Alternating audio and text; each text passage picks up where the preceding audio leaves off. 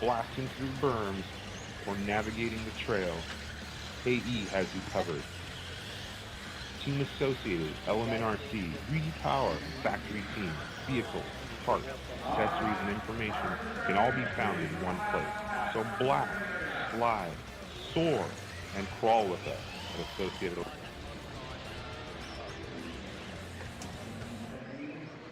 Hello and welcome everybody to, well, I guess it'd be day number 2/day number 1. First day qualifying yesterday was practice/seeding. Yeah, out here at the Vintage Championship Series. Well, not series, hopefully it's a series here in the future. Vintage Championships out here at the Orleans in Las Vegas, Nevada, presented to you by Team Associated and a slew of sponsors right there down below. So thank you to our main sponsors, A-Main Hobbies, Hobby Wing, J Concepts, Team Associated, and everybody else that's streaming on that bottom left-hand side. We had some good times yesterday, man. Absolutely. Everybody kind of shaping up. Yes, the track's coming into its own. It's getting character, but it's not getting blown out. People are getting their tire choices figured out. And we have top guys from every era in the fast heats. Yeah, it's pretty cool. It's great to see. You kind of get a little starstruck. Masami's here, Francis is here. A lot of the greats. You know, because when I was a kid, I was always at races with like Francis and all. And it's like, yeah, you know, it's cool, Francis, but it's like, man, I fanboyed out over Masami. I really did. I did the same thing at the vintage class. I fanboyed over Francis. I never met him before. Okay. But super awesome people. Oh, yeah. All around, and still have the talent. Mm-hmm. So the track is developing out here. It's starting to get a groove, but I know that they're kind of working on it. I heard some little bit of gripes from some of the racers yesterday, just that there was some changes that were happening. Yeah. So we're going to see how that develops. Yeah. Also, it seemed like towards the very end of the night for the final couple qualifiers, it got cold. Like, it got legitimately cold. I'm from Minnesota and I was cold. It got cold. And the last two heats, the cars got really loose. Yeah. So that'll be interesting to see if it develops the same way today. Most definitely. Well, let's get over to that racing here, guys. More towards you, going towards you, and thank you so much for everybody for tuning in. A little tongue twisted there. Yeah. I'm going to jump out of here. I need to be out of this booth. Thank you guys for tuning in. We'll be right with you. All right, we got 1976 to 1983 two-wheel drive brought to you by High Tech. Hopefully we get all 2 rounds in. Like, legitimately yesterday, right as we were ending, security was like sweeping through the pits. Barry, your early leader, followed by Cato.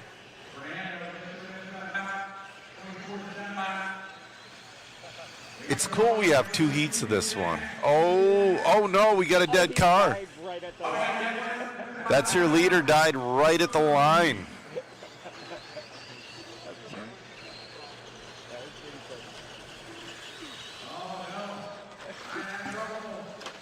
That'll probably put Cato into the lead.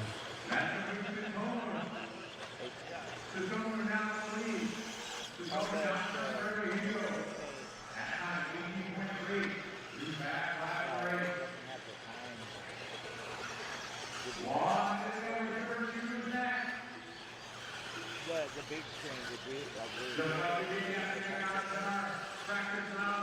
exit to your left, park the radio on the table and directly out the commercial. Got a lot of races to get in today. Let's keep things rolling. Thank you all our marshals for being there early to go this morning. Tropicana with your leader. All right.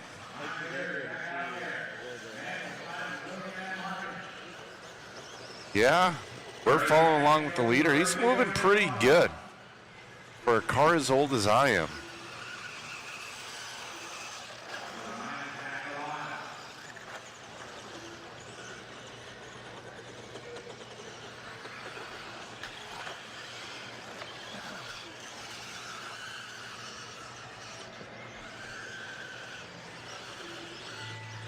Here you go,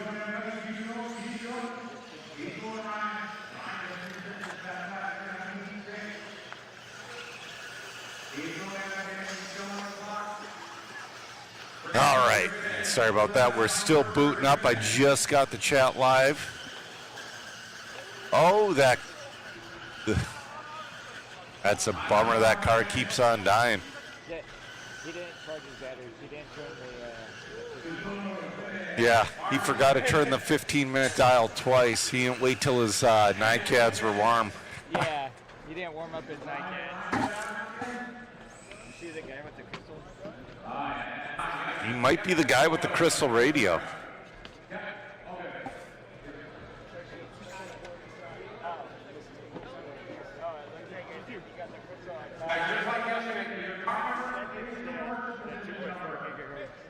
It's just on the. He made it look like on the outside. All right, we got race number 2, your A heat of your 1976 to 1983 two-wheel drive coming up.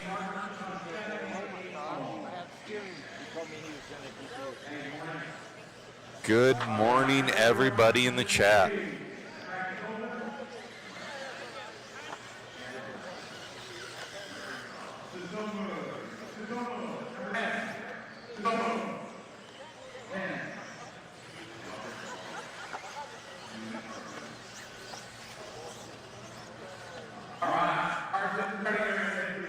All right, this is your A-Heat. We got Drew Boyd and Bob Cooper.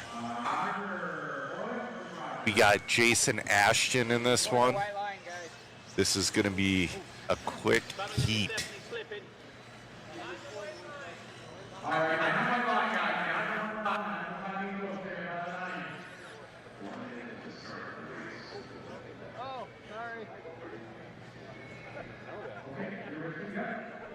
Looks like we are running 4-minute qualifiers today, so that will ensure that we are done by 7 p.m. Yeah, this is going to be a fun weekend. I've been having a blast here, even though after we went live yesterday, I really didn't leave the booth, but man, I got to do some rad interviews. I'm hoping to do a few more today. Tomorrow I'm going to have a little bit of a co-host. Huh, what's going on? Why aren't we going?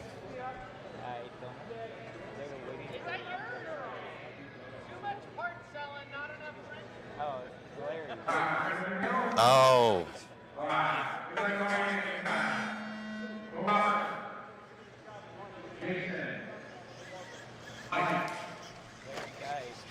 Oh.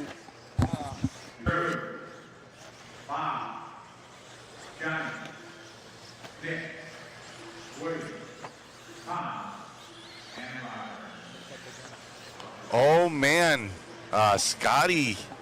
I mean, he called him out quick enough. Oh, but you got to call him out a little quicker than that. Got to call him out a little quicker than that.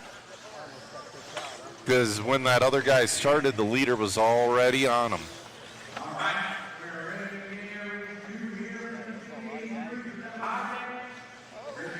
Pascal, there's a few Canadians, but yeah, there's not many. We did used to direct solder. I direct soldered my motors and batteries back in the day. I don't think we want to be soldering on lipos. Drew Boyd, DBR Racing, your leader, looking to throw down that early TQ. We got, oh, Bob Cooper from Minnesota moves to the lead. Bob Cooper's usually has the teal and orange cars.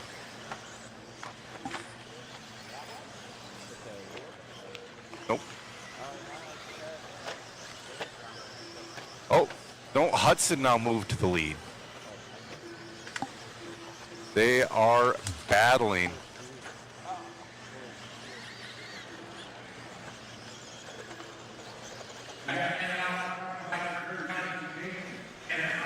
All right, we got 2:10 left to go. And oh, Drew Boyd now back into second. People are shuffling around here. These three guys in this group are battling for the lead. They are all on their own clock, but man, oh, Ashton with a little bit of a bobble. Oh, we got a large group of cars together. Nobody's giving an inch.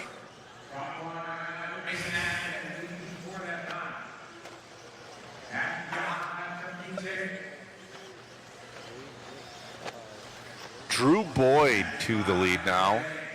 Wow.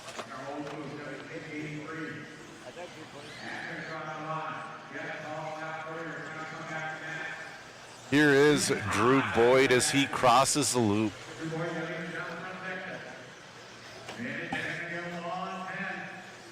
We got 1:10 left to go. We got Drew. Oh, Jason Ashton to the lead now. Wow, we'll see if Drew Boyd can get it back this time by. No, Drew will stay in second.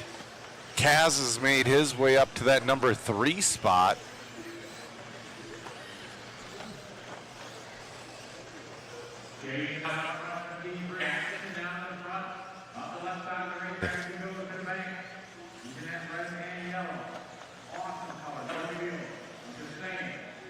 Pascal,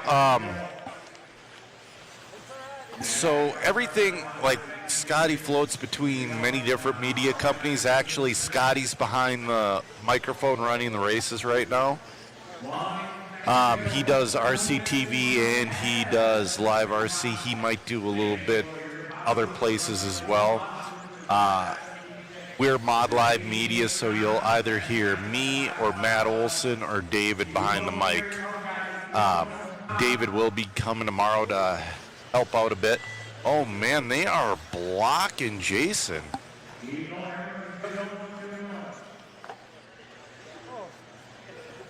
Jason still, I don't think Jason's done yet. He's on his final lap.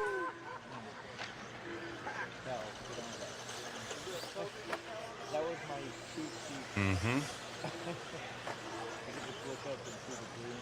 Oh.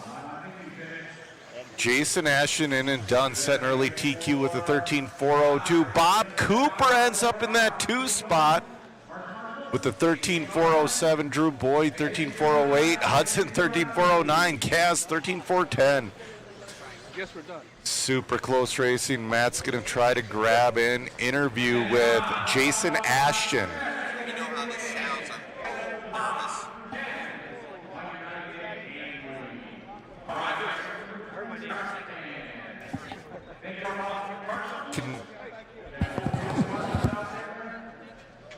We're going to go to Matt Olson with an interview.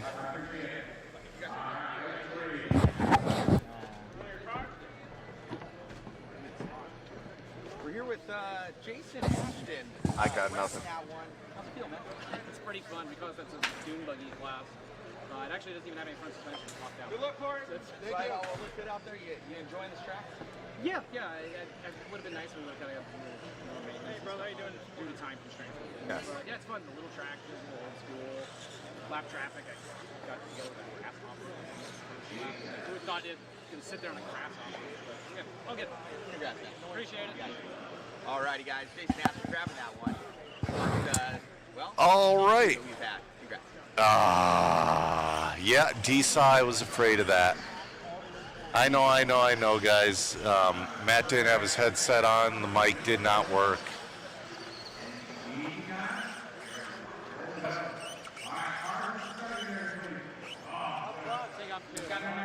Sorry about that, guys. The interview mic, it wasn't low, it wasn't working. I didn't hear the feedback in my headset. I'm like, well, maybe it's not feeding back into my headset. Check. Does this work? That works. This works now? Yes. All right. I'll catch Jason afterwards. All right. Thanks, guys. Very first lap. I come by the loop and there's a grass off. We were in such a rush getting things going. We're trying to get the scoring up on the big screen as well. So it's one of those things, when we get in the morning, we basically just have to go, so we're still turning everything on and getting everything going. Up right now is your 1984 to 1988 two-wheel drive buggy bot, brought to you by J Concepts.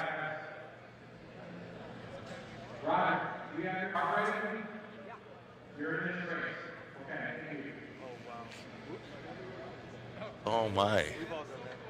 God, he's giving a racer's minute to somebody in this race.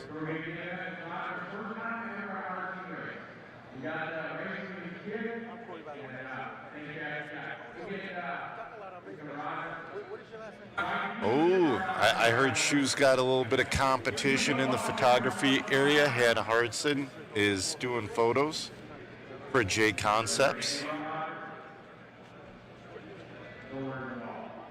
Oh, we don't have a check from Bob Stormer. I don't know if he's in yet.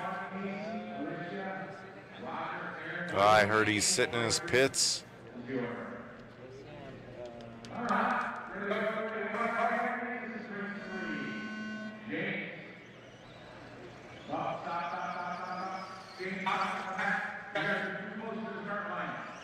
Man.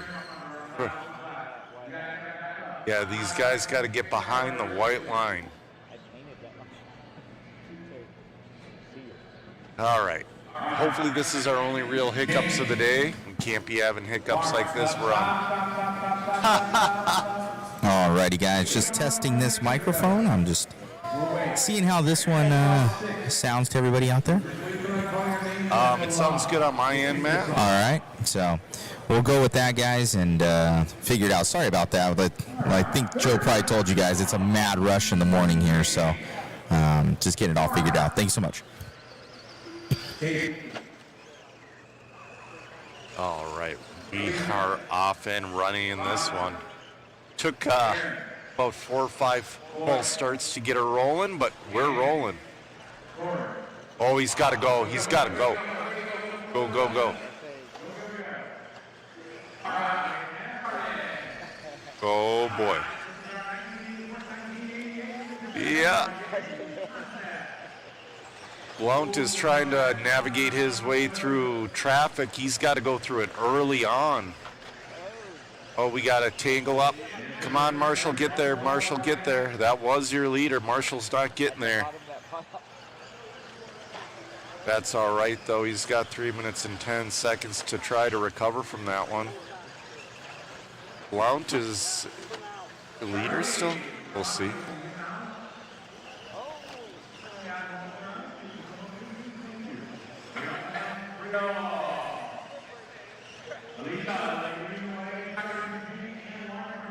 All right, we got Alicia Blount in the lead.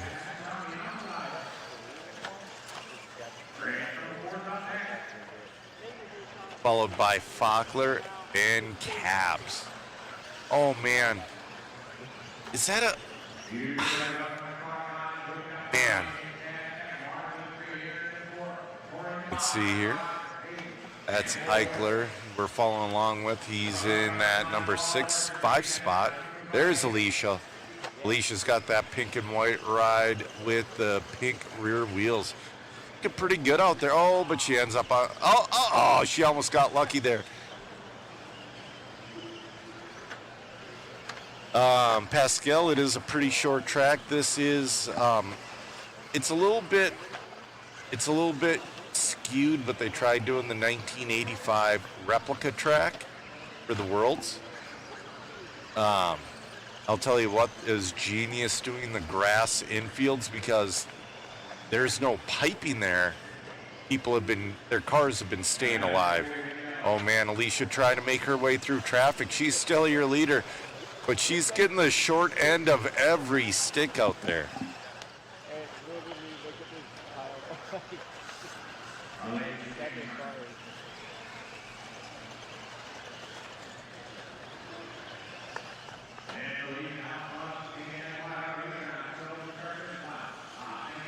All right. Yeah. Alicia's still your leader. She's kind of got clear. No, oh, she gets in the grass a little bit. That's all right. Oh, Alicia gets hung up with that Halsey replica out there. We'll see if she's still your leader after. She's on a pace of 11:4:01. Shayna, oh, she's on her lid. Oh no, the marshal's not seeing her. Stop it. That's why you gotta let cars sit. Oh, she's stuck in the grass. That's definitely going to put Deshane to the lead.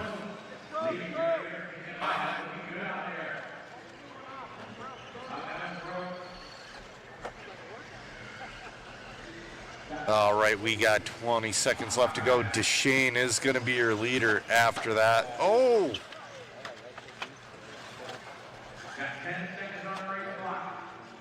We're waiting. Deshane should be crossing the loop. It's the half green. Yep.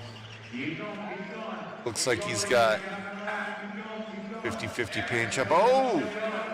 Man!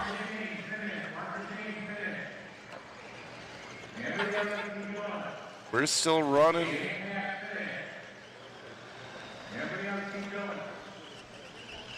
I don't know. Deshane is finished. We could not find him.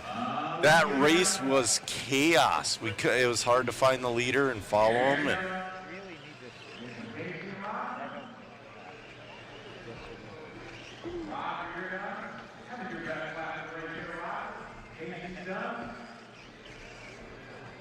All right, guys. That was your E-Heat of two-wheel drive, 1984 to 1988, brought to you by J Concepts. Coming up is going to be your D-Heat. You're definitely going to want to stick around. We're going to get a lot quicker.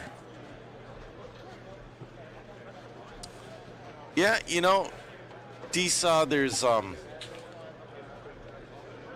there is a little bit rougher driving in some of these lower heats, but it is what it is.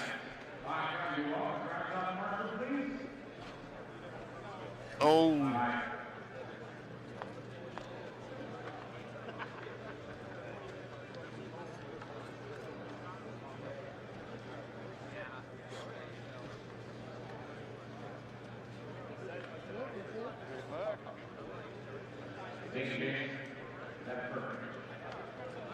All right.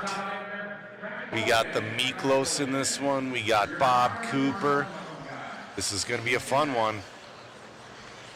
That was a yellow Hornet out there. It was getting roasted pretty bad. Yes, you know, Smiley, the corner marshal, the average age of the corner marshal is probably about 73 years old. Not really, but yeah, it's. Oh, we're gonna get an interview here.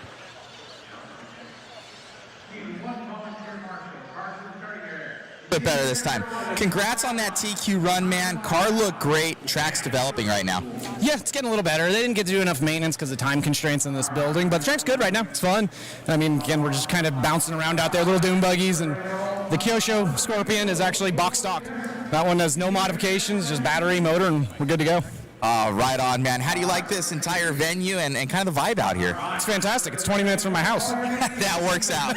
Exactly. Let's do all the races in Vegas. That might get me out of retirement if we just do them all here. Congratulations. Appreciate you guys. All righty, guys. Back to some more racing. All right. Daily Dose of RC says, hey, a Brit driver. There are a lot of people from the UK here.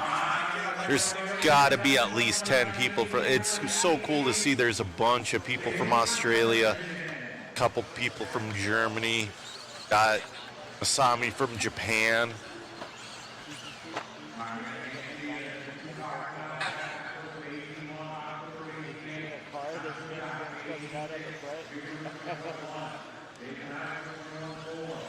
All right.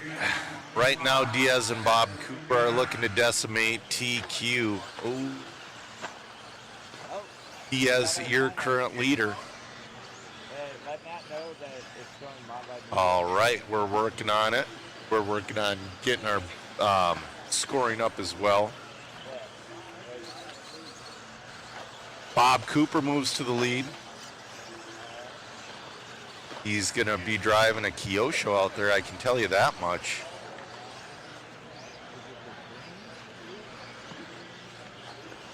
Oh. Right here.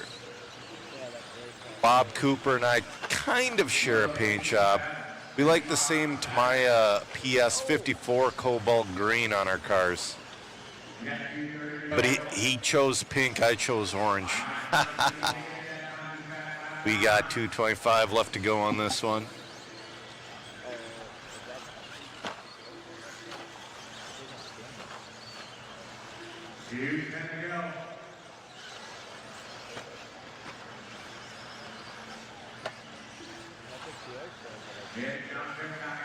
Oh, we got Pip Chalk moving into the lead.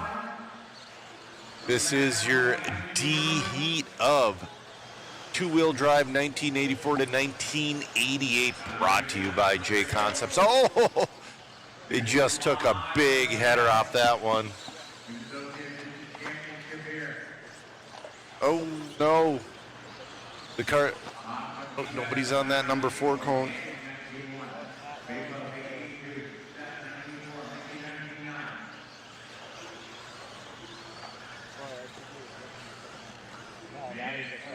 All right, Bob Cooper back to the lead. Bob Cooper, we got a minute 10 left to go. He's fallen to a 13.404. He does have a 14-lap pace in that car. It's so tough to keep it clean, especially with 10 other drivers on the track.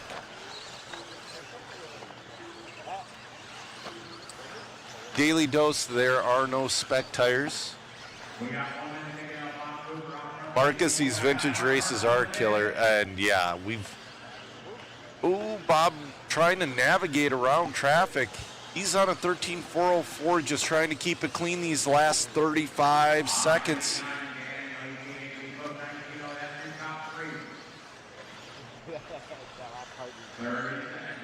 Oh, there we go. Bob's got clear track in front of him. We'll see if he can drop that pace these last couple laps. Down to a 13.403. The Miklos moves up to that number 2 spot.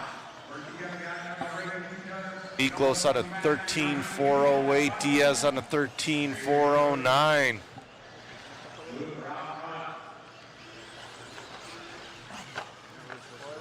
All right, this is going to be Bob's final lap. He's going to get close to a 14, but it ain't going to happen for him. Oh, dude, D-Saw, the Ultimates are looking phenomenal out here. Bob's going to win that one with a 13.401. Diaz is going to move to that number 2 on that last lap. Miklos in the 3. Great driving, great driving. So, Kevin, the two-wheel drive can run up to a 13.5, and I think the truck and wheeler can run a 10.5. But, yeah, that's all way overpowered. The proper answer is 21.5 in the two-wheel, and I would say a 17.5 in the four-wheel. Maybe put a 13.5 in the truck because you're moving a whole lot more weight. All right, we have race number 5. This is your C heat. We're going to have John Weeda in this one and Charlie Menard. They're normally your fast 12-scale racers coming out here. Nope, it is not Brushed Motors.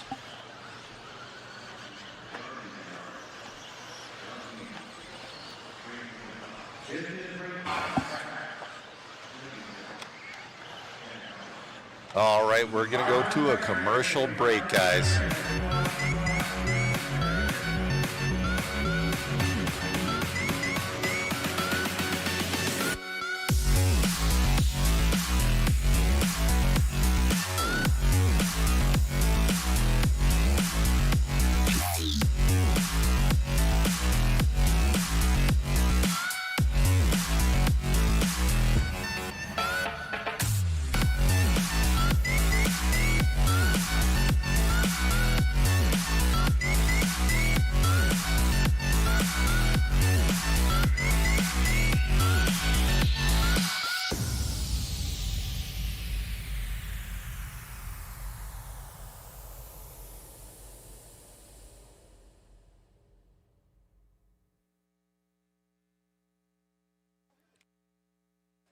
All right, we are back. This is your C heat of two-wheel drive, 1984 to 1988 J Concepts Buggy. We're on a little bit of a pause here. Yeah, it's a little bit strange. We're waiting for people. I mean, you can hand count the guy, left control.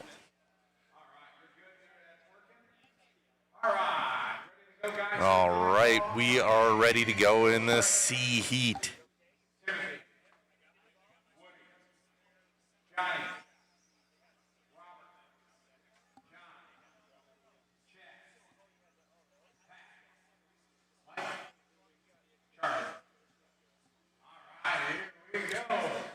All right, we're off and running.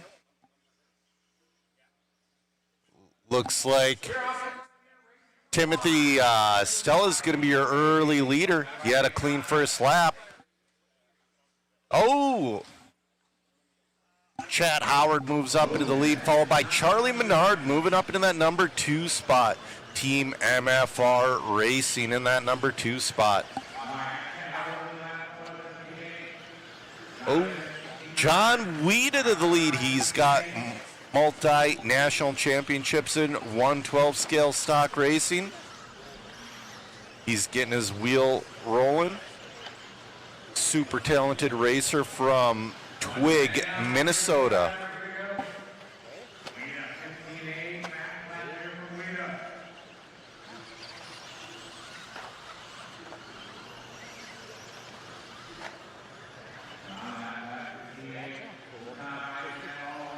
Mike Goodson in that number 2 spot with Timothy still in the 3. John Weeda looking to reset TQ. He's on a 15-4-13. You know, that pace might stand up.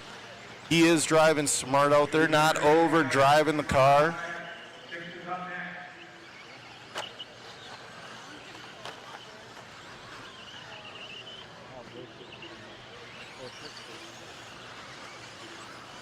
Coming up in the next heat is Kurt Busch. He's keeping us hooked up with monsters all weekend long. We got 2 minutes left to go in this one. John Weeda, your leader, making his way through traffic, getting through one successfully. He's on a 15-4-14, still on a 14-4-09, good on a 14-4-10. He's been having to check up 4-lap traffic. Oh, nice move, but he's almost got stuffed. Weeda almost got stuffed there, but he's having a really clean run here, and that's what it's going to take to make that A group.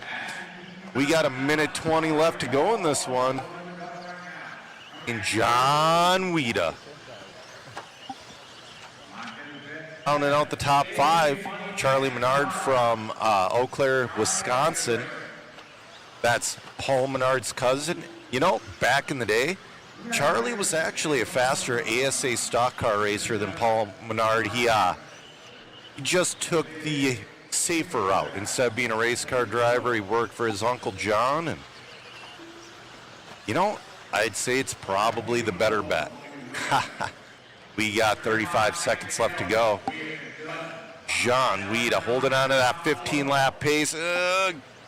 Smart holding up on that double, because he would have gotten into that car if he would have gone forward. John Weeda.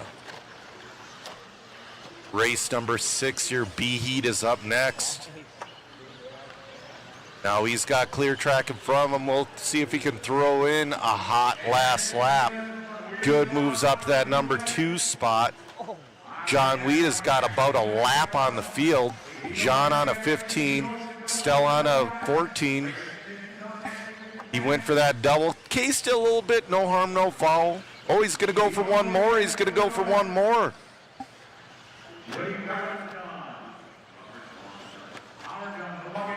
John on a victory lap right now.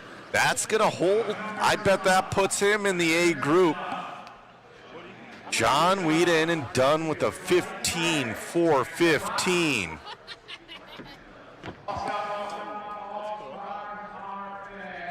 Great run from them guys.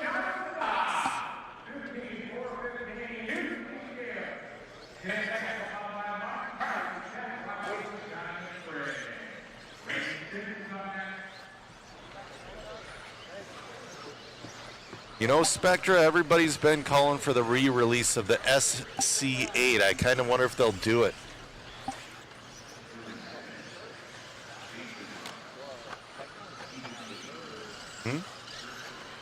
DK, there are motor limits, but even if there weren't, you wouldn't want to throw a hot mod in here.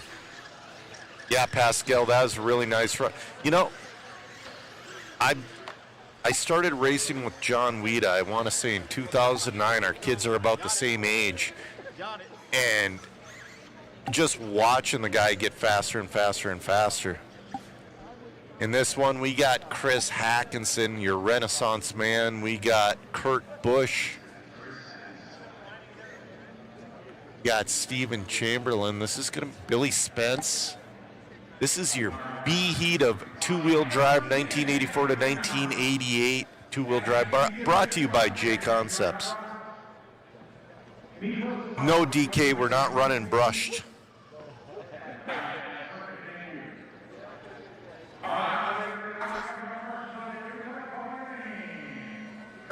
Oh, JCLA watching from England. We appreciate it. Kurt Busch is sitting in your BQ spot right now. He's going to try to get out of that. He's been looking fairly solid all weekend.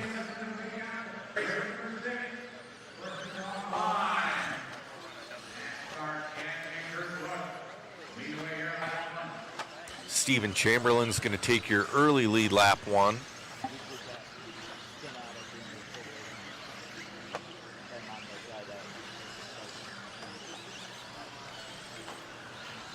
So now James Elliott takes the lead. James Elliott is on a 15.416. It's still early on, but right now Weeda's TQ pace is holding.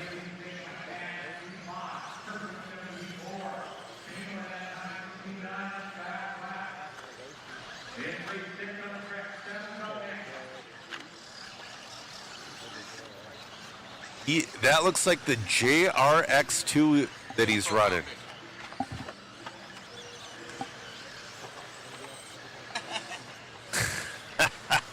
All right, Billy Spence back to the lead. They're battling like crazy, but you know, they're not running clean. Weeda's time is holding. We're going to follow around here with Kurt Busch a little bit. Right now, Spence is on a 15.416 with 2:15 left to go. Division, John Weeda was running the green chassis Team Associated re-release. Oh, something happened. The marshal's down.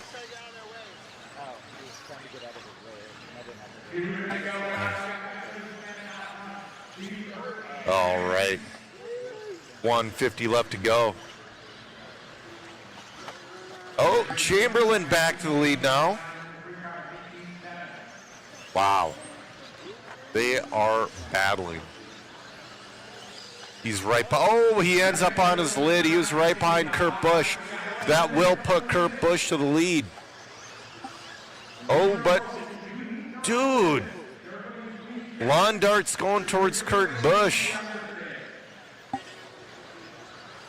Oh no, that will not put Kurt in the, well, we'll see what happens this time around.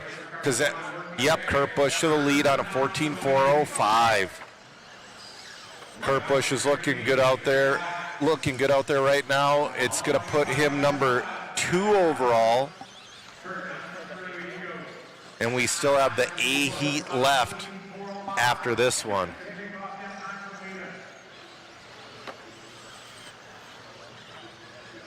There are no RCGTs running, no Nitros, Pascal.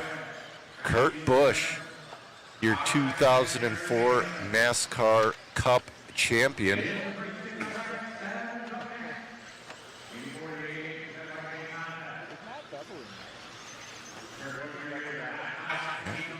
He's laying up that double, getting through it safe.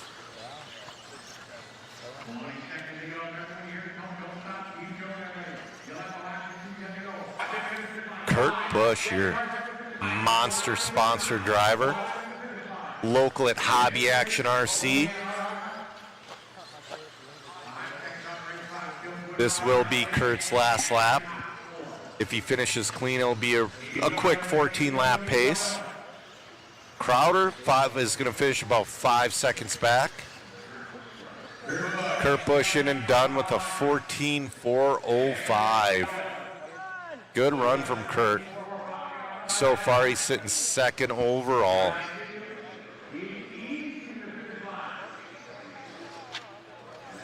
Hill Brothers, the common, I would say the common ESC and whatnot would be, you know, your standard 2S with a 17.5.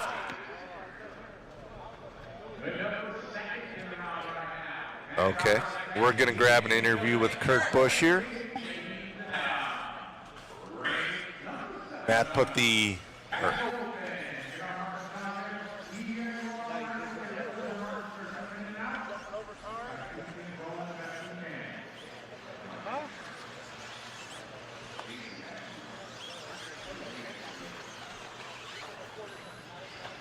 Congratulations, Kurt, on, well, you got P2 there, and we were noticing you're not doing that hard double out there, kind of just keeping it smooth and doing what you need to do.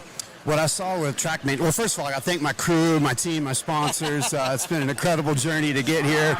25 years, I haven't touched an RC car, but I did it a lot in the 90s with Jason Ashton, Richard Saxton, and it's just cool to see the whole gang put this event back on it. I don't know, I'm just steady, smooth, that's my jam. I'm not fast on the quick lap. And then the double right there, they chopped like 1.5 feet off the turn so you can go shorter. So I was just going more a road course route. I wasn't worried about the double right now because track grip's way down. Track grip's way down for what my setup is. Well, right on. Well, the car's looking good out there. Probably one of the best schemes out there. And I know that our cameraman is very happy with all the monsters that we're getting this weekend. Absolutely. No monster dropped off product. They're free for everyone. It's just the atmosphere. Everyone here helped each other do something to get here. Even Star Nursery with the grass. This place is looking sharp. Congratulations. Thanks, guys. All right, Kurt Busch there, NASCAR Cup champion. Congratulations. All right. We are going to switch to our camera for our A-Heat.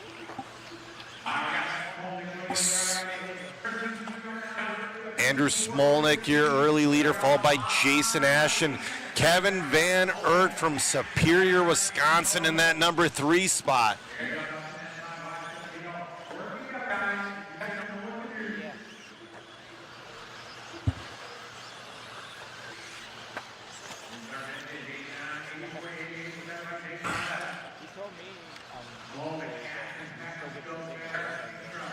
Oh, Smolnick upside down. That will put Ash into the lead. Ashton was only 3 100ths behind him.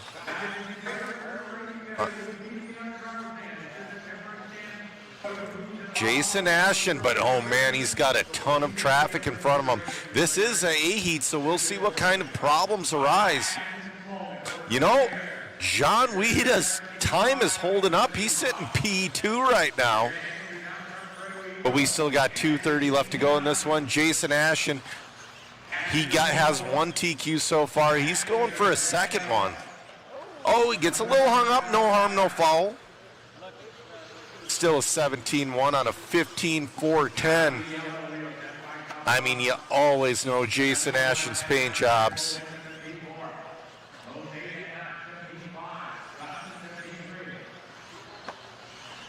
All right, we got 1:55 left to go in this one. Jason Ashton, your leader. Smolnick is still in your number 2 spot. He's looking to get P3 overall. Then we got Peckman, Van Aert, White.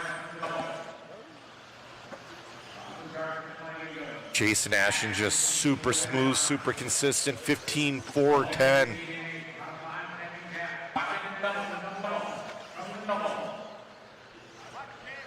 Good morning, Sean Lewis Media. That's right, D-Side. I've always loved Jason Ashton's, like, seeing him in Extreme RC in the early 2000s. I just love that paint job. Got 1:15 left to go.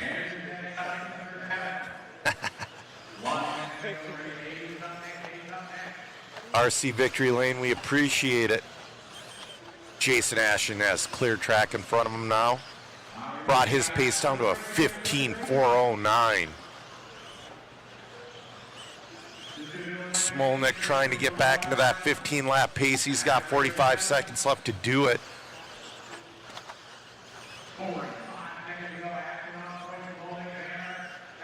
Van Aert moves his way back up into that number 3 spot. Jason Ashton on a 15.409.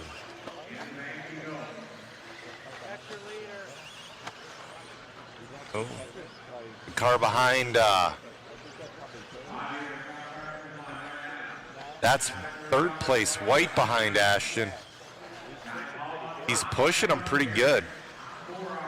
Backing off just a little bit. Nice driving.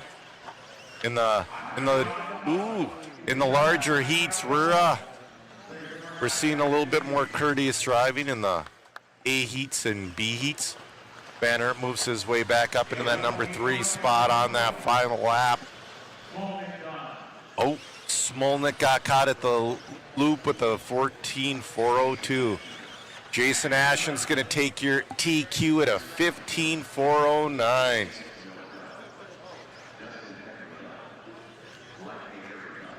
Matt Olson's going to get an interview with Jason Ashton.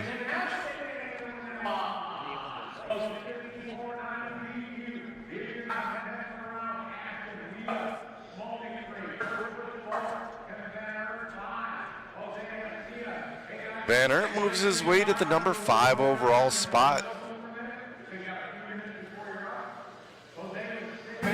Amazing job out there, Jason. And car looking good. Is this one stock like the other one, or this one's got a little bit more upgrades? No, this one we went a little more. There's some different shocks. Geometry-wise, we're still stock, and we're even running the aluminum chassis. But there's a couple little modifications to it.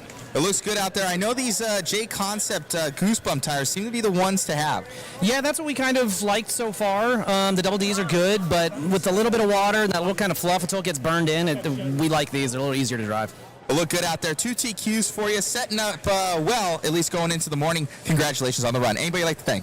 Definitely Kyosho, A-Main Hobbies, Richard Saxton, the whole associate crew for putting this on. So far it's a great event, but we got 3 more classes to go. I'm racing 5, so we're going to see if we can get some of those silver trophies. Iron Man, congratulations. Appreciate you guys. You got it. Jason Ashton there grabbing another TQ. Congrats. Yeah, East, this is a fun race. Yeah, Marcus Ashton drove great in that one. Kept her nice and consistent. Yeah, need a minimum antenna length of 1.5 foot. That'd be awesome. Blue Flash says they miss Matt Olson announcing at Huckleberry. All right. I am going to drop that link in the chat, guys. We have so many fantastic prizes. Oh.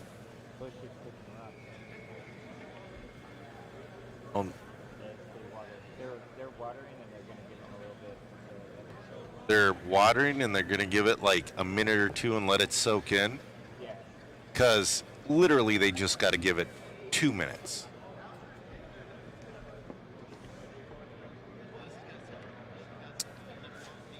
Looking for that link. I don't know why my paste isn't working, but we have 3 re-release kits signed by all of the pros. Well, the Masami kit's only signed by Masami.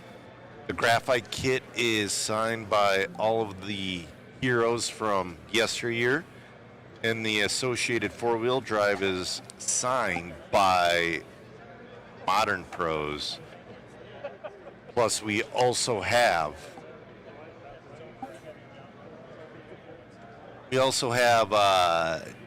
Coyote X52 Force Charger, RC Raceworks Pit Mat of choice. We got a 2-tier pit tower. I have one of those pit towers as well. They're fantastic. There's a mod puck system of your choice, 2 or 4-wheel drive. Mod large pit pal of choice.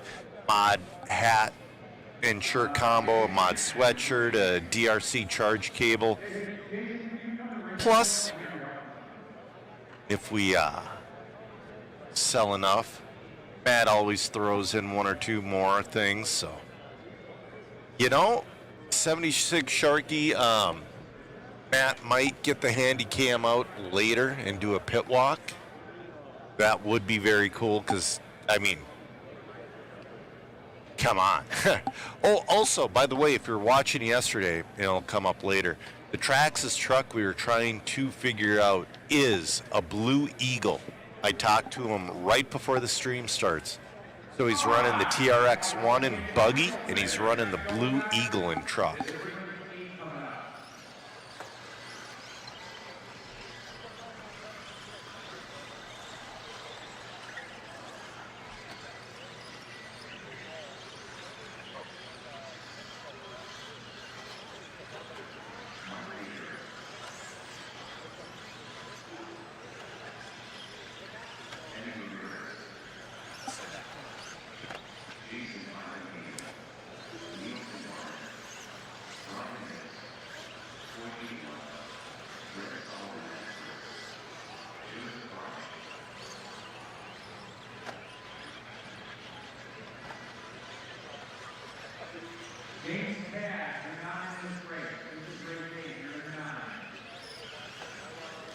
All right. I just got my own camera controls set up. I'm excited about that.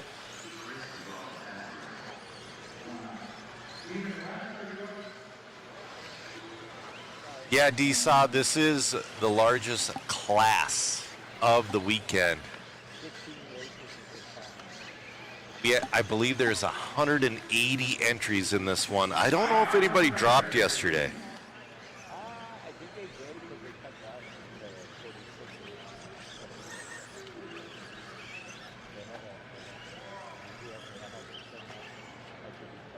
We have 180 entries exactly in this one. This is the largest class of the weekend.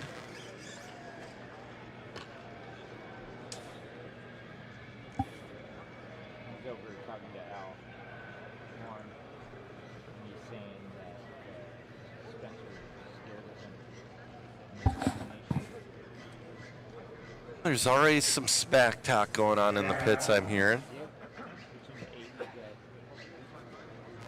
Al Horn says that Spencer's afraid of his domination. Get a close-up on that yellow and pink buggy. Oh, no. Never mind. Sorry, that wing, the way the camera looked. I thought that wing was a part of that body. Sorry. Oh, false alarm. They're way too close to the loop. Oh.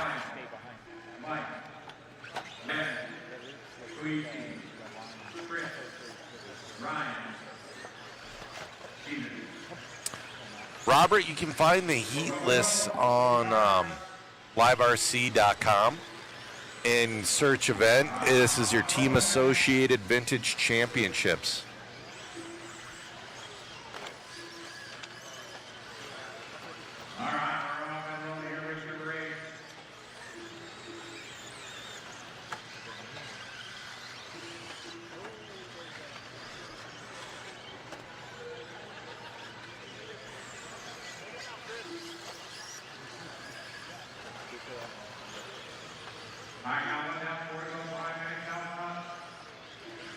All right, we got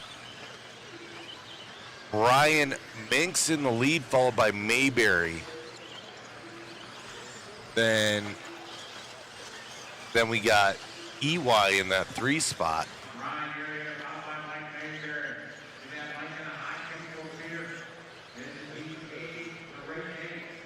This is, they're on a good 14-lap pace, but man, it's a little bit rough out there.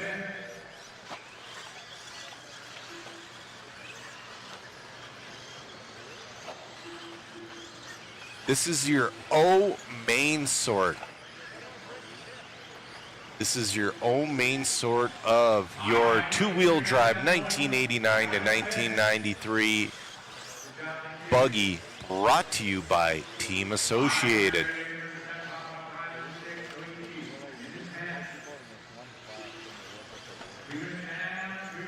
You know, cameraman Chris just said something to me in my ear that it's like, holy crap, there's more people in this one class than there were at the Worlds. It's a little bit cheaper to fly to Vegas in Australia, though.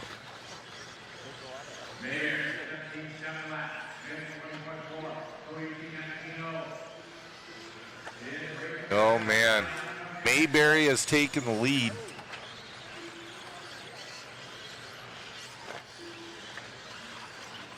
Oh, we'll see if he hangs on to her. Cameraman Chris kind of playing zone right now. We're still learning. There we go. That is a great looking RC10. Oh, well, it looks like he's got the graphite chassis on that one.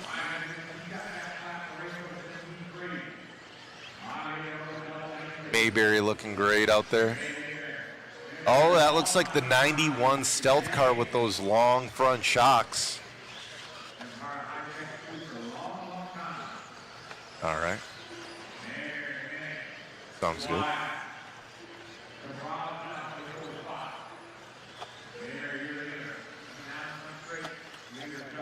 Yeah, DK, it is a little bit of a rough heat. Like I said, this is your O sort.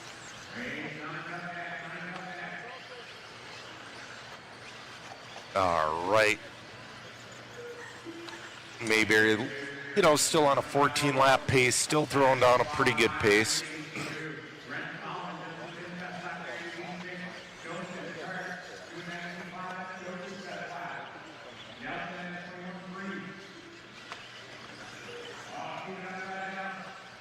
Oh, yeah, Chad, you're right. The 89 stealth car.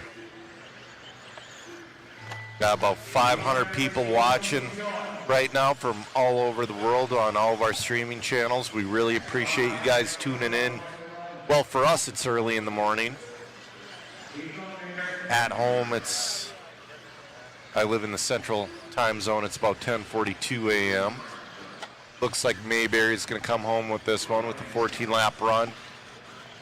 Hopefully that can get him out of the basement because he really did stand out in that run. All right. We're going to have Mark. All right.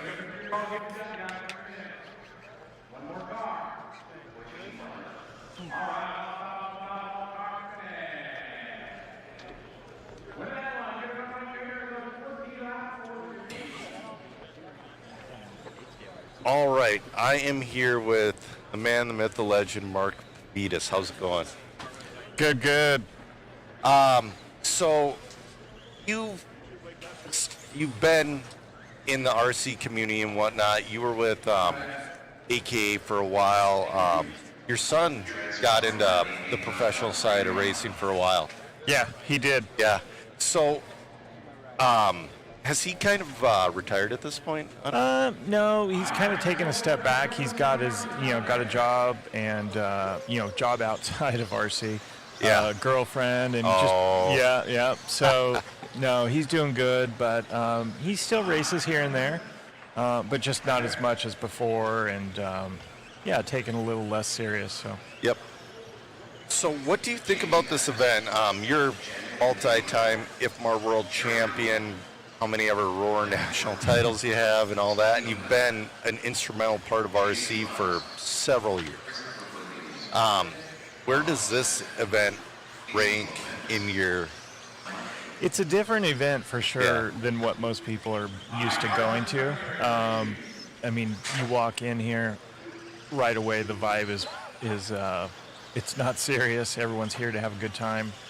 Yeah.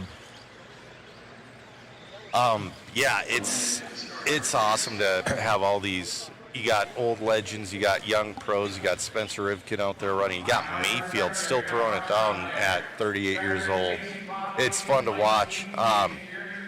So what are your current roles in RC right now? Because I know for a a long time. You were with AK and that went away, and then Yep. where are you right now? You're with Hot Race now, right? Yeah, I'm with Hot Race, helping them on the U.S. side of distribution, some consulting, handling, just some of the U.S. stuff for them.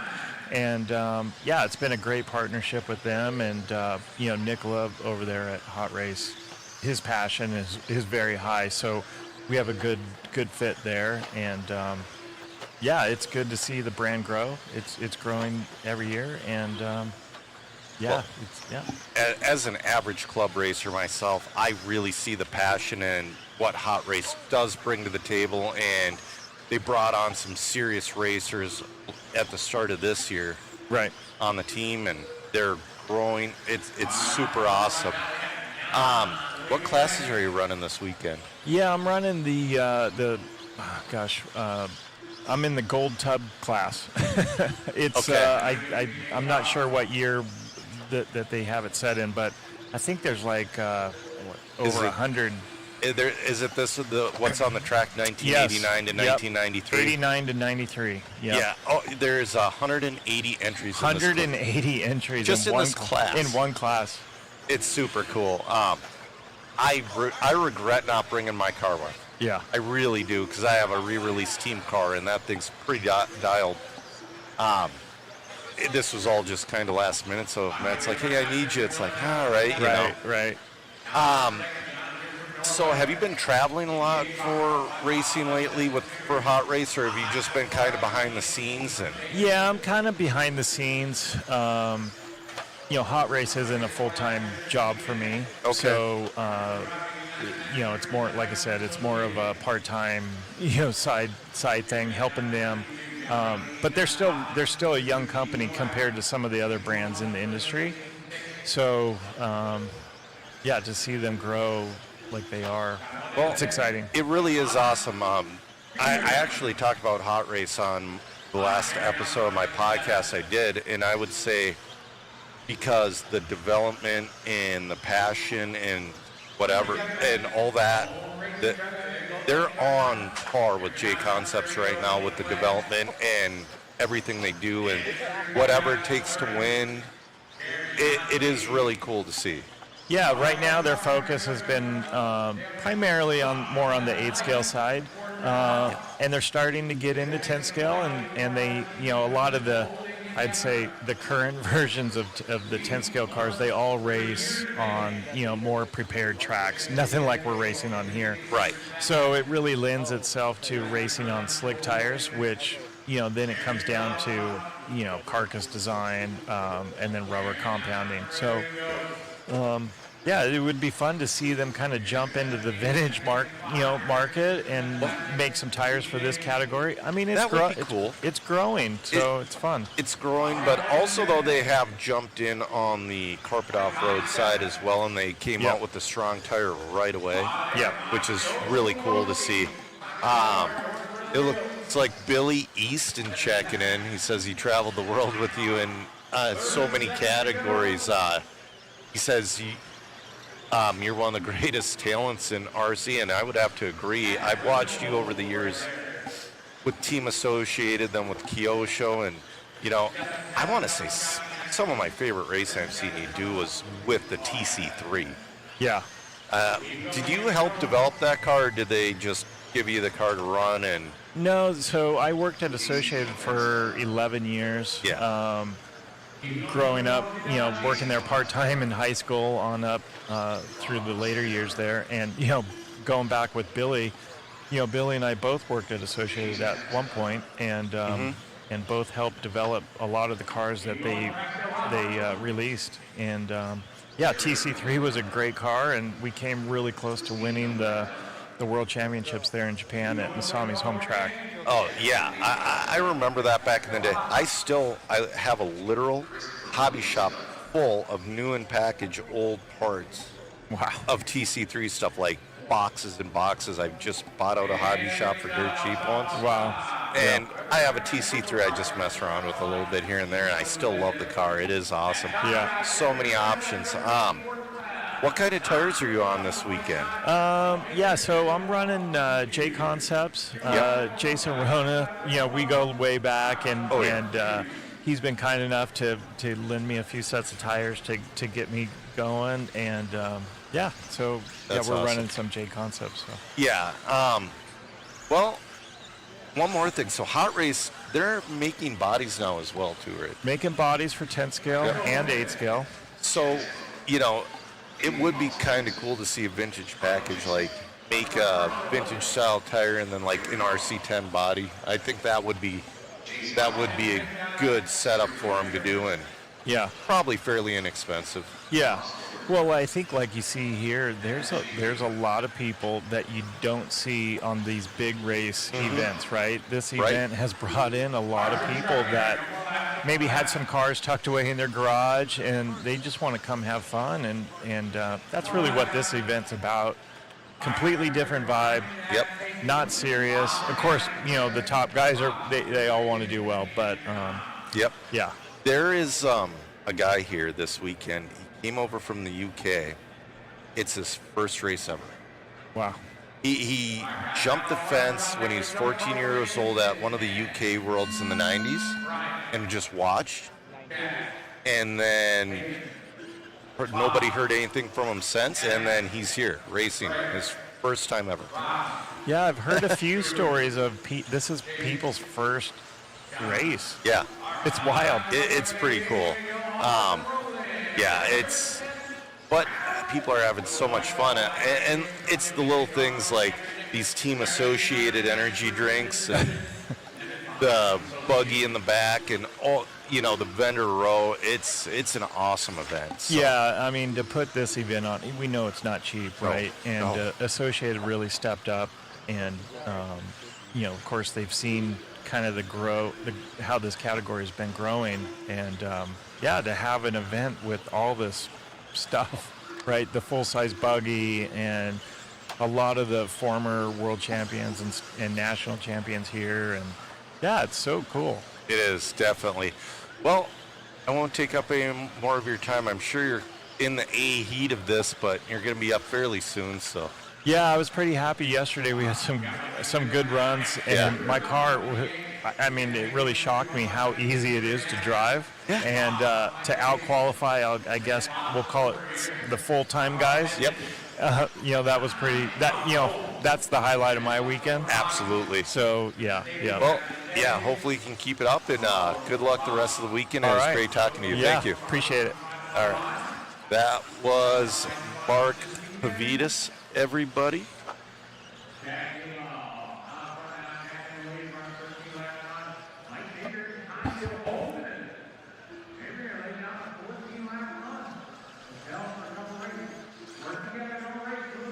All right, guys, we always appreciate the time from Mark Pavitas.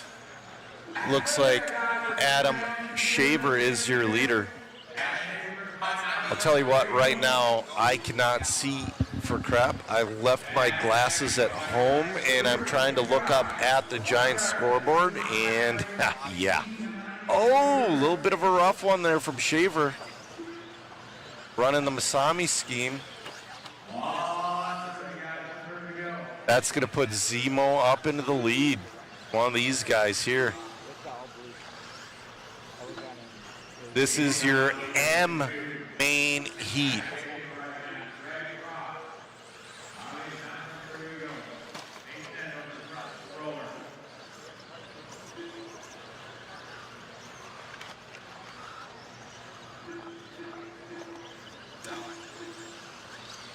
So, JCLA, vintage is growing. I had Mike Wortell on my podcast a couple weeks ago, and we were talking about it.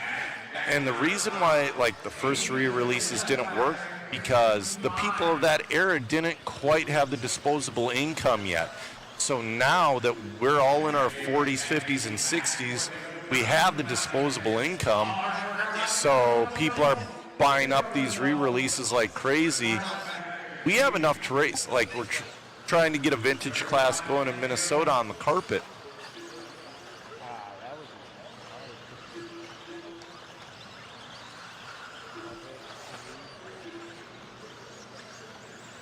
Oh, our leader's getting hung up. That's probably going to put Zemo back into the lead. It will. Here's your leader with 5 seconds to go. Right now, Mayberry's TQ's been holding for a couple of these mains. Like I said, hopefully he had a good enough run to put him up a little bit higher.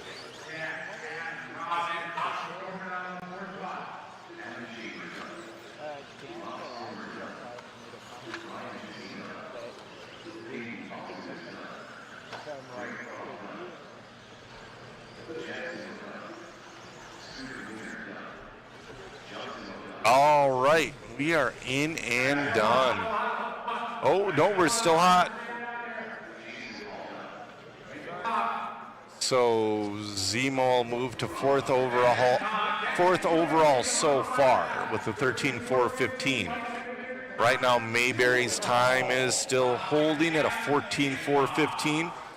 You know, I bet that'll put him into at least the D heat.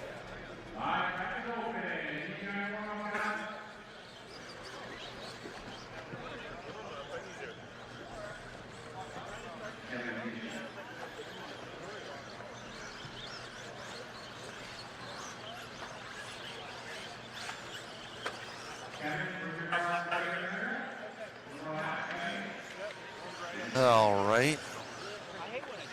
This is race number 11, heat number 4 of 15 of your 1989 to 1993 two-wheel drive buggy, brought to you by Team Associated.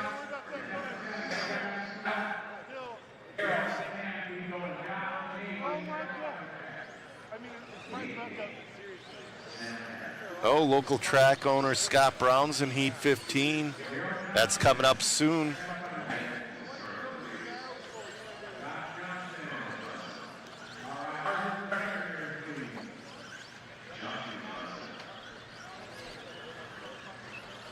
Hey, Scott, it's going pretty well. Still waking up. We're on race 11 of 46. DK, I think, like I said, I think Mayberry's going to get way out of the basement. Oh, guys. Oh, man. You know, for a bunch of 50 and 60-year-old dudes, you think this was your first time racing. Chad Sharp, 10.5s allowed in four-wheel and truck, and 13.5s allowed in two-wheel buggy, but your smart drivers are motoring down. There's just not enough grip, and the cars aren't meant to handle that much power.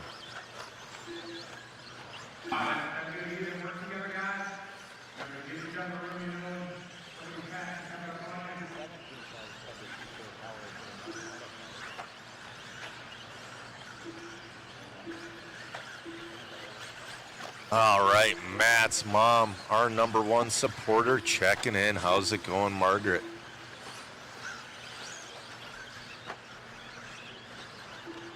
Yeah, DK, we've all been in the basement before, and unfortunately, sometimes we just stay there. Oh, but we got Florence and Kitchen thrown in a run. Florence on a 14.412, Kitchen on 14.415.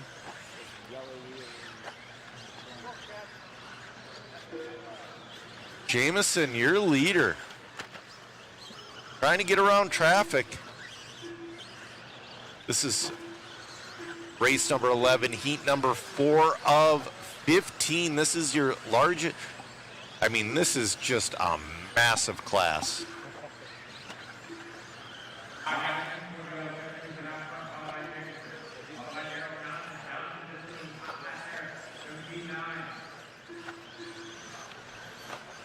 LMW says some of us live in the basement at home too. Oh no, he stuffed her right back into the grass. That was not our leader though. Kitchen though. Oh, wait. Kitchen's still your, Kitchen your leader. He's got that nice neon yellow, black, and white Oakley car. That's an old school thing. Oh, that puts Mayberry back into the top spot.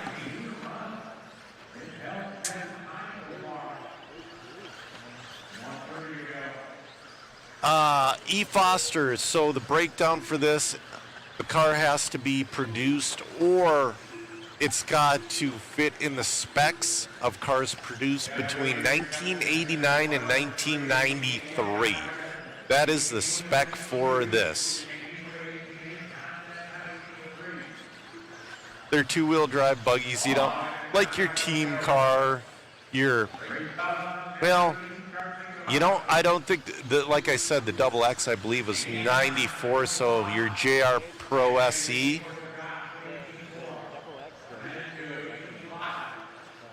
I've been told people are running the Double X in this class. I don't think they should be, but because the Double X was 94, but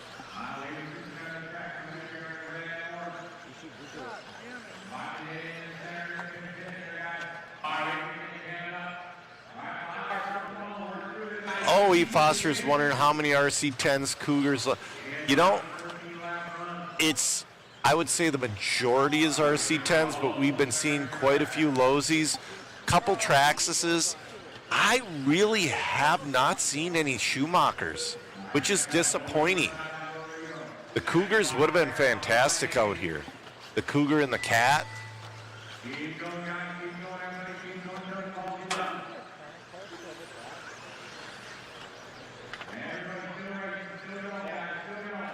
All right, we're finishing this one off.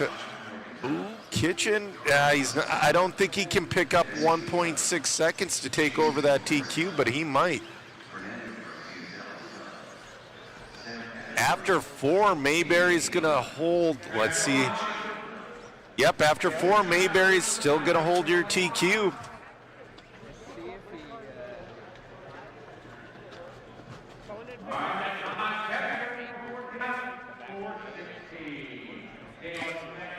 Cliff Paul, there are a few Kyoshos out here.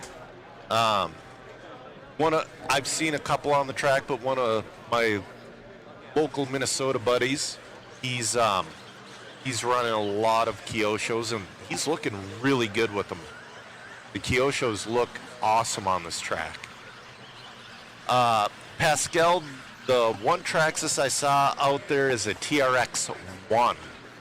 Because I talked to him right before we went live. So it's a TRX-1, and the truck is a Blue Eagle.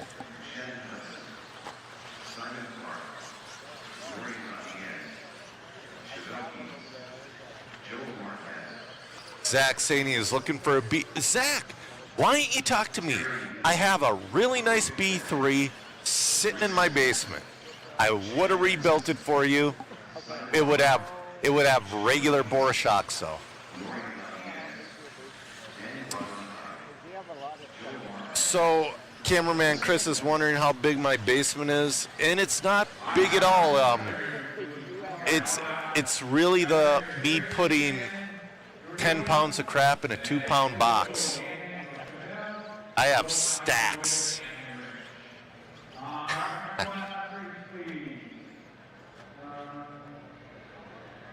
All right. We got Terry Yo in this one. Got Shannon Hudson. Got Diaz. Got Dirk, old school Dirk Anderson in this one. Got Chevelle Keats. This is going to be a good one.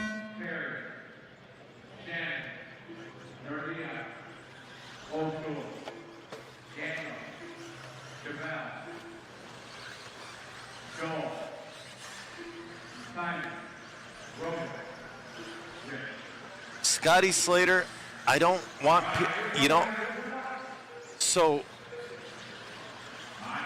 the basement isn't that impressive. Like, I have a TC3, I got a LXT, I got a B3, I got a team car, I got a Double X, I got a Tamiya S10. I got a couple of old pan cars. Those are my vintage cars. Is it set up like an old house? You have like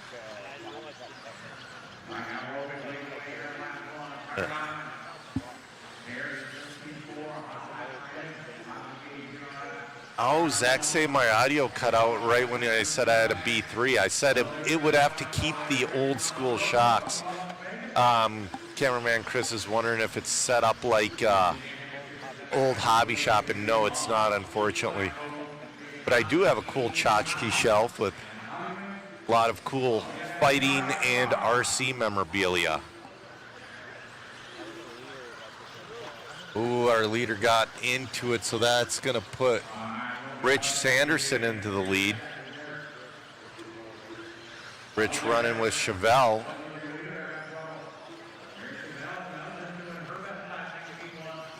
Sanderson. Ooh, Sanderson and Dirk looking to reset that TQ. Knocking Mayberry off that top spot. We'll see if they can hold it, though. One mistake, they're off. Ooh, Chevelle putting on the pressure.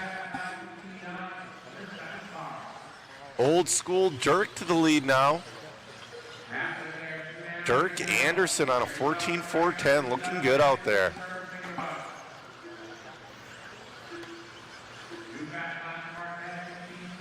LMW, they are allowed to run big bars. Oh, Dirk upside down. That's going to probably lose him the lead. It will. That's going to put Marquez to the lead. 14.410. Oh! Gotta stop pushing. You can't push around that corner.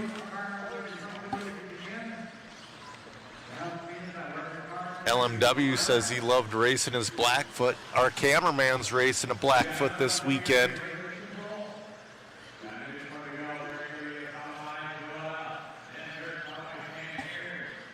We got a minute 10 left in this one. Marquez back to the lead. 14.411. Looking good out there. He's the only one right now knocking Mayberry off that top spot. But he's in kind of a spot you don't want to be. Traffic all around him. Gets around another good person clean. Got one more car. 45 seconds left to go. Chevelle Keats up to that number 3 spot.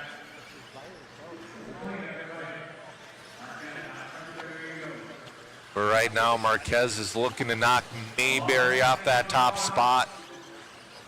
It took 5 full heats, and he's still not safe yet. He's only 4 seconds up with 15 seconds left to go. This will be... Oh no, Marquez is going to go around 2 more times. He's on his 12th lap.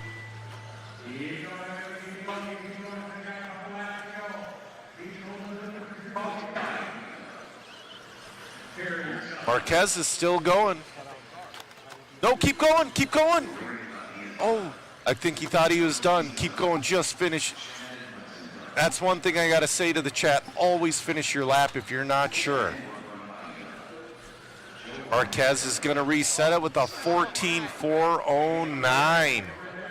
Knocking Mayberry up that top spot.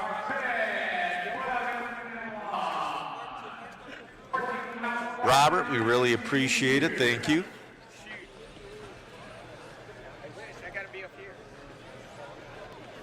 Yeah, DK, I'm rooting for him to stay up there as well. Alex, you know, I kind of agree with you about the big bores. All of the re-releases come with regular, shocks.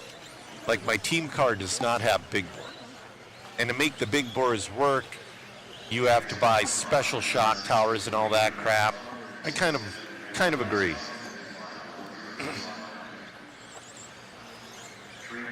David Moore said he literally did the same thing last weekend, costing him the TQ. I always take that lap, but all right, this is race Number 13, Heat 6 of 15 of your 1989 to 1993 two-wheel drive, brought to you by Team Associated.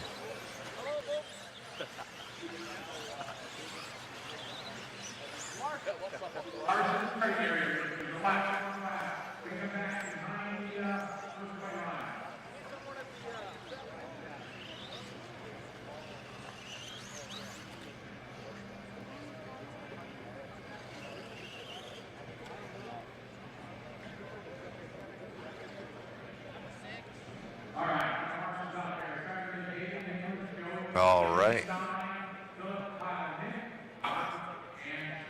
We'll see what we have happening in this one.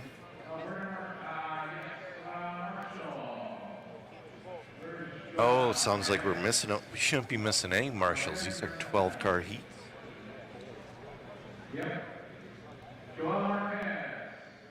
Scotty calling for Marquez. Don't want Scotty calling.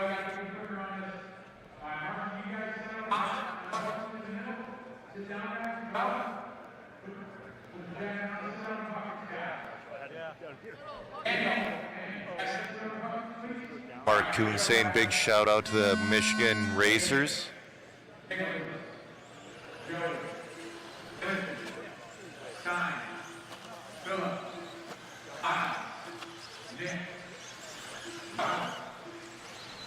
Alex is saying Lipo and brushless are fine for modern vintage, but he's running the old stuff. You know, Perky, I kind of agree. The shocks that come with the cars are totally fine. Takes a little bit of skill to build, but it's not bad at all. You know, NH, I agree with the 10 millimeter shocks, but man, I love the threaded. Yeah, JCLA, true disposable income age, a little bit of like video game collectors. I'm a little bit into that as well. I collect unlicensed Nintendo cartridges, and yeah, it's spendy. You know, I don't know the exact track dimensions, Pascal. All right, we got Prickett in the lead. He's on a 14.407 with Arnold on a 14.411 and Renaro on a 14.415. Mayberry's still hanging in that top five.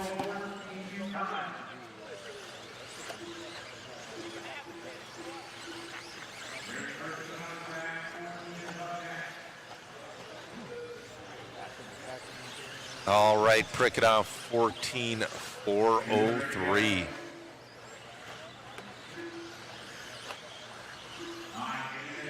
Then Kyle Renaro in that 2 spot, Arnold in the 3. Right now, Prickett looking to reset that TQ. He's at a 14.405, driving a little wild. His pace has been getting quicker throughout the run, but now he's looking at the backside of some traffic. We'll see. 14.406. It's like he's got a cameraman. Chris, get on that pink car, cameraman. That is a different car. That looks Traxxas-ish. No, that might be a Schumacher. Yeah, that's a Schumacher. So there are Schumachers here. There are Schumachers. That's the first one I've seen, and it's so awesome to see him running on the track. Oh, your leader just barrel rolling. Hey, it worked out for him. A little bit of a slower lap. That's going to have Marquez's time hold. Marquez from last run on a 14.409 is going to hold. Mayberry's back up to that number 3 overall spot. Break it down to a 14.411, trying to get back in there.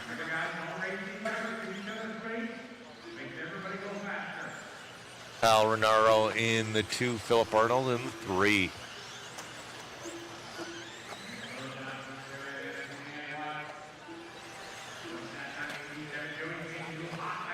Adam's saying it's a Schumacher Cougar Works 2.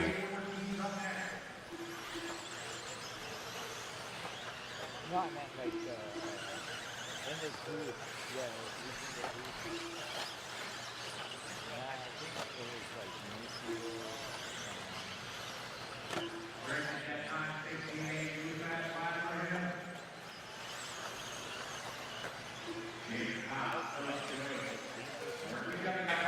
All right.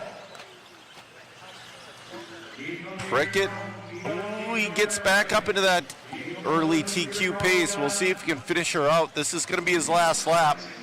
You know, I would just, he's going for that double. I might have would have worked out well for him. Finishes with a 14.408. 14.408. Oh, we got a busted Losey. Hopefully it doesn't need parts.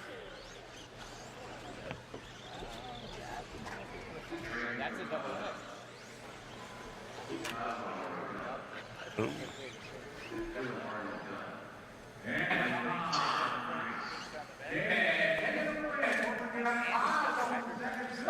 Oh, he's got the hydro drive on that one.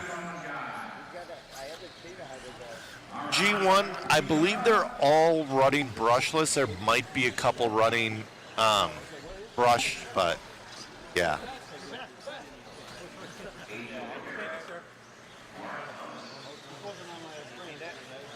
Yeah. There's the hydro drive. It's pretty cool.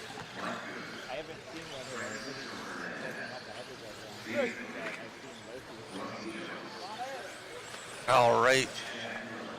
We're almost halfway through our two-wheel drive 1989 to 1993 heats, brought to you by Team Associated.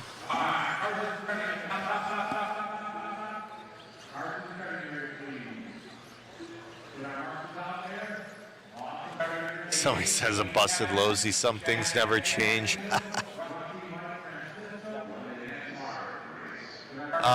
The motor limit, like I said, in two-wheel, it's 13.5, and I believe in truck and four-wheel, it's a 10.5.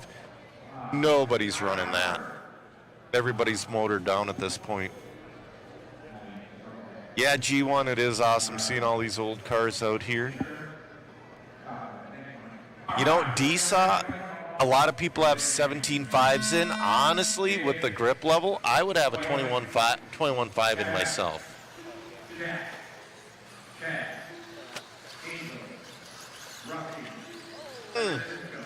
That's a rough way to start this one out.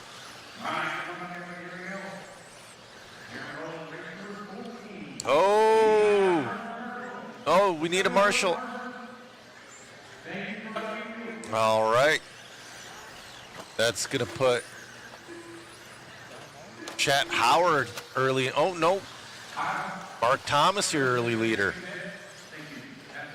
Mark's the first one right now. It's only been lap one, but he's peeking into a 15-lap run.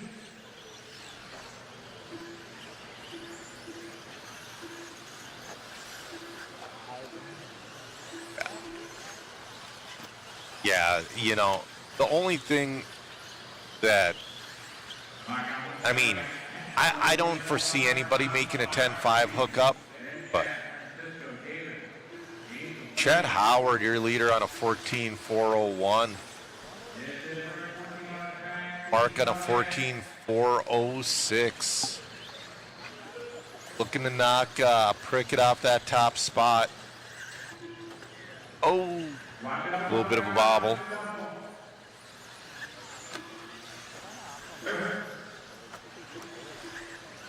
DK Mayberry is still hanging on. We'll see how long he hangs on for. The Miklos is running a 10.5 and four-wheel, and they don't have any slower motors than that in the UK. You know what, though? The thing about that is the UK, like especially like Robin Hood, you have tracks where a mod motor really shines and you can get better lap times.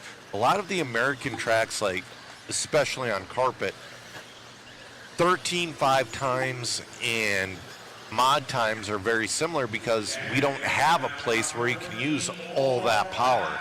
So it is pretty useless to have a mod motor in on tracks like that. You're just going to hurt yourself. Yeah, 337 TLR. They are really missing the boat by not re-releasing stuff. Jerome saying Hydrodrive plus Proline 8081 for the win. Yep, I think those are hole shots. Cameraman Chris is letting me know. Oh, our leader off the track. That's going to put Hernandez into the, well, maybe, no, he's going to hang on to her. His lead is shrunk down. Oh, his lead is shrinking. Oh, there's a guy out there without a wing. Guys, if you're running a vintage car, run a wing, make sure you kink the wing wire so it stays in. Oh, this is a rough lap from Howard. That's going to put Hernandez into the lead. Francisco Hernandez on a 14.408 trying to reset TQ.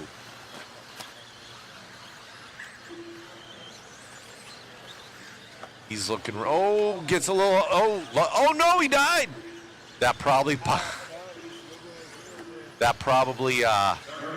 popped a drive shaft out. That was a little bit of hard hit.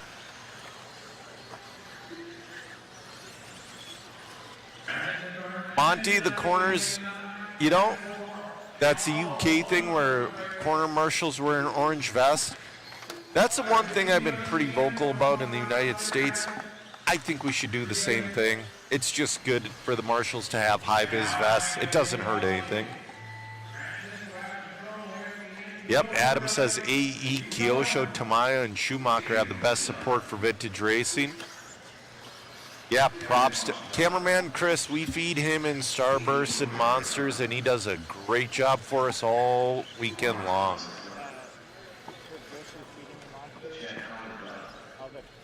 Chad Howard wins that one. Doesn't quite reset TQ. Mayberry still hanging in that top 5. Chad Howard with a 14.412, putting him 3rd overall.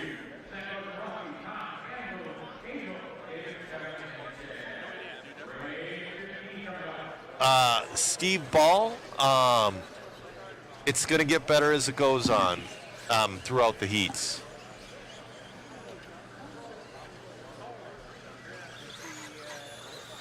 You know, rimfire, it can't, I mean, I bet it would help from not being hit with the high-vis vest.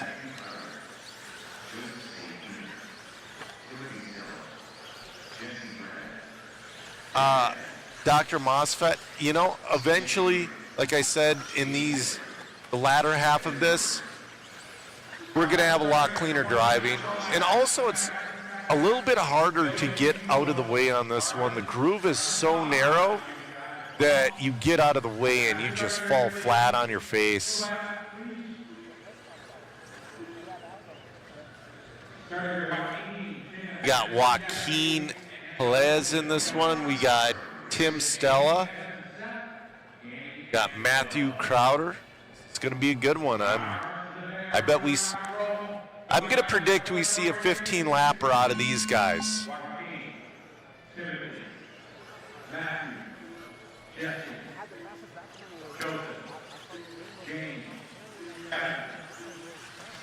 DK says his insurance guy's in this heat. Awesome.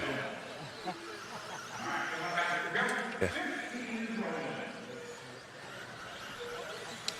Early leader's going to be Stella on that 15.411, lap number 1. Now, can he keep her clean for, oh, now we got Kevin Barrett in the lead.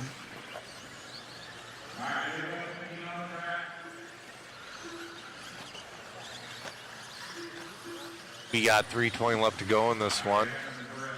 Kevin Barrett looking good out there on a 15.412, looking to reset TQ.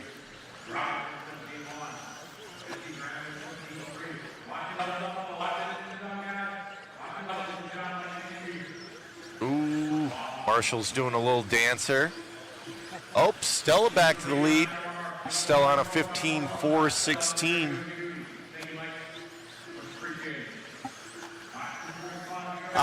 You know, Burton, I believe Philip Arnold was 2 heats ago. G1, it'll be the same track all weekend. We got 2:30 left to go in this one. We got Barrett looking to reset TQ at a 15.415. Got Joseph St. Peter in that number 2 spot. Ooh, that was freaky. St. Peter's probably going to take the lead now. Barrett fell out of that 15-lap pace.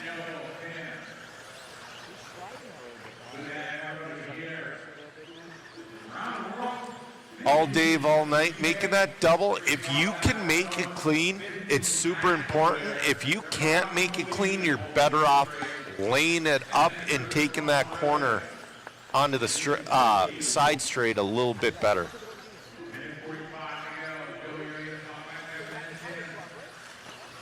Joseph St. Peter, now your leader. He's flirting with that 15-lap run on a 14.4 flat. He's got Stella 2.3 seconds behind him. Looking pretty good. I believe that is your Losey. I believe it is a double X4. Or double X, excuse me. I don't know why I put the 4 at the end.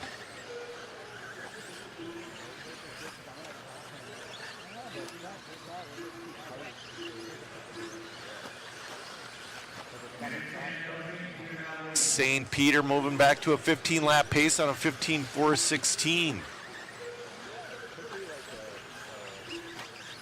Stella on a 14.403. Barrett on a 14.405.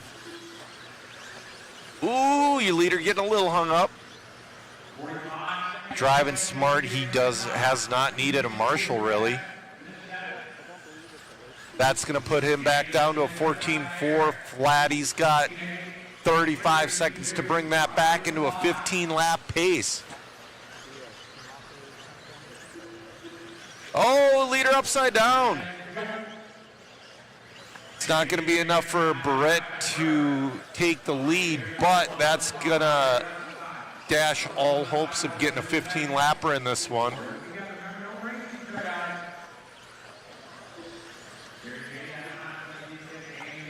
See, if you can't make that double, laying up and making the next corner is super important.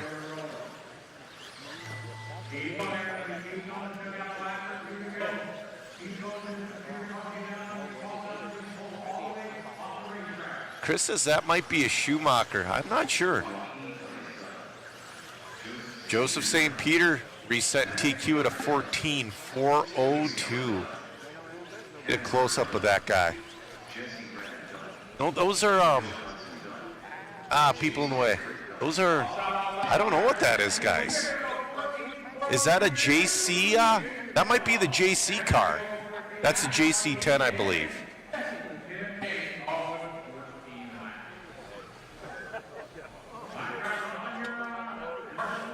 Joseph St. Peter, your new TQ, just missing out on that 15-lap run.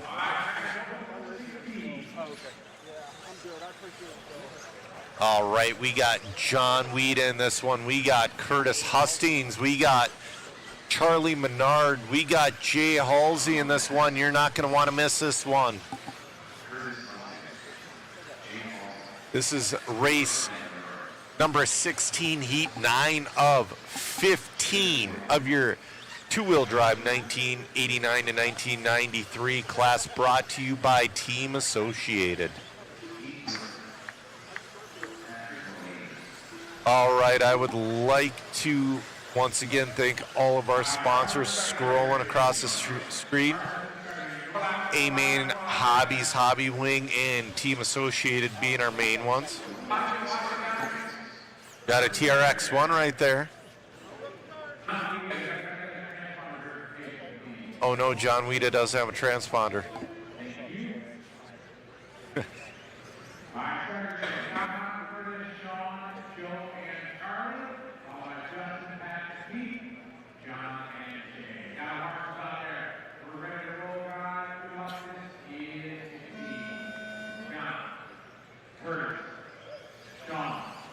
All right, John Weeda doesn't have a transponder in. I don't know if Scott's going to hand count him, but we'll see this time by. Ooh, John casing that double. They are hand counting them.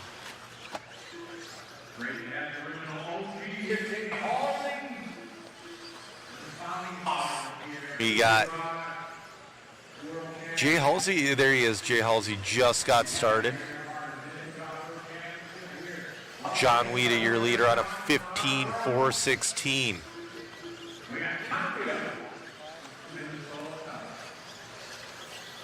John Weeda coming down from Twig, Minnesota.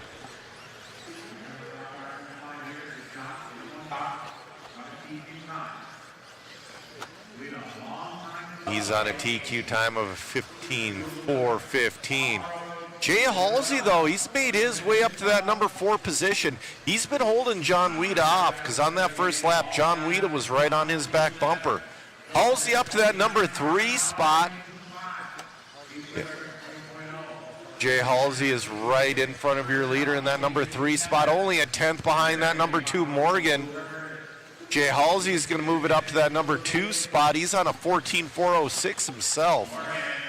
That would put him number 4 overall so far. Right now, though. Oh, Halsey and our leader. A little bit of a smart driving from Weeda to lay up that double.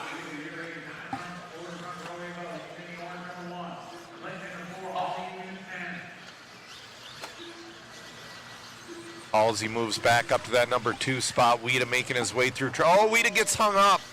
Yeah, yep, you're just better off jumping that grass and taking that corner again. Marshals aren't going to get to. Oh, Jay Halsey to the lead. Jamming Jay Halsey on a 14.406. He is your leader. That would be good enough to put him in that number 3 overall position. Jamming Jay Halsey. John Weeda moves back into that lead by 2/1000ths of a second. John Weeda and Jay Halsey battling out for that lead with a minute 25 left. Oh, Halsey's off. Oh no, Halsey had a mechanical failure. Ball cup. Dang it.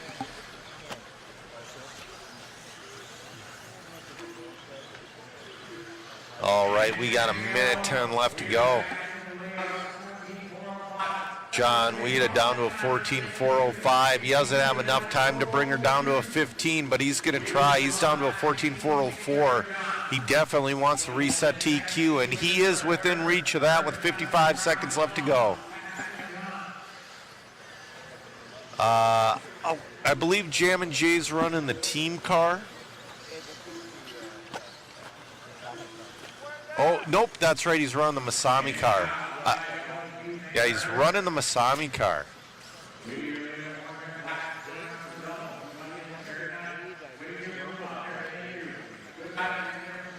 John Weeda only a couple tenths away from resetting TQ with 20 seconds left to go.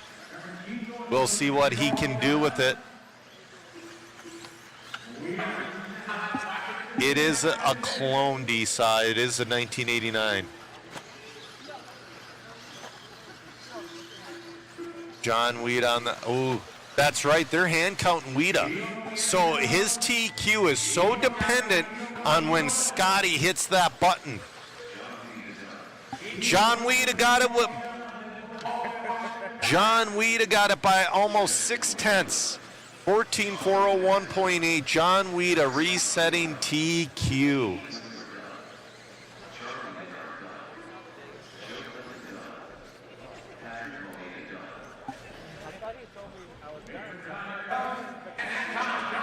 Awesome run.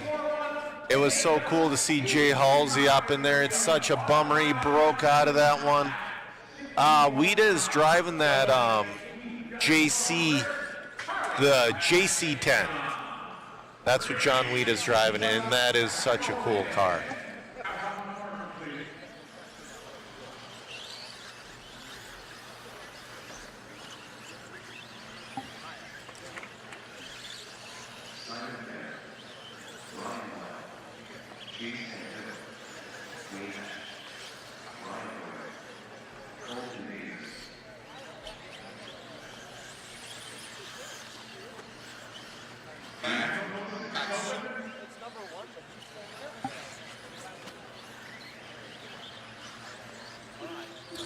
All right.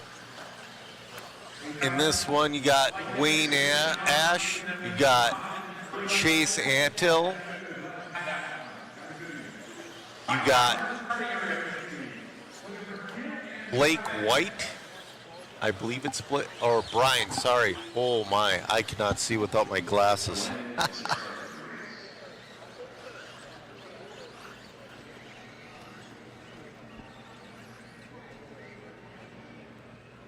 Eddie, I don't know exactly what you mean, how do you reset your T? Oh, I'm guessing you're saying TQ during round one. You got to get the best overall time. So yesterday was seeding, it was your best 2 laps. This is your best overall time. And we haven't seen any 15 lappers yet. I thought we would have seen, a lot of guys were in a 15 lap pace, but we haven't seen a 15 lapper yet.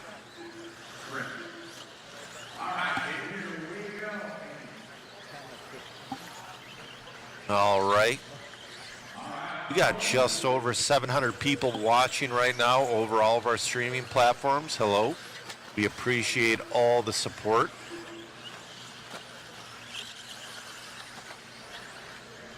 I dropped that waffle link. We have very cool prizes this time. We have vintage kits signed by different people. The Masami car is only signed by Masami. We got a Team Coyote charger we're giving away. We got a DRC charge cable we're giving away. We got Mod Puck systems, all kinds of swag. It's going to be a great one, and it helps support us, get us to race. It helps us upgrade the equipment.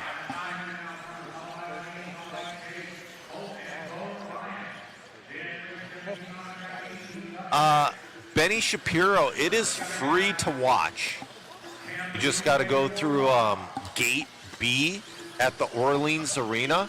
You're going to have to go through security and just come right in and watch. We got stairs up to the bleachers. Actually, right by the mod booth, the stairs to the bleachers, that's where it's at.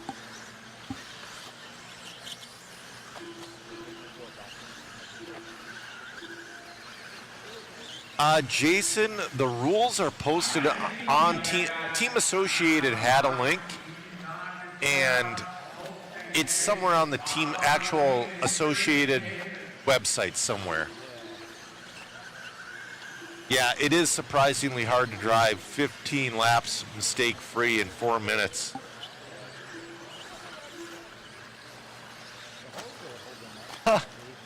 We appreciate you watching on 2 different streams. Awesome.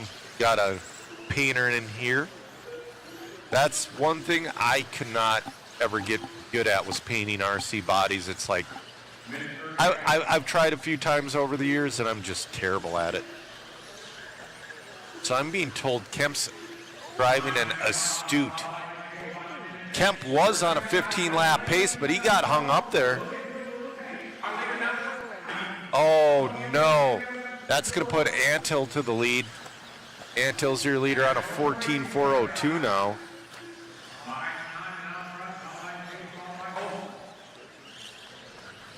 Man, and that's so tough. Antill on a 14.402. He's got 55 seconds. I don't think he has enough time to bring it up into a 15. Kemp was on a 15 lapper, but he got hung up.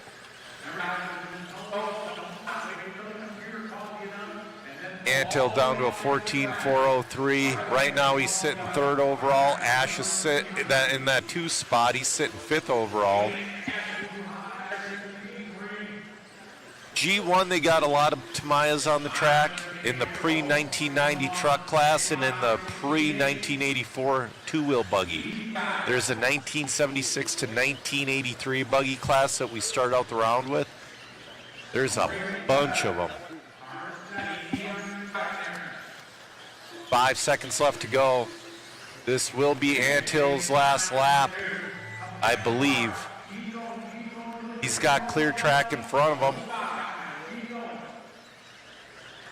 He's Going to move up to that number 2 overall spot with the 14.402.1.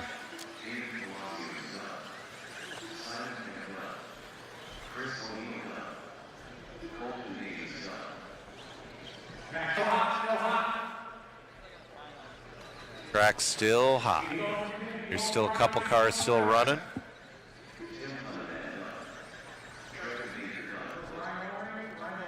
Evolution, they do have some sand scorchers out there.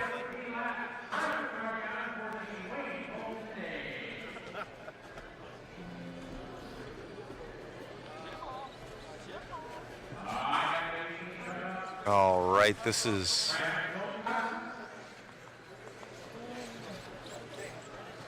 race number 18 hitting the track. We got Chris Hackinson in this one.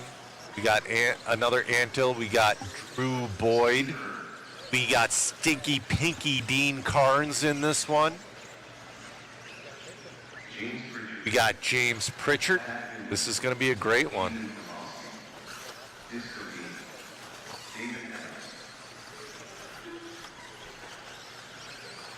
You know, Uncrustables, there has not been word if this is going to be annual or not. Elite, you know, the track is a little small, but they could also, you know, be a little bit more courteous, and we're going to see a lot more courteous driving as we go on through the better heat. So right now we're on the D heat. This is your D heat of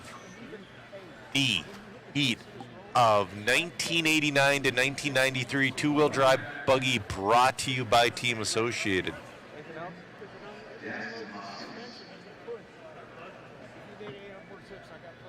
Oh, brother. I'm just honored to be up here.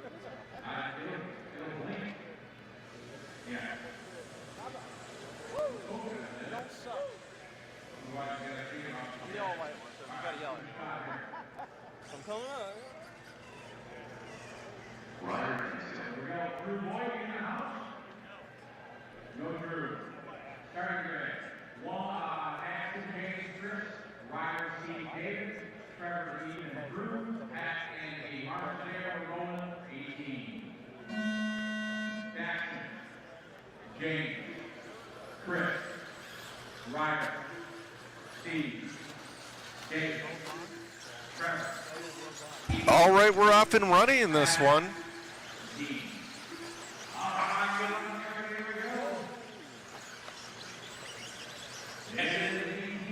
You know, I kind of agree with you, KJ. Once every 3 years would keep the hunger.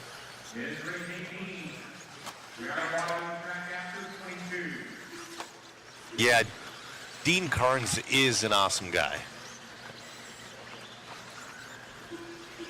ZM, this track, it's a little askewed, but it's supposed to be the 1985 Worlds track. Supra says he's here for heats 26 to 35.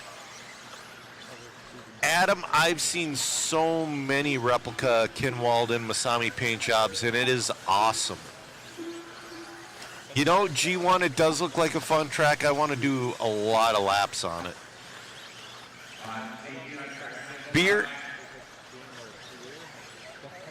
Beer, I did do an interview with Dean Carnes at Hoosier, and I would love to do another one with him.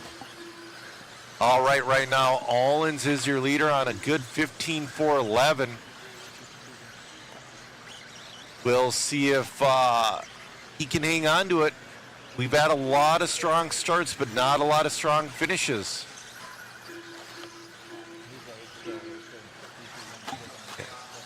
Ethan Kowalski in that 2 spot on a 14.402. He's sitting number 5 overall. We got a little bit of a bobble from our leader, and that's what happens. That's what seems to happen about halfway through the race. It's almost like people get too comfortable and they try to push, and it bites them almost every time. Or traffic.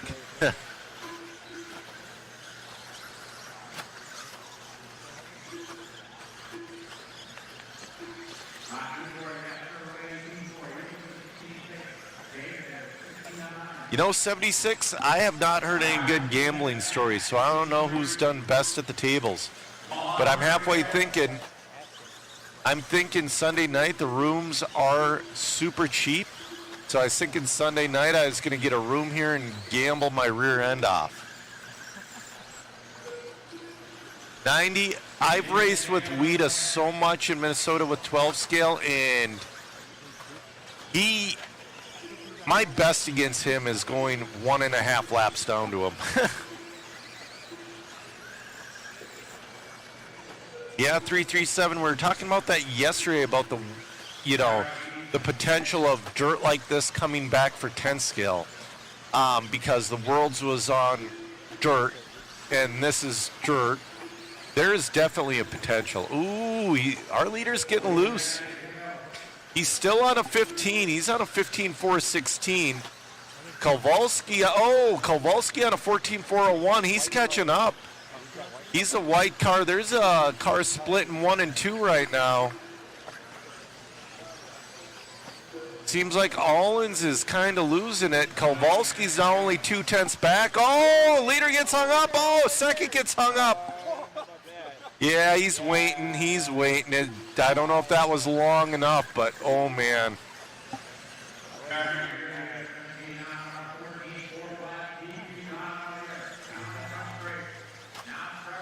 Yeah, Halsey is here. He was having a good run. He broke last run. We'll see how this one finishes out.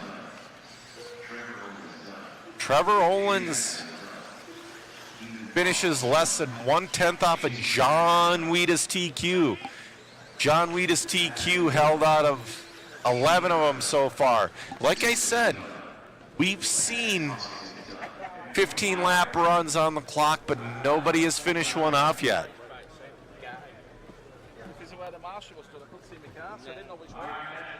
Halsey raced 2 races ago, I believe, Mason.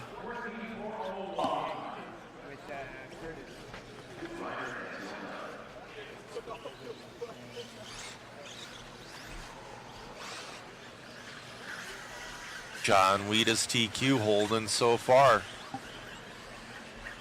That is a tight top 5 so far. It goes from...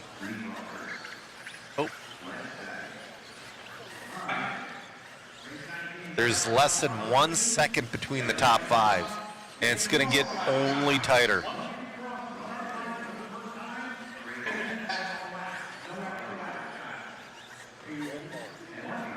PK Kemp in this one. We got Rob Mangold in this one. We got Lance Bakke in this one. This is going to be a great one, guys.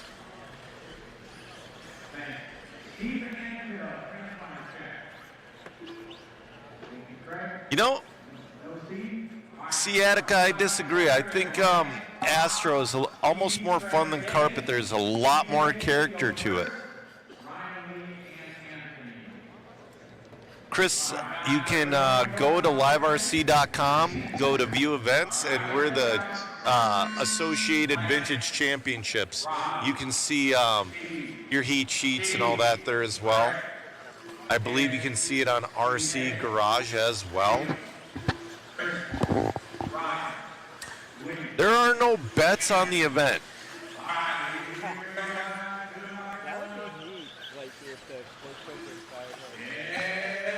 I would definitely put money down. Well, I don't know if I could. That might be a conflict of interest because I'm media. If I were to put money down on races.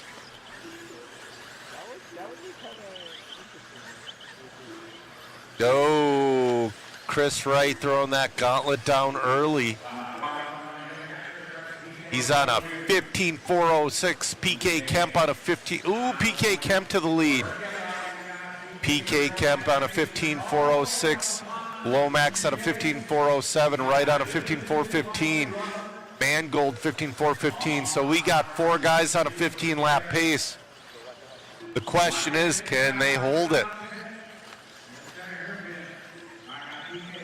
Nobody's been able to hold a 15-lap pace so far. This is your C heat. Oh,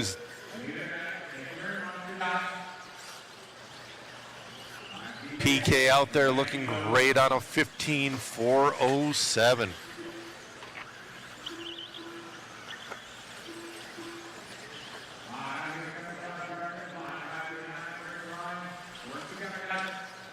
.220 left to go. PK Kemp is having to check up for traffic. It looks like Craig Lomax has moved up to that number 2 spot. Craig Lomax on a 15.415, but your leader PK Kemp on a 15.410. Top 3 still in a 15-lap pace, but oh, he's coming up. Oh man, PK was so smart to lay off just for a second. Oh, PK gets hung up. I bet that puts Lomax into the lead. We'll see. Oh, we're down to 2 guys on a 15-lap pace. Can anybody hold on to it? No, Lomax to the point. Lomax is the last one. He's on a 15.415, excuse me. Right on a 14.401. PK Kemp to a 14.402.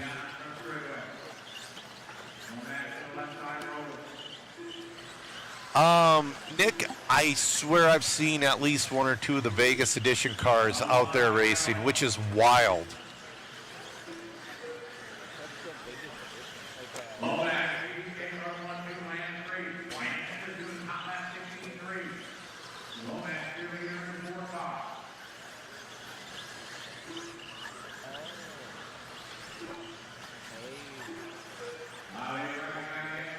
Oh, PK Kemp bringing her back, trying to get back into that 15-lap pace. He's catching back up to Lomax. PK Kemp on a 14.4 flat. Lomax on a 15.414. Baki's right there as well. What's going to happen here? Oh, nice. Split the Marshall's legs. And yeah, right there was a Vegas car that was on his lid. So there are Vegas cars out there. Jetson, we appreciate you tuning in. 90, they got to resort, man. I don't know if they're going to resort today or tomorrow or what they're going to do, but they got to resort. All right, this is the clock. Is Lomax going to make it? Lomax is going to be your first 15-lapper. Oh! John Weeda is going to hold on to the number 2 spot.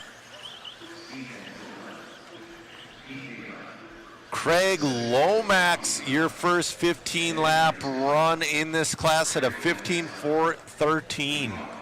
It took way more heats to get a 15-lapper than I thought.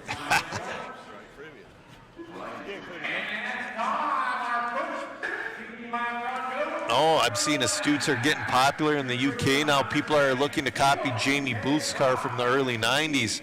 Associated Stealth Gearbox, Schumacher shocks. You know, if you're doing that old setup, so I was talking to somebody about them putting together an MIP transmission just for this race to race in one of the classes. He had to buy several of them to be able to make one good one.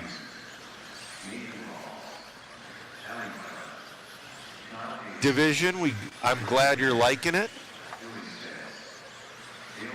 Ooh, North is building a super Astute. You know, I'm not familiar with the Astute, but I'm kind of curious now. That's right. Lomax got a 15, and he was going single.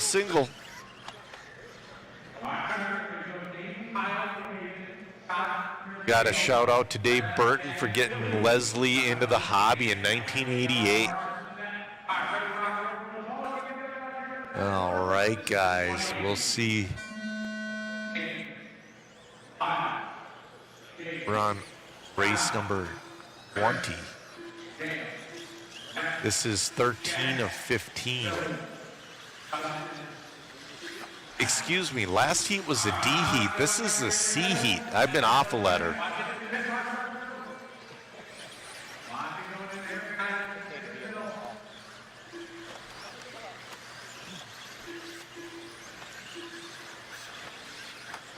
There's people fishing. Who's down here from Alaska? Looks like we got Scott Hughes, your early leader on a TQ pace of a 15.407. Van Air, 15.409. Oh, Jack splits him out of 15.408. Our top four are in 15 lappers, but Scott Hughes, Van Air now throwing it down to a 15.406.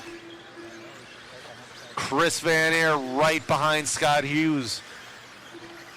Van Air was super fast at the Hoosier RC Hobbyplex. He's been super fast here this weekend.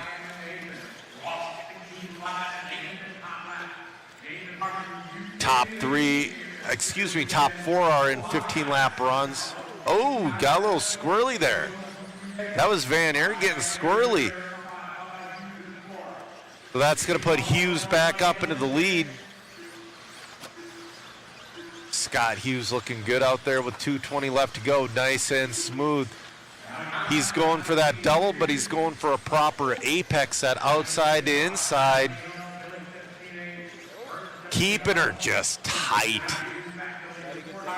He's getting the shortest distance out there.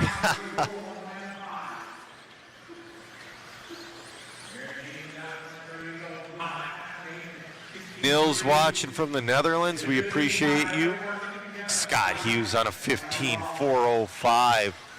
Rawls up to that number 2 spot on a 15.409. Van Air 15.411. Hughes down to a 15.8. He's moving. Oh. Our top drivers yesterday in this class were getting down to a 15.2, but I don't think the track has the pace yet today. Van Air just got a 15.6 to move himself up to that number 2 spot. Hughes is slow and steady. He's been picking his pace off. He's down to a 15.403. Hughes, only a minute left, flirting a little bit with that 16-lap run. He's almost definitely not going to get it, but he's flirting with her. He's down to a 15.402 now. There is no class for the B44. You know, Nick, I don't think they're going to be on ellipsis for the main. I think this might be as developed as the track gets this weekend. 30 seconds left to go.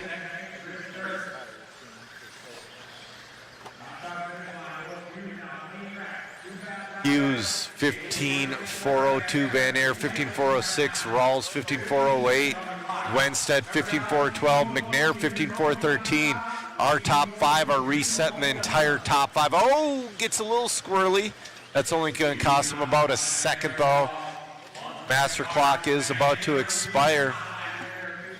This will be Hughes's last lap. Van Air making a late race push.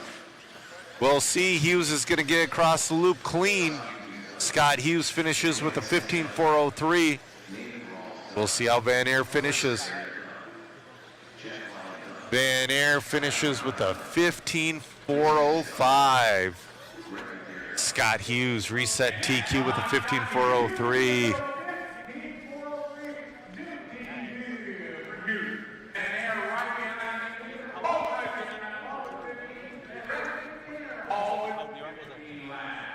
I think we're going to see a 16 come out of these top heats.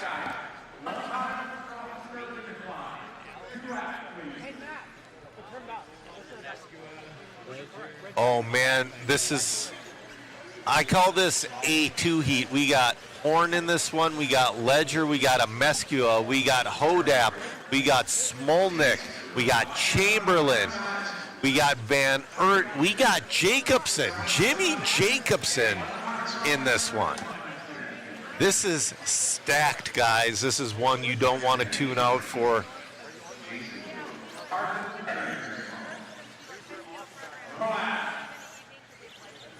I just dropped the link to the waffle in the chat, guys. It really helps us get to events, and we got phenomenal prizes. Every race I've gone to with Mod Live Media, these are the waffles I want to participate in and I'm ineligible for. We got a Masami kit signed by Masami. We got a graphite kit signed by all of the pros from yesteryear. We got a Team Associated RC10 four-wheel drive signed by all of our modern pros here. Plus you get a ton of mod. We're giving away a ton of mod swag. Bunch of mod pucks, or one mod puck system of your choice. We're giving away a lot this weekend. That's Van Aert is a 12 scale master. Can't quite get by Weeda though.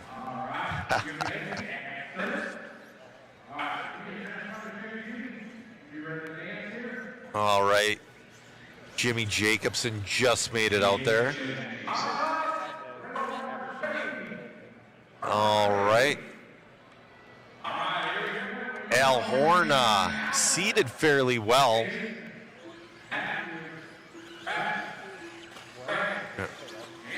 Yep. Yeah. Al's first laps on the track was the final round of practice.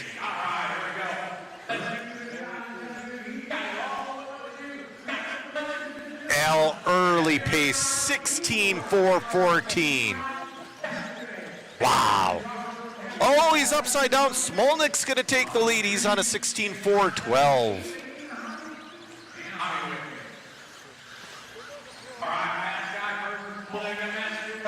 Amescula up to the number 2 spot. Check out Travis Amescula's Facebook page. He's waffling off a sweet RC10. It's so trick, and all of the proceeds go to support research for colitis.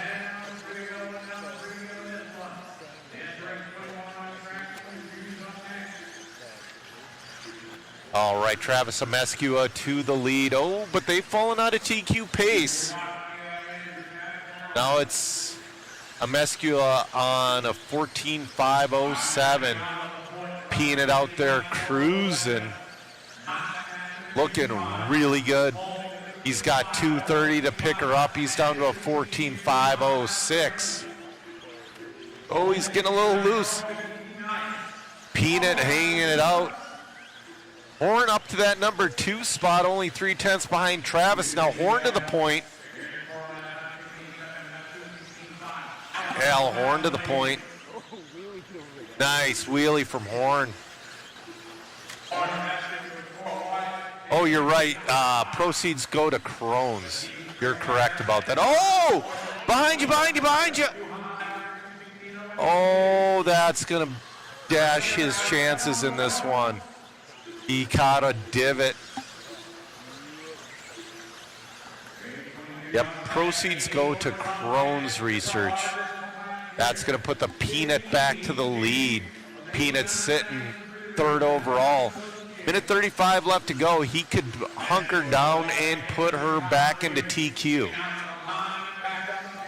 We got an instant replay coming your way. Look at that. Oh! Who was that went under him? Was that Hodap that went under him?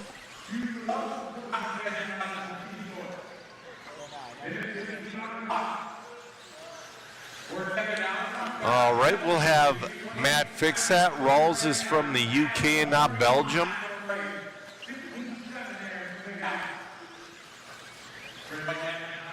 Masami's up next, guys. Masami is up next.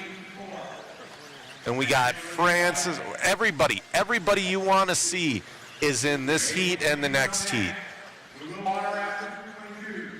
And after they do a water break, I'm going to take my own water break.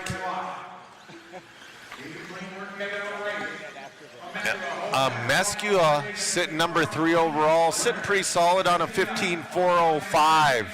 Hodap moved up to that number 2 spot on a 15:4:11. Hodap throwing it down late in this race. I do believe Hodap is the top Losey guy here. Yeah, Peanut does. I bet Peanut's got full power in that thing. He's just whipping that thing around the corners, and he's looking fantastic doing it. I don't think he can gain that 2/10 on Van Air, but we're going to see. Oh, he's got... All right, we changed Rawls for you guys. Travis is going to put it 3rd overall with the 14.405.8. Hodap 5 overall with the 14.411.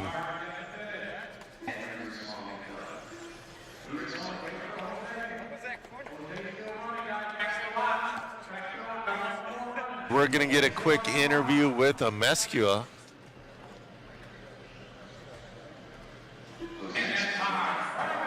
You're there. See the camera? See the camera right there. Great run out there, man. That car looked amazing. And this is that special waffle car you guys are doing, you know, for the Crohn's Colitis Foundation. That is correct, yeah. So, a little nervous, but hey, glad to be here, representing and donating this car to a good cause. It looks good, man. This thing's totally, it's blinged out, that's for sure. It's got gold all over it. Very, very nice build. Congratulations on that good run with it here. And you having fun out here? Oh, heck yeah, definitely. Right on, buddy. Great job. All right, thanks, man. You got it. All righty, guys. Back to you. All right, I see that we got to switch Lee Broadhurst to the UK as well. That's the thing, guys. So we the thing is, so like our RC timing picks up like where people race last, and yeah, there's so many. Yeah. All right, we got Mayfield, we got Rivkin, we got Drescher, we got Masami, we got Pavitas, we got Cab, we got Brown. Oh my God, we got Spear, Andrew Swanson, Adam Rails, and Matt Francis. This is gonna be it here, guys.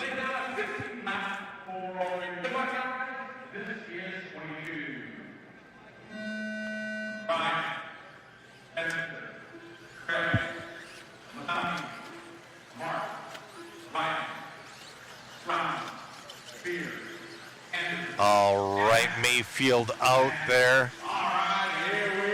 He was looking phenomenal yesterday. Wow, Rivkin coming out swinging. Masami moving up to the 3rd. Rivkin's got that light up antenna. I'm told that's a real antenna with the LED in it. Oh, Rivkin all over that back bumper of Cab. Scott Spear. Oh, Cab and Mayfield, or Mayfield and Spencer get together. Mayfield ain't letting him go. Starting out, we're in a quick 16-lap pace. Scott Spear to the lead. Now Pavitas to the lead.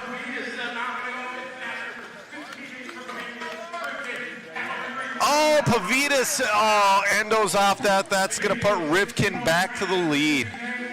Cavalieri up there as well. Cavalieri's going to move up to that number 2 spot.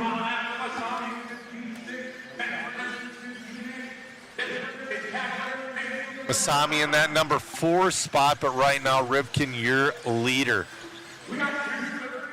Cavalieri in the 2, Mayfield in the 3, Hirasaka in the 4. Oh, we got Cavalieri to the lead. Cavalieri on that 16.409 pace. Looking phenomenal out there.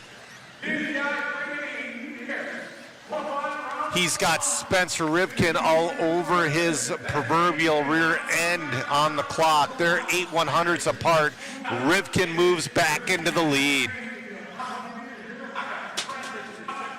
Cavalieri, though, looking super smooth out there right now. Rivkin now has clear track in front of him. Spencer got by Mayfield. Mayfield in that number 3 spot.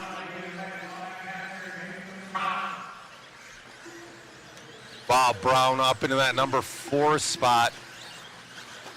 Right now our top drivers are all looking to reset that TQ. Scott Spear from nowhere to the lead. That can't be a real lap. He got down to a 16.401. There was a little bit of a glitch there, I think. It says Scott Spear to the lead, though.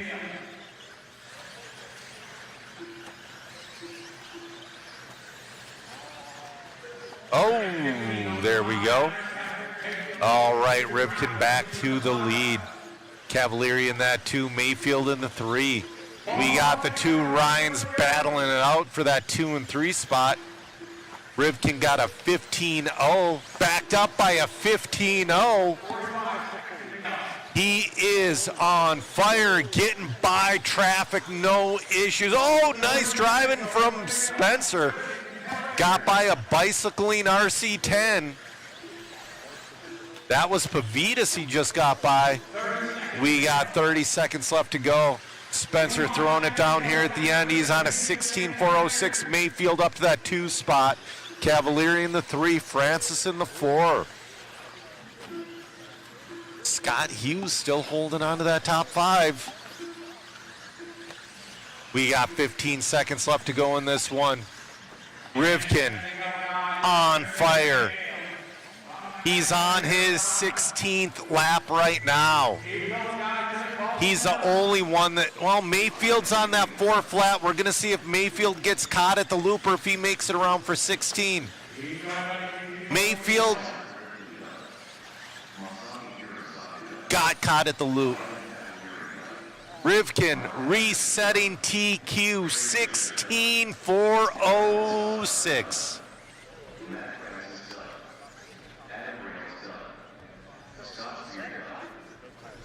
Wow, what a race. Rivkin, Mayfield in the 2, Cav in the 3, Masami in the 4, then Francis, Pavitas, Brown, Rails, Drescher, Swanson, and Spear. We're going to bring her down to the interview cam.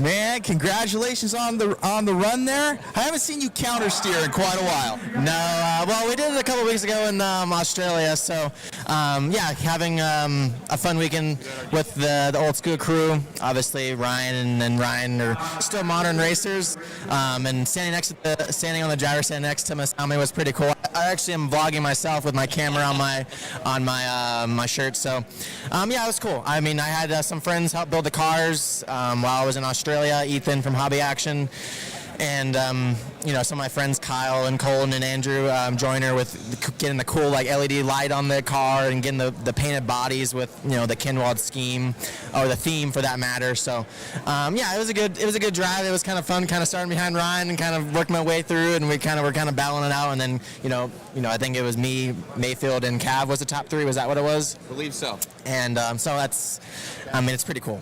Congratulations on the run, man. We're looking forward to it. Are you also running any other classes this weekend? I'm also running the B3 class. I don't exactly know the year, but I'm running that class, which has also been pretty fun. So, yeah. Right on, man. Well, congratulations. Best of luck in your next ones. Yeah, I appreciate it. You got it. All righty. Spencer Rivkin taking that one against some other legends there. Good times out here at the Team Associated Vintage Championships. Back to you in the booth. All right. While they're doing track maintenance, I'm going to take a quick restroom break, and I will be right back with you guys.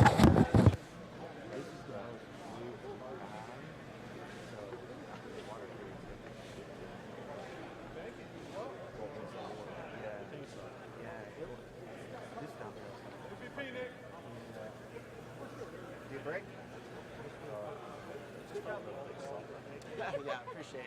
It's like, great job, but also you should be considered.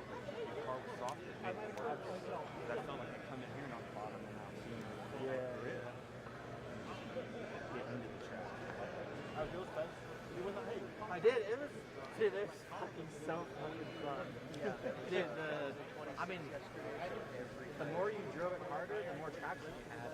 You couldn't baby it. No. If you were babying it, you were probably doing dope. It was awesome. Alrighty, guys. Thank you all for tuning in. Hopefully this is coming in nice and clear. I think we got some little audio things.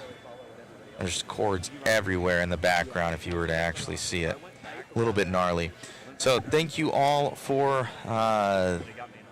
joining us this weekend. Joe Zaire ended up heading on over to the restroom there, and we got a little track intermission. So see if I can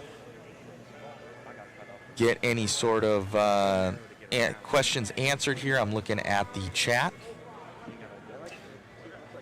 We got a ton of people on right now, almost 1,000 viewers across all the streams. So if you guys see it where it's a little bit low on the stream counter, we're going to Team Associated, J Concepts, Mod Channels, a couple others we're crossing over to. I think A Main Hobbies is on there, Mod. So we're going to a couple different channels on there, but we really appreciate you guys tuning in, and it's pretty exciting to be here. Just kind of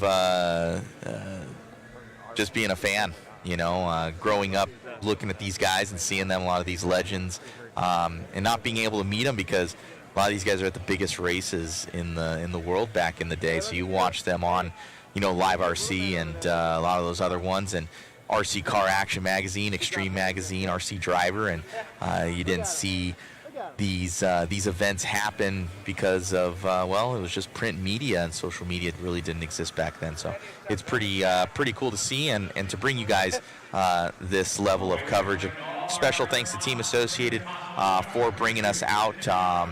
They hit us up and we did the vintage race. Special thanks to I believe Drew Boyd and that and those guys helped out a lot with getting us kind of out there at that Hoosier.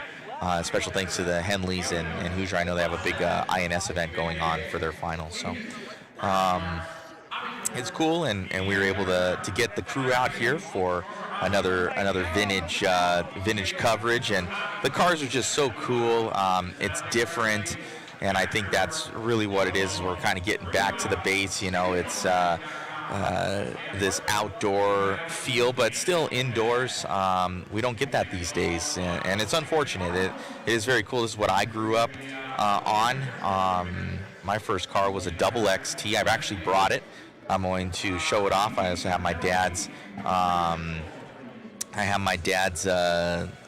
Kyosho Optima. So the Kyosho Optima is on. Sorry I can't delete the overlay that's in front of Zaire's face. He can scoot a little closer. I'm fine. Nobody needs to see my so face. I'll show that too. I want our photographer to grab some studio shots of the Kyosho Optima. I used to run it in the just at the park. Yeah. And I thought it was so cool because I think I was about probably like 6 or something like that. I thought it was so cool you could take off the body and see everything inside. When you buy, other RC cars from just Walmart or Toys R Us, you couldn't do that. It was just all plastic and you turn on a switch. So I thought it was so cool, and I bought my brother's Double X, and now we're here covering this vintage race, and that was a long time ago. I used to collect cans and recycle them. Not that my parents didn't. They made you work. They made me work. I know the value of $1. And they I'd collect cans. We go to like fairs or whatever. There'd be chili cook-offs, and and I'd have my bike and my mom and I, and we would go and turn them in. And I'd have like a Chuck E. Cheese wallet. So and I would turn them all in. So it was pretty cool. It brings back memories. And I bought my brother's Double XT. Yep. And SoCal was there, and I never went to the one that was at the LA Fitness now, off of, I believe it's going to be Valley View or something like that. I never went to that one, but I was at the one off of, I think it was Brookhurst, and behind the Pep Boys. So that's where I grew up. Okay. And like Cavallari was there. Stephen Hartson had just started right at about the same time I did. That was a good time. So that's very, very fond memories. Shout out to Slim. And he's still around racing, and now I'm race directing at Huckleberry, now our local track. And we're opened up a hobby shop, modhobbies.com, and it is a race shop. You know, I don't think there's many hobby shops these days unless a track is attached that has it, because we just can't sell the stuff. So yeah, I was talking to one of our local hobby shop guys, and it's where I get my paint and glue and whatnot. And they sell mostly tracks and stuff. They try to carry race stuff, and the closest track to them is 45 minutes away. It would never sell. And then he's like, all of a sudden it's out of date, and he couldn't sell it. So that is cool to have a pro shop. yeah, most definitely. I'm trying to look at some of your guys' chats right now. Definitely would be cool to see more focus on the chassis and mods. Yeah, we're trying to get as many picks as we can, guys. Yeah. We got one camera guy, and he's working overtime right now. A lot of action shots happen.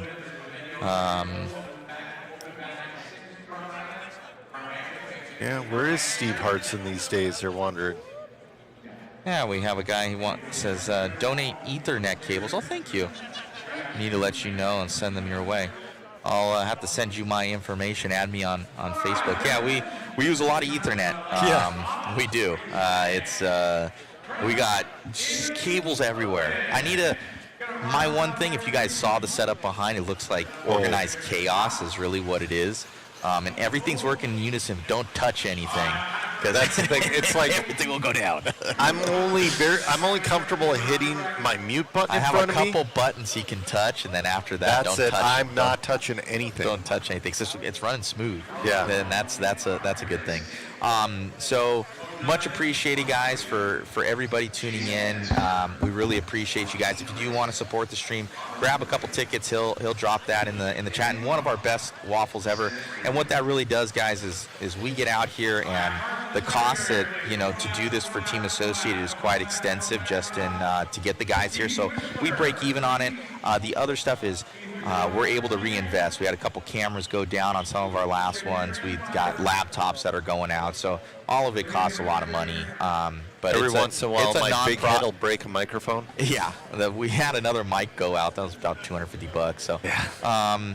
But it all goes back in for you guys. We do this because we love the hobby. We love you guys. And we hope that this helps grow the hobby, and that's the main thing for us. But you guys help us where we can reinvest in this, and it doesn't hurt Mod too much because it's the main one that does support this. So if you guys want a chance to win some goodies, think about grabbing a ticket. But other than that, I hope we're bringing you guys good coverage. And there's more to come, guys. It's only Friday, and it's early on Friday. We haven't even eaten yet. We didn't get to Starbucks today, so we didn't. We got to go get something. Megan's sleeping in the trailer right now. She's so tired. I am as well. But yeah, we're smoked. But you know what? We got David. He's going to give us some relief tomorrow. And should be good, and there'll be more awesome coverage coming your way. Yes. So thank you so much for tuning in, guys. Very blessed to be here, and you all are amazing. So thank you, and enjoy. Yep. We're gonna get going with your C heat of your 1994 to 1998 two-wheel drive buggy, brought to you by HRP Hobby.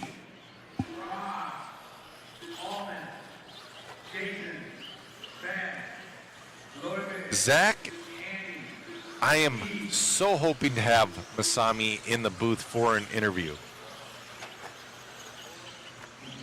Polak, Live RC's still around. They basically do the Roar Nationals and maybe one or two other things, but they're still around. Their main focus has become full-scale racing, I believe.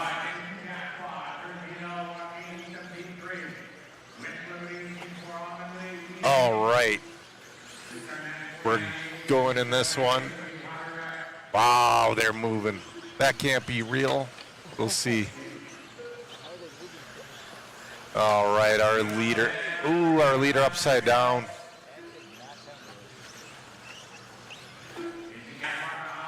Gaspar's out front, but a little bit of a crash.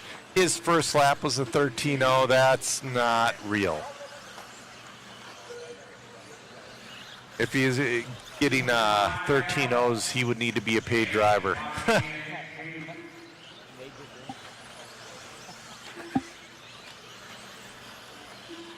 All right, we got 2:30 left to go in this one.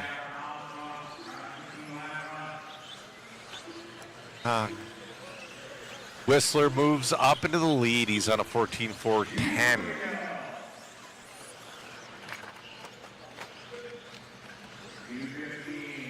Keith Whistler, your leader. That's probably a double XCR out. You know, one thing, I love the original double XCR. I did not like the BK version where they did the kingpin steering. That made the front end a little bit weird. I like that C-hub front on the original double XCR. Ross Mack checking in. Oh, Matthew, I'm sure Keenan and Elite RC are doing a fantastic job covering the INS, but I believe we will be back at Hoosier for the Clash of Champions.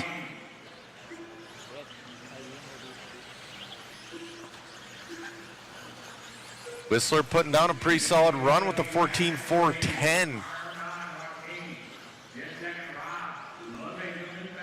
This is your C heat of 1994 to 1998 two-wheel drive buggy brought to you by HRP.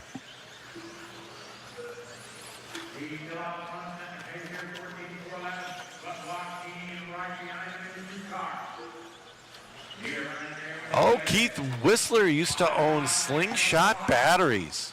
I vaguely remember that. Looks like we got, oh no, he's back to the lead.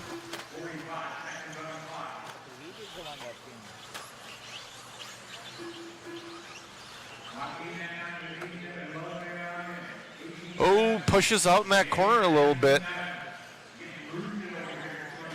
Ooh. That is going to put Palaz into the lead. Joaquin Palaz, your new leader. That puts Whistler down in the 2, but he's still not too far off the lead. We have 10 seconds left to go in this one. I'm being told Palaz might be broke. We'll see. Oh, Whistler back to the lead. Yeah, he is broke. He's going to finish her off because you got to get your 14 laps.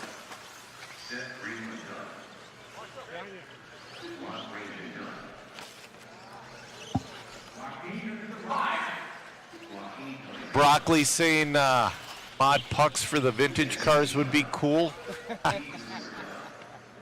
Yeah. There's a lot of things Matt could do that would be cool.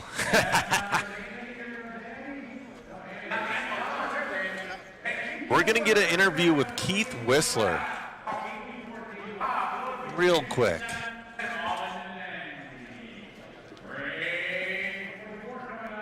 Right up there, Keith.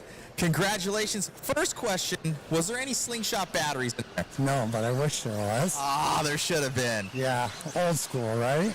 It looked good out there, man. Congratulations on a very good run and grabbing that one.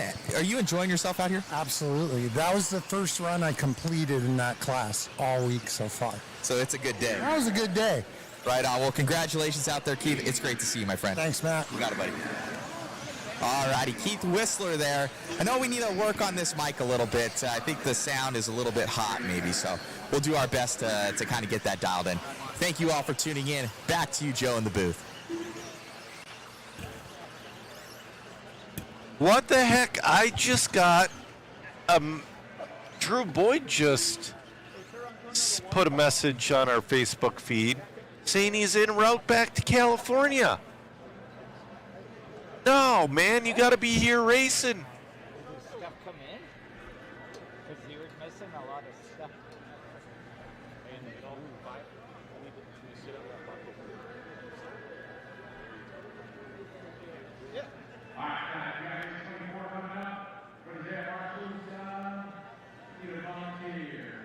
Weights in the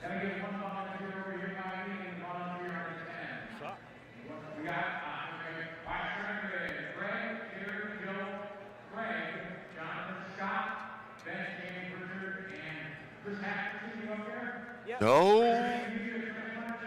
Chris Hackinson in this one. He's in here with Greg Hodep. Oh, we got Joe St. Peter in this one. We got Richard Lake. We got Jonathan Schultz. This is going to be a good one, drivers or guys.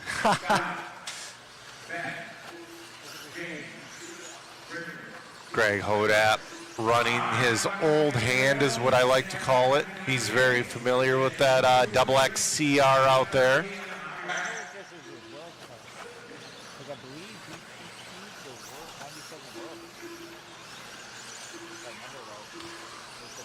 Cameraman Chris is wondering if that's his world's car. Well, if Matt gets an interview with him, he'll have to ask him.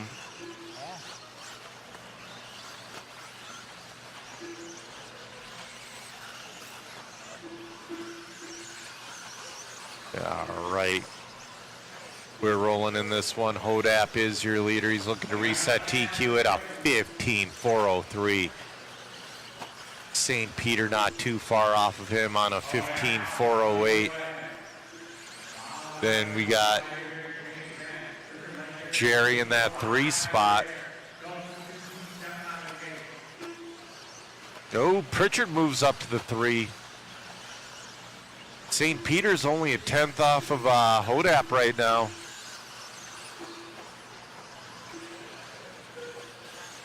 All right, Drew Boyd saying his moving truck came. He'll be back. Good.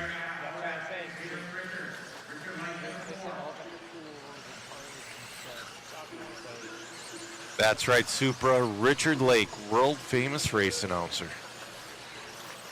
Hodap just throwing it down, driving smart, getting around traffic on the 15.404. Pritchard on 15.409. Schultz moves up to the 3 spot on a 15.411. Down to a 15.403. Hodap's really getting into his groove right now. This is your B heat of your 2-wheel drive 1994-1998 buggy, brought to you by HRP Hobby. Oh man, let him by. Let him by, dude. Yeah, I know, he's got to let him by. There we go. Oh. It's going to be a little bit of a rough one for, not that bad. Still on a 15.402. Flirting with that 16-lap run. He's got a minute 25 to do it. I don't know if he can pull her off. Oh, Hodap gets into it a little bit, but not bad. Still on a 15.402.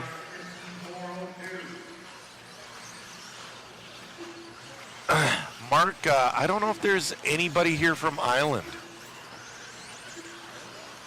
Island, cameraman Chris. Island. All right, we're following along with Greg Hodap. Looking awesome out there. Down to a 15.01. He puts it on the lid. That's going to hurt him, but he should still maintain the lead. Jonathan Schultz up to that number 2 spot. He's going to hold on to it. He's on a 4.04 now.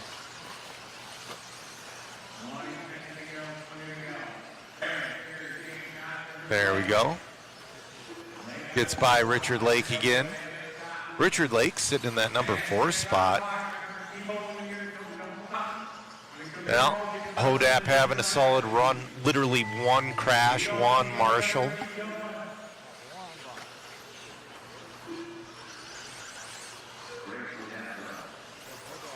Greg Hodap just reset TQ with the 15.404.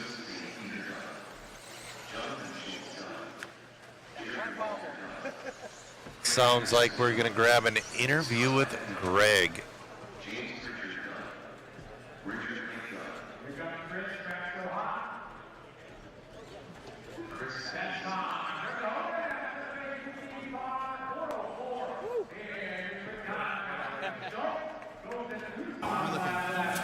for a little revenge out here. I know at the Vintage you had some good runs, and the bug bit you a little bit. You're back out here killing it. I don't know about killing it, but doing decent. It's fun. It's hard to get the air system. Well, track's looking good out here. So bring back some memories. See a lot of old faces here, and run the old double X, and it's good times. Yeah, there's a lot of sentimental stuff going on. A lot of tears, a lot of laughing, a lot of memories. I love it, man. Well, you're looking good out there. You still got it. Congratulations on the run. You got it, my friend. All right, Greg Hodap there, one of the legends, one of the greats. And back to you, Joe, in the booth. All right, this is your A-Heat of two-wheel drive buggy 1994 to 1998 class, brought to you by HRP Hobby. We got Spencer Rivkin, we got Ryan Mayfield, we got Rails, we got Francis, we got Masami, we got Scott Spear, Matt Ledger, Chris Van Air, Alan Horn. This is super solid.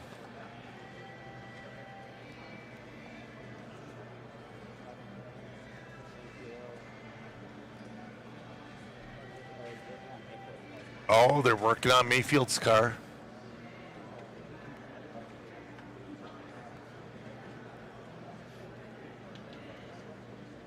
We're on a hold for a second.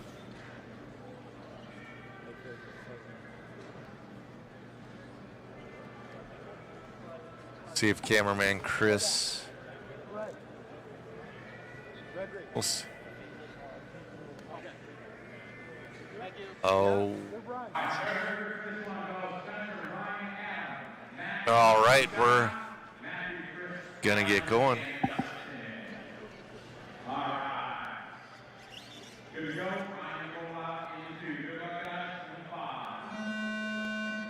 All right, we're off and running. I dropped the link to that waffle, guys. I know I've been dropping it a bit, but our viewership has been high. That helps get us to more races. It helps us upgrade the equipment. Plus, the prizes are super rad. The prizes you could win for one $20 ticket are ridiculous. Spears going to be your early leader after lap number 1. Al Horn in the 2. Masami in the 3. Oh, here comes Spencer with a 14.9. Spencer says, I am not going to let that old man Al Horn beat me. Masami in that number 2 spot. Matt Francis in the 3. Spencer on a 17-lap pace. Masami on a 16.410. Francis on a 16.412.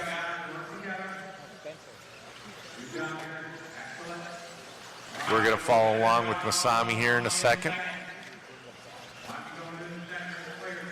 There we go. Masami working his way through traffic in that number 2 spot. Looking to put it number 2 for round 2.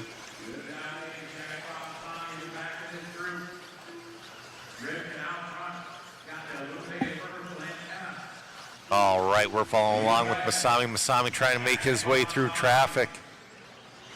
There's a lot of guys in front of him that he took world championships from. They might still have feelings about it. Oh, Horn got into Masami. Oh, no. We're going to go back to Rivkin. He's been leading this thing. He's on a 16.4 flat. Matt Francis up into the 2 now. Spear in the 3. We got an instant replay coming your way. Oh, he just crossed over.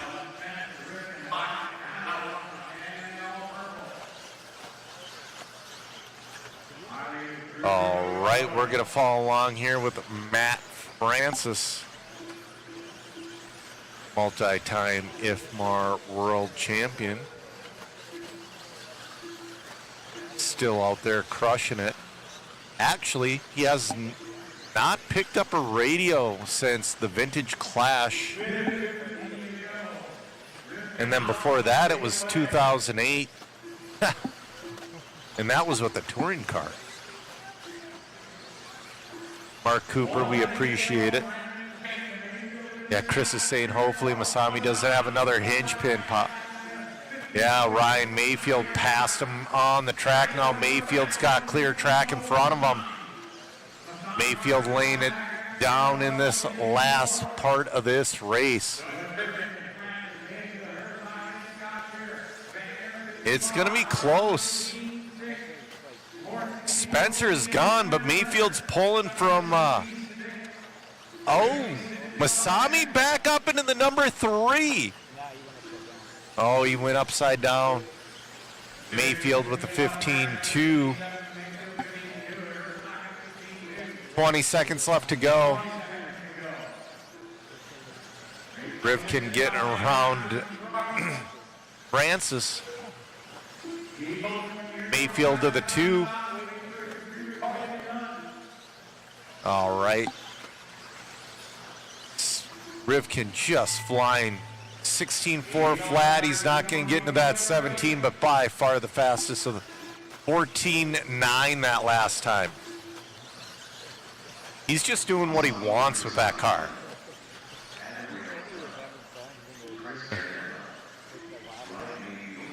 All right, Spencer Rivkin in and done.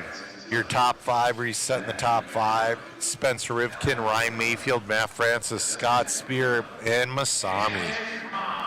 Wow. We're going to go down to camera 4. Try to get another interview with Spencer Rivkin.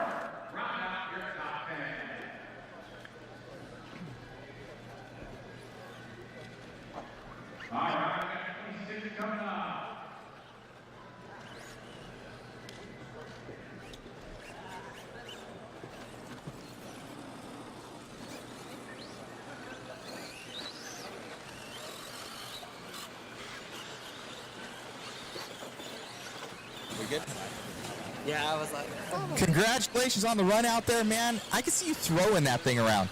Yeah, well, yeah, there was a point in that race where like I kind of caught up to like the guys up there and kind of feeling, and I was like, okay, I kind of have a good comfort lead, and then Masami kind of got behind me, and I was like, he was kind of like hanging on. I was like, God, what's going on here? So I had to like kind of step up a little bit to see like how fast I can really go. And he is Masami. Yeah, no, he's good. I mean, for sure, when you're out there watching him, yeah, he's definitely one of the best, if not the best. So, it was pretty cool. Kind of driving the RC10 and then going to the B3. It's weird, like my RC10 actually has more steering than my B3, so I'm like, my B3, I'm like sawing on the wheel everywhere. I'm like, God, if this thing can just turn.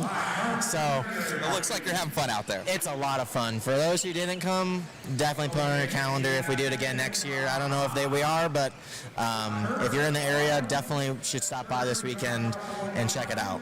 Congrats on the win. Yeah, thank you.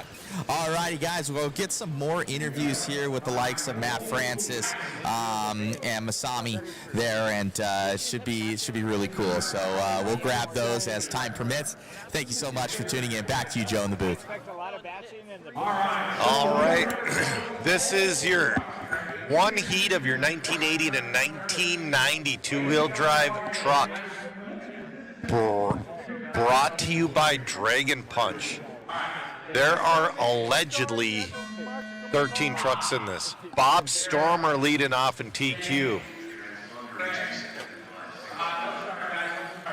Somebody rolled it. I was watching that happen. I'm like, stop. How much can we race in the 10T in this class? How'd that happen? No, it's not. That's a real 10T. Oh, how did that happen?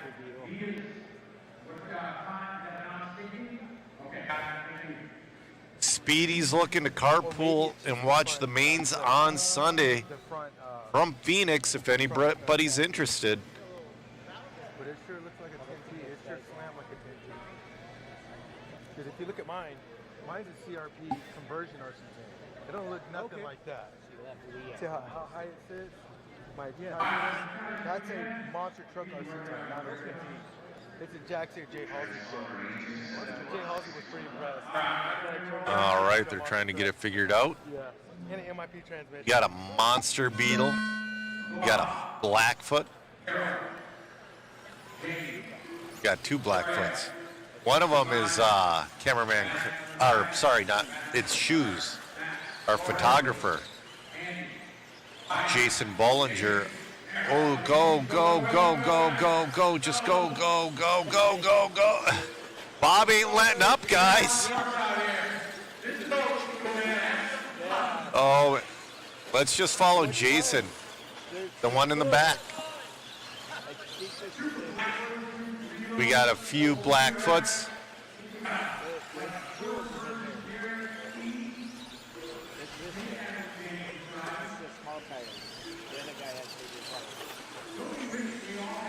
Jason at these races has more fun than everybody. We got a battle between the two Blackfoots out there. One of them is our photographer, Shu. Oh, Shu gets by him. Shu looking good out there in that number 8 spot. Oh, he's up. Oh, Stormer popped a ball cup.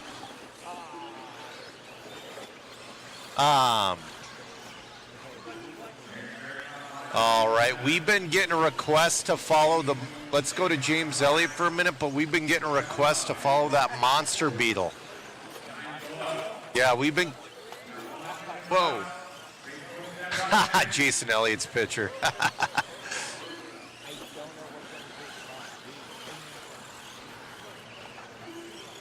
Oh, man. Jason's up to that number 4 spot. Battling with 3. Bollinger up to the 3. Now it down to the 4. Oh, here's that monster beetle.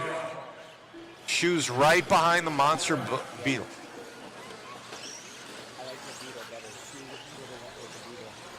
Yeah, look at that big wheels in the short wheelbase, and all the weight is up top.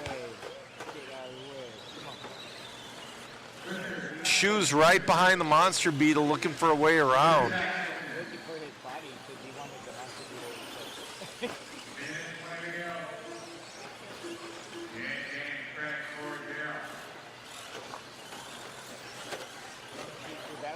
Oh, Shoes looking for a way by. That monster beetle's making that truck too. Oh, monster beetle. You know, I bet that body's an advantage.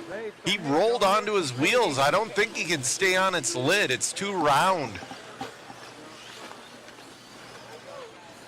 All right, James Elliott, though, laying down TQ. He's at JRX. He's the conversion, the JRXT conversion.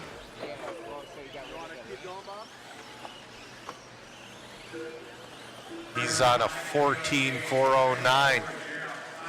He's putting the monster beetle a lap down.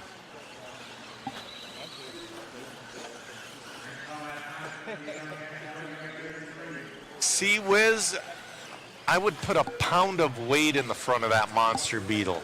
I think he's got to have weight. I know Shu was looking for some. 10 seconds left to go. Looks like Elliott's going to get the TQ in this one.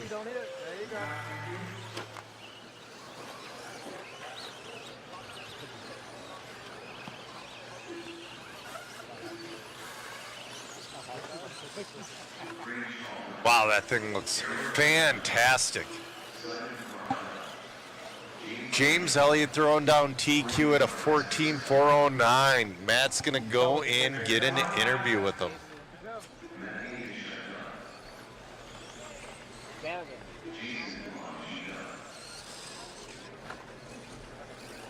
That was fun. You were up to 4, was I? You have one of the best profile pictures on the internet right now, the hot dog.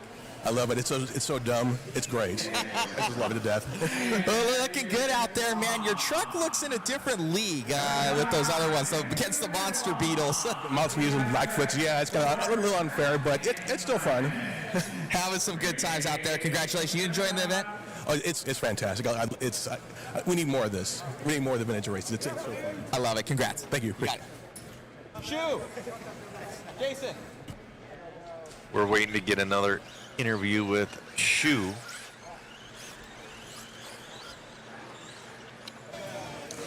Well, once again, we were following along with pretty much 8th place there. You were in that for a while, but you actually got up to 3rd there for a bit with the Monster Beetle. Did everybody else or with the Monster, what is it? Blackfoot. Yeah. Did everybody else crash? That's the only. Yeah. You were looking good out there, but your talent behind the camera this weekend.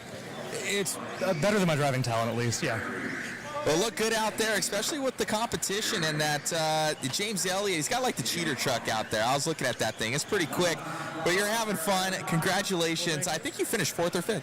I'll take it. I'm looking forward to the actual racing. I never do well in qualifying because I always get out of everybody's way because I'm usually the slowest. But in the heads-up racing, it'll be a little more aggressive. We're having the most fun out of all of us. We'll be getting cars here in the future. Congrats on the run, my friend. Great job on all your hard work. Thank you. All right, Jason Bollinger, a.k.a. we call him Shoe. Little tongue-tied. Back to racing here, Joe, to you in the booth. All right. You know, I don't think I've ever gotten the story why his nickname is Shoe. Or maybe I was given that and I just forgot. All right, this is your 1991 to 1996. This is your XXTs, your 10Ts. We got 9 heats of these guys, 9 heats. Oh, that looks like the front end collapsed on that thing.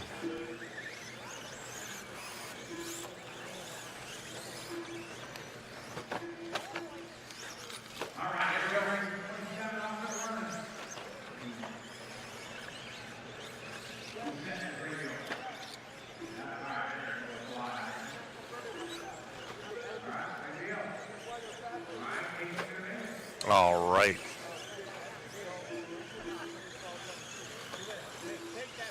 And again, if you guys are in the Las Vegas area, this is free to spectate. We are at the Orleans. My only recommendation is either bring 2 credit cards or just leave them at home, because we have phenomenal vendors here as well selling all kinds of awesome stuff.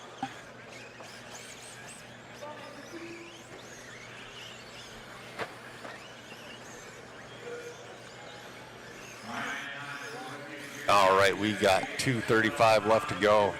Hasty, your leader on a 13.414.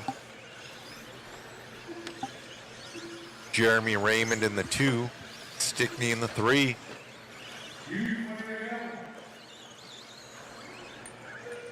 This is your I main heat. This is your I main heat on the track right now. Oh, I can't remember what heat Jay Halsey was in. He was up quite a while ago, though. He's running in the big class. He was having a phenomenal battle with John Weeda. He popped a ball cup.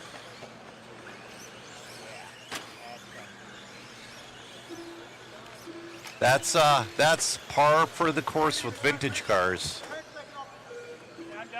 Ooh, nice save. Hasty with the good drive in there.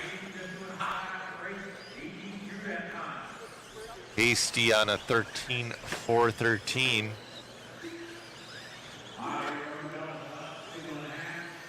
$120 left to go.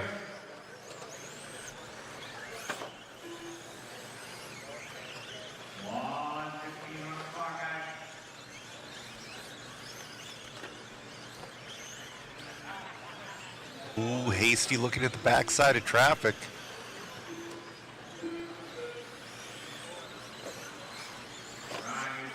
Oh, Hasty getting stuck with traffic a little bit there. We got 55 seconds left to go.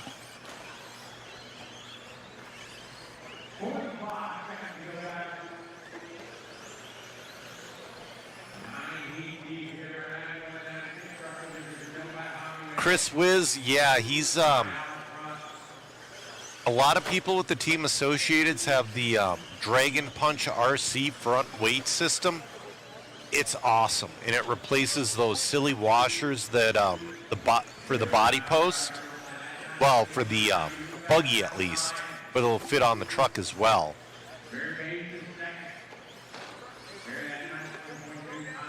Ryan Hasty, 13-4-13. Oh, he's on. Oh, it's a little bit of a rough one, but he's fine. He's good. He's on his final lap. He made it around for 13. Like I said, this is your iMain resort.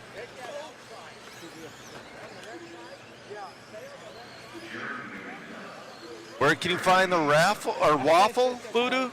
You can find the waffle at the link I am about to post.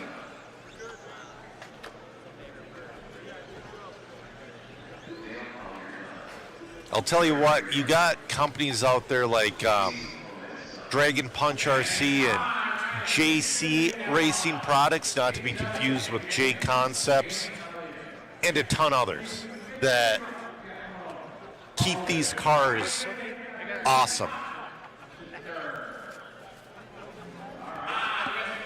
This is your H sort of your 1991 to 1996 truck. We appreciate everybody supporting the waffle. The waffle prizes are not behind me, but we're giving away one of those new Team Coyote Chargers. We're giving away 3 re-releases. They're all signed by different people. We're giving away a mod puck system, mod swag, a DRC charge lead, a pit tower.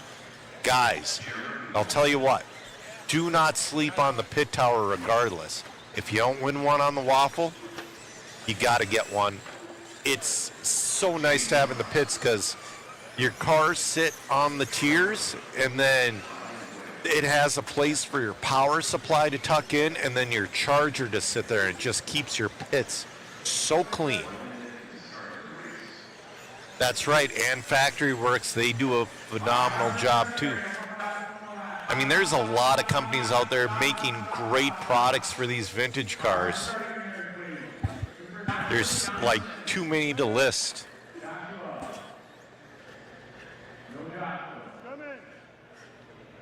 Ooh, we just had a flicker.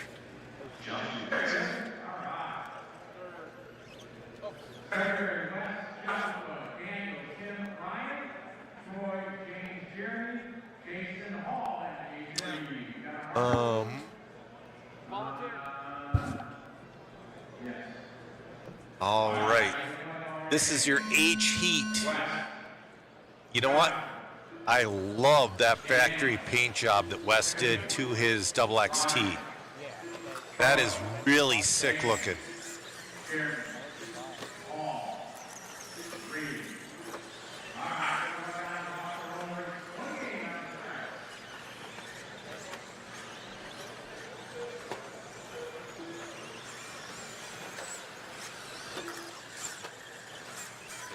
All right, we're off and running. Joshua Johnson's going to be your early leader in this one. Few bobbles, though. Yeah, I don't think he's going to hold on to that lead. Brune Cotty is going to take over the lead.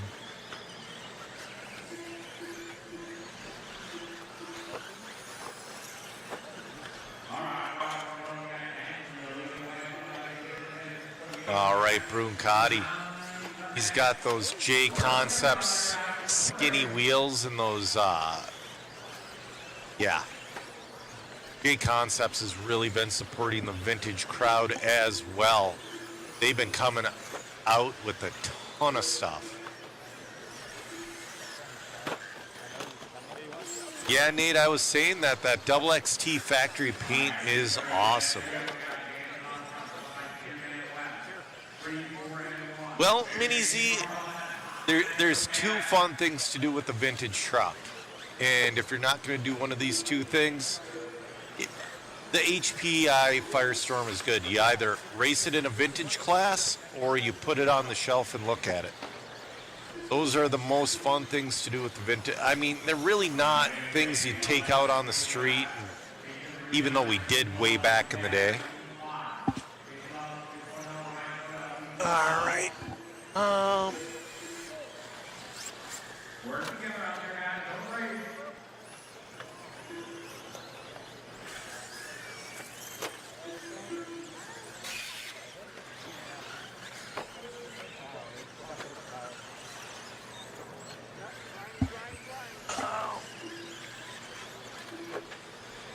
All right. We got a minute 25 left to go. You're West with that double XT factory paint, moves into the lead, but gets hung up with a little bit of a lap traffic. He is on a TQ pace of a 13.412.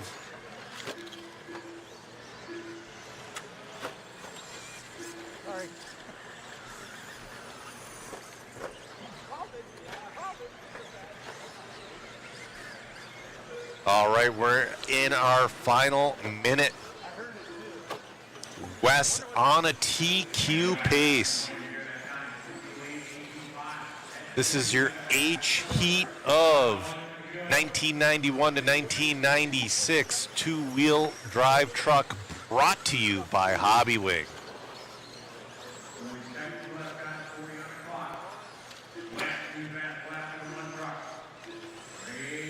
We got 30 seconds left to go.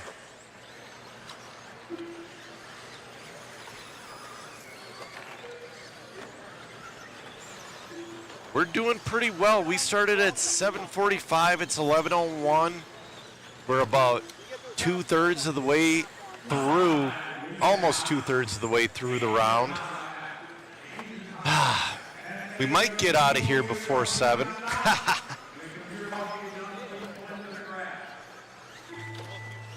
Nate, that's been a common sentiment of the chat, saying everybody wishes Losey would support vintage. And, you know, I do agree, and this is a popular market. It's kind of wild. It's being ignored. But I think with them, the hardest thing is... And you also have to remember, Team Losey was sold to Horizon in 2000. So Horizon has owned Losey longer than Losey owned Losey. But I bet when it was bought by Horizon, they probably took all those old molds and chucked them in the dumpster. It is extremely expensive to remold a car.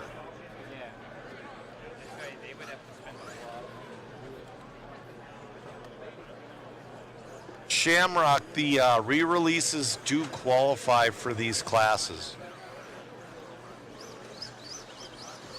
All right.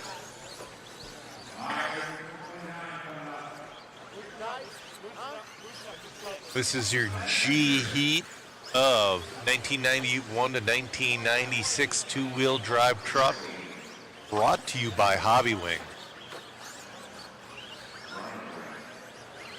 We got Mike Kirby in this one.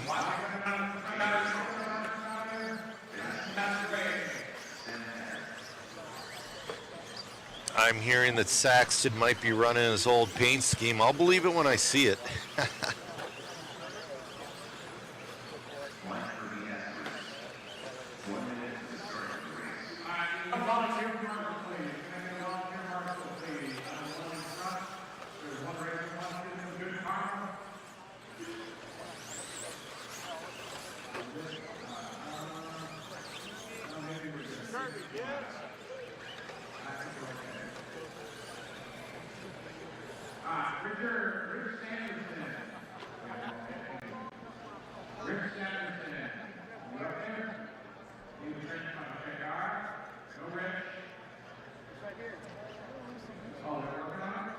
So Mini Z, they have two truck classes. They have this one, and the one before it was 1980 to 1990. All right, looks like we got guys. We got Cody Kirby cheering on Mike Kirby. We got guys saying "Go Team Alaska."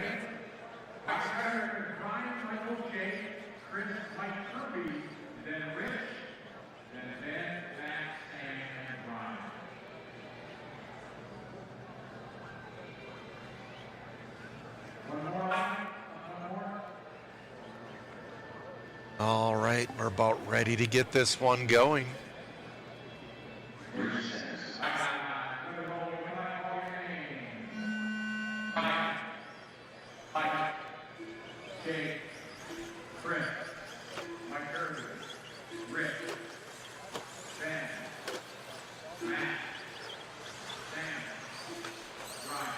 Oh man, we got a bunch of people cheering on Mike Kirby and Team K&K.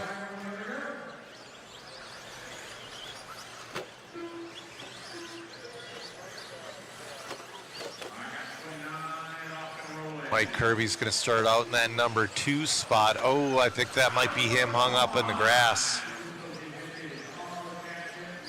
We got Rob Sanderson, your leader. Now it's Chris O'Neill to the lead. Chris O'Neill looking to reset that TQ pace. He's on a 14.405. Shamrock, there is one Traxxas Blue Eagle out there, and it's super fun to watch go around the track.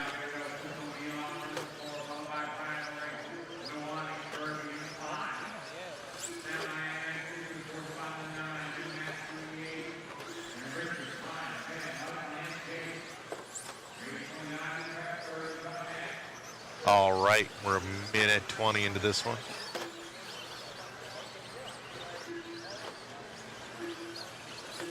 O'Neill on a 14.406. He's looking good out there. Keeps her, a little bit of a bobble on that double. Still hanging on to that 14.406. Looking, ends up on. That's been a common theme this weekend. You hit that, that's not an outside double, that's an outside single. If you hit it too hard, you're going to end up on your lid. Went on his lid. That's going to put Brian O-Ring. Yep, Brian O-Ring to the lead. Mike Kirby to the 2.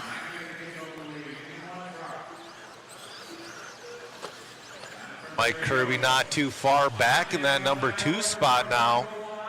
We got to pile up.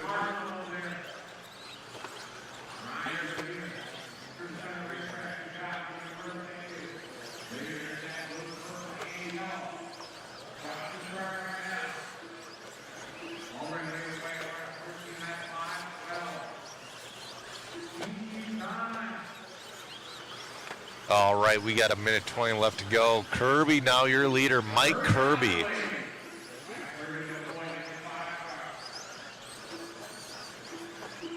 Right there. There's Mike Kirby. Mike looking to reset that TQ. He's got a ton of trucks in front of him. He's got literally everybody in front of him. He's trying to put a lap down. O-Ring goes back to the lead.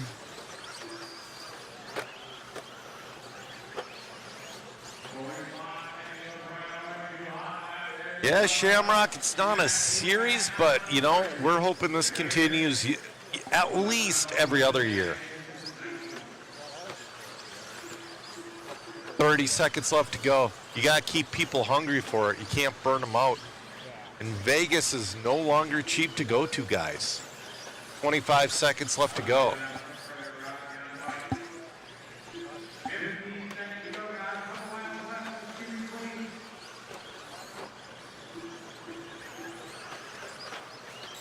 Brian's opened up a little bit over a 3-second lead over Mike Kirby. Looking to reset TQ 14.410. Somebody lost a body.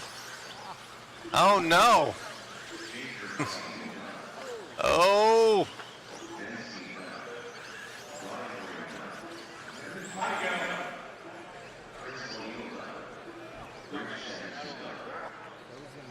So that was your G sort. We're going on to your F sort. O-Ring resets TQ at a 14.410.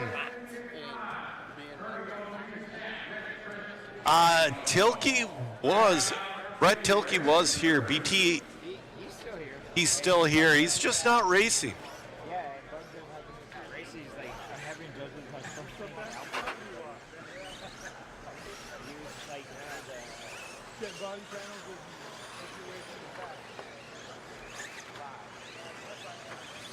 No. RC Victory Lane, BT is here this weekend. He's just hanging out. At least he was here yesterday, I should say. There are a lot of people going back and forth, like Jason Rona will be here like tonight or tomorrow. Adam Drake and Rhonda Drake were here yesterday.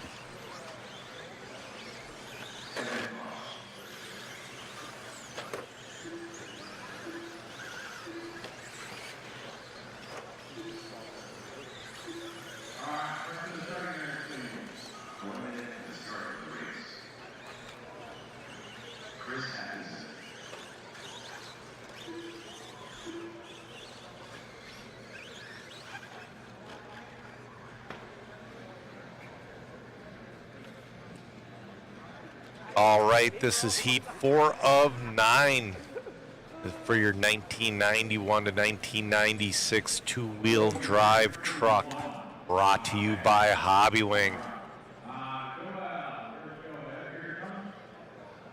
RC Kicks checking in. Which buggies are Mayfield driving? I believe he's running a B3 in the more modern class. And then I don't know if he's running a BK car. I think it might be a BK car.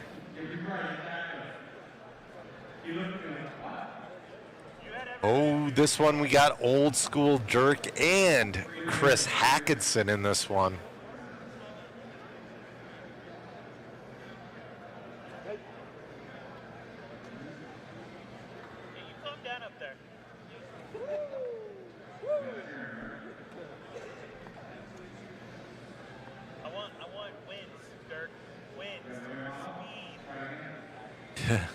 Scotty's trying to coach a driver on the stand to get his vehicle working.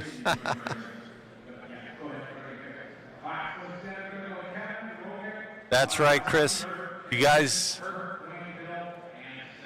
like, subscribe, share, all that helps as well. We're trying to grow these streams. Right now we got 800 people watching over all of our live streams, and we really appreciate it.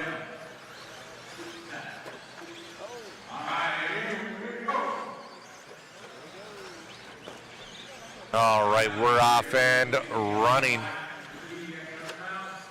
Clemente comes out swinging. So does Jones, so does Dirk.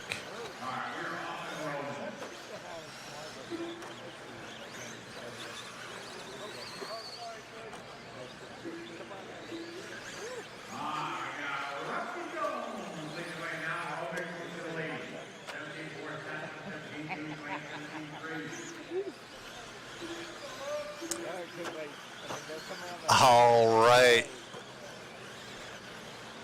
Clemente looking awesome out there. Oh, no, Jones to the lead. Oh, that was no, because I know Jones was near Clemente. I don't know if that was. Oh, Jones upside down.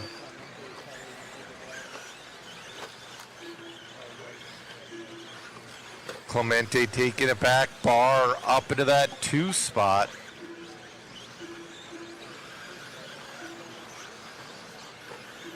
Thanks for tuning in, Troy.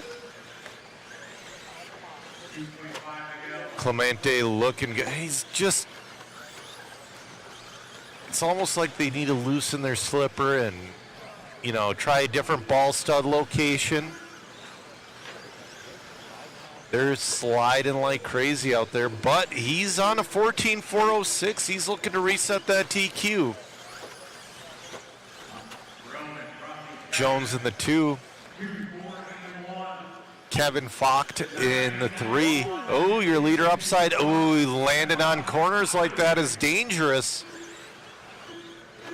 That's how you end up with the popped ball cup.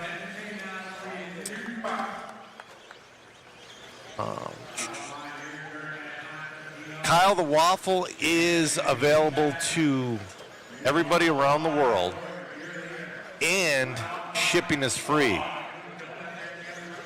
Donut hitting that divot at the end. Yes, if you win something with the waffle, we ship it for free.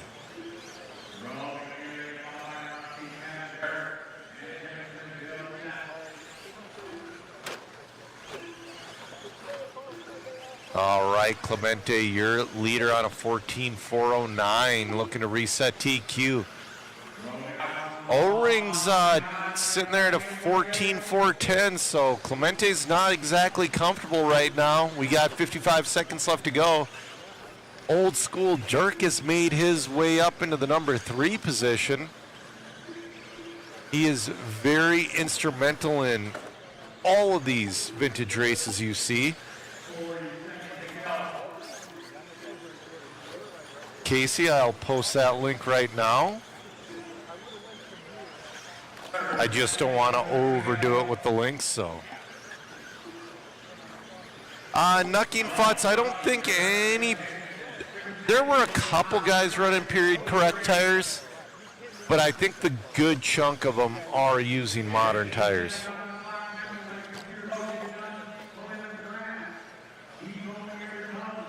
All right, Checker, thank you. Name's pronounced Foti.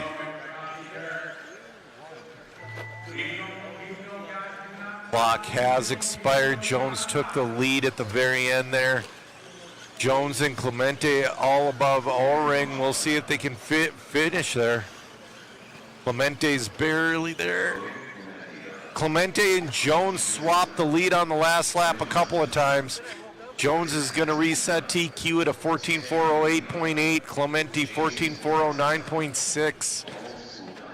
Dirk finishes with a 14.415.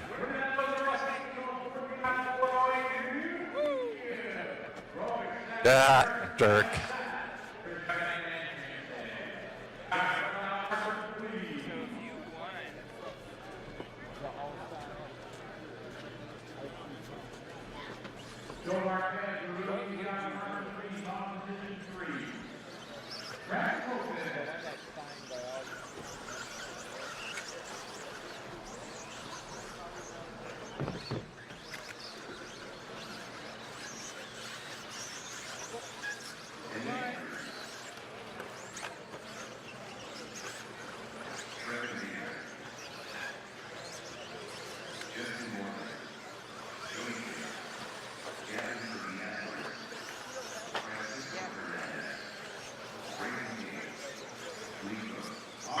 All right, 5 of 9 hitting the track right now.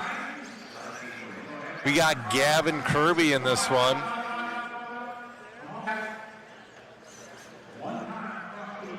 We got Charlie Swanka from Hobby Wing.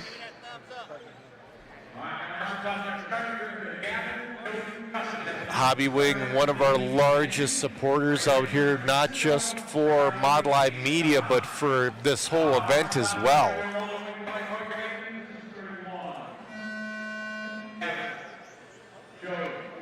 Patrick, they can run lipos. We appreciate it, Casey. Oh, man. All right, the Blue Eagle gets a nice clean start. That is the Traxxas Blue Eagle, confirmed earlier today.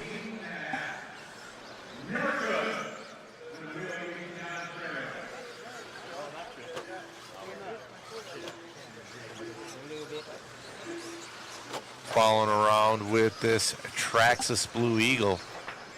He's looking great out there. Ooh. He's going to be in that number 2 spot. Trevin Baker in the number 1.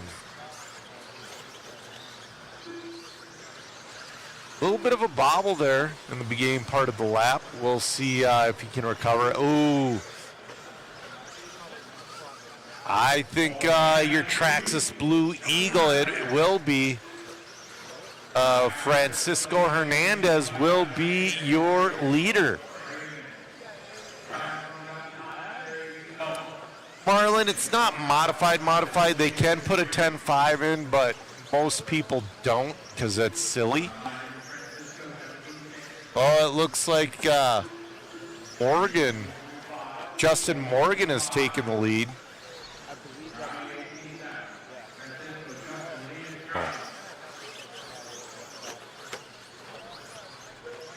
All right, here's your leader. Oh, he's your leader getting loose.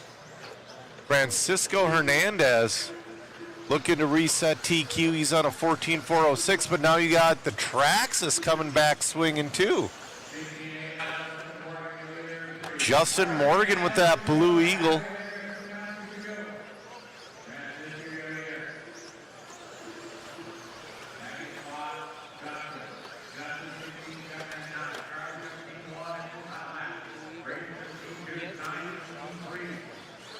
We appreciate everybody entering the waffle.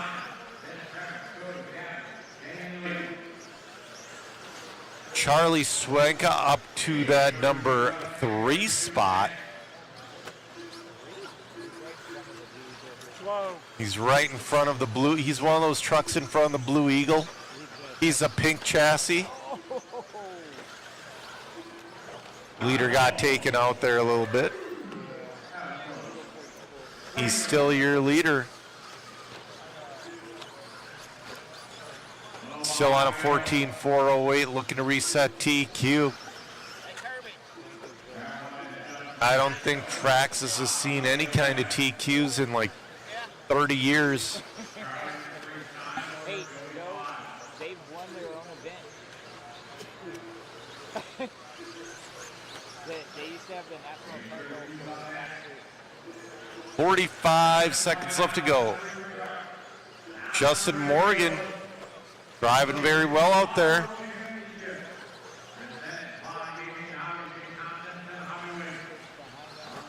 Yeah, there's been a lot of people getting monster trucked out here.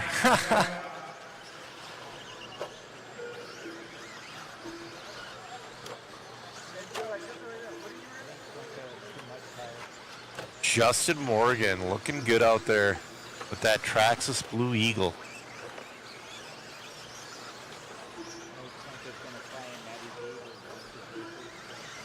I don't know if I don't think anybody's running an MRC car, but I could be wrong.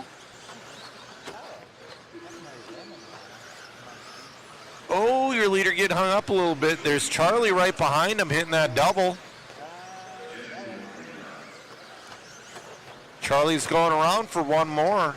Charlie made his 14th lap. Ooh.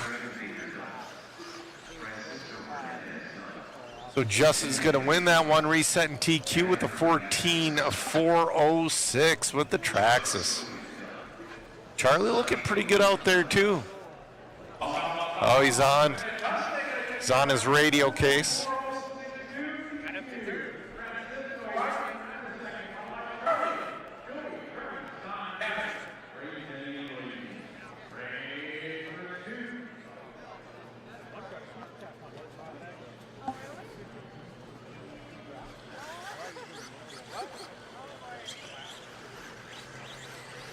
All right, race 32 hitting the track right now. Heat 6 of 9 of your 1991 to 1996 two-wheel drive truck, brought to you by Hobby Wing.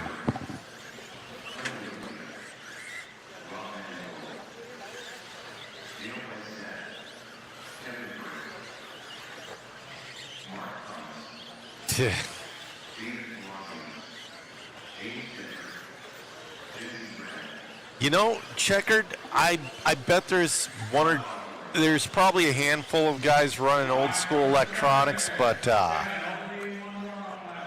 don't know, man. All right, Matt dropped the link in the chat once again for that waffle.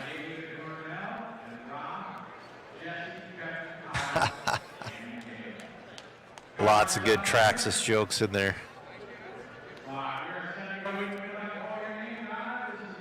All right, race 32 on the track. This is your D heat.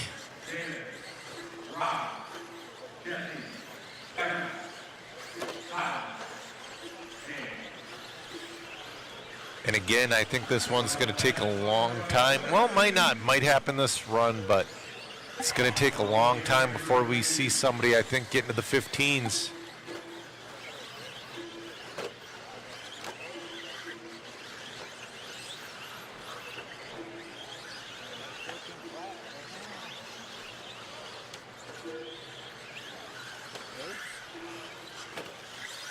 Dave Palacios, your leader. He's sitting right next to us.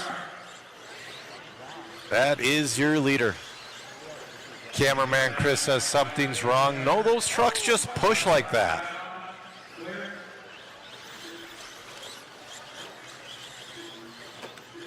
That will probably put David Burnell into the lead.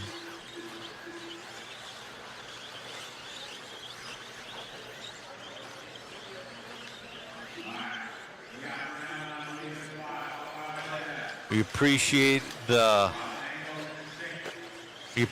guys supporting the Waffle. We appreciate you guys tuning in. Yeah, he is using the cheater front tires. They were ran once. They decided they were going to put it in the kit, and they were immediately outlawed. David Burnell, your leader. He's on a pace of a 14.4 flat. Mangold, 14.403. Granite, 14.403. Barrett, 14.403. This is a close one. You know,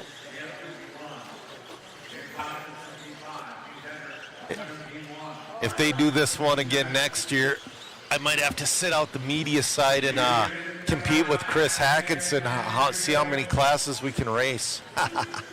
Not really. Chris is on another level. Jesse Granite to the lead. But right now, everybody, you could throw a blanket over the top three right now between Granite, Barrett, and Mangold. Only a couple tenths separates the top three.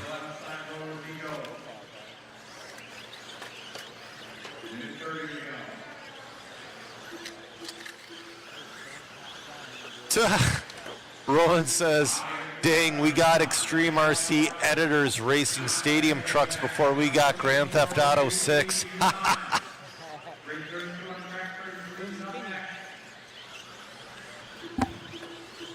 All right, 1 minute left to go in this one. Barrett moves into the lead. Kevin Barrett looking good. Jesse Granite back to the lead.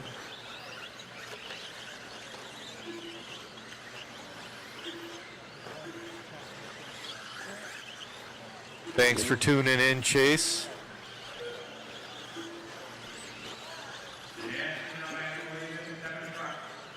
All right, we got 30 seconds left to go in this one. Jesse Granite looking good out there. Ooh. That behind him. Nice overtake. That was Rob Mangold, and that put Rob in the number. Oh, he was in the 2, but Wenstead moved into the 2 right after. Ooh. Rob tapped out. Wenstead moves into the lead on the last lap. It's coming down to the final lap here between Wenstead and Granite. We'll see. Jesse Granite in and done. It's all up to Wenstead. Dale Winstead's going to get it with a 14.403. Close racing, close racing. Lots of head shaking. Yeah, man, it's tough out there.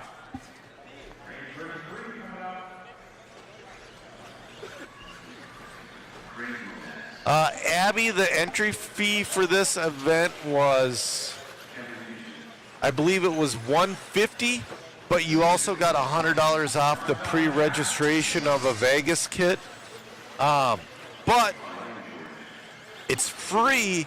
It's free to come and watch. We're at the Orleans.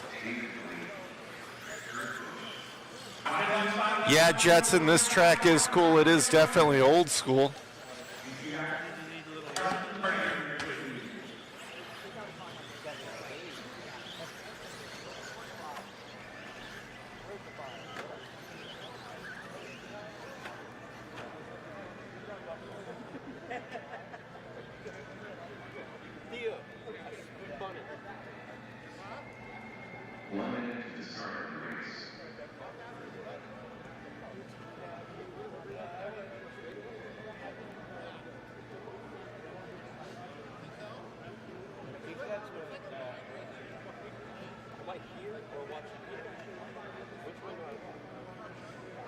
Yep, Abby, it is 150 a class.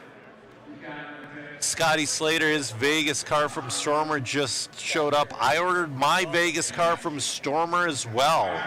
Well, it's not mine. I got it for my friend Tony.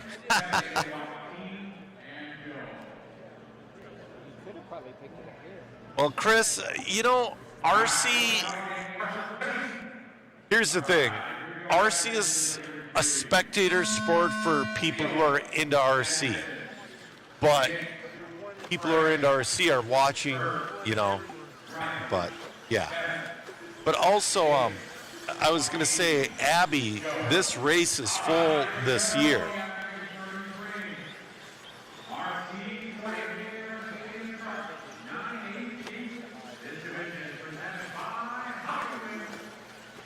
Yeah. You know, RC is only a spectator sport for guys and gals that are into it, and yeah. Lomax throwing it down early. He's on a pace of a 16.413.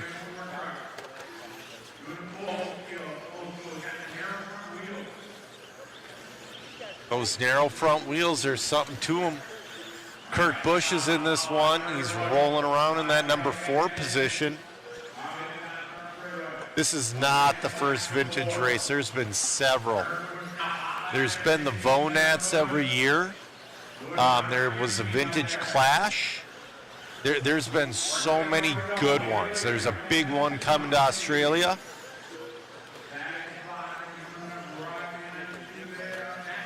Chad Sharp, ooh, that's a little rough. Oh, no, Kurt Busch is into him. Pick him up.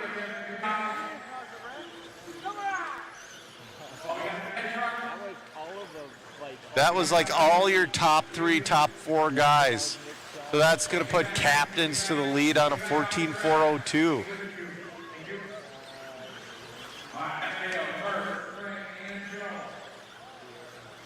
They're saying ESPN should air a big race.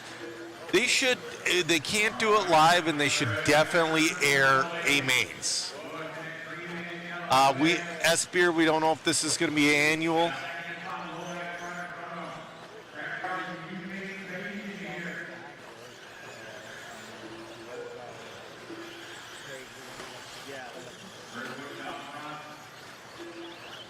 All right, we got a minute 45 left. Kurt Busch, your leader. Craig Lomax in that 2 spot. Right now, Kurt Busch moves into a 15-lap pace.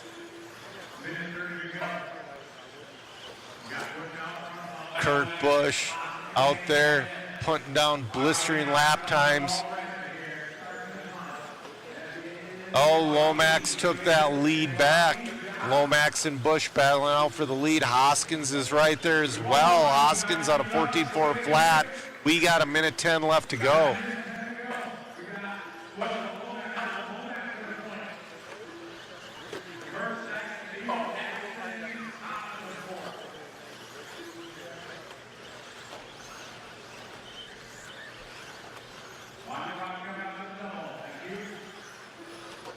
AD, we're glad that this is the first one you have watched. We got people, we got outside people like Kurt Busch. Well, he's not outside. He's been racing RC cars a bit lately. We have old school pros here. We got new school pros. This is a phenomenal race. Yeah, no. There has been big races aired on Amazon. Ooh, making his way through traffic. Lomax. Gotta kind of let him by, guys. Come on. Captainus in and done. Hoskins in and done. So it's Lomax and Busch. They're going to be your first 15 lappers. We're going to see. I mean, finishes with the 13. Busch in and done finishes a second and a half back.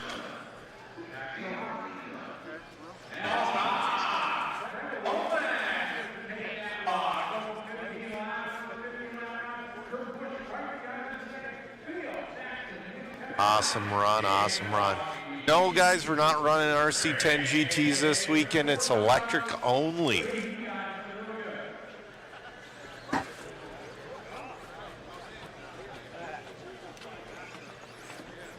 Got Addy checking in on YouTube. This is your quote-unquote B heat. I don't know. We got Lance Bakke. We got Chris Van Aer. We got Patrick Rossiter Jr. We got Antil. We got John Schultz. We got Joseph St. Peter. This is a stacked heat for a B heat.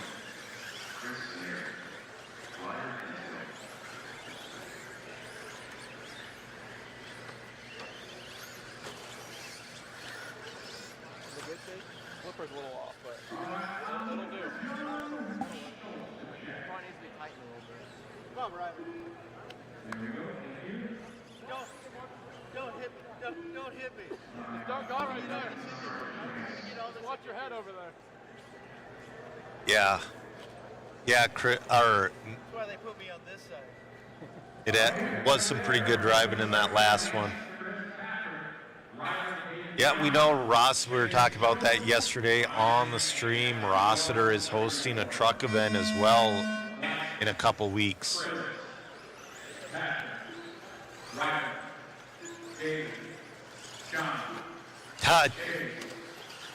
David Bird said he has an idea they should put an audible beeper on the car that goes off when the car flips in case the spotter doesn't see the car, they'll hear it.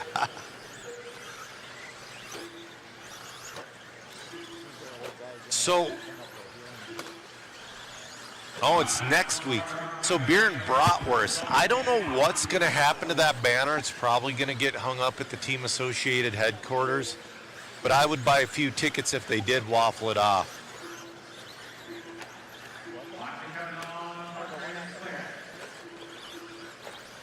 Chris Van Aer is going to be your early leader. He's on a 16.5.14 with Rossiter on a 16.5 or 16.4.15. Oh, now Rossiter is down to 15.4.01. Van Aer 15.4.05. Joe St. Peter on a 15.4.07. These guys are just crushing right now.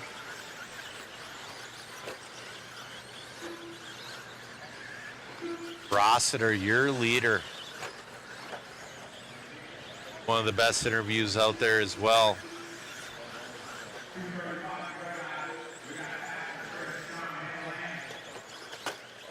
Oh. Rossiter gets around Van Aer with a little bit of contact. They can't rest on what they're doing because they have Bakke in the shadows with 2:10 left to go. Bakke moves up to that number 2 spot. John Schultz in the 3. 1.8 separates our top 3 right now with Patrick Rossiter Jr., your leader. Chris Van Aer wants to get by Rossiter. Oh, your leader upside down. That's going to put Bakke to the lead. Van Aer making his way through again. So we'll see if Van Aer can move his way back up into the lead. He does not. John Schultz will be your new leader. John Schultz with 1:30 left to go. Your leader looking to reset TQ. He's on a 15.4.07.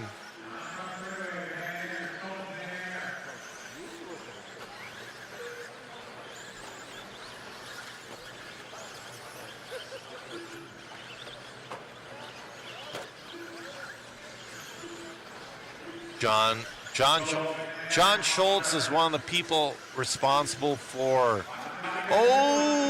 why rock crawling's so big. He's also responsible for, he's one of the guys responsible for No Prep Drag Racing.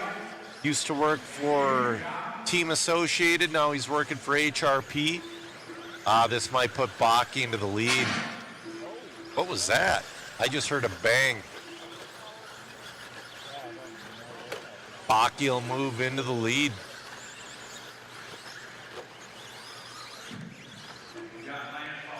Rossiter back up into that too. Oh, we got one in the middle.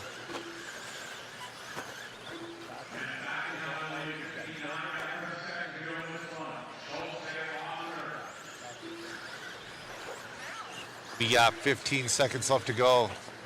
Ooh, Rossiter making a late race charge. So is John Schultz. So you don't have any room to breathe in this one. Master clock is going to expire. See if Buggy can come home with this one and reset TQ. All right. Buggy's going to finish with a... Buggy will reset TQ at a 15.409.1. Rossiter finishes with a 15.409.7. Schultz 15.409.8. Wow.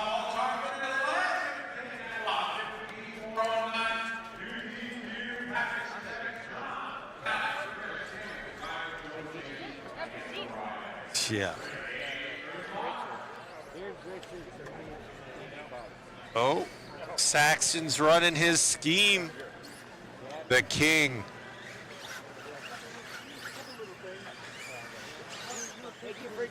I can't believe he switched from the red.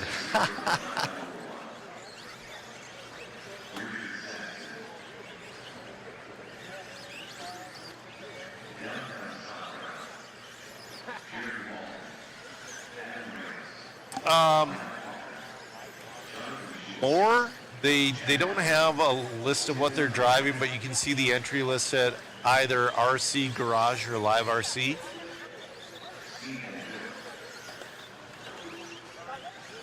Oh yeah, Schultz was also very instrumental in HPI Baja large scale scene. He worked at HPI before Axial Horizon and Associated. All right, in this one we got Jonathan Schultz.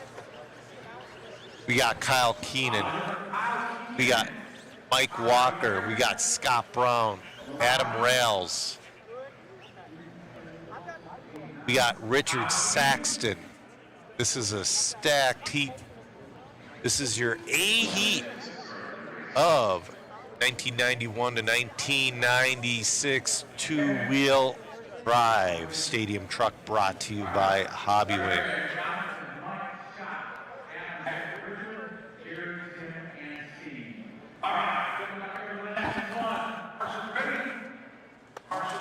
Drop that waffle link in the chat. That helps support us, gets us new equipment, gets us to other races.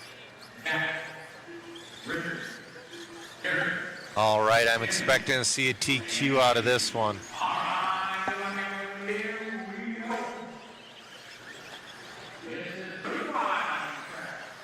Jonathan comes out swinging. Oh, Brown comes out swinging. Scott Brown, 16.413's his early pace.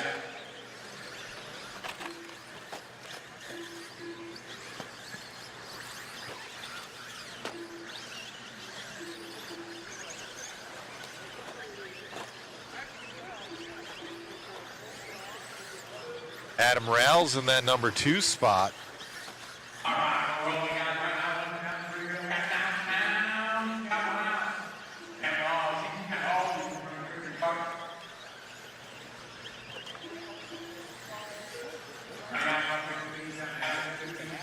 Yeah, looks like everybody's got their cars set up correctly on this one.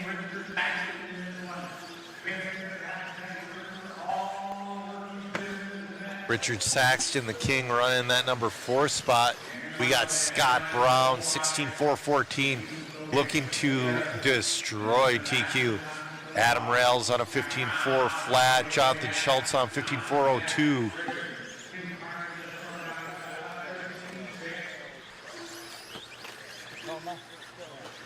Scott Brown, the owner of Tacoma RC Raceway in Tacoma, Washington. Or we're going to work on getting that handy cam working. Ooh, Adam Rails to the lead. Getting through some traffic. Adam with his classic blue and yellow paint. We got a minute 45 left to go in this one. Adam moves to a 16-lap pace on 16.413.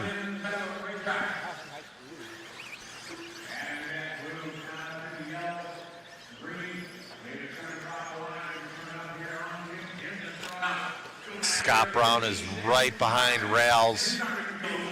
Rails getting quicker though. He's down to a 16.412 with a minute 20 left to go.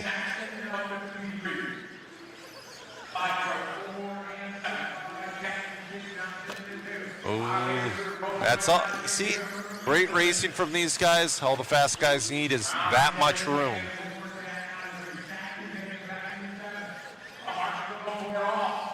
Oh, go. Rails hanging on to that lead, still on a 16.413. Brown back down to a 15.401. Saxton in that 3 spot, 15.406. Brown's making up some ground.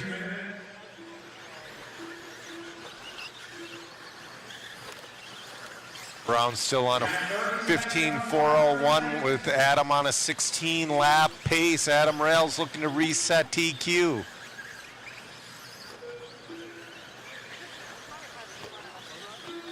"20 seconds left to go. Adam's got clear track in front of him. He has Scott Brown right on his rear bumper. Brown's gonna get caught. Brown has to get caught. Has to get around him. Otherwise, he's gonna get caught at the loop. This will be Brown's last lap. Adam's gonna make it around for 16.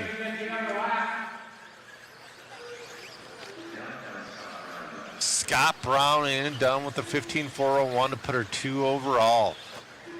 Adam on a victory lap, 16-lap run.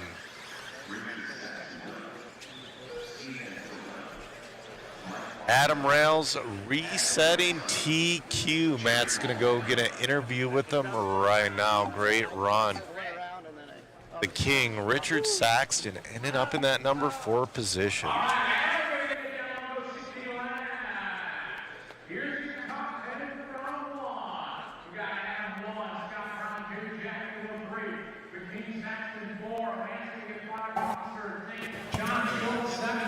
Right on. Great job out there, Adam. Just like Normally I'm at Hoosier this weekend, running truck, usually kicking ass, but put in a lot of work. I love running my T2, and I think it's TQ right there, wasn't it? I think it was. Congratulations on the run. Thank you, man. I had a blast. Congrats. Scott Brown over here. Scott, great to see you, man, out from Tacoma, Washington. A little bit. Get it back. And all out here and experience this event. Oh yeah, my friends are all here, guys I grew up with, so I can't imagine doing anything else this weekend than seeing those guys. Congrats, buddy. Yeah, thanks. You got it. Yep. All right. Did the mic come through okay? It was starting to cut out a little bit. All right, I'll check on that. All right, we are on a water break. And again, I'm going to run and take a quick bathroom break myself. I'm going to put it on that cam right there, and I will talk to you guys in a minute. Guys, this thing seems a bit high. Let me try and adjust this thing for you.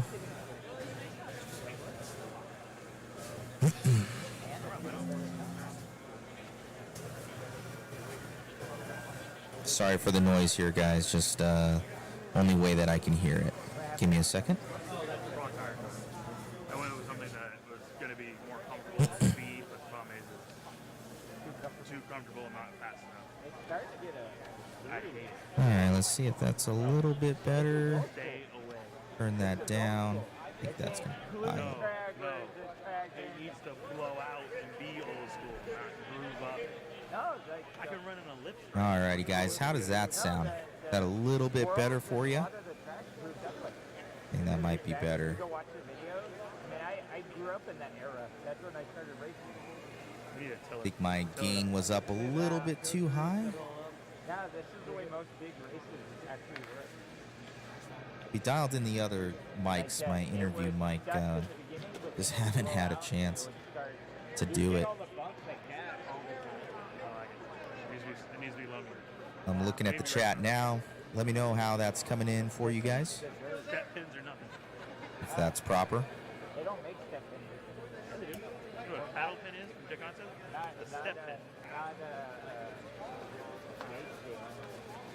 Yeah, I saw that. We have a little left there. But he still has a lot of the track left to go. We're almost done with the first round. Some more races. Then round 2.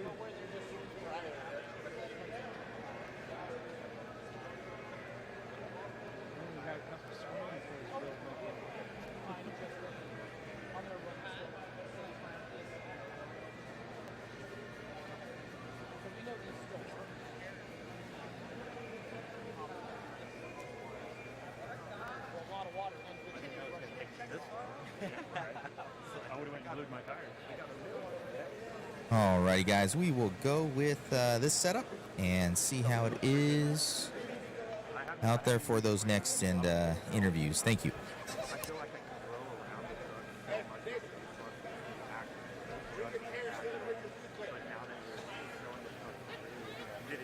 I hope that's true. Like you had to go hard, but it sucked. I was pretty much just like driving in the bluff. Yeah, it worked that. I need to get alone. Yeah. Do the slow track outdoors.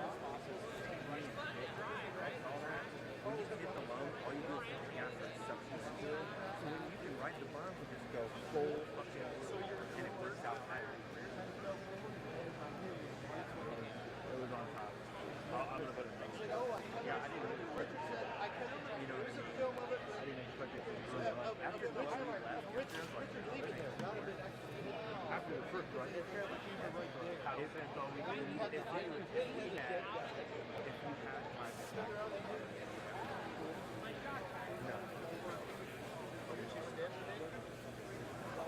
this is 150 water We need a mister. from the rafters, just go just down. Just put some fire hoses up there.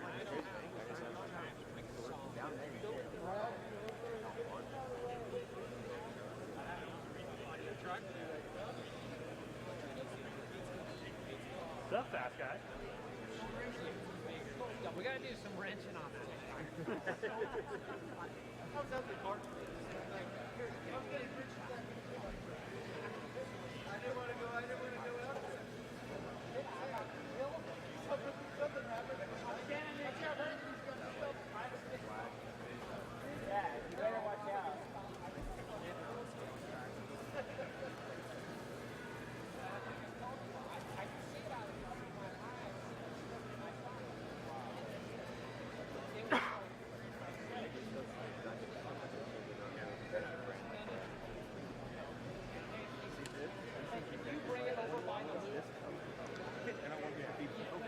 He doesn't have that transfer. Kevin, the underground, you missing your spoiler? Kevin, you missing your spoiler? But they've only seen like one of the back tracks nowhere, but I might not have. I ran it. Okay. So, man, I get where Roseville has to go around. We're running it's like, you gotta give and take. It's like, we're not running forward like that. We're run that or else you should fly on the track. There's a wider window for everything. I ran. All right, I'm sorry about that, guys. I had to use the bathroom quick here. We're gonna do some of the 1983 to 1985 four-wheel drive buggy old school. Brought to you by Old School RC.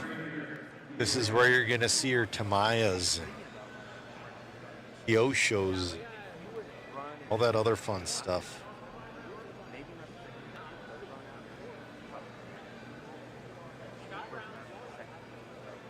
I come off the track and I jump easy. And luckily for that, it doesn't matter.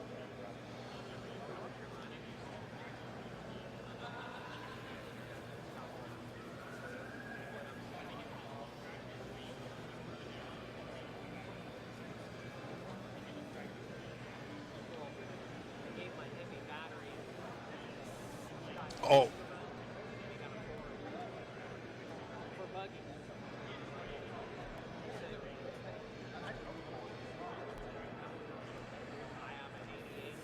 All right, we're just waiting for the water to absorb a little bit.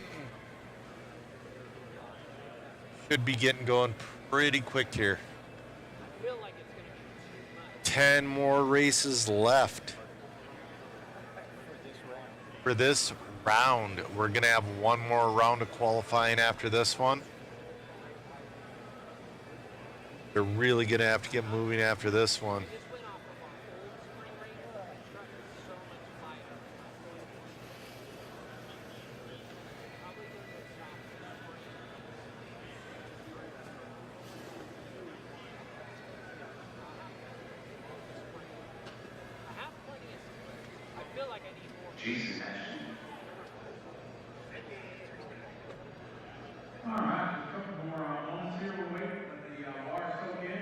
They're still waiting for the water to soak in.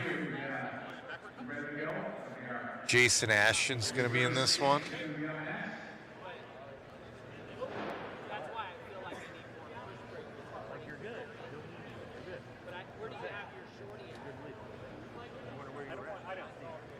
Thank you, though. I'll be coming for him.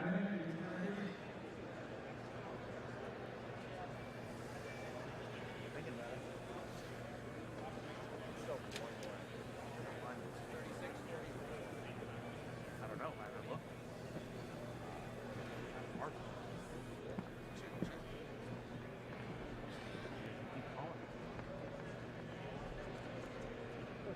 We're working on some microphone stuff behind the scenes here.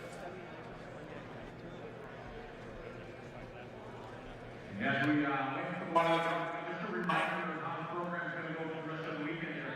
Tomorrow, we have one more qualifier tomorrow morning at 7:45. Oh, we have one more qualifier tomorrow morning. Today we're going to stay in the same groups. And after that qualifier tomorrow, we're going to have a group photo. We're going to have a concourse judging. They're going to have nice awards for concourse. So that's hanging out a little bit like that. We're going to do that all after the qualifier tomorrow. Then the arena will close. Everybody can go get ready for the banquet, and then we're going to open again, and we're going to open at 6 p.m. tomorrow for the banquet, which will be upstairs. But again, tomorrow, same thing, open at 7, then we start at All right. qualifying round 3, using qualification points for best 2. So Scotty's going through the schedule. So tomorrow, what's going to happen tomorrow? We're going to do one more round of qualifying. We're going to get a large group photo. We're going to do the concourse, which is going to be pretty crazy. Then we're going to do the banquet, which we will cover live.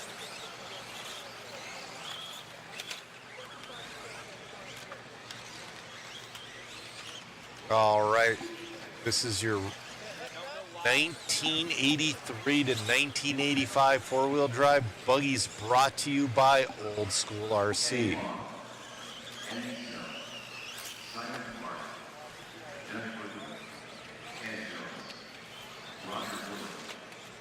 Yeah, John, I'm not sure how a hydro drive would work on modern stuff.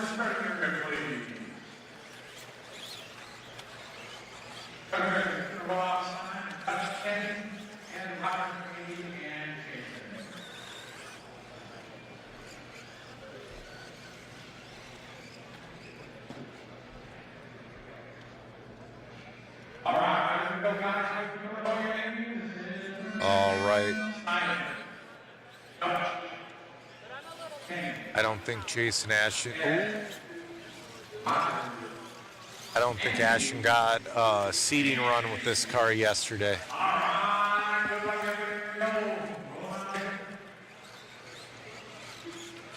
Jason Ashton waiting for the last bleeding second so he could wait before he gets into traffic. Simon Clark, your early leader.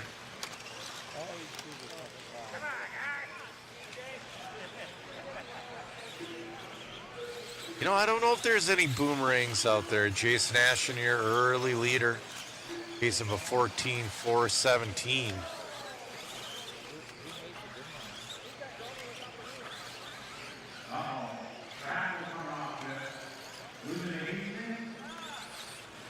You know what, Chris? Who made the boomerang? Because I remember that model name, but I can't remember who made it.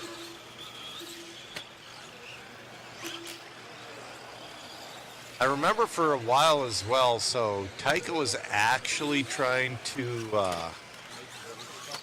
make race stuff. Not Tyco, Radio Shack. Radio Shack was trying to make race stuff.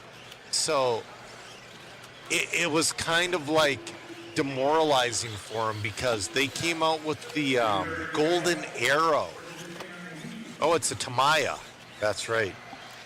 They came out with the Golden Arrow right around the same time as the RC10. The Golden Arrow would compete well with the Tamiyas, but the RC10 just decimated them.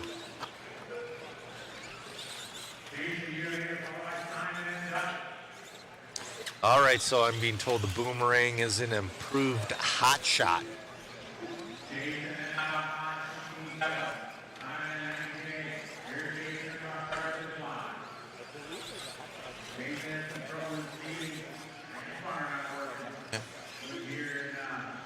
Jason just did a little bit of a donut at the end of the straightaway there. He's driving hard. He's down to a 15.415.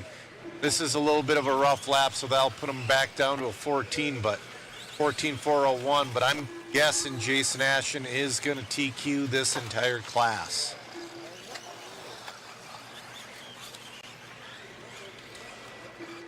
Dirt Concepts, it would be kind of cool to see like vintage nitro races, but it's a little bit harder. But yeah, definitely would be cool to see one or two in there. Nate, you know there should be a Tyco class.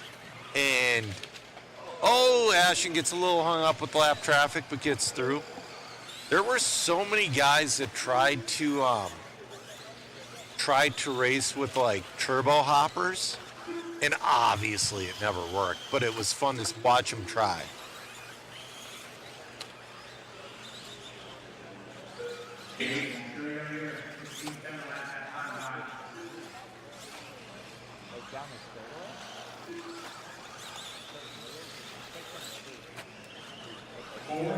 Looks like there might be a little bit of rubber. See, we're letting the track.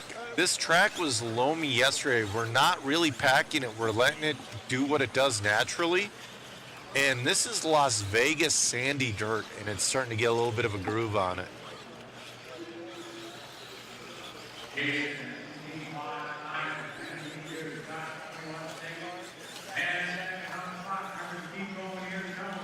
Yep, Casey giving us the history of the Golden Arrow. Oh, Ashton just monster trucks over him. Ashton's going to get a 15-lapper. Hey, Mitch on the mic checking in. Jason Ashton just cruising with that thing. Yeah, Ashton's car is an Optima Pro. Oh, Ashton's got to keep going.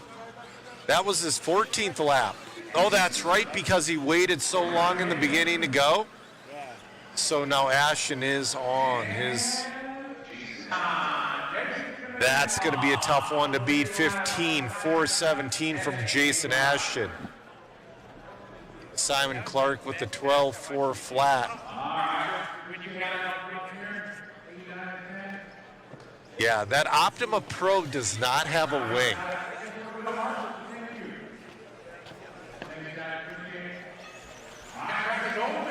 All right, all right.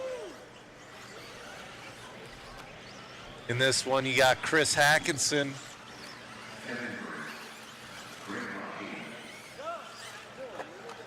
Got Darren Johnson.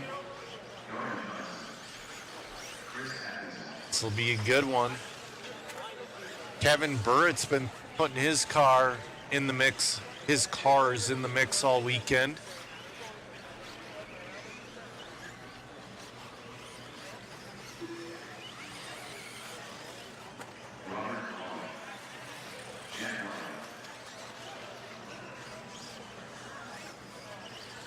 You know what? I really wish I had control of the gimbal cam.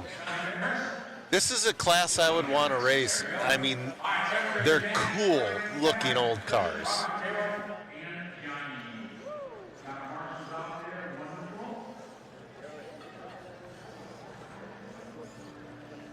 Because I'm sitting there, the pit table by me is just... Jack is going to lead us off in this one. Oh, so the Nico Super Lobo sold by Sears was another version of the Golden Arrow.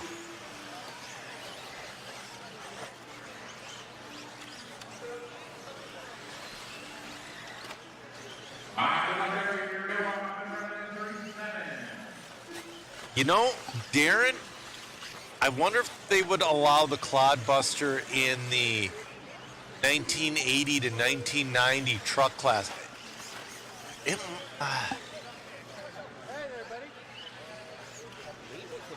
I think, yeah. So the thing about the Clodbuster, and that was kind of the original T-Max, if you will, because that was sold at like Toys R Us, and they had a giant display in the middle of Toys R Us with all these Clodbusters stacked up. That's where you got the red one. It got a ton of people into RC back in the day.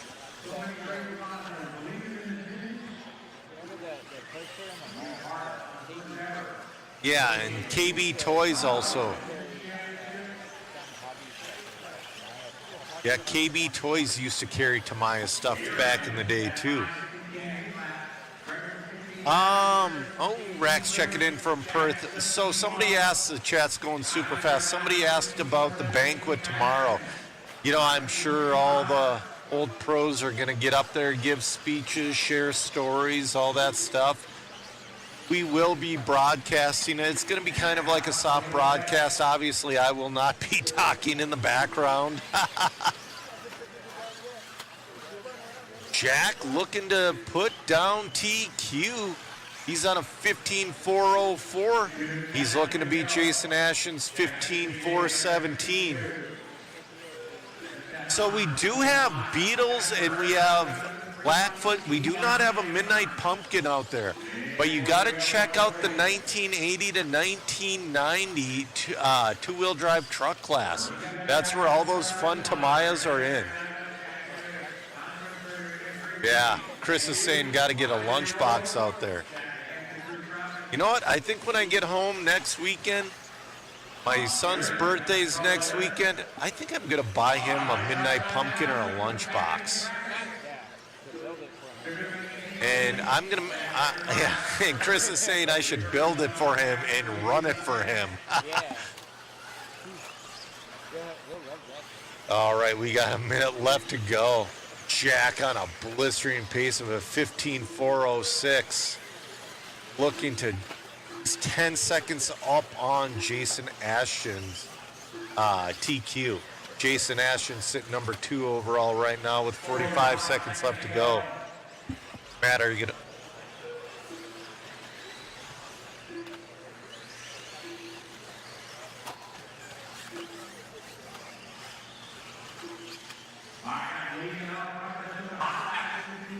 All right, Jack down to a 15.5. Oh, he's on that 15.405. Britt on a 14.406.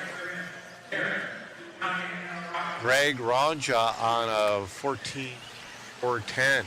Hackinson looking to get to top 5. He's on a 14.411.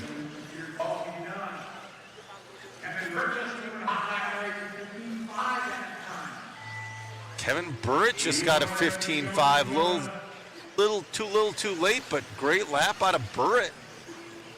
Jack's gonna take TQ with a 15.405. We're gonna see if Matt's able to get an interview. Matt's gonna go for an interview here. We're gonna switch to that interview cam. Good shot. So much fun. That's awesome.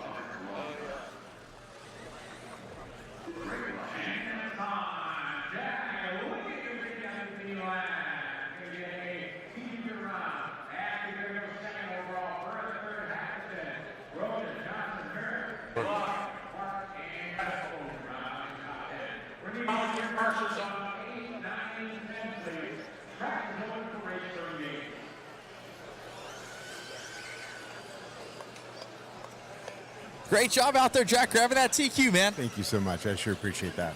Right on. How you liking this track? How you liking the event? Oh my gosh, the event is literally a dream come true. A dream that I didn't know that I wanted to have, and this is what for sure. So getting to run on a surface like this with a car, literally that was made for this track in the time that it was right, it was just a dream come true. It's amazing for me. Right on, man. Well, look good out there. Congratulations. And any shout-outs? Oh, gosh, yes, please. Team Associated, Reedy, and J Concepts has been just amazing to support me, and I just am so grateful. Thank you. Congrats, buddy. I appreciate that. Thanks. All right. So grabbing that one there for Jack. Congratulations. Back to you, Joe, in the booth. All right. We were looking to see what RC10 he had, but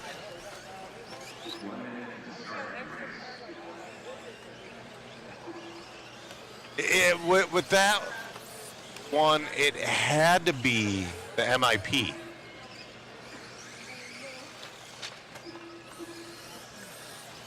All right, we'll go back to some action on the track. This is your 1986 to 1988 four-wheel drive buggy class, brought to you by One Up Racing. All right, Rimfire says the interview mic is sounding great. Thank you for the feedback on that. Yeah, SC1200s. That's one. The one things I don't miss about the old days are the NIMS and the NiCads and the NIMS and the brush motors. And all right, Chris Wiz, we appreciate it. We hope you can watch more as well.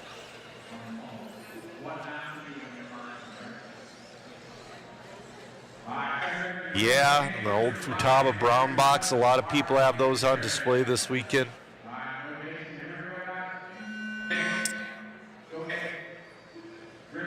All right, we're off and running. This is your C heat of 1986 to 1988 four-wheel drive.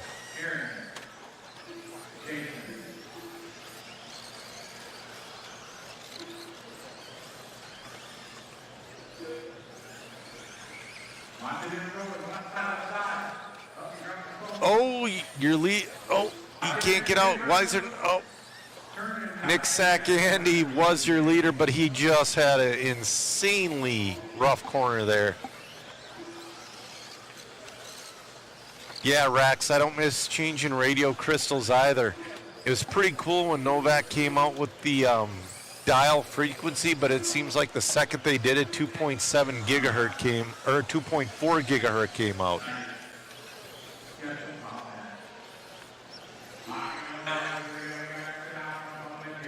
You know, Flint, you make a good point. That is, I believe that is Mayfield's first time running 10 scale this year.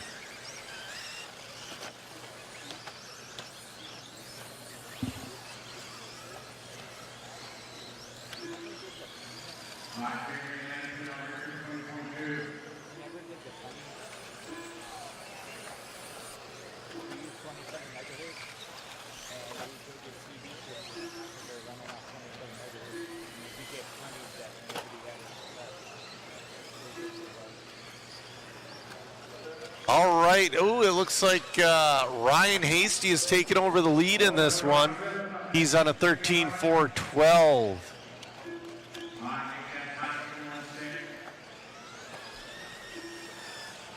Oh, man, I'm trying to keep up with the chat, guys, but it's moving so fast. But we appreciate all the support. It's so awesome that all you guys are tuning in. Oh, yeah, Gary, you see, that's a good point. Gary O'Brien says he hated the Crystals because his track is right by I-40, and he would get hits all the time.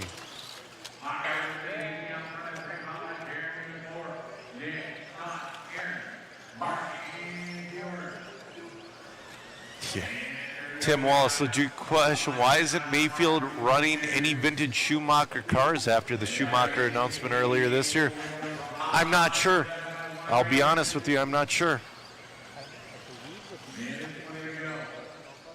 The B3 is his own personal car, but other than that,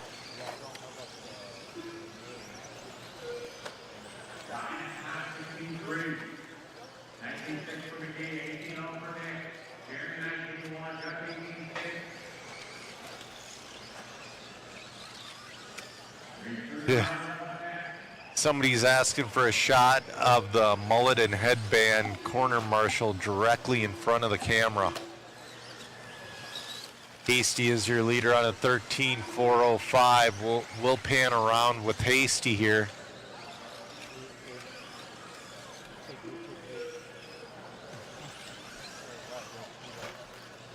Oh, yep, there we go. Well,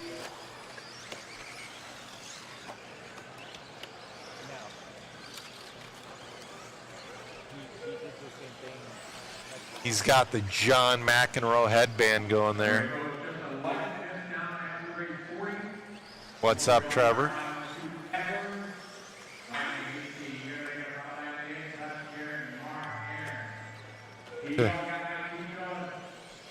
All right. Oh, Hasty made it for a 14th lap. You know, I am going to be excited. I hope, like, your top guys come out with setup sheets after this one. Ryan Hasty's going to win that one. He got caught at the loop 13.4 flat. We thought he had that 14-lap run, but he did not. Good run, though.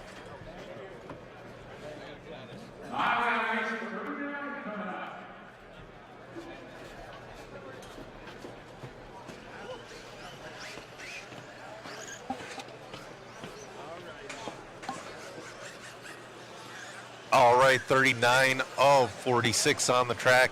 This is your B heat of 1986 to 1988 four-wheel drive, brought to you by One Up Racing. We got Kurt Busch in this one. We got Chris Hackinson. We got Bob Cooper. This is going to be a good one.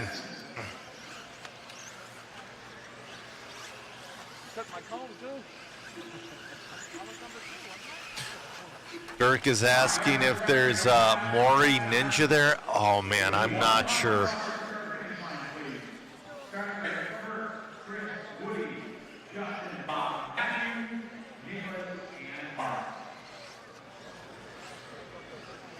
I am not sure. And like I said, I was able to do about one lap around the pits yesterday, a quick lap before they put me behind the microphone. And then we literally ran races till we got kicked out. And then I think that's going to be the way it's going to be today. It's now, it's 12:19. We started this round at 7:45.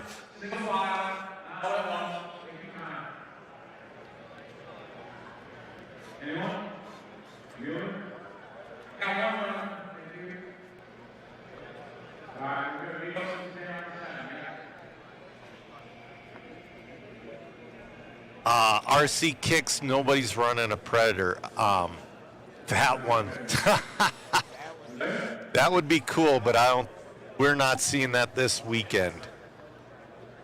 All right, Kurt Busch is going to be leading us off in this one. I believe he's running a Kyosho.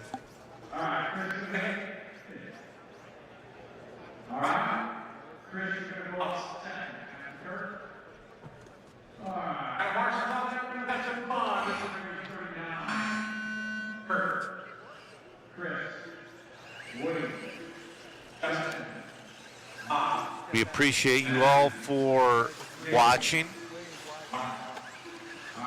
We'll see if Kurt Busch can beat this 13-4 flat, and he's going to have Chris Hackinson in his rearview mirror. Kurt Busch comes out swinging after the first lap. He's on a 16-4-12. Woody in that 2 spot on a 15-4-08. Hackinson on 15-4-10. Let's wait for lap 2.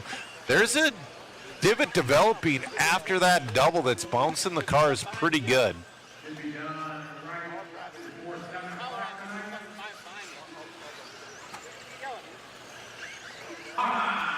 All right.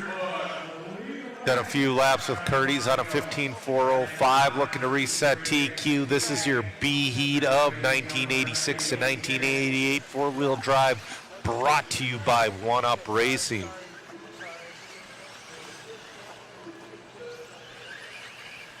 Kurt Busch looking good out there. Best a little bit of a bobble there, no big deal. Looks like Nicholas Valencia is in that 2, Hackinson in the 3. A little bit of a slower one from Kurt with a little bit of a bobble that last lap.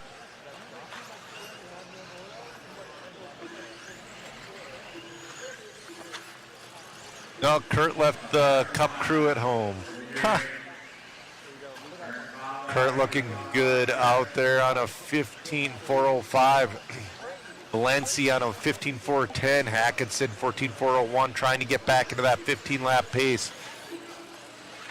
Bob Cooper up into that 4th spot on 14-4. Oh, no! That was a fairly quick Marshall. Zach, that won't be enough to put Valencia into the lead. We got a minute 45 left to go in this one. Yeah, Bjorn Bratwurst says he has one monitor on us and one on the INS. That's the way to do it. Ooh, his pace fell to a 15-4-12. That's putting Valencia right on his back bumper. Now Busch has to deal with traffic that's extremely loose. He'll be coming up on Bob Cooper next. Minute 15 left to go. Bringing his pace down to a 15-4-10.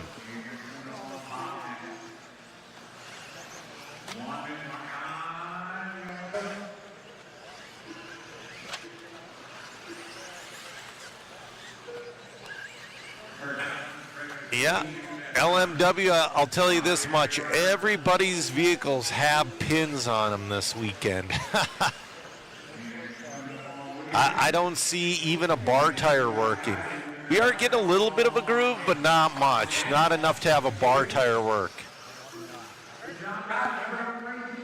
I don't know what car, I know it's a Kyosho. I don't know which Kyosho Kurt Busch is running in this class. We got 20 seconds left to go in this one. Kurt Busch doing work. He's on a 15-4-08, looking to reset. Hackinson moves up to that number 2 spot. Oh, one of them lost a wheel. Hackinson trying to get back into that 15 lap. Time has expired. Oh, Busch trying to get around Bob Cooper in another car. Kurt Busch finishes with a 15-4-07. Hackinson 15-4-17. Bob Cooper 14-4-02. Great run from Kurt Busch. That TQ might stick.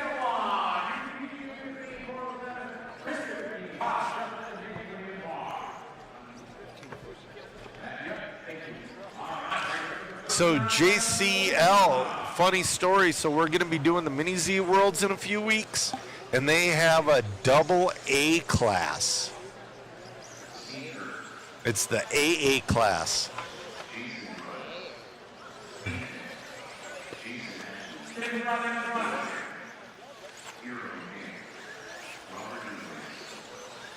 All right. We got Jason Ashton in this one, so, I don't know. JR Mitch left early yesterday, and he's not checked in yet. But you got Jason Ashton. You got JR Mitch. You got PK Kemp. You got Billy Spence. This is going to be a good one, guys.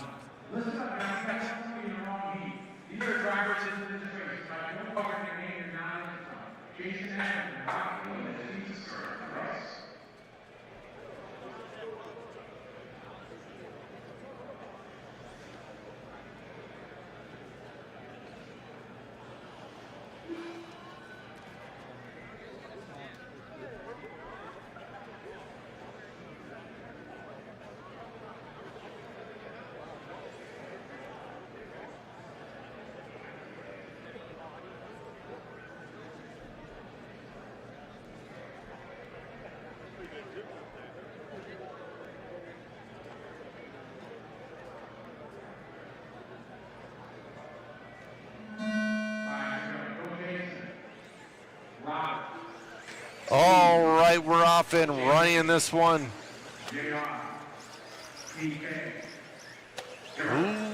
Oh, little rough start for Jason Ashton. He got a quick Marshall. This is going to be a slow first lap, but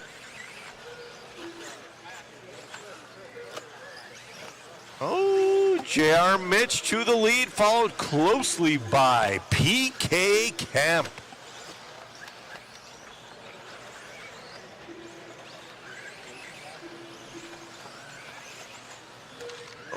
I'm told Steve Kirk's also the UK. Thank you. Do appreciate it.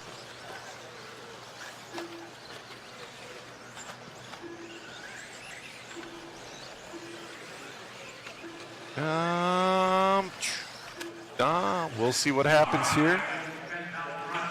Billy had a bobble, so that's going to put JR Mitch back into the lead.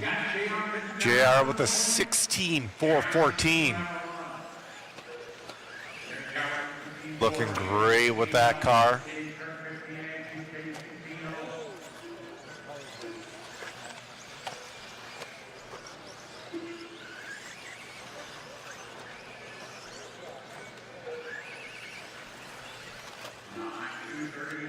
All right, JR Mitch out there. He's 16 lap pace. Oh man, the top 5 right now pushed Kurt Busch out of the top 5. I can't believe it. Jason Ashton's moved back up into that number 2 spot on a 15.401 after a really rough start. PK Kemp. Ooh, PK fell off.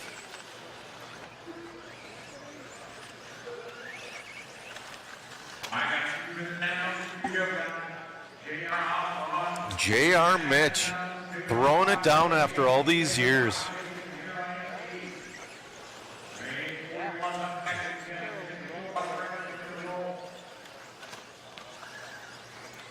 We got 140 left. JR Mitch on a TQ pace. His best lap of a 15.3, last lap of a 15.4. Holy cow, guys. I believe he's a current TLR driver still. Obviously, J Concepts. I don't think that is ever going to go away. Jason Ashton, though, he's only 1.2 back. Jason's coming back with a minute 15 left to go. Jason's in a pile of traffic, though.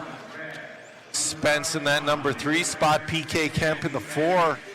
Oh, looks like Drake's moving up the field.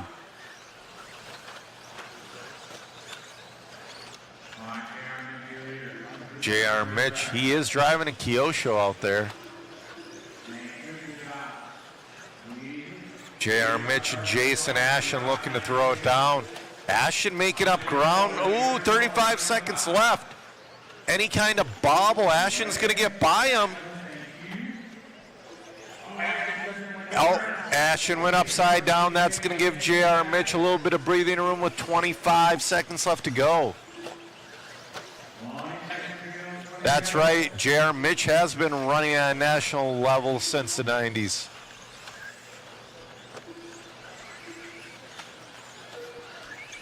Oh, Jason Ashen now on a 15-4 flat. Looks like this one's JR Mitch's to lose. That is your clock expiring. Oh, Busch moved up into third overall, though. A couple of rough last laps for some guys in this one, and Busch is sitting third overall.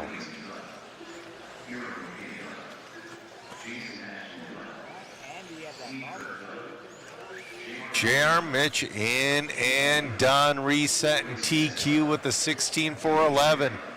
Ashton did make it around for that 16 lap, but it was not enough, and Drake with a 15-5-09. We will be doing an interview with JR Mitch here shortly.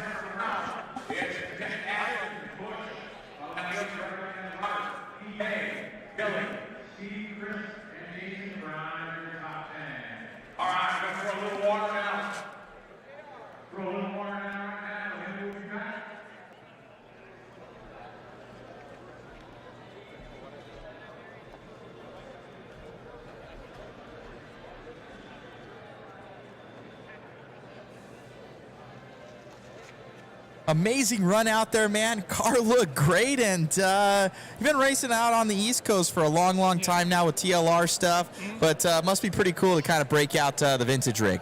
Yeah, for sure. I didn't have really a car for this race, so to think about my dad, we had one of these cars back in the 80s, and kind of painted the one side of my car like how we had it back in the 80s, and then the other side like how I race now, and go out there and just rip it. That's awesome, man. Car looks great out there. What is it? I think tires are a big thing here. Like if you have the right consistency with the insert, you got to have that kind of right. You get the right traction, and you can just kind of go full throttle out there. Right on. What vehicle are you running? Oh, Kyosho Optima Mid. Right on. Looks good. I have the first RC car I ever drove was my dad's Kyosho Optima. I got it in my van. I'm gonna have to bring it over. It's cool. It's pretty sweet. I had this one back in like the 80s, obviously, and we would go to our track on Friday nights and do tractor pulls and stuff with this car. You know, back in the day, that was like one of the things to do. So it brings back a lot of memories. I have my parents here, so it's a cool event. Awesome, man. Well, it looks good. And also, a lot of these racers, you've competed with them when you guys were on the national circuit. It must be pretty cool. Yeah, it's good to see everybody. You know, you reminisce. Some of these guys, you know, when I was racing, they didn't have kids. Now they have kids that have graduate college. So it's pretty cool. All right, man. Well, great seeing you. Congratulations. Anybody you'd like to thank? Everybody. J Concepts, Horizon Hobby, Exalt, GS Hobby, Brian Shoemate. He's always been there since '96, so I really appreciate everybody's help. Congrats, buddy. Thank you. All righty, guys. Slight little break right now going on, and some more cool racing coming your way here at the Team Associated Vintage Championships here in Las Vegas, Nevada. Back to you, Joe, in the booth. All right, they're just doing a little bit of track maintenance. We're on race 41 of 46. This is going to be your four-wheel drive 1989 to 1993. We got 2 heats of this. This class is brought to you by A-Main Hobbies.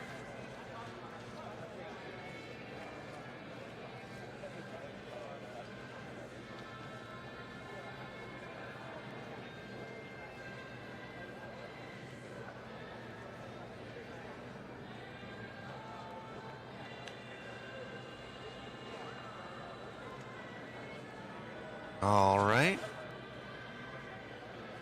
Stay tuned, guys. The best of the wheelers is yet to come. There are a few guys out here in the later classes running double X4s. All right. Oh, here with you guys. Oh, that's not supposed to happen.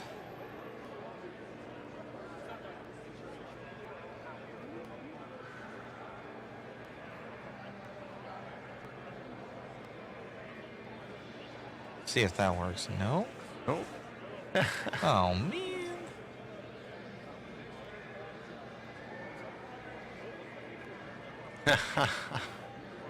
We always have fun with this, don't we? We do. once again, I dropped the link for that waffle. We are going to be giving away 3 re-release kits that have been signed. A Team Coyote Charger, Mod Puck Systems, Mod Swag, DRC Charger cable. A pit tower. It is awesome. There we go.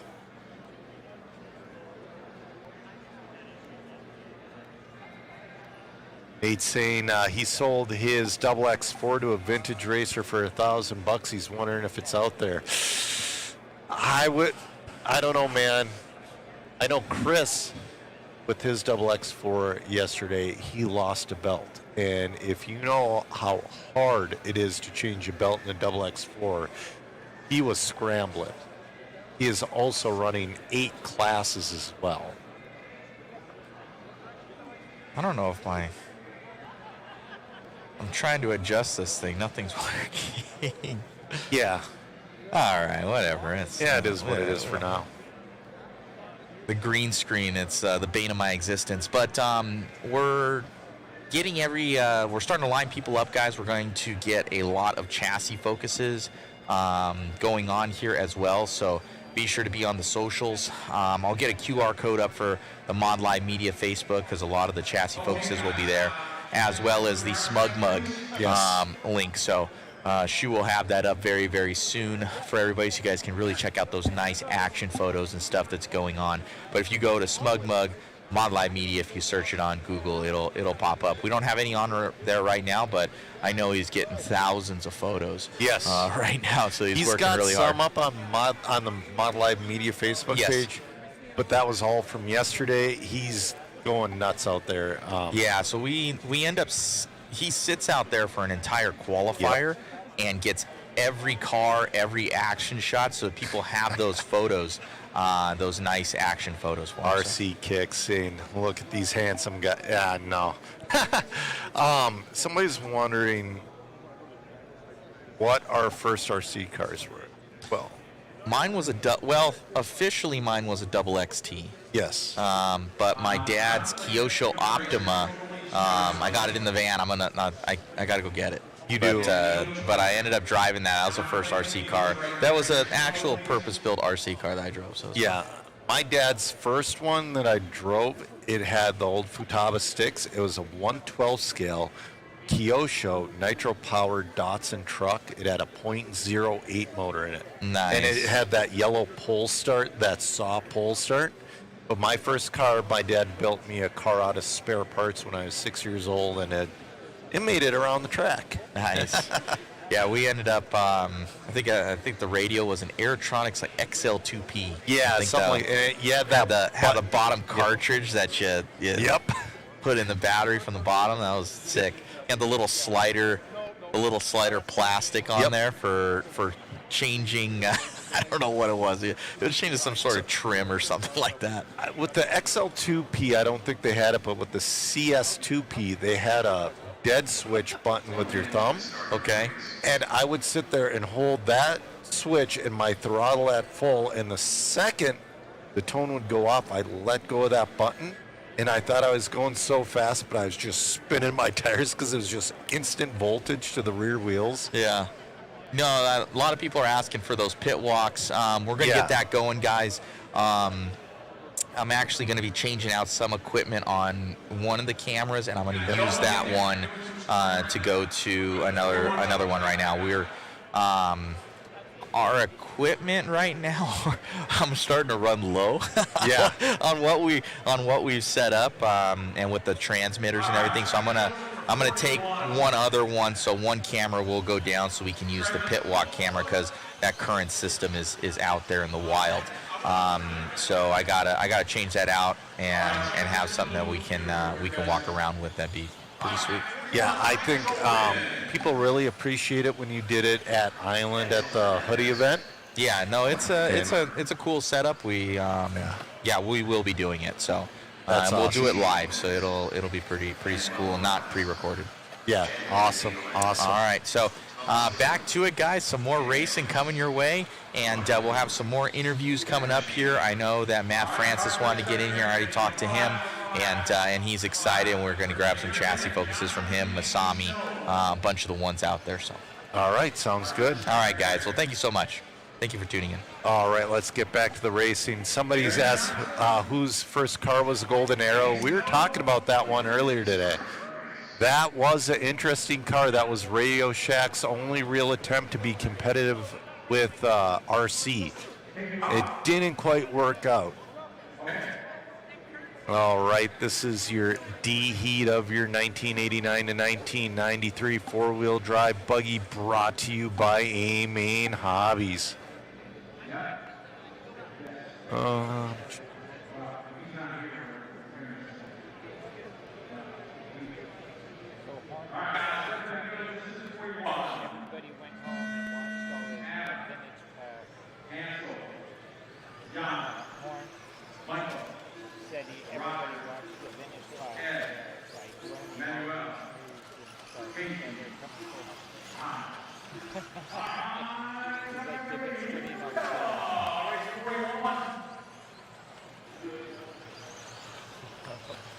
All right. Ooh.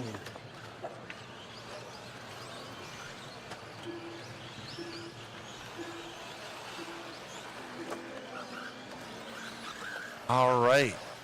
Shaver was your early leader, but it's been a little bit of a rough lap. That's going to put Jan in the lead.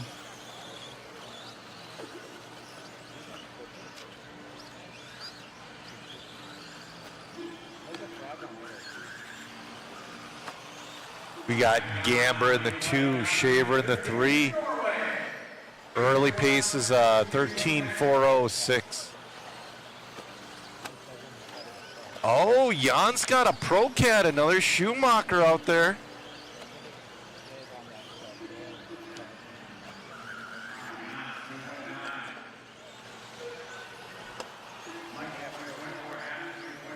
Jan's looking good out there. He's on a 13.406.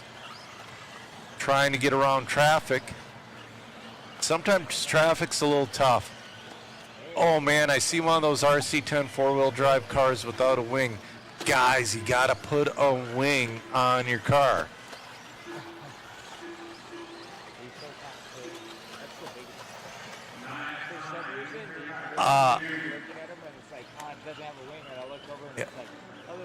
That grass is real.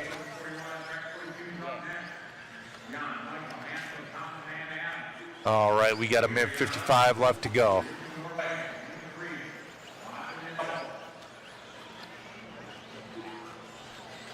Jan, your leader. He's on a 14.417. Oh, bobble at the end of the straightaway. That's going to probably put him back into a 13-lap pace.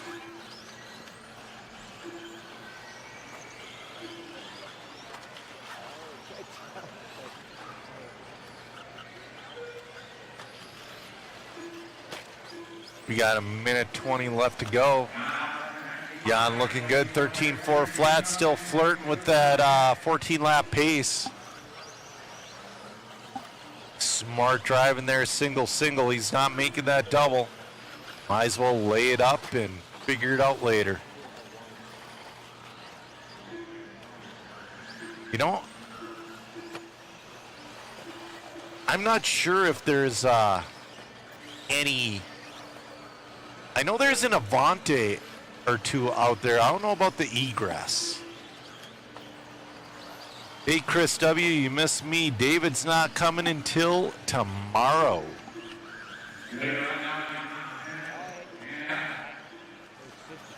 All right, we got 30 seconds left to go in this one. 30 seconds. Jan's been leading this one. He's back into a 14-lap pace. Looking good out there with that Pro Cat. Ooh. He's getting a little loose out of the corner. Got a little bit lucky there with some traffic on the straightaway.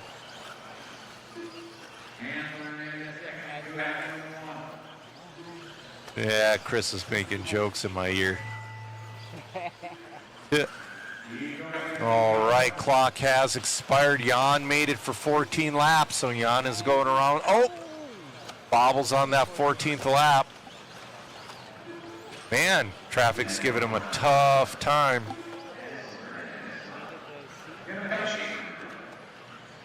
That was your D heat of 1989 to 19.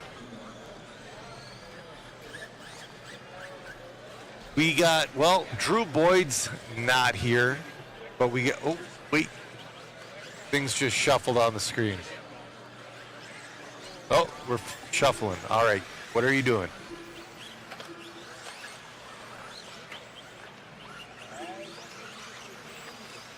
Well, I don't know what happened, but all of a sudden, Scotty just jumped to the A heat.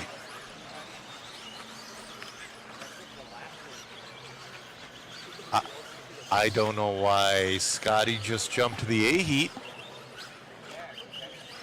I don't think it's A heat out there. I don't think he would do that.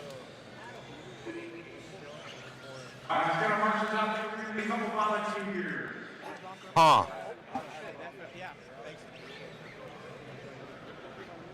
Checkered. You said I lost audio. I don't. These heats are 4 minutes, John Gahn. These heats are 4 minutes.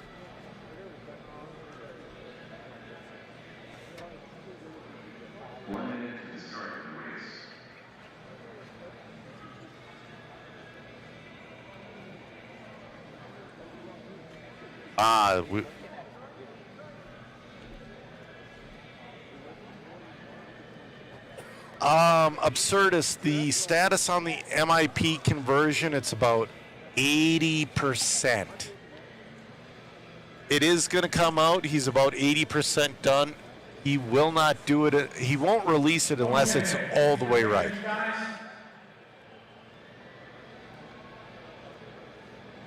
There we go. He's shuffling back.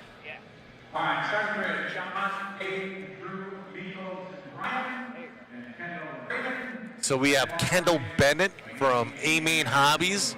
We got the Miklos in this one. I think Eustace made the B heat. Eustace in the wrong heat.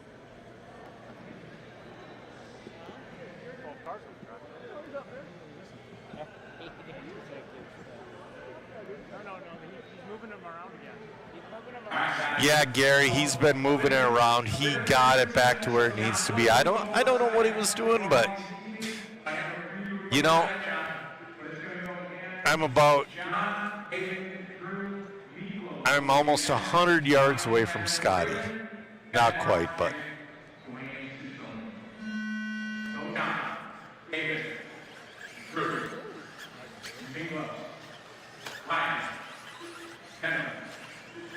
All right, John Blake's rolling off first, followed by David Prickett the second, then the Miklos.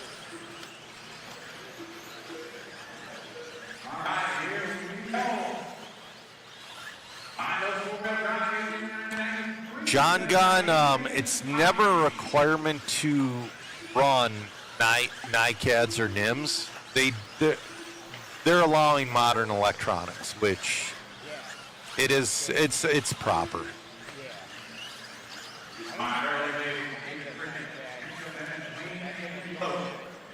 It looks like Prickett's your leader on a 15.403, followed by Barr on a 15.411, Miklos on a 14.402. That's your top three. Prickett driving smart through traffic.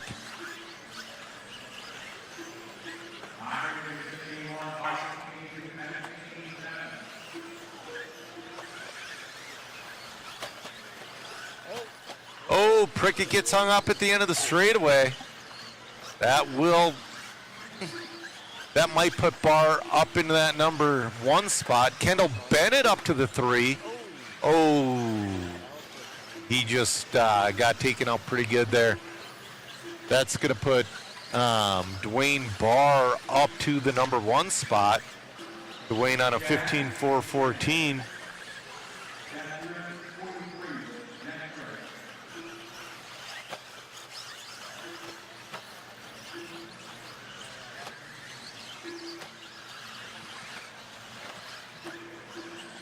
Wayne Barr. Kendall Bennett up to the number 2 spot. Ooh, Barr getting around traffic.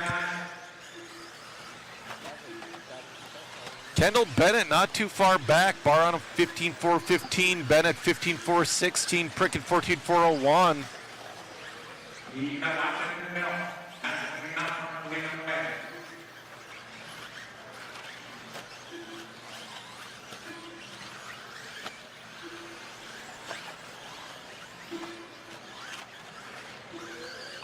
All right, we got a minute 30 left to go in this one. Oh, Prickett moves back into the lead. A little bit of roughness from Barr will put Prickett in the lead on a 15.414. Bennett on a 15.416 with a minute 10 left to go.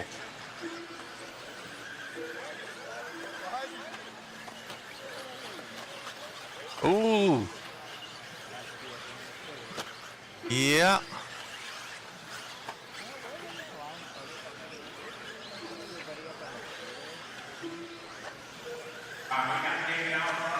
You know, cameraman Chris just made a good point. Where's everybody going to line up?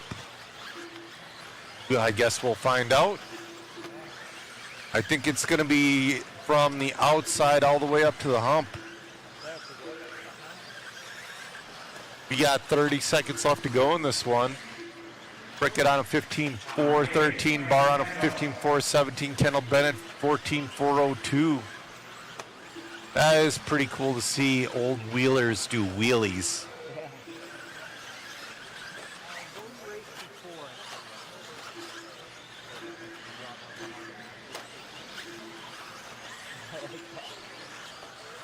John Gunn, you can run brush motors and you can run old batteries. It is not recommended. Looks like Prickett's going to be the one. Well, we'll see how.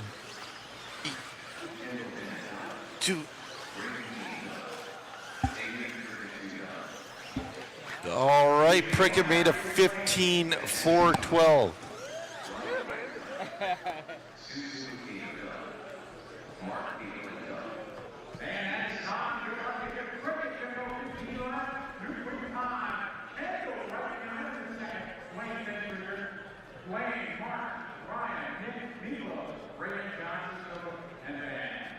All right. Race 43 coming up. This is going to be your B heat.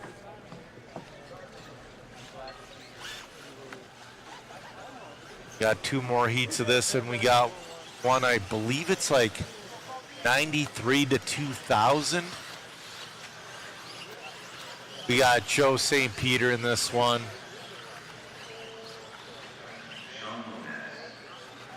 We got Sean Lomax. We got Philip Arnold. We got Seth Greenland.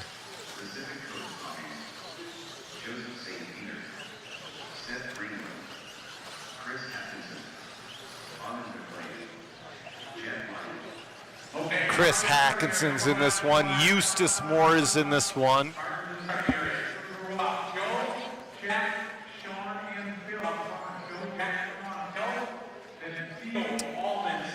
Jason Potter, yeah, some of the etiquette out there has been a little bit tough. But, you know, as the heats, when you get to the B and the A heat, it does get a lot better.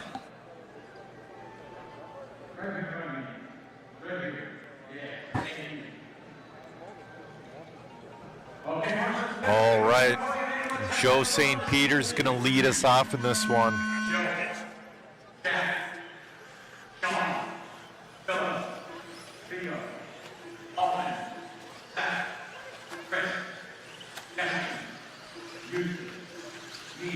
All right, I dropped a link to that waffle in the chat.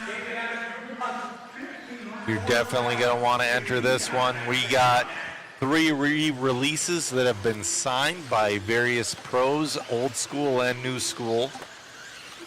We're giving away a Coyote Charger,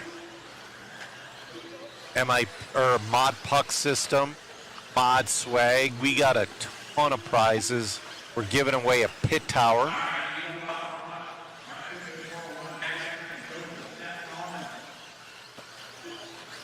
All right, Neil Drake's going to be your early leader. He's looking to set TQ at a 16.413. He's got Jack on his back bumper. Joe St. Peter there as well. Captainus in the 4, and then Granite in the 5. I kind of like that dark green with the pink. Oh, your leader takes a little bit of a tumble. Rockin', they ain't really fix it. It's just been developing more.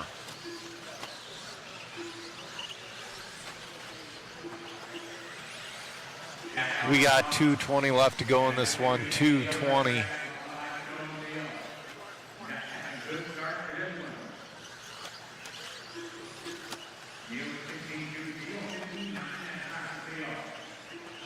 Neil Drake with a 16.2 on a. Oh, Captainus moves into the lead on a 15.405. Oh, excuse me.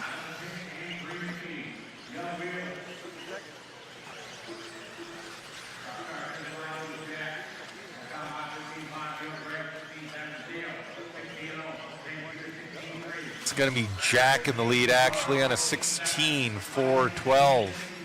Followed by Drake, then Captainus, then Peter. Oh. That was Drake that went upside down. That was your second place guy.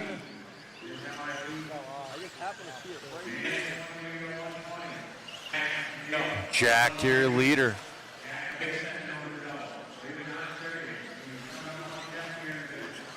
DK's insurance guy is racing again.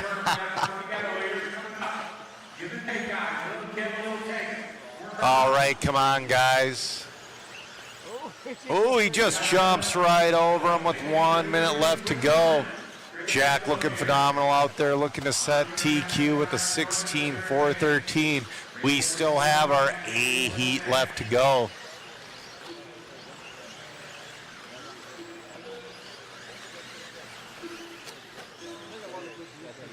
40 seconds left. We got Jack, your leader. We got Captainus in the 2. We got Granite in the 3.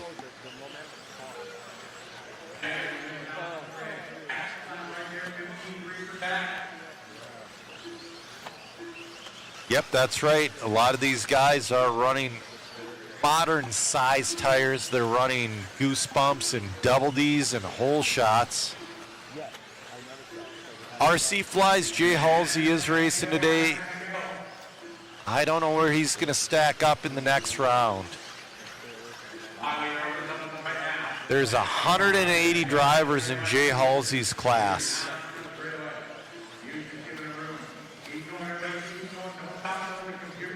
All right.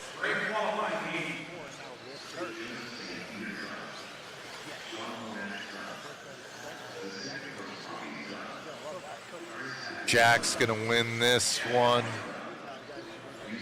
The 16.412 reset in TQ. Drake in the 2, 15.405. Captainus with the 15.404. Also Captainus with the 15.404. Really close for 2 and 3. Masami's racing in a couple of two-wheel drive. He's racing in the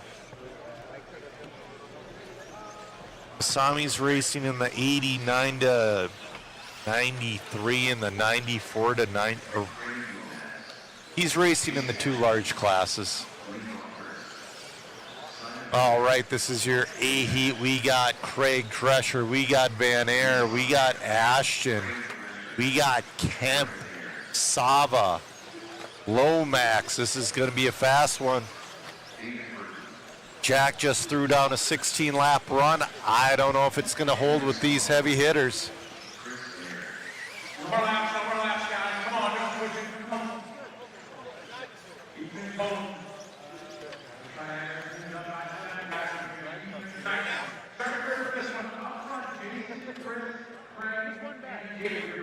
Jay Halsey's in the 1988 to 1993 two-wheel drive buggy heat. There are 180 entries in that class.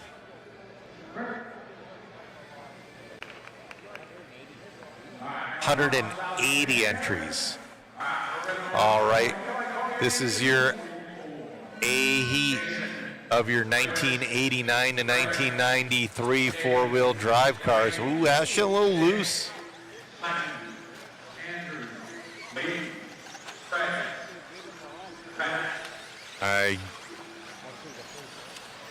Ashton's been looking good all weekend coming out of retirement.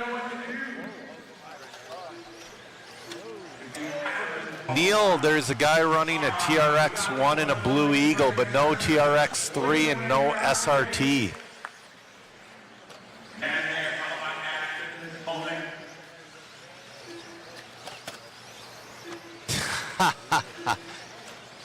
John Gunn, I don't think anybody's doing any of that old school hidden stuff. It's going to be Chris Van Air, your leader. Oh, getting a little wild off that second single. Then it's going to be Kemp in that number 2 spot. Smolnik moves into the 3. Right now, Chris Van Air. We'll see if he can put together a full 4 minutes because he's been putting in the fast lap in every class he runs. It's just putting in that full 4 minutes. We'll see if he can do it. 15.0 fast, 15.2 last. He's on a 16.407. Kemp on a 16.409. 2:25 left to go. Kemp is only 0.8 behind Van Air. Smolnik only 0.9 behind Kemp.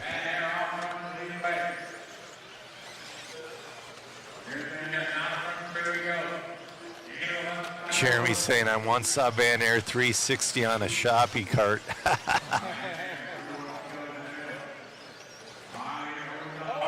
Oh, Van Air.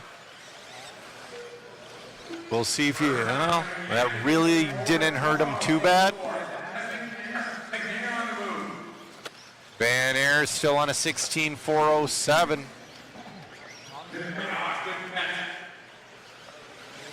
Coming up next is 1994 to 2000.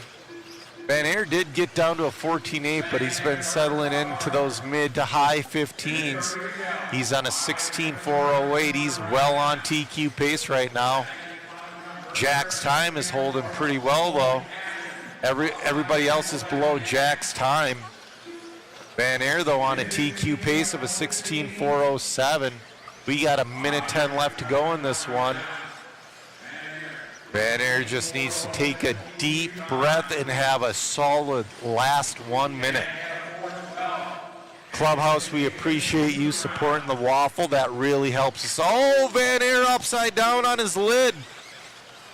That was right before the loop. Let's see what that does. He's still holding on to TQ, still leading, but he's now on a 16.410. Traffic's being a little bit of a pain. We got 40 seconds left to go.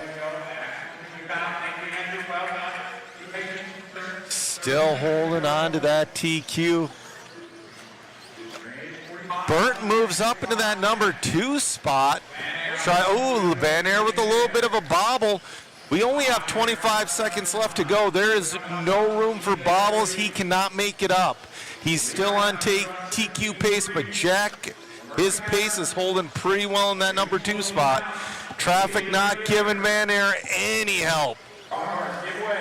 Honestly, if I were Scotty, it'd be time to start penalizing some of these guys. This has been getting a little bit ridiculous with traffic. But I am not the race director. I don't know what chassis Van Air is running. Matt is about to run up and ask him. Van Air will take your TQ at a 16.409. Matt is going to run up and get an interview with Chris Van Air.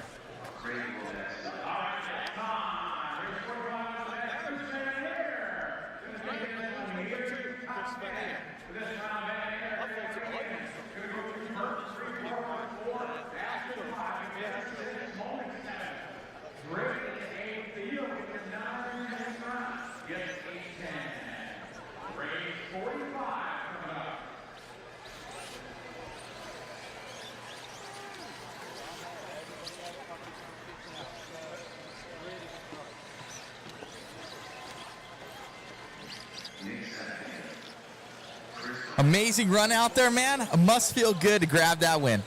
Brother, it's awesome being here, man. This is so much fun. It's great being out here, guys. It's a lot of fun. So, Right on, man. Look good out there. I know. Is this the same vehicle that you won with at the Vintage Clash? This is a little updated. The one I had at the Vintage Clash, again, was original, and I didn't really want to change much on it. I wanted to keep it OG, and then just kind of take care of it. But this from Rubik's, this is their RXD car. It's a conversion for the 870C car, and it's working great. Well, it looks good out there, man. Congratulations on the win, and you got some stiff competition. Yeah, I do, and that's what was it? Pressure makes diamonds, and I like pressure.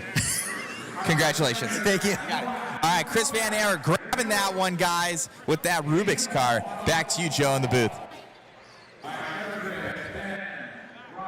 All right, we're gridded up right now for your B-heat of your 1994 to 2000 four-wheel drive buggy.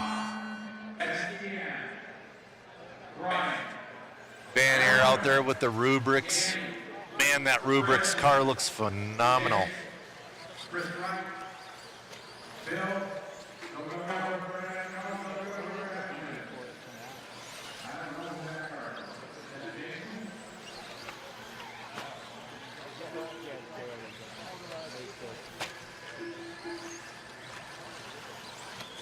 All right.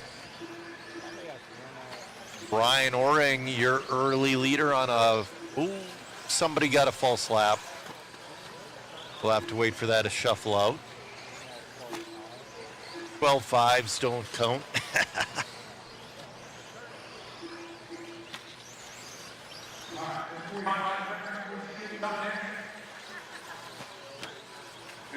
All right, Ben Stan Holland on a 16.415.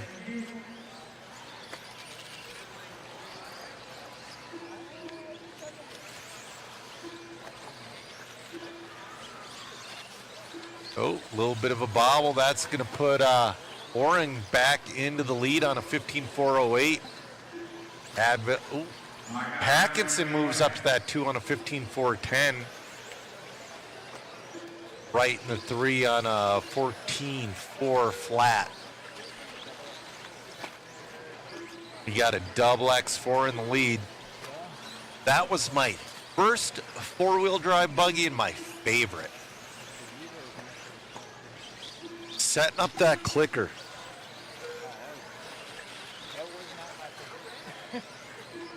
Every time I broke him, freaking out. I broke so many, barely touch pipe. Or that bulkhead that held the air on, and the other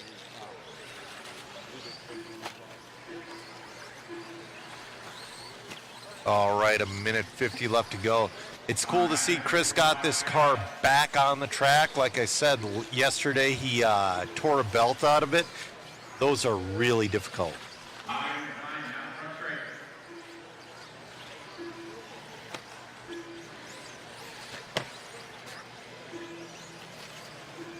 We got a minute 30 left to go. Oh, we got a new leader. Ben takes the lead.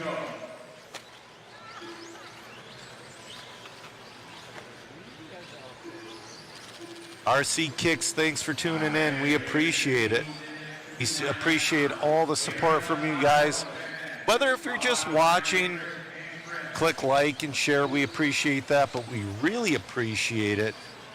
Buy a waffle ticket, that helps us get new equipment. We're down a camera this weekend,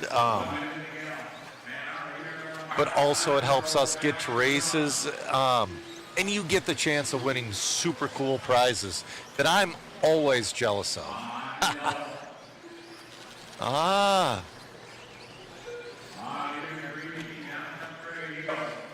Ben is still your leader. 15.406 is his pace with 30 seconds left to go. Think he's, looks like he's ripping with the double X4 as well.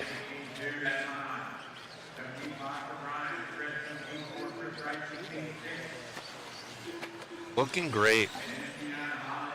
You know, I must be, there's another double X4 with the 5-spoke wheels. I love the 5-spoke wheels.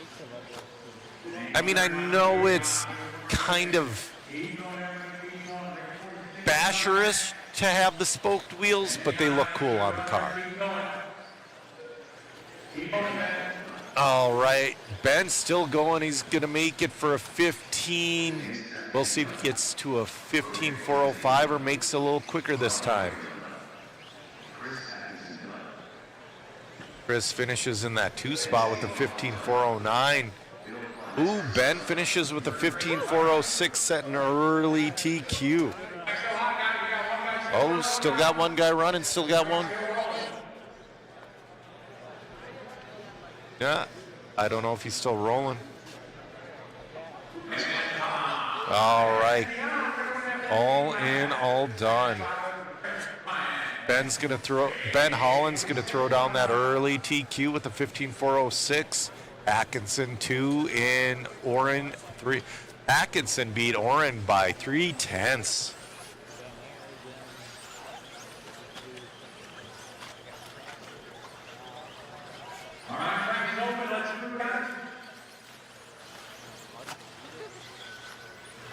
Yeah, everybody in the chat loves the spoke rims.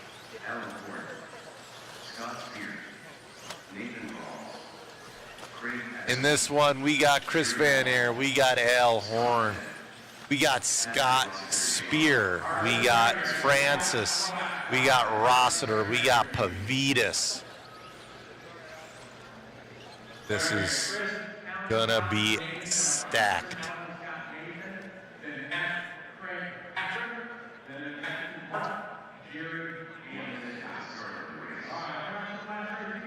All right, this is your...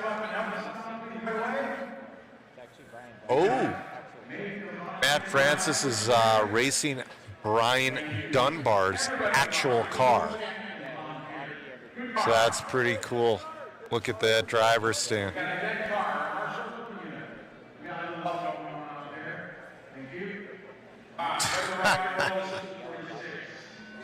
All right, we're off and running.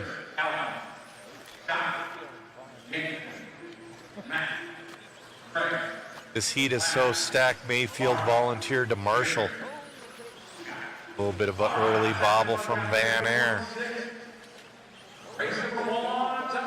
Does another donut. That's going to put Al Horn right on into the lead. Van Aer throwing out the elbows, trying to keep Horn behind him.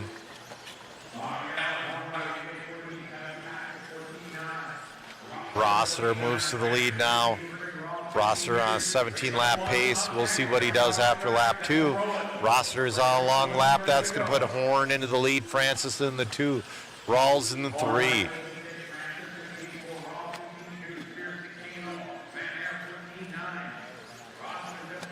Ooh, Van Aer went off the track. That's going to give Horn a pretty good lead. He's got Francis in tow. Let's follow along a little bit with Matt Francis. There he is with the Brian Dunbar car. Oh, Horn was upside down. That's going to put Matt Francis, if he gets to the loop, to the lead. Matt Francis, your leader with the Brian Dunbar car. He's got Horn on his back bumper. Rossiter in that 3 spot.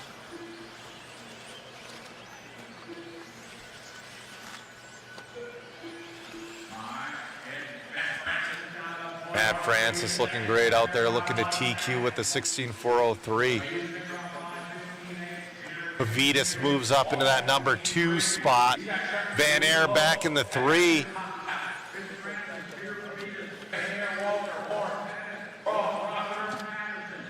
This is just like racing back in the 90s, except for Pavitas and Francis might have had a little bit more hair. Oh, Scott Spear throws his hat in the ring, moves up to that number 2 spot. Right now, second on down are right on top of each other. Oh, a little bit of a bobble from Francis. No biggie.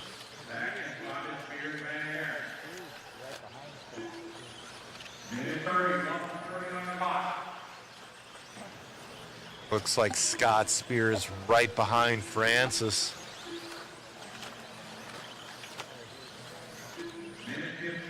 That's right, DK. Less hair means more aerodynamic. But I keep telling Matt Olson to get us a gig in Turkey so him and I can go get those awesome hair plugs.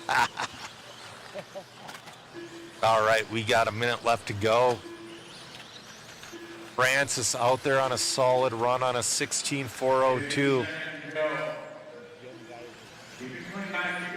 Scott Spear on a 16.406. Pavitas 16.407. Walter 16.410. Rawls 16.411. 35 seconds left to go. Francis trying to put that Dunbar car on the top of the box for round number 2. Fast lap of a 14.9.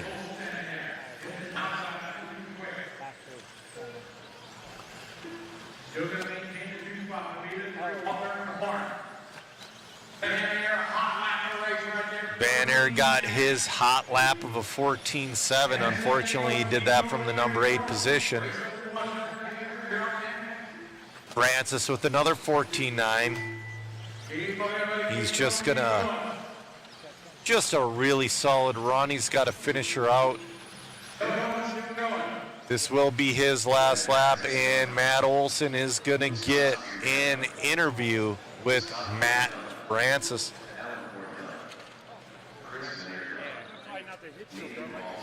Stop it, he takes so different. I know.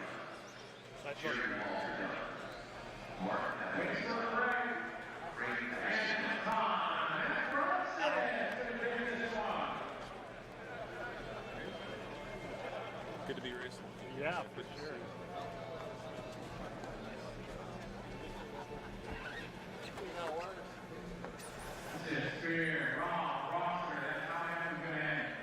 Here's the order. That's Francis Spears, Rossford, and Walter, Horn, Pavitas, Van Air, Peterson, and Tennis. The Mike Dunn laser. What am I?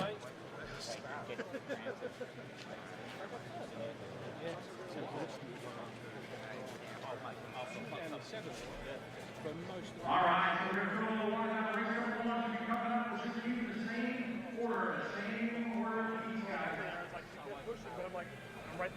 Congratulations out there. I could see the exhale after that one.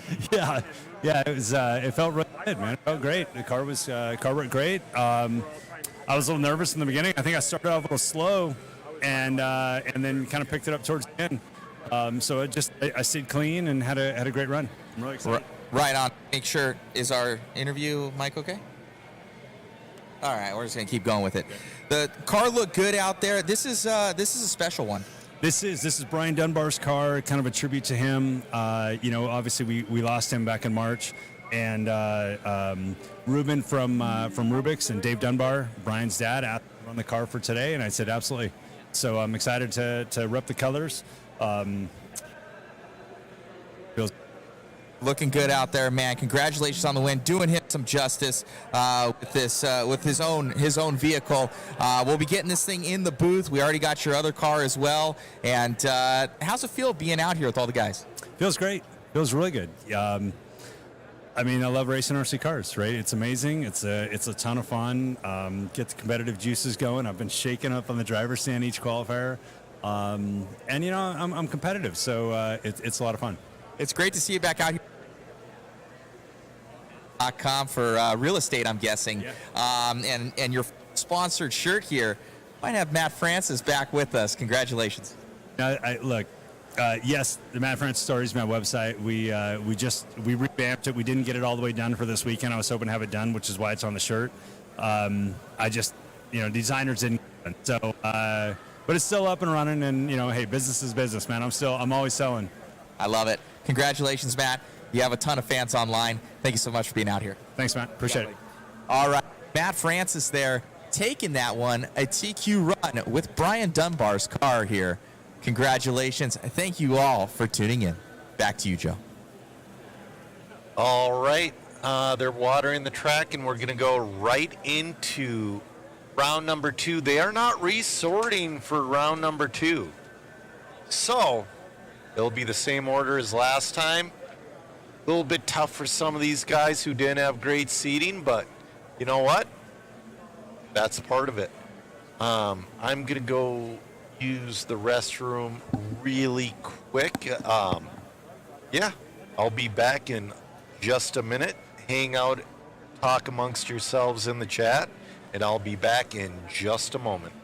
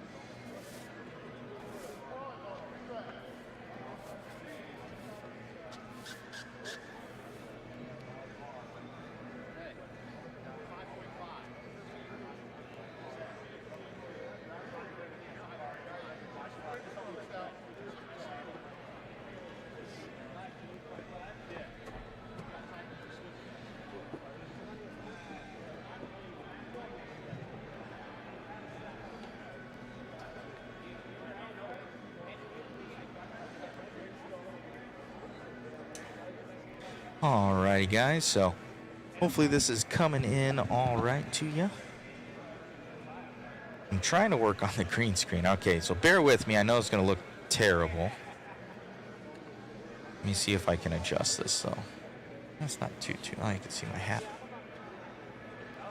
Let's see if I adjust this.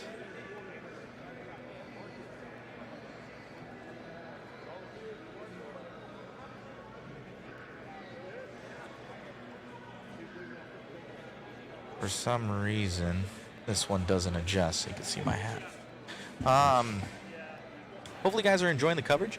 It's super cool out here, whereas we're getting into Q2 right now. Coming on up, looks like they're messing with something on the timing and scoring. There you are, Joe. The green screen's messed up again. So I don't know why. You stay here and talk. All right. I'm going to readjust it so it doesn't look as crazy, guys. Gotcha.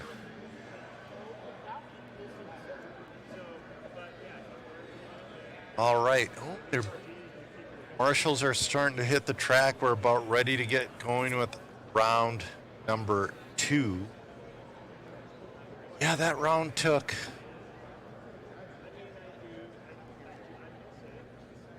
almost 6 hours. Oh, man. They got to really cook this round if we're going to get done. Hey, Davey Bada checking in. How's INS going, man?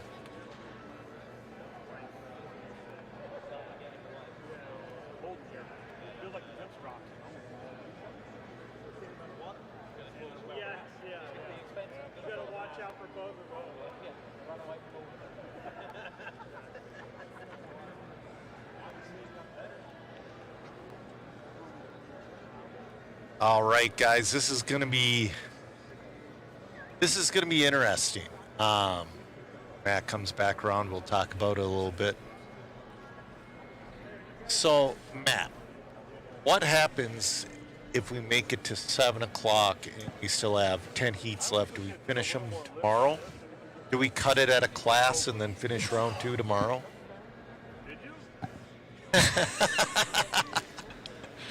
They're decently stringent here. Yeah, they were angry at us yesterday. Yeah, they weren't happy. Like security was all around. There's like 8 security guards. They have full. Yeah, they're very like, you start at this time, you end at this time, and if you're here past this time, they're like kicking you out. So yeah, and grantedly so. I guess they rent it to a certain time. I'm imagining that they're paying their employees for that time. So for the people. So it is what it is. It is, and we have to fit into those time constraints. And sometimes RC guys in our program doesn't fit within those time constraints. Not always. There were a couple little hiccups during round 1. It took forever to get race 1 going. It was like 5 false starts. Yeah, it's and those hiccups happen, and grandly so. Scotty's running a good race altogether, but those people getting out to Marshall, just everything. Yeah, it's the age-old song, right? Yep. Yeah, we have it everywhere. And he was kind of waiting for some guys to get on the track. Got to stop it. Yeah, you just got to start the race. Sorry. Yeah. If you're not there, you're not there. So this is going to be interesting. We're getting going with round number 2. Yeah, so round 2 coming up here. I wish Shu had his grasshopper out here, because that's what this class is about. I love it. But just want to say thanks again, guys. I know probably some new people maybe tuning in. We appreciate you, and it's a good time. So we're hoping that the stream just goes nice and smooth for us here. I'm imagining for our Facebook guys, I should probably segregate this stream, to be honest with you. Yeah. YouTube should be okay, but we got a couple more hours left. Let me check what's going on. I might restart that Facebook feed, and I'll let you guys know. Okay. All right. Thank you. All right. We are back. Cameraman Chris, there's a black and gold car out there. It looks a little smaller. Can you get a camera on it? Because we were talking about a golden arrow in the chat. We might have a golden arrow on the track, or it might be a Tamaya. I'm not sure. I can't see him now. Nope, not this guy. No, not that guy. It's a small. Oh, right there, right there. Nope. Oh, up by the bucket, Chris, by the bucket. Right? Oh, he just got marshaled. Right there.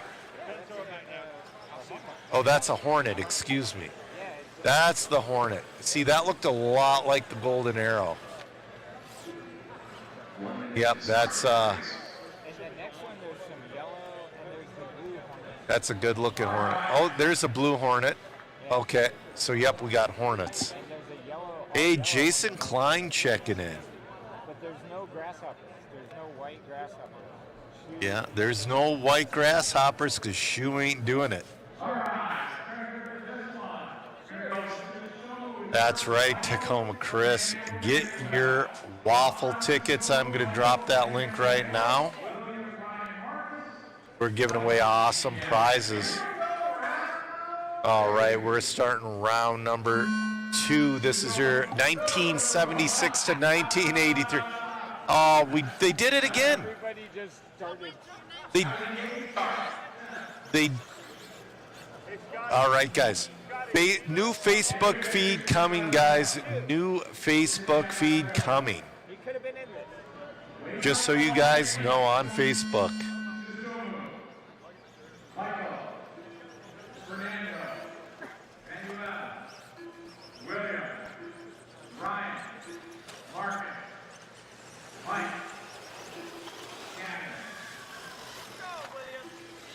All right.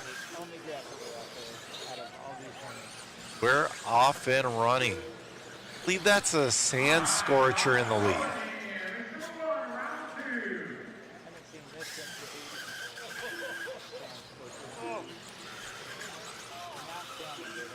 Oh man, there's a car out there sounding a little rough. Oh, it's a Sand Scorcher in front of the leader. Our leader gets by him. Oh, he's losing something. Tony, this is my favorite class as well. I'm not going to go and build anything tonight, but I want to go and build something tonight for this class. Oh no, leader got hung up with the Hornet, but he gets through.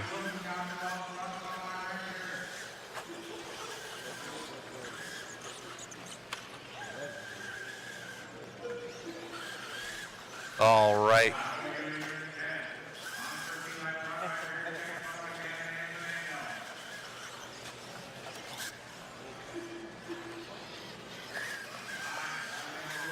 Yeah, you know, Dirk, 1976 is crazy. It's hard to believe there was an era of off-road before the RC10, but there really was, and it was kind of like ragtag, like run what you brung type of thing, and the RC10 kind of uniformed the whole class. We got Cato in the lead. He's on a 13.417. We got Ryan Berry in the 2. We got Gavin Kirby in the 3. This is your 1976 to 1983 two-wheel drive buggy brought to you by High Tech. Yep.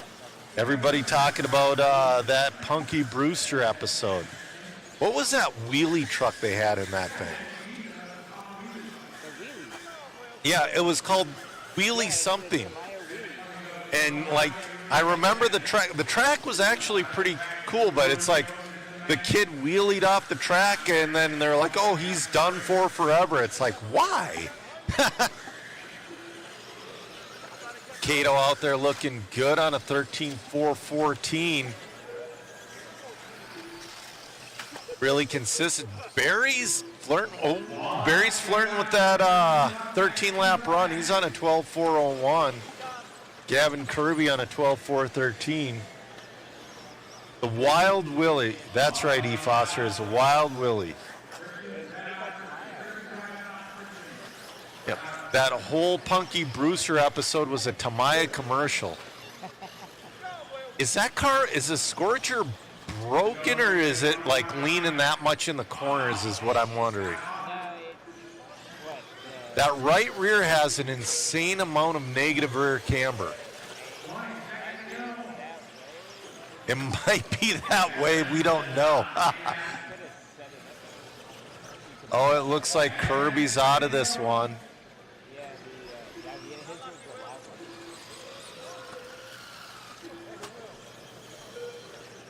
Cato, he's on his 13th lap, so Cato's going to make it around for 13 with that Sand Scorcher.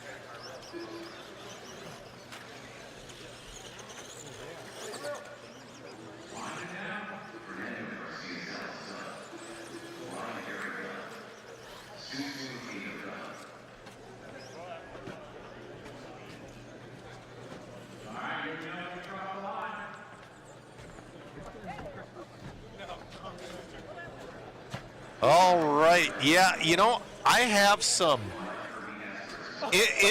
in my basement of RC parts. I do have a couple of Hot Tricks frog parts. Wow, that Sand Scorcher is by my table. It's like the front wheels are like super positive camber and the rear wheels are like super negative camber. It's wild.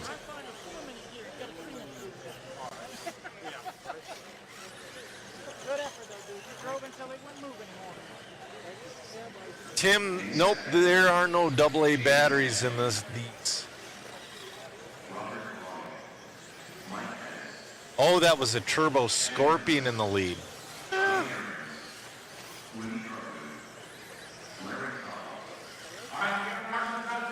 All right, we're going to have Jason Ashton in this one. We're going to have Bob Cooper. Drew Boyd's not going to be in this one. But this is your A-heat of your 1976 to 1983 two-wheel drive buggy brought to you by High Tech. I'm being told that's a Turbo Scorpion, not a Sand Scorcher, but...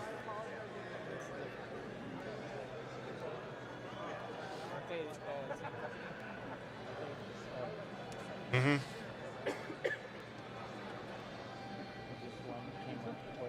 All right.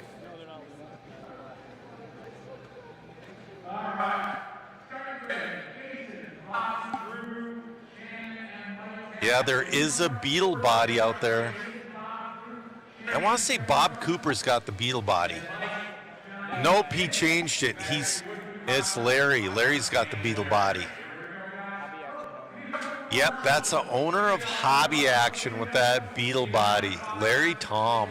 He's also running a pretty kick-ass hobby shop out here this weekend as well.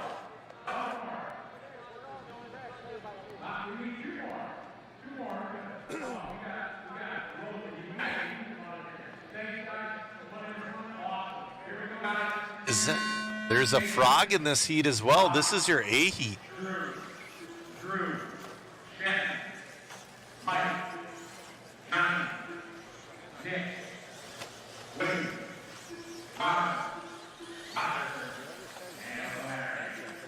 Bob Cooper's catching up to Ashton pretty quick. Minnesota's own Bob Cooper. Got the frog, and got the Sand Scorcher.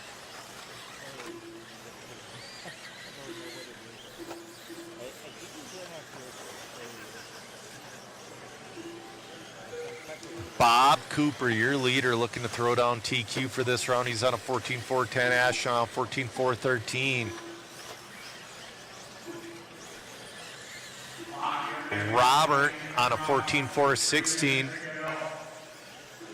Sack Andy moves up into that 3 spot. Bob Cooper and Ashton right on top of each other. They're doing the accordion. Half the track Ashton's pulling away. The other half Cooper's pulling it back in right on his back bumper. That's the thing. Bob Cooper does not need to pass Ashton. He's just got to stay on that back bumper. Oh, they're making their way through some serious traffic.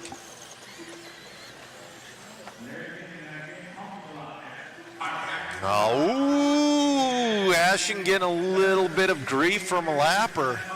Not too. Oh, Ashton getting loose. Here comes Bob. Oh, Bob and Ashton getting into the same lapper. That's the thing, too, guys. Ah, man. Oh, here comes a grasshopper or frog. Oh. All right. Cooper and Ashton battling out for that lead. They're still right on top of each other. They got one more lap car with 1:45 left to go. Bob Cooper hanging on to that lead. Bob Cooper wants that TQ.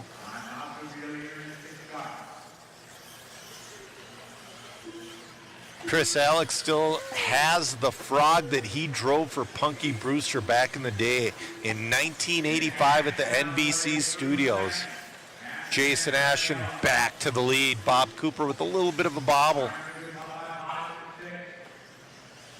Hudson not too far back. Bob Cooper with a little bit of a long lap. Oh.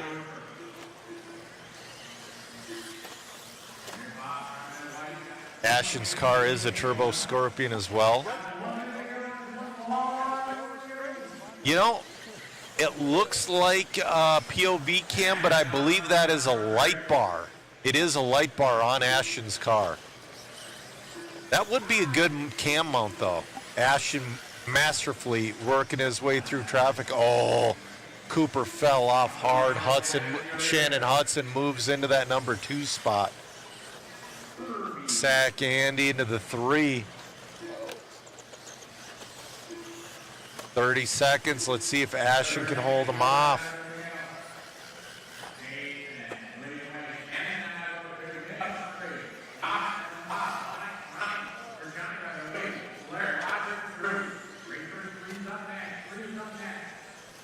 "15 seconds left to go. Ashton's just got to finish out his next lap clean."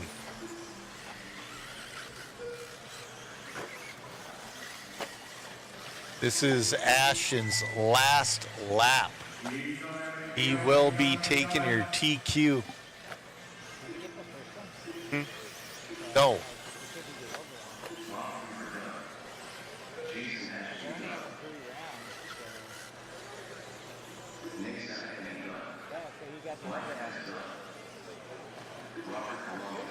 All right, Matt's going to go grab an interview with Jason Ashton. Don't even run the third one. I go this way. You're doing the same shit. I'm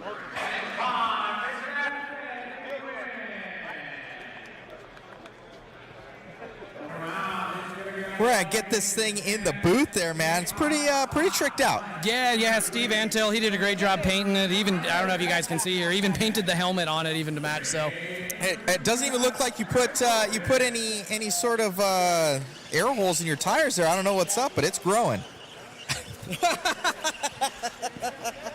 That thing, it's two different sizes for his rear tires. Well, and almost, there's no parts for this thing, so don't do that.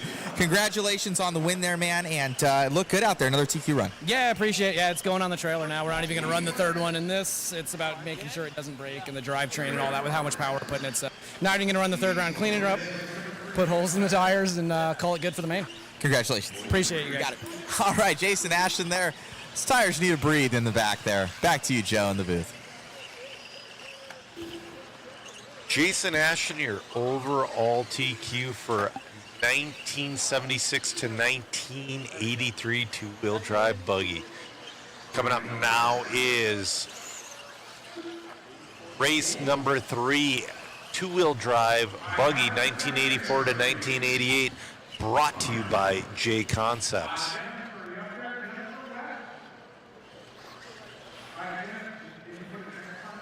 Well, you're Jay-Z and me, the TRX 10 and the Bullets, and I mean, you guys got to bring them out.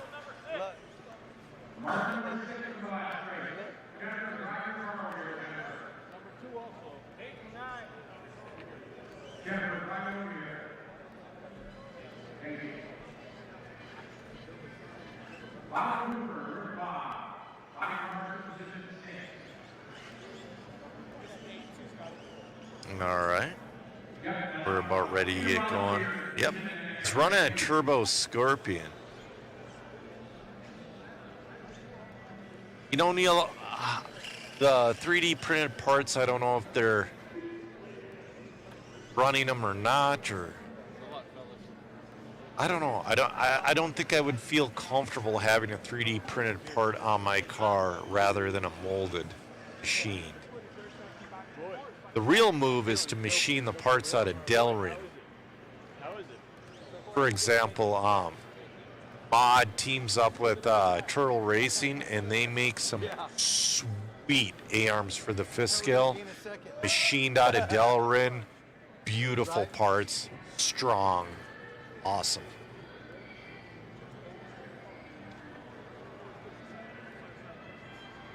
All right, what is going on? We don't have time. Uh-oh. Well, we don't have time, guys. They got to get going.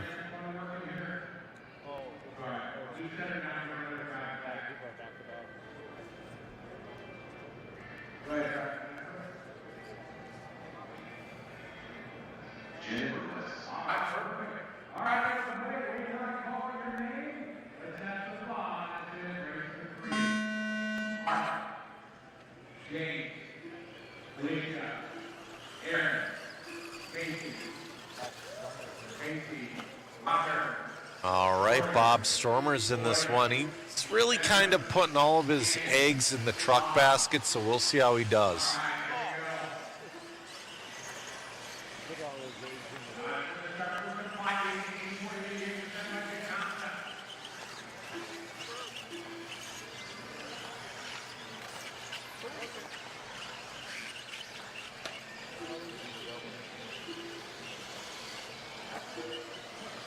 Yeah, it's hard. 76 is wondering when's the BattleBot round, last car standing. That would be awesome, but no.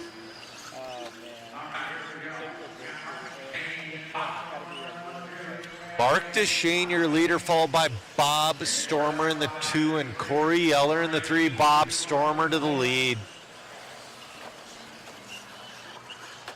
Oh, no. You got to pile up.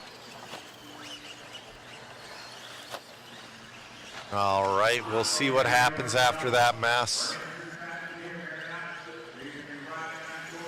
All right, up one more. There's Bob Stormer.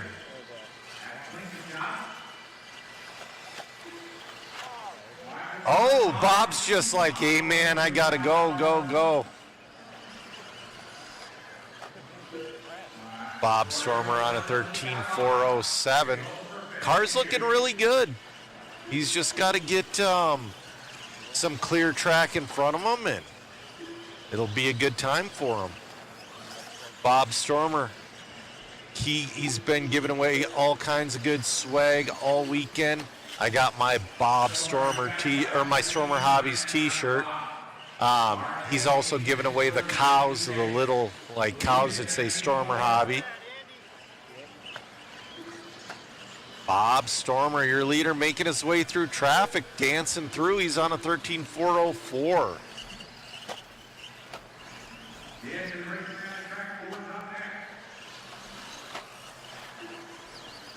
We got a minute 35 left to go. Bob Stormer starting to walk away in this one, down to a 13.402. We'll see if he can put this down to a 14-lap run. Got a minute 15 left to go.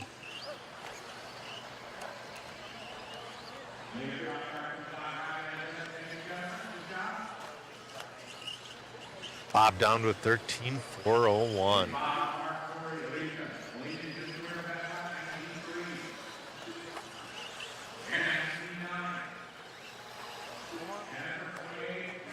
Yeah, people talking about 3D printed stuff and what they like. And oh, Stormer got a little hung up with traffic. That's going to cost him about a second. It is awesome to see Bob Stormer at these races. After driving for days and days and days after the Clash one, he decided to fly out to Vegas. Bob's still on a 13.401. I know Kevin Van Aert built his buggy at least. I think Bob built his truck. Van Aert built the buggy.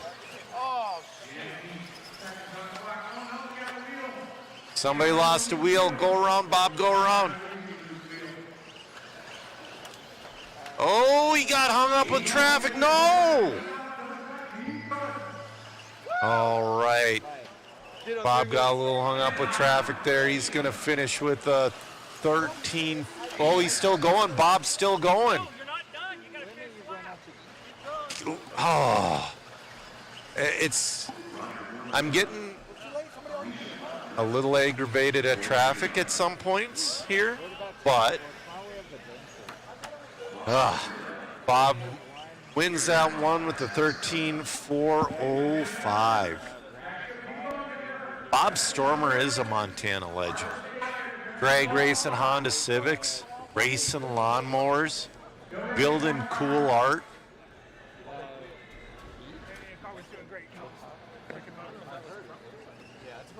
Bearings are gone. Every time I crank it down, it's tight. All right.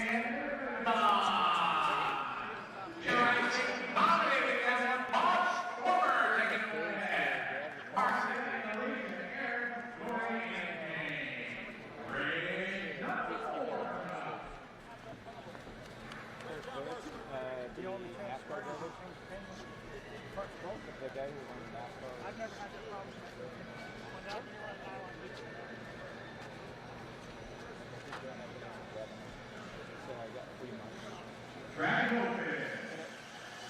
All right.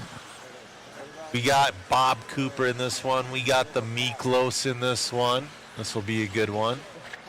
Unfortunately, Bob's 13.405 is not going to hold up very well, but might hold up for a little bit. We're going to see.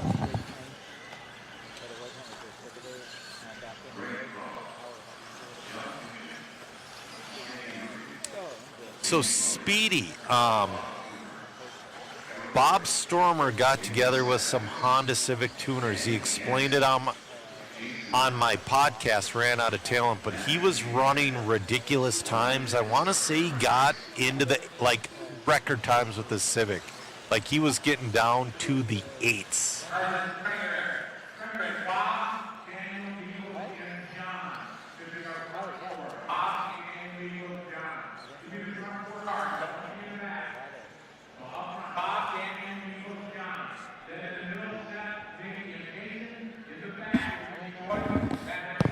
All right, we're about to kick this one off.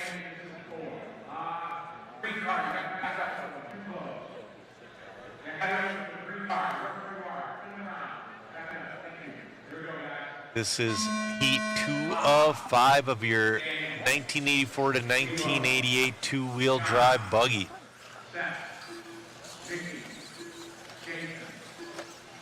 Bob loves those Kyoshos. He's been doing great with them.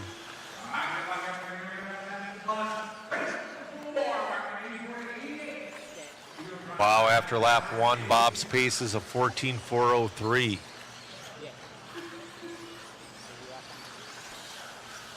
Yeah, Neil, he explained how he did those Stormer ads and how many hours that they took. It was insane. The ads in RC Car Action, it was between that and the Tower ads, they were just so good. Oh, Bob working his way through traffic. Oh! That's got to be rough when you're at this point of the weekend and when you hit the throttle, you're still... Oh, Bob got a lucky bounce there.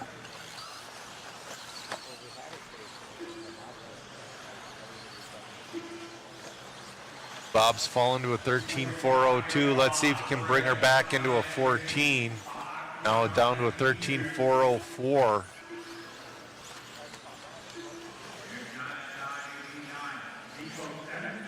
All right. Bob looking good out there with that Kyosho, brings her back to a 14.418. It seems like when he lands, he's being a little extra soft, like he's being pretty cautious.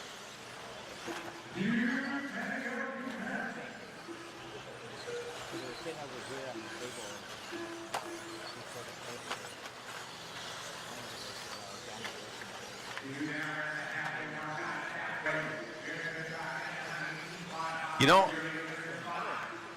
I don't know exactly what Bob Cooper's running, if he's running an old one or a re-release Ultima, but it's an Ultima. I don't know exactly what he's running.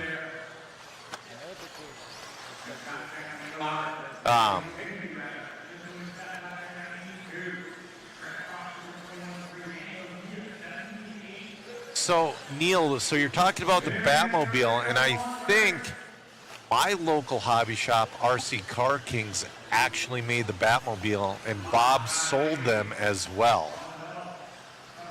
That thing was a wicked car. We got a minute 15 left to go.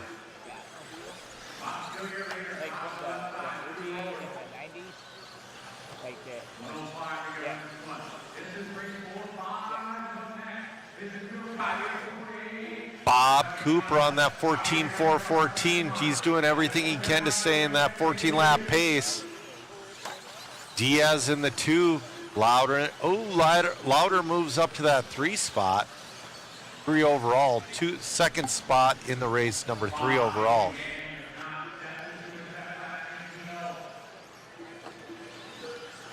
Bob trying to not stay in that 14. He's got a little bit more traffic to deal with here.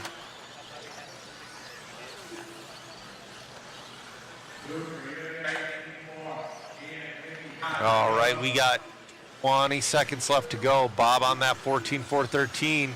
Diaz on a 13.415. Oh, Bob drove around traffic there. Smart driving.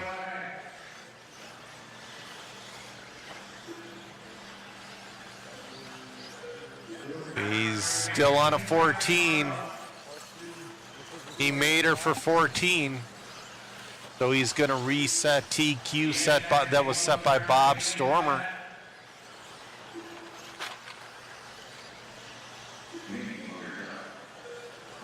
Bob Cooper coming in with the win. Diaz in the 2 and the Miklos in the 3. I think the Miklos is still on the clock. He is. The Miklos has made it around for his 13th lap. Just waiting. There we go. All in, all done.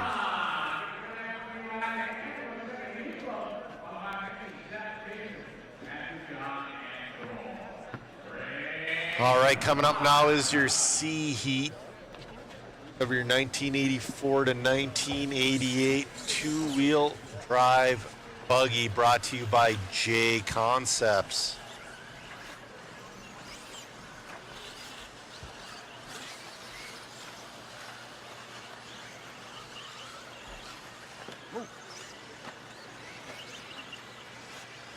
We got John Weeda in this one. He had a couple of good qualifiers last round. We got Charlie Menard in this one.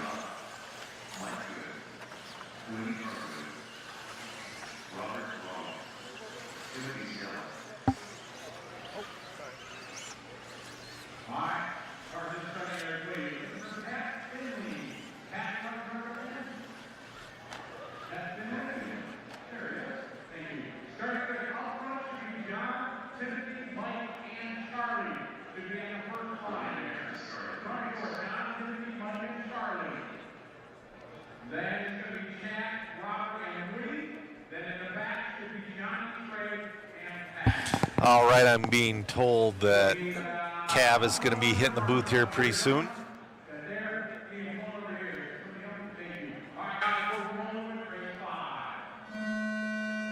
John Weeda rolling off first.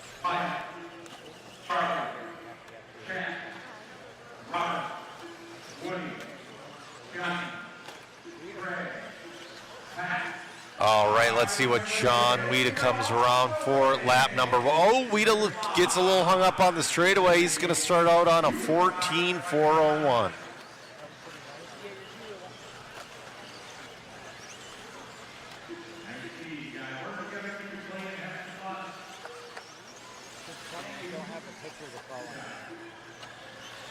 All right, I am in the booth with multi-time IFMAR World Champion and multi-time Roar National Champion Ryan Cavalieri. How's it going? Yeah, it's going really good. We're having a great time here at the New Orleans Casino.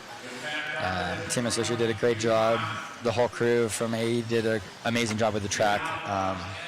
Really brings back, obviously that vintage image. The cars are crazy to drive on this track. So, yeah, we've been wrenching nonstop, probably more than I have just in general at races. But, yeah, these cars take so much little critiquing and whatnot. Yes. But, yeah, when you bolt on 13mm shocks, heavy-duty balsas, bigger ball cups, everything has to have a little clearance, a little extra details to everything. So I had some, small boogers, let's say, in the front end of my car yesterday why I just could not get steering out of it. So the linkage was hanging up at full lock. If you push the suspension down, I didn't really notice it when I was building it or whatnot, even setting my EPAs. But yeah, luckily I found it this morning, went out for the qualifier, and definitely had a lot more pace. I was kind of running up first and second with Spencer, and then I had like a really bad Marshall job, and yeah, the guy fell down. Yeah, did the whole, it was a show basically getting my car. So I saw that. I'm like, it was tough. He came over, apologized. I'm like, as long as you're okay, like.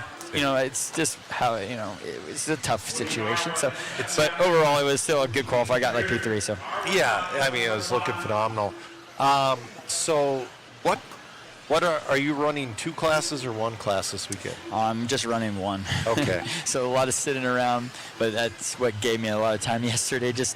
You're just got everything just little here, little there. You're just kind of just fixing stuff just to get everything right. Down travel, up travel. I mean, just the smallest things, because these cars, really only have 1 camber link here and there. So you're literally, there's not really any balsa washers we're playing with.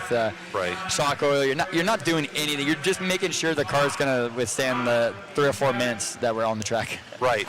And it seems like 10 to 12 cars is a lot to have on this track at one time. Yes, it was definitely better, I would say, in this after they reseeded. Like everybody on the track was more in the lap time range. But my seating was definitely pretty chaotic, and 12 cars for sure.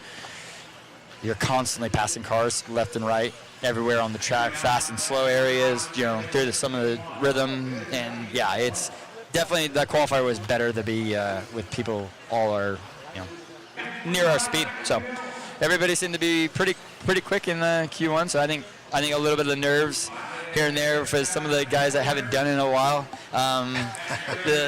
It's going cool. It's really fun to experience some of the stuff that some of the guys I kind of came up racing, hearing their experience after so many years of not racing and whatnot. So right.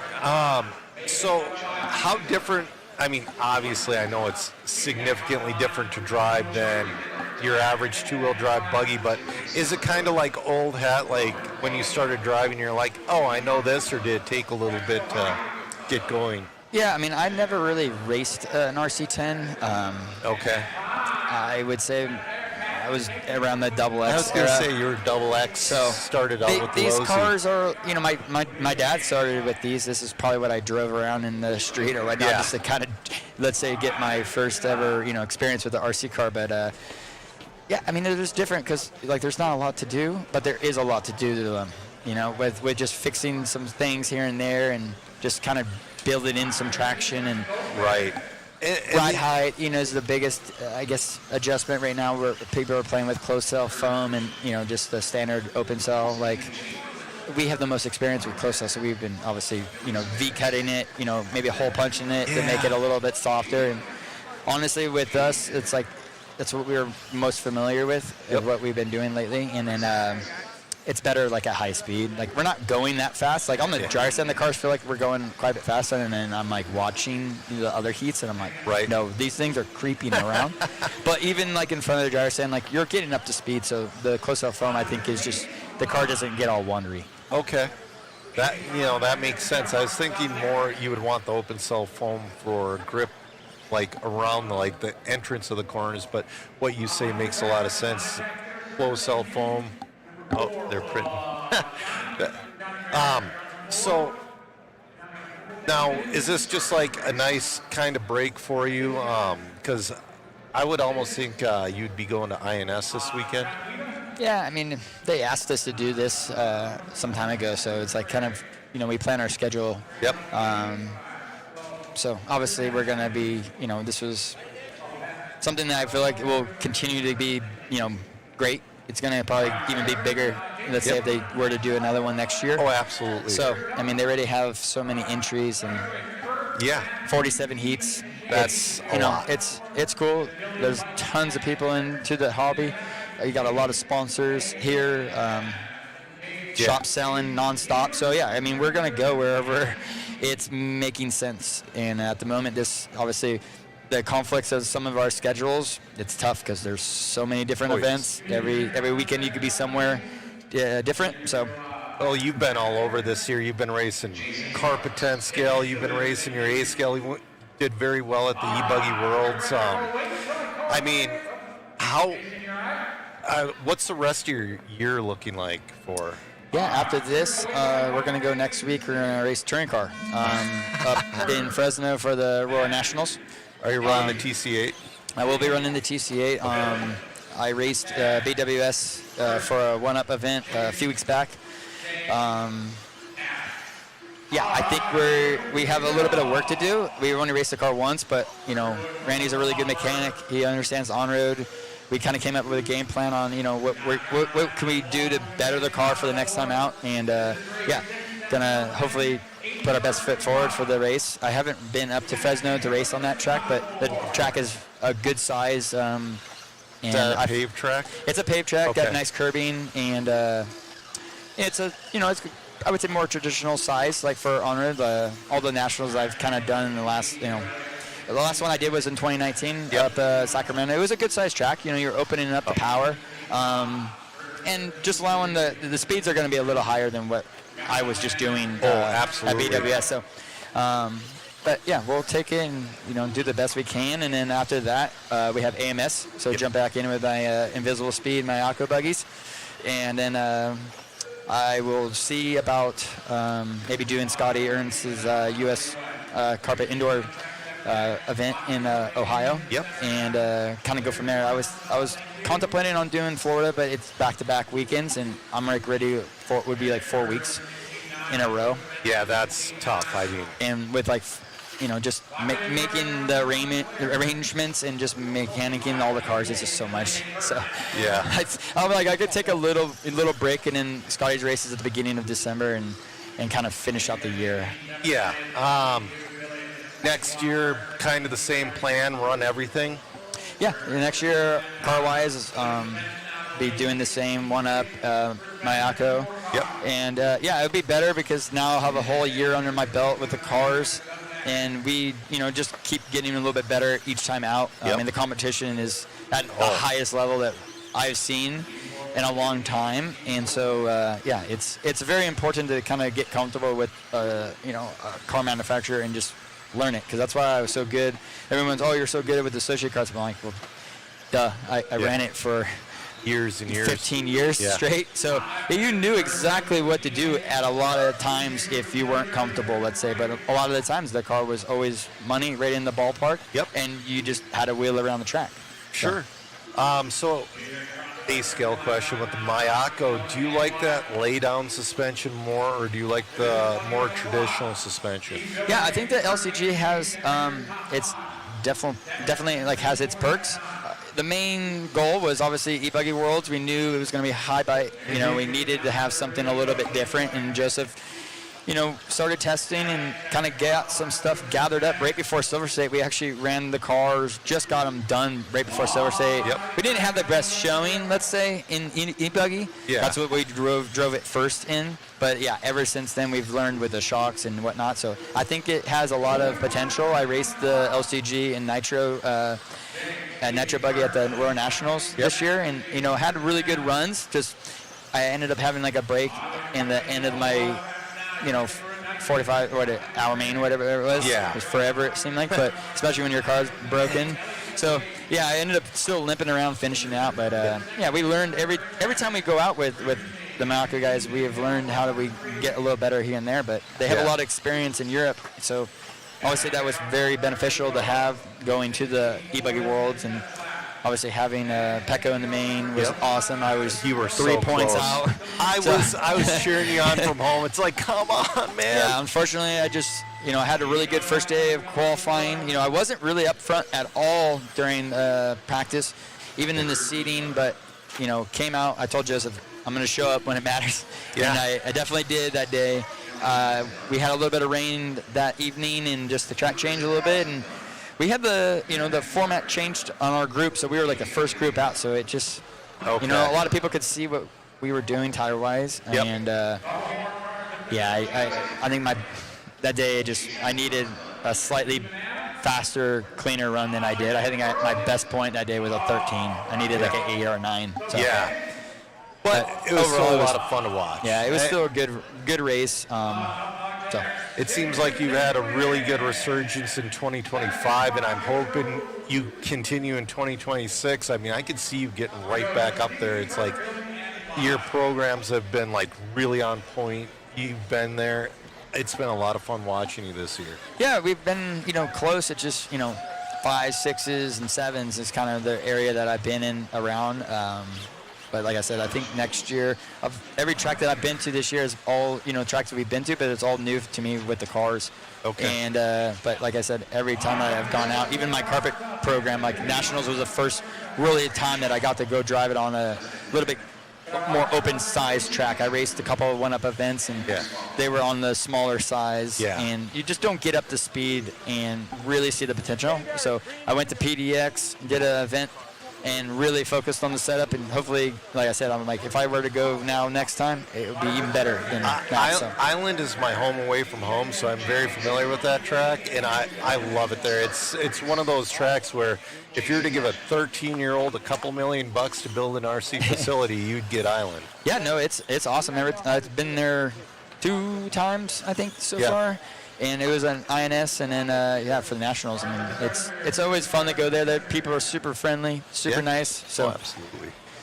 Well, it's been great chatting with you. I can't wait to see you run. I mean, you were mixing up so much in that last run. It was a lot of fun to watch.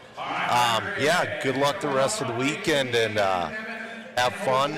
I hope you bring home the W. Yeah, I think it would be better. I'll be starting third. I feel like if they go off of the finishing order, so you have to follow Mayfield, kind of see Spencer right in front, so it's like you kind of can dictate a little bit better. I started 6th in mine, so I really was going through the field. Yeah. And you kind of just lose track of the guys, so should be good. Yeah, I was kind of hoping that they'd do a resort for round 2. They just don't have time, because the guys from the C group on back are just all wrong. But, I mean, we had 3 seating runs, so it's... Yeah, exactly. It's really, it's... Yeah. the track did get a little quicker from run to run. Yep. But they did have 3 rounds. You're like, okay, if you didn't do the 2 laps then... But, some people just show up during the racing. So, that's kind of the MO. Yeah, well, I appreciate you doing this interview, and good luck the rest of the weekend. Thank you. Yeah, have a good one. Sure.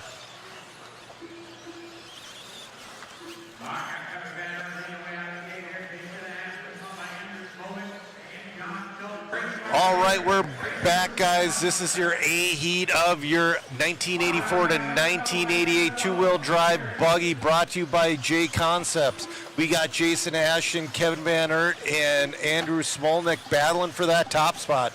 Right now, it's Ashton, your leader. Oh, White throws his hat in the ring. Megan brought me a sandwich. I will eat it after this race, because right now, Jason Ashton, man, he's been collecting TQs. He wants all the silver chassis. But he's got Chris White, he's got Smolnick, and he's got Van Aert knocking on that rear wing. They're not going to give it to him. He's on a 15.406.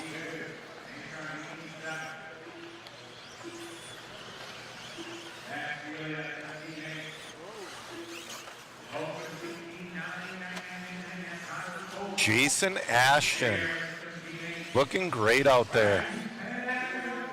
He's got a 1.2 second lead over Smolnick, who moves into that number 2 spot. Chris White in the 3.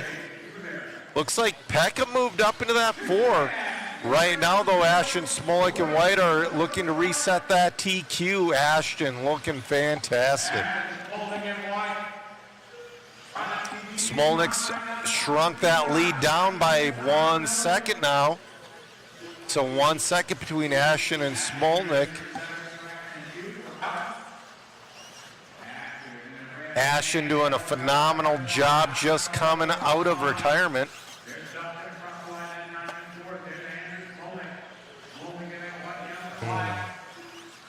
I believe Smolnick's running those, or Ashton, excuse me, is running Kyosho in this one as well.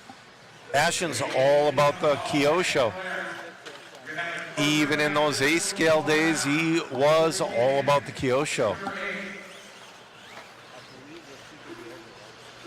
This should be, I don't know if this will give him overall TQ or not.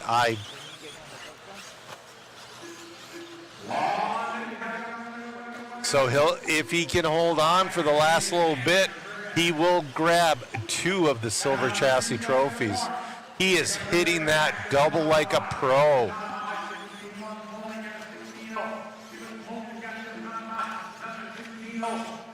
Smolik pecking away a little bit at that lead. It might be too little too late. He might need a little help. Ashton, single. 15.403 out of Ashton. Smolnik got a 15.406. White on 15.409. We got 25 seconds left to go. Jason Ashton, pretty clear track. Oh, he had clear track in front of him. He will be looking at the backside of some traffic here. Single, smart way. Protect that lead, protect the TQ. Jason Ashton in and done with the TQ. Smolnik in and done, coming up a little short. Matt's gonna do an interview. Kevin Manhart making his way up to that number 6 spot.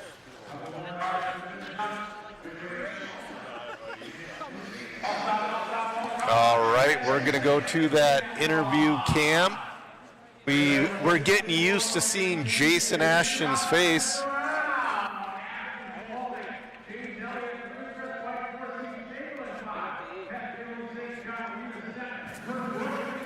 Congratulations there, Jason. Able to grab that one, and I'm guessing out Q3. Probably not, actually, with this one. Yeah, we're actually doing a little testing. And Andy, it's funny, him and I think we were gauging off each other, and I kept going a little faster, he'd go a little faster. And we were going back and forth, and it's funny, he's old teammate from back in the Sen days. So I think we're going to have to actually run this one for a little more to make sure we can get everything out of this with the vans. Congratulations out there. Car's looking good. And you're running all Kyoshos this weekend? Mostly. One Yokomo as well. It was one of my childhood favorite cars is to run, but like the Kyosho stuff is what I started with, so I always loved Kyosho. So this is a Kyoto Ultima, the 87 with the ladder chassis, and pretty stock, if we're going to be honest, besides for some bling. Right on, man. Well, looking good out there. Congratulations, and you got some competition. We're looking forward to it. Yeah, absolutely. Andy's going to be tough, so thank you guys. Right on. So Andy Smolnik and Jason Ashton there grabbing that one. It's going to be a good battle between those two coming up in those main events and in Q3. Back to you, Joe, in the booth.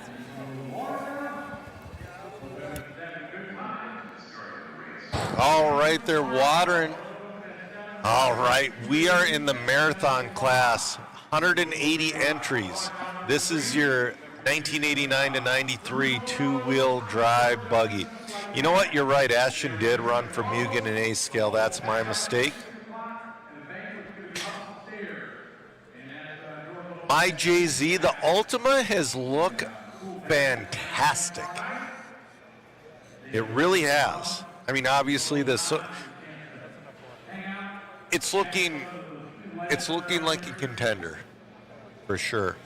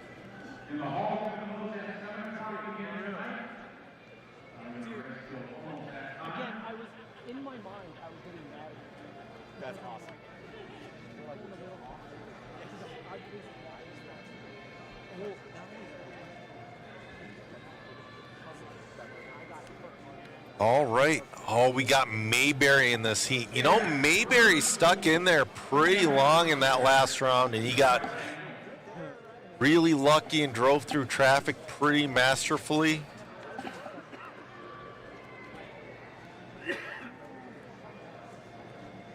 Yeah, you know what, Scotty Slater, you're right. They better step it up if they're going to make that cut time. It's going to be tight, guys. Literally, so we finished at 7 o'clock like the racing finished at 7 o'clock on the dot yesterday, and security was walking through without kicking everybody out, and just, yeah, it was. It is definitely a 7 o'clock cut time.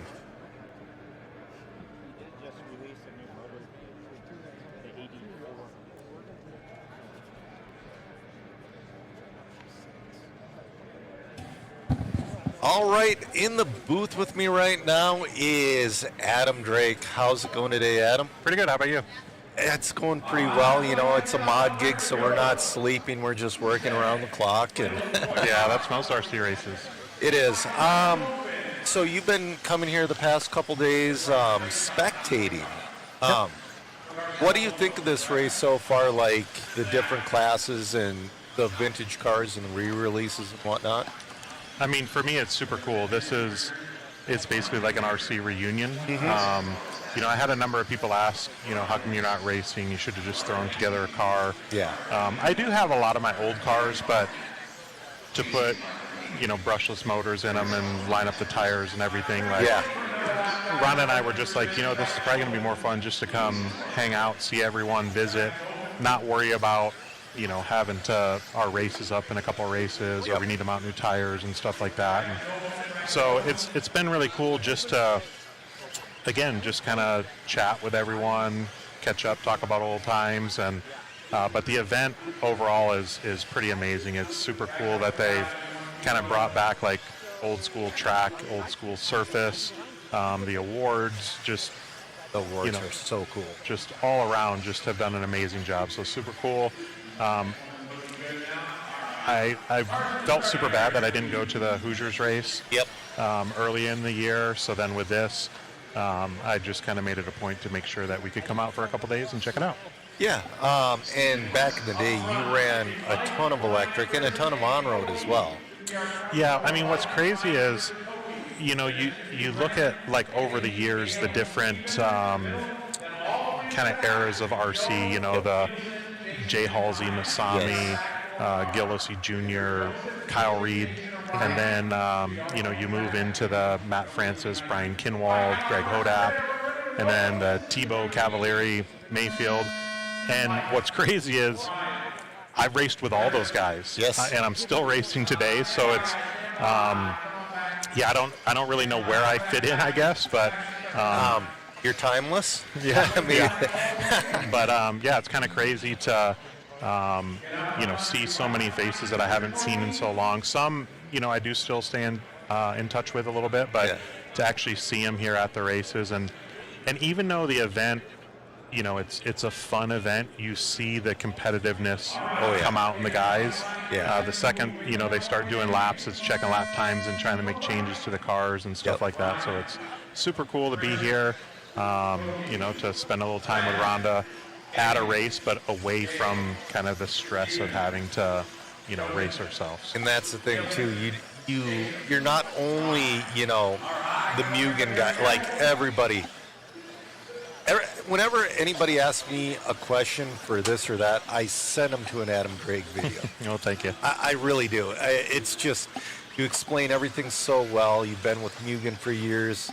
You have your own motor line. Your new motor just came out today. But also, you guys now run a racetrack. You guys took over... what used to be Thunder Alley is now the Drake Raceway. Yeah, we definitely have a lot on our plate, you know, between Mugen, our own business, the Drake Racing, the Drake Raceway, and then, you know, testing development for the companies that we race for, and then still traveling and doing, you know, quite a few races throughout the year. So definitely staying busy, that's for sure. Yeah, I mean, but it's definitely fun to come out with some. Did you watch the A-Heat last round for this class, 89 to 93? Not of it. I saw the results, but I didn't actually watch it. So we're going to kind of try to hang out and watch, you know, make sure we watch the kind of B and A heats of this. Yeah, super close racing. It was wild. So we've also been seeing a lot of resurgence in vintage gas truck and modern gas truck as well. There's been conversion kits. You held a gas truck race last year, I believe? Last 2 years, yeah. Last So 2 we did years. one. Both of them have been at HRCR in Idaho. We had one. It was actually the weekend before the Aurora Fuel Nationals this year. Yep. And then the first year for it was last year. So yeah, we've done it for 2 years now. It also, it's called the Gas Truck Nationals, but it's also a lot of 10 scale electric vintage cars and classes. So definitely the same demographic that's here racing this weekend. That's super cool. Yeah, we really enjoy having you come and get an interview with you. So, what about, have you been able to test any of the new Mugen, like the new Mugen 4-wheel? And I believe they have an update for the 2-wheel coming. And yeah, so I'm definitely involved with all of the testing and development with Mugen. Not so much on the 10 scale side of things, but I do have one of the new 4-wheels. I did talk with Burak and Shin throughout the World Championships. So yeah, super exciting for us. The MSB1 came out at the 2-wheel drive world, or the 10 scale worlds at Hobby Action. Yep. And then 2 years later, we now have the 4-wheel. So hopefully we'll have more information for that and have it available to the public soon, but really excited about that and some of the updates we have for the MSB1. yeah. One more question. What is new with the new Adam Drake motor? So it actually has quite a few changes. So from each of the generations of 81, 82, 83, it's been small changes. Same thing with the 84, but this time we kind of made more changes than what we have previously. Yeah. So it has a new piston sleeve and rod set. Basically the porting on the sleeve is a bit different. It has a new underhead, or what we call a head button, so the combustion chamber's different. It has a new crankshaft and then also a new cooling head. So again, small changes, but when you have something that you're happy with and works well, you know, you don't need to kind of take big swings at it. So made a bunch of small changes to kind of increase the overall power, but with keeping the same fuel efficiency. And yeah, we're super excited to hopefully have them here in a couple weeks. That's what I was going to ask. Can you still get your legendary fuel mileage out of that one? Yeah, that's kind of, I guess, in a sense, one of the things that I'm known for. So we definitely don't want to, have a less efficient engine. So we kind of changed and tweaked the power curve, and we're able to increase power.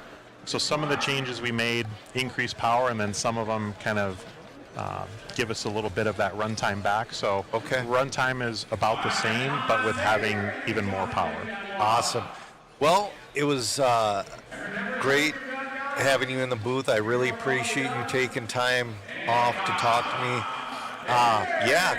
Go walk around the pits, check out. Have you walked around and looked at the booths yet? Yeah, it's such an awesome event. Like having the full-scale Jay Halsey buggy, and just seeing Hobby Wing and ProTech A Main, High Tech, everyone here set up. It's super, super cool. Did you see Jay 3D printed not only the shock collars on that full-scale buggy, but like the knobs on the tires? Yeah, that's so awesome. cool.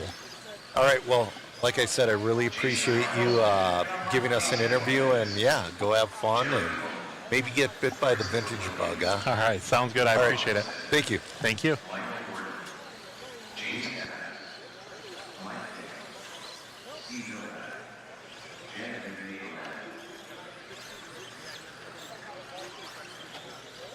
All right, that was Adam Drake, 10 billion time national champion, I believe.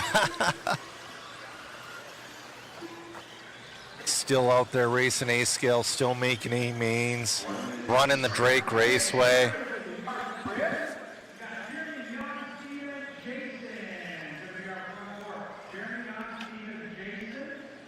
All right, we're on race number 9 of 46. This is heat 2 of 15 of the 1989 to 1993 two-wheel drive buggy, brought to you by Team Associated.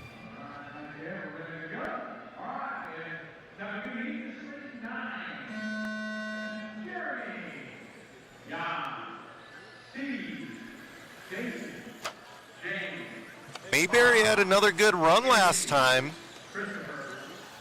And we got the original JRX2 out there running. You know, if I were running this class, I would maybe do the Pro SE. That was a super dialed car. The problem with the Pro SE, though, it tended to be a little bit too pushy.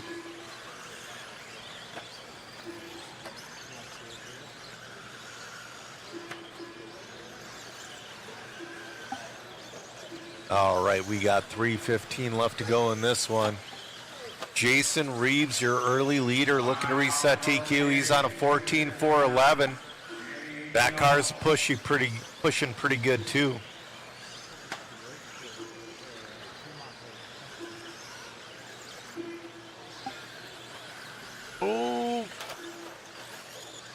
Oh, got into it with the leader there. That looks like we're trying. Cameraman Chris and I are trying to figure out that car. That looks like an old Schumacher as well.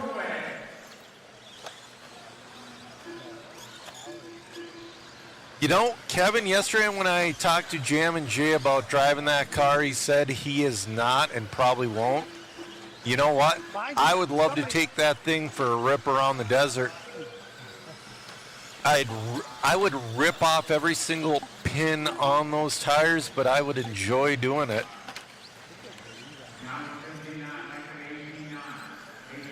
That is definitely a Schumacher, but which one? Some kind of a cat, obviously, or a Cougar. The two wheels are Cougars, the four wheels are cats.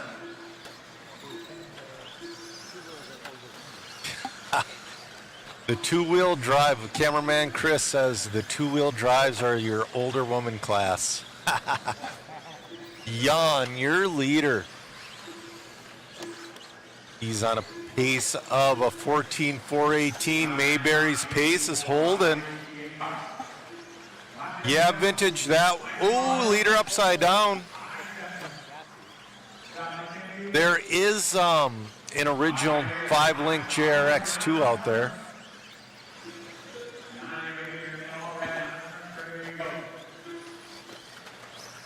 I'm going to drop that link, guys. For the waffle, we're giving away 3 re-release kits with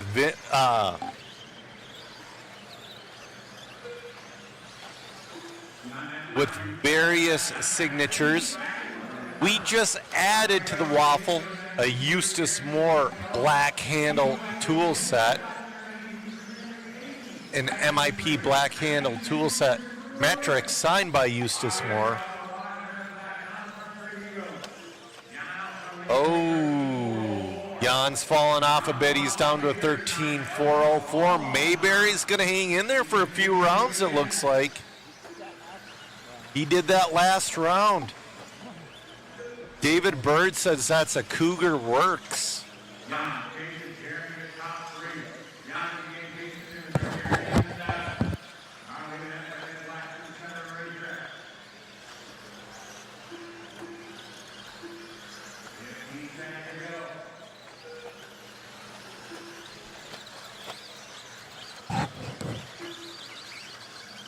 You know, I know it costs a ton of money to come to the United States from other countries, but it's like, I wish Schumacher would have like sent Muzz over or Robin or, you know, somebody along those lines. It would have been awesome.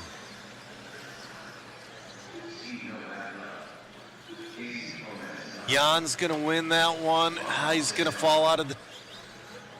He's going to finish with a 13.403. Mayberry's pace is going to hold for another round.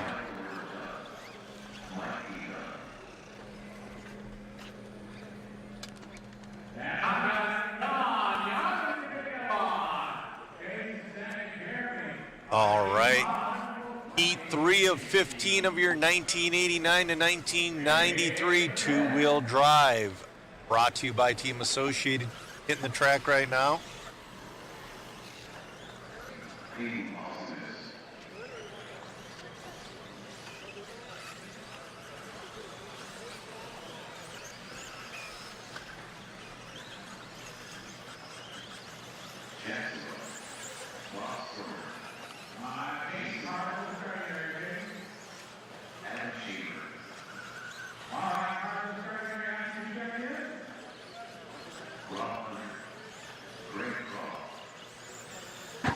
We have Bob Stormer in this one. Just going.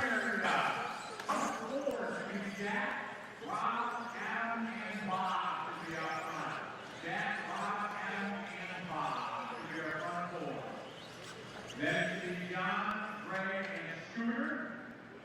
And then the back row, Mason, Ryan, Jason. All right, now Mark's got this. Outstanding. Thank you, guys. Out there, right away. All right, let's have a video with one away. This is 10. Jack, Rob, Adam, Bob, John, Greg, Scooter, Peyton, Brian.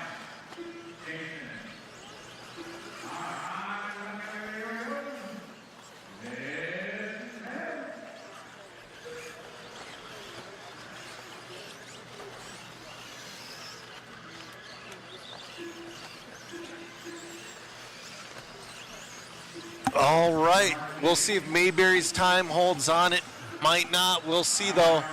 Rob Hunter's coming out strong on a 14.4. Oh, now Croft on a 14.408, taking the lead.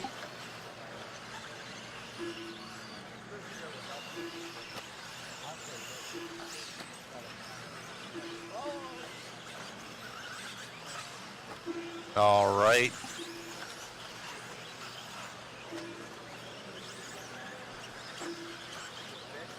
You know, Jay Danger, I'll tell you what, it might be hard to find in the United States, but if you go to Schumacher's webpage, the shipping doesn't take long. I was sponsored by Schumacher in the early 2010s.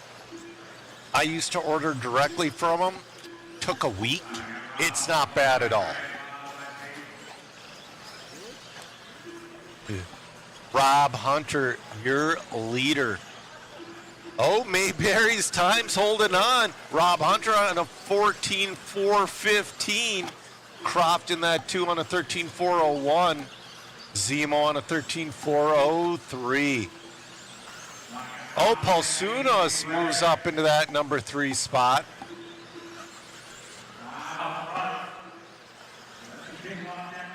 Sean, this is such a ridiculously fun race. It's fantastic.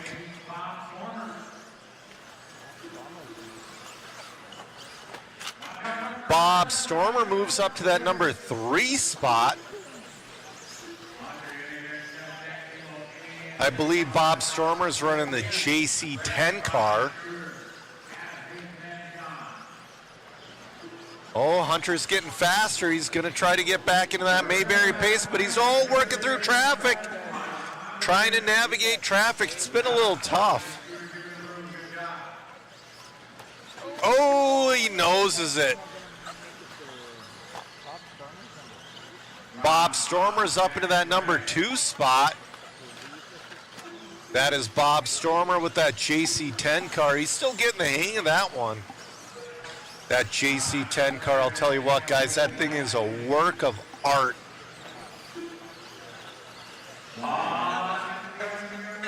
Bob's still holding on to that number 2 spot. Oh, Hunter's pace has fallen down to a 13.402. We got 45 seconds left to go in this one.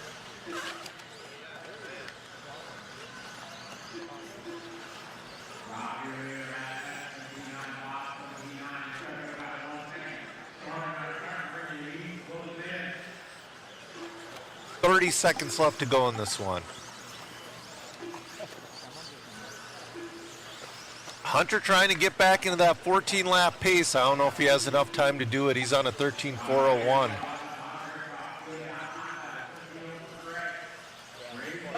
He's on a flat. Oh, maybe do it. We'll see. I don't think so, though. Traffic's going to give him a hard time. To make a 14, he would have had a perfect lap. I don't think he's going to do it. Rob Hunter caught at the loop with a 13.4 flat.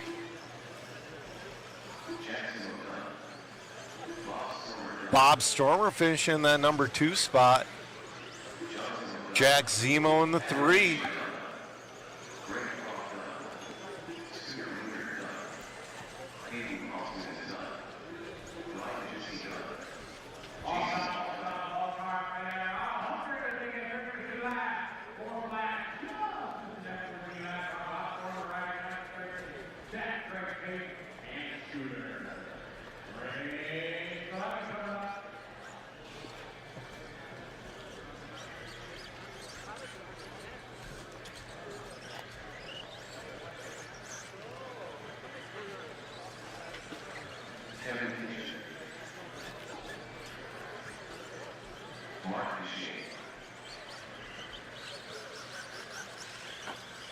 Yeah, that's right. Mac, he just ordered some top cap parts from the Schumacher's online site. He received them in 4 days. Now that's pretty darn fast. Yeah, some of them look disappointed.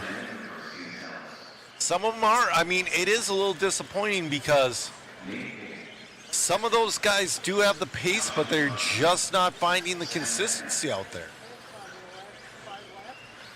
Mayberry's pace has held through a few of them.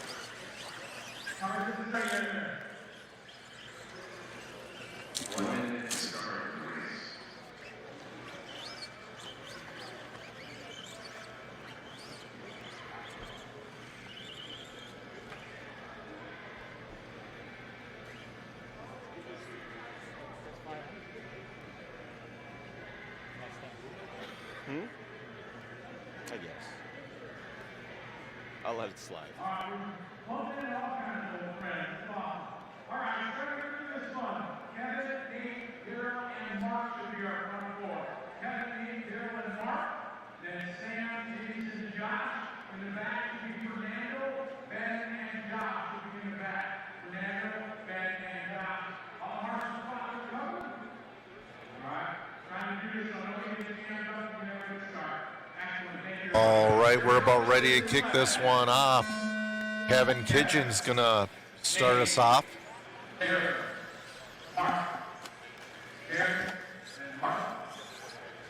I think Kevin Kitchen also has one of those JC10s.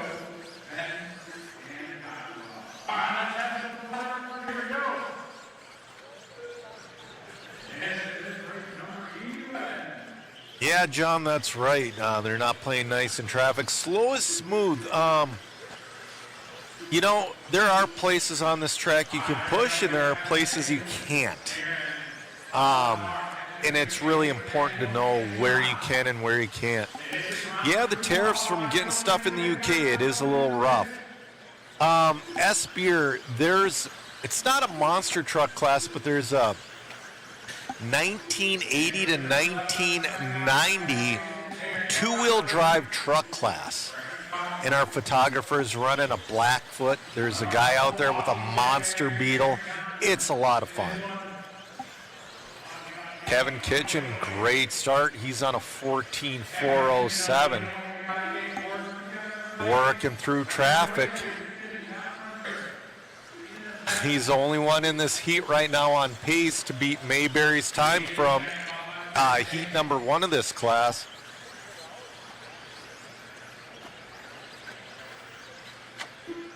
Kevin Kitchen, pace of a 14.409. Ben Schink got up to that 2. Oh no, now it's going to be Nate Kane up into the 2.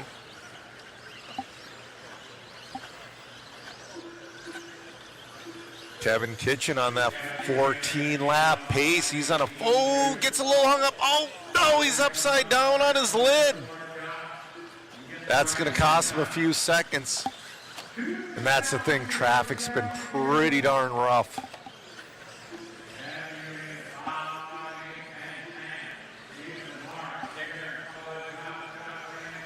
Kitchen, he's going to fall back to a 13.4 flat, and Mayberry's time is still holding. Now, we're going to see if Kevin Kitchen can bring her back. He's got a minute 30 left to do it.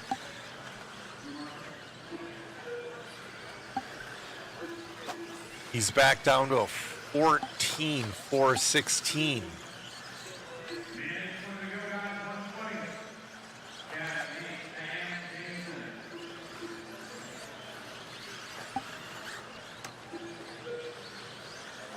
Oh, saved it. He's bringing her back, though. He's got a minute 5. We'll see if he can gain 3 seconds in a minute 5. If he can't, Mayberry's time will hold for yet another heat. But Kevin Kitchen, though, he's been leading this one from the tone. Looking really good out there. He had one bad mistake. Nice wheelie from whoever that. Oh, he held that wheelie for a while. Guy's not letting Kevin by. There we go. Kevin gets by. Oh. It doesn't look like Kevin's going to be able to make up that time, and Mayberry's time is going to hold for yet another race.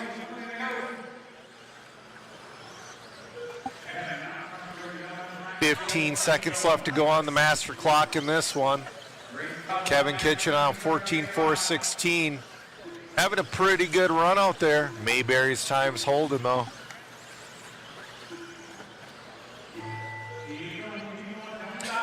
You know, Vintage, there wasn't a resort for round 2. I'm hoping that there'll be a resort for round number 3 tomorrow.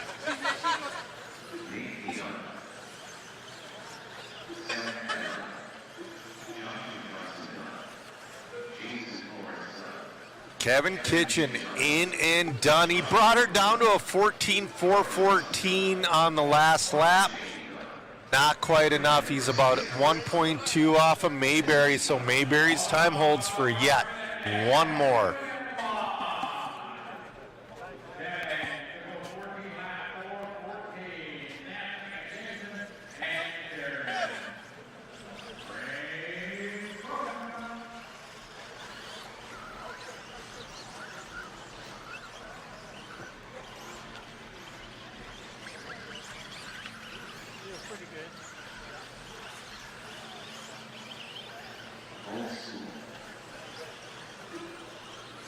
You know, Scotty, I do agree with you. Traffic should be a little more courteous. I'm not the race director. We're just doing the media side, so I really don't have any say in the matter. Oh, I'm being told there will be no resort for round number 3 either, so where you seated is where you're going to be. Well, we'll see. We'll see how tomorrow shakes out as well.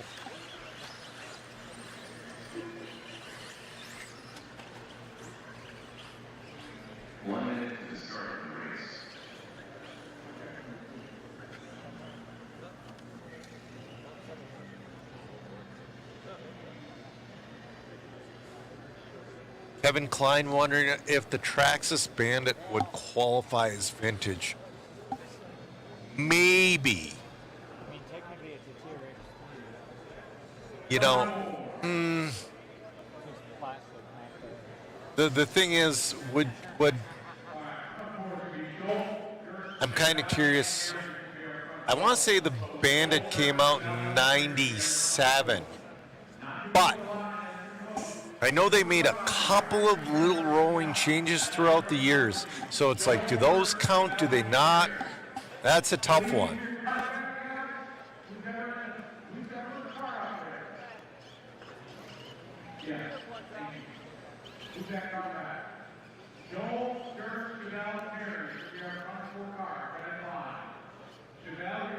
Oh, we got Chevelle Keats in this one. We got Old School Dirk in this one. This is going to be awesome.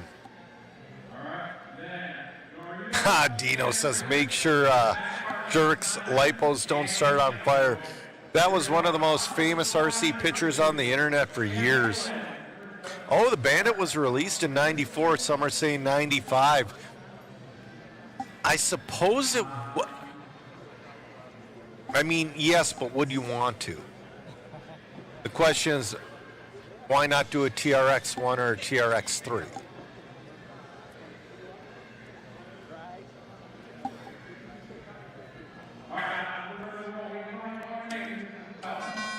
All right.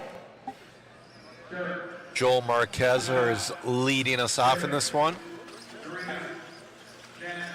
We'll see if anybody's got anything for Mayberry's time. If anybody does, it's the guy who just took the lead, Old School Dirk Anderson.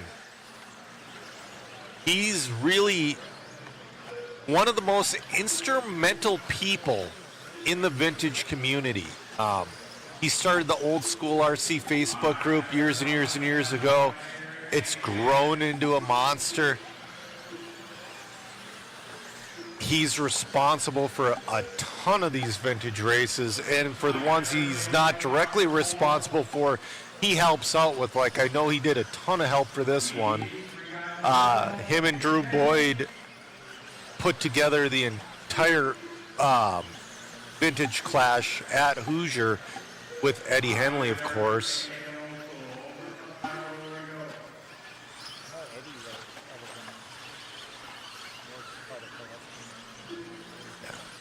All right, we got 2:45 left to go in this one. Dirk and Yo, they're on pace to beat Mayberry's time. Oh, Dirk gets touched a little bit there. Dirk on a 14.406, Yo on a 14.411, Chevelle on a 14.412. Dirk's falling off just a little bit, but not bad. We got 2:20 to go. He just bicycled, held on to her, and looking great out there. That rut after that double is getting funky on the inside.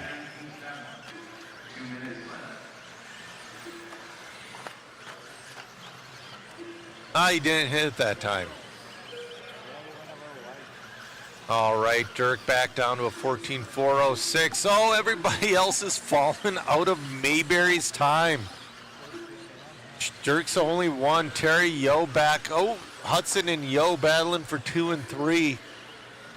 Hudson on a 13.4 flat. Same with Yo. Looks like Dirk has this one. He's got a minute 30 to. He's got 6 seconds over current TQ. He's finally out on his own, taking that double smart.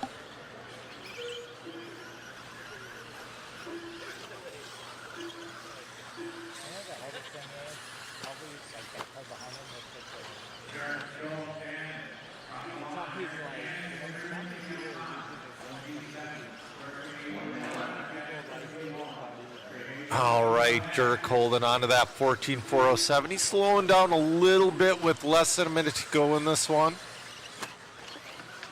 Seems like his car is getting really loose out of the corner. Going over that double. 17.2. Ooh. Hudson and Marquez battling for that 2 and 3 spot. Looks like Dirk's going to be the only one to beat Mayberry. Dirk on that 14.408. He's got 2 laps left to go. All right, Dirk's going to be on his final lap. Dirk on his final lap. Oh, he's falling off a little bit. He's on a 4.09. He's got to finish this lap clean. If Dirk wants to reset TQ, he's got to be clean. Nice over the double. Made sure he made it, and Dirk's going to come in resetting TQ with a 14.409. Mayberry still sitting in that number 2 spot.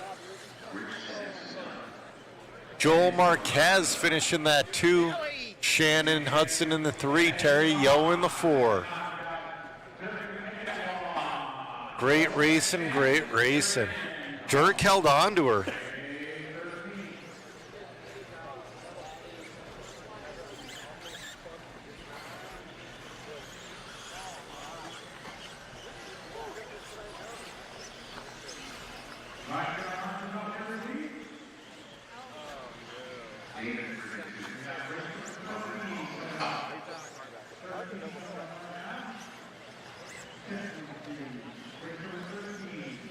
All right, we're on heat number 6 of 15.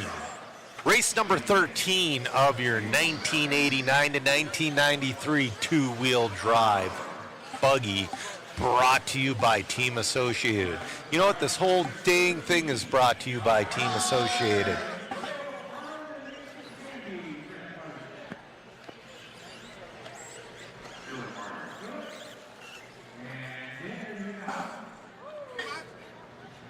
got Philip Arnold in this one.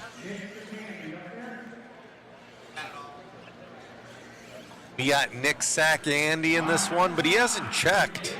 I don't know if he's going to start this one.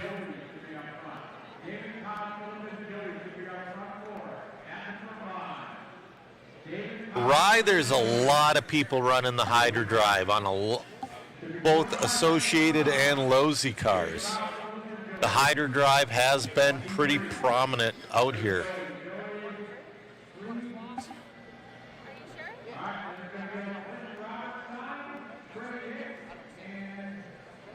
All right, we're about ready to fire this one off.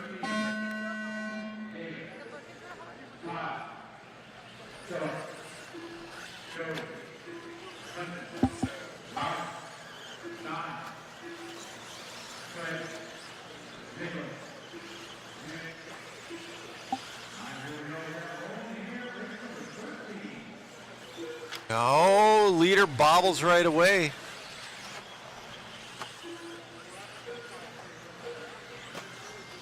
We got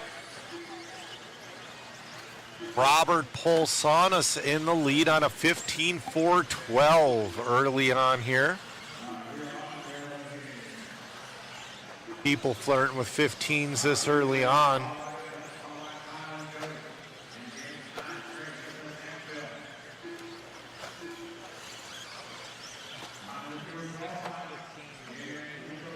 This is so wild, guys. This is the largest class of the weekend, 180 entries.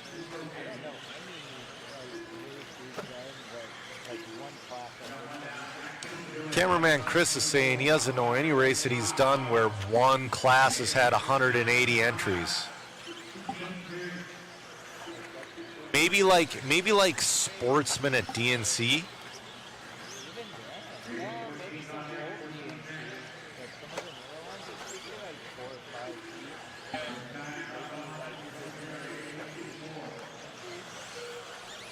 Joey King is your leader now. He's on a pace of a 14.403.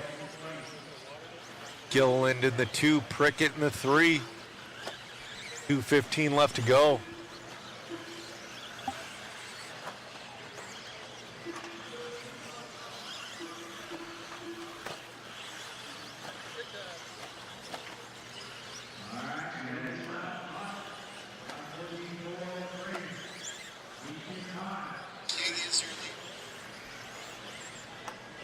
All right, King is still your leader on a 14.404.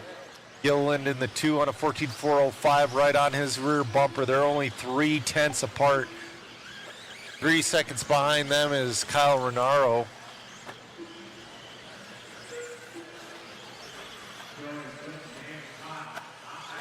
All right, I've dropped a link to our waffle in that one. We're giving away 3 re-release kits, all of them signed. We're giving away a Eustace Moore signed black handled MIP metric tool set. Oh, nice driving. I was expecting him to try to blast the middle. We're also giving away a pit tower. We're giving away a DRC charge cable. We're giving away a nice Team Coyote charger.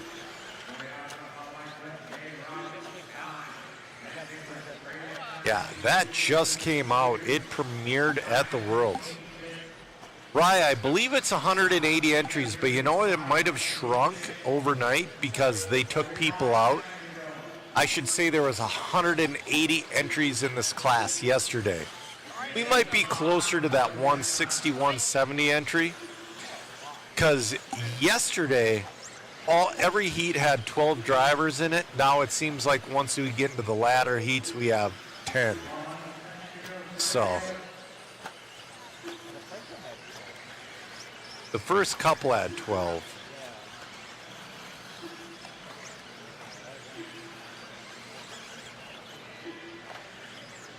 Devin, there was a few heats at 12 and then it's like 13 heats at 10. So we might be down to like 155, but that's still huge.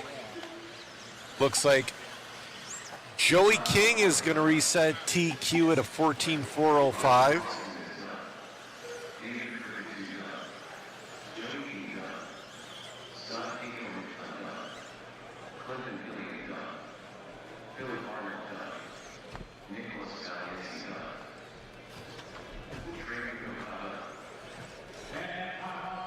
I'll tell you all in a second here. Oop.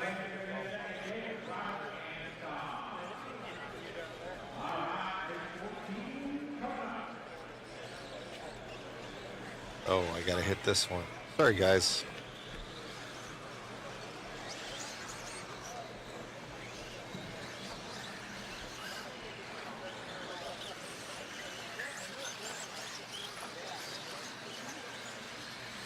All right, so it shrunk. So this class has 157 entries in it, which is still massive.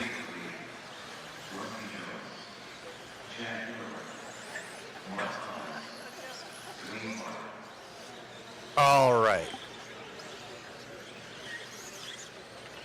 Chat Howard, it's pretty quick. He might be able to put it up there.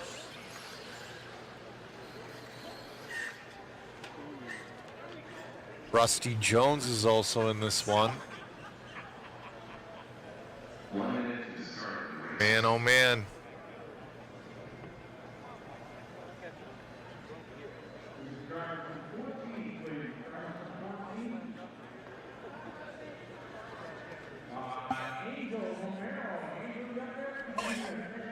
All right, we're about ready to fire this one off, guys.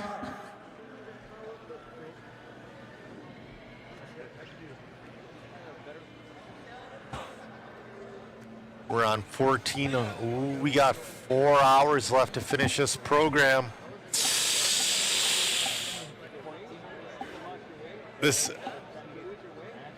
And again, right here, we just can't wait. If it doesn't work, they got to go. They got to go. They got to go.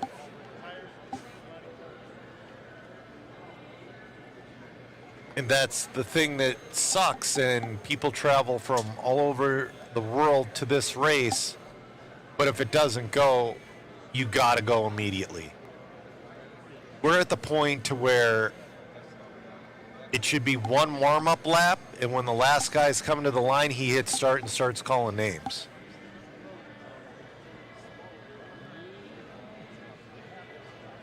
Hey, Marshall, it's 7.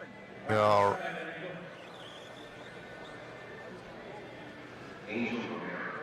All right.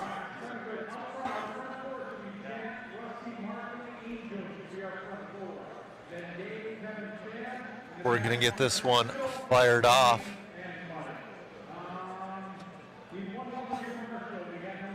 Oh.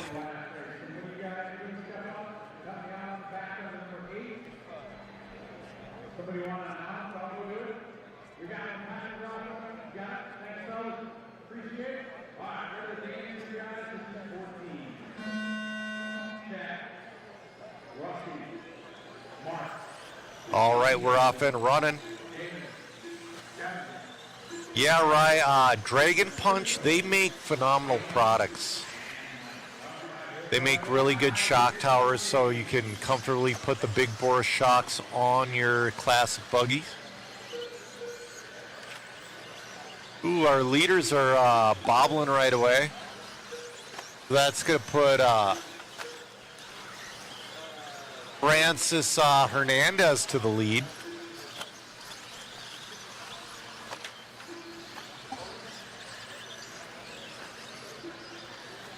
Yeah, Rob Polly, you're right. One lap, track goes live. I kind of agree with you.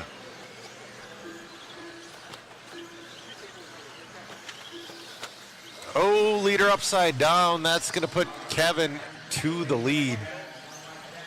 Somebody in the chat earlier told me how to say Kevin's last name, but I forgot.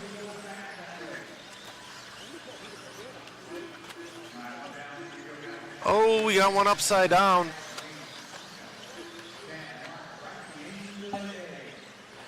Chat Howard, your moves up to that second spot. We'll see if he can move up to the lead. Chat Howard to the lead and on a TQ pace of a 14.406. Then we got Mike Good in that number 2. And it's Francisco Hernandez in the 3.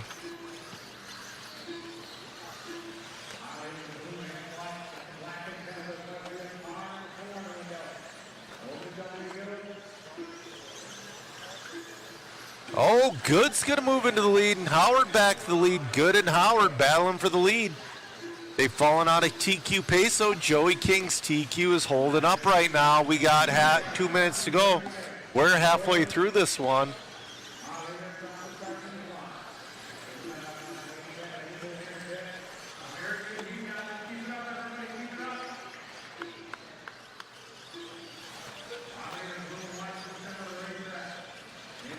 Francisco Hernandez back to the lead in on a TQ pace. Jellyfish checking in. How's it going? We got Angry Melon checking in.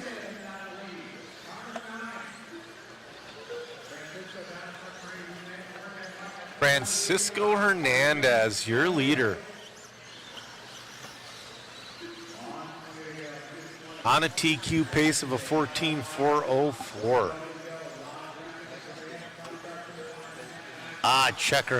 Checkered pass hooked me up.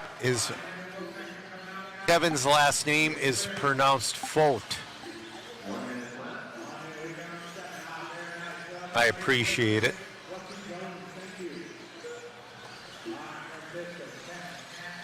Hernandez still on a TQ pace of a 14.502. He's picking it up in the latter half of this race. He's got Kevin Fote on his bumper at 14.405. They're dealing with some serious traffic right now.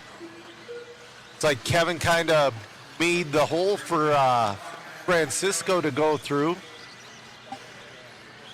Kevin out 14.402. A little bit of a bobble there from your leader. Hernandez right behind Fote.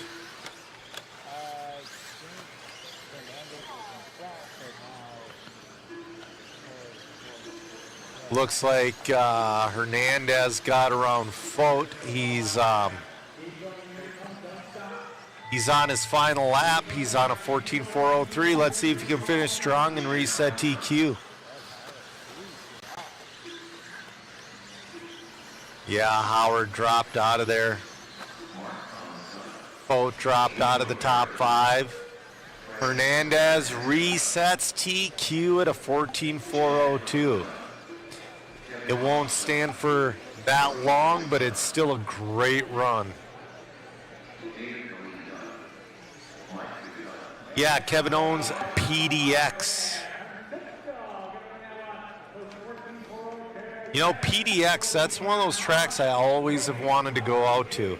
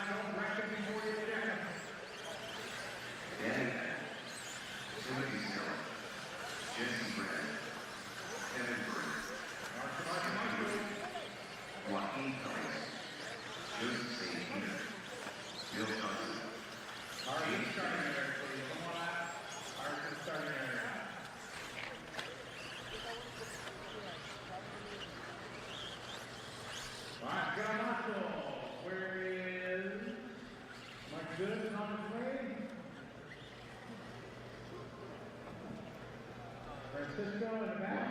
To start the race. Francisco, over there. Mike, you were where you were good on the 8. Francisco on the 9.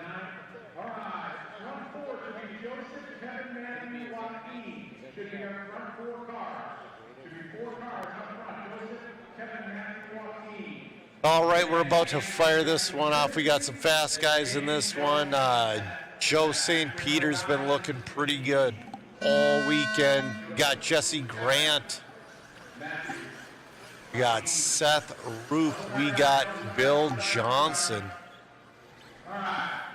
Again, try to put 4 cars up front so we don't have this problem. Up front.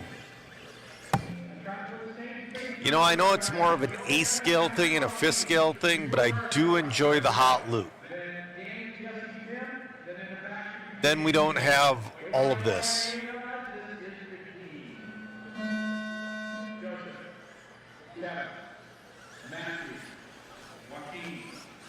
Kevin Burrett's been looking pretty good all weekend as well.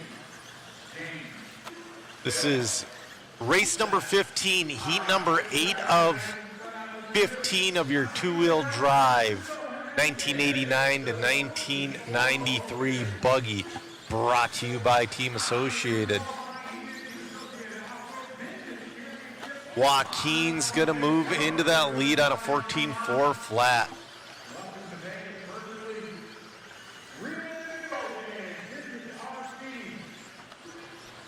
We still got 3:15 left to go in this one.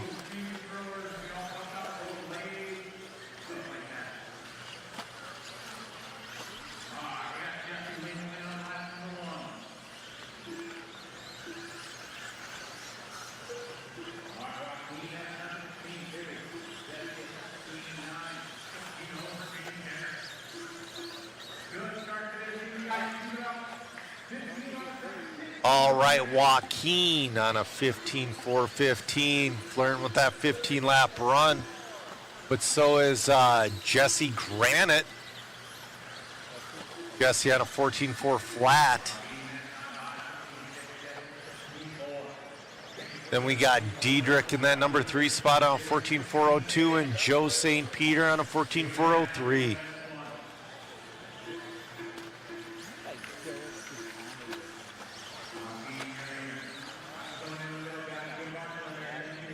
Good driving, good driving.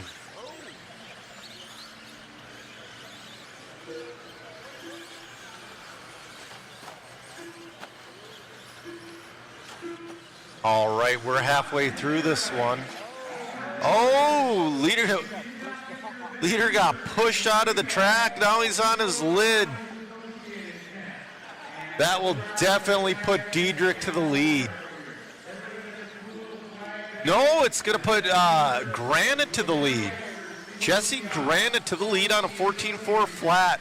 Trying to reset TQ. 1:35 left to go.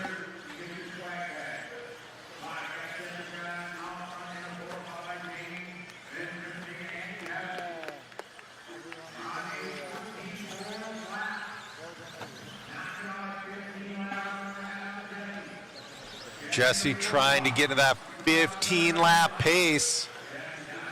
Oh, falls back a little bit on 14.401. 1:10 left to go. He has time to do it, but he's really got to buckle down.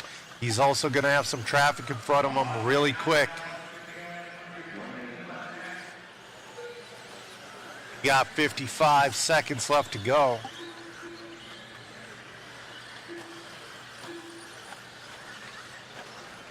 Just a reminder, we're live all over on YouTube. Find us on Mod Live Media on YouTube. Facebook, Mod Live Media. We're shared to Mod. I believe we're shared to Team Associated as well. I just dropped that waffle link.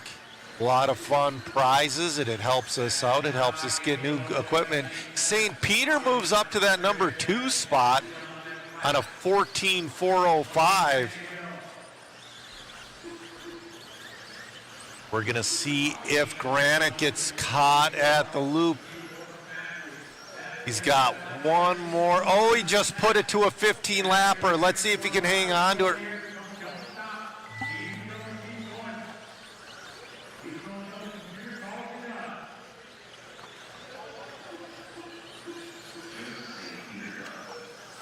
Jesse's going to make it for a 15. Jesse's going to be the first 15 of this class out. Jesse's going to reset TQ.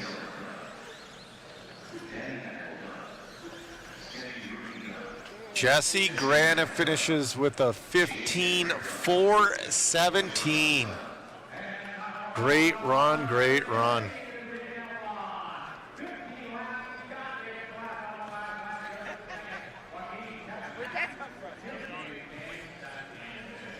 All right, we're now in the top half of this class.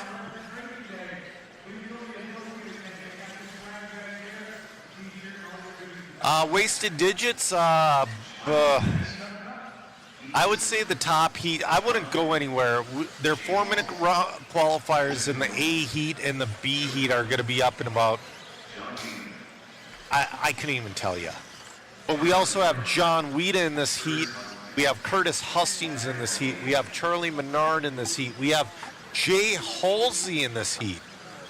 You do not want to go anywhere. Jay was battling with John Weeda like a madman last round, and then he had a ball cup break on him.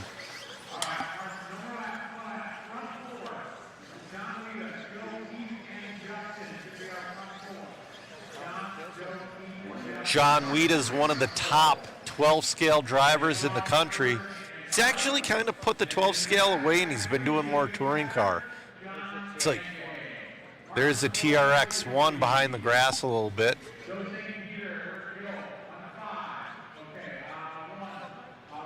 Anthony checking in from Bar Harbor, Maine. You know I shouldn't be drinking these Reedy Powered Team Associated quote-unquote powered drinks because they're a limited edition, but they taste so good. Yeah, Speedy, ball cups and E-clips, the battle is real.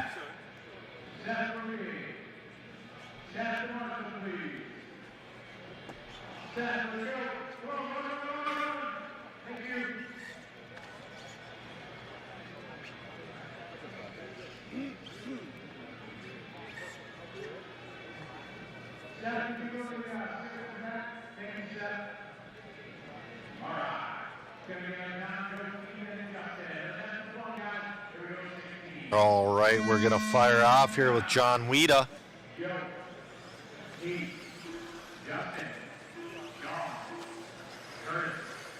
Thanks for checking in, Cam.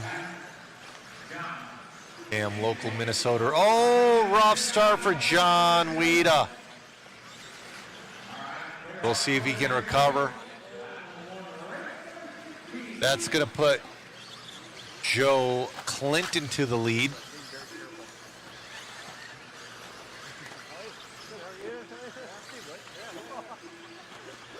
Mr. Scotty Foy saying he's bummed he didn't get to make it. He painted for a few legends here that are racing. He did Jay Halsey, Scott Hughes, and the King, Richard Saxton. So, yeah, Speedy, the real way to fix a problem with the hinge pins and the E-clips is what they eventually did. They just make it a captured system. That's really the only good way to do it. I want to say they first did it, it was with the B4 or the B5. I think it was the B4. And when they first did it, it was like, oh my God, this is so genius. Why have we been screwing around for so many years? Yeah, these are classic buggies, Eduardo. These are 1989 to 1993 two-wheel drive buggies on the track right now. Jay Halsey, your leader, 14.406. Jay Halsey laying it down, picking up time too. He's down to a oh, yeah, that worked out. He's running the 89 Stealth car. It's getting a little snappy at the end of the corner for him. Oh, Clinton's going to move back into the lead after a little bit of a rough lap from Halsey. Halsey's going to drop to 3.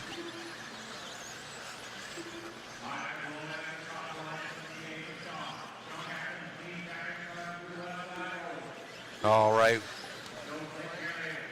Joe Clinton on a pace of a 14.404. Oh, no, he's falling out of that now. Jay Halsey back to the lead. Nobody's on a blistering pace right now, but it's so rad to see Jay Halsey lead a race. He's down to a 14.407. Clinton on a 14.407. Morgan on a 14.409.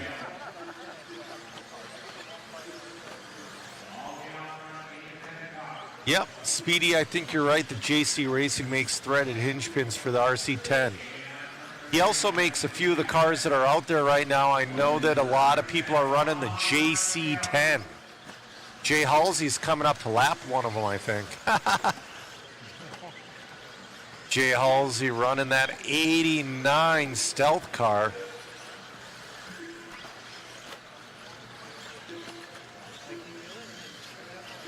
Oh, come on, guys, don't do that. I think that might be Charlie Menard bumping him. All right, 25 seconds left to go. Oh, Weeda to the lead now. John Weeda down to a 14.406, coming back late in this one after an incredibly rough start.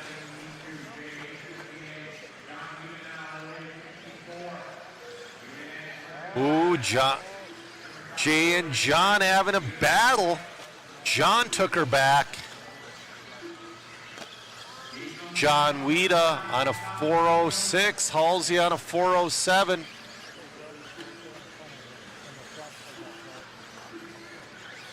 John Weeda in and down with a 14.405. I don't think Halsey's going to gain 2 seconds, but yeah.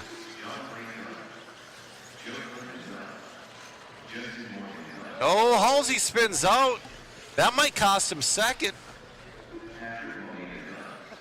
Oh, he's going to come home in that number 2 spot. Jay Halsey in the 2 with the 14.409. John Weeda wins it with the 14.405.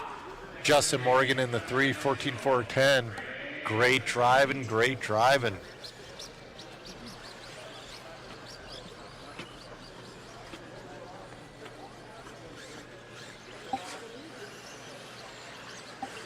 The track is definitely different than last round.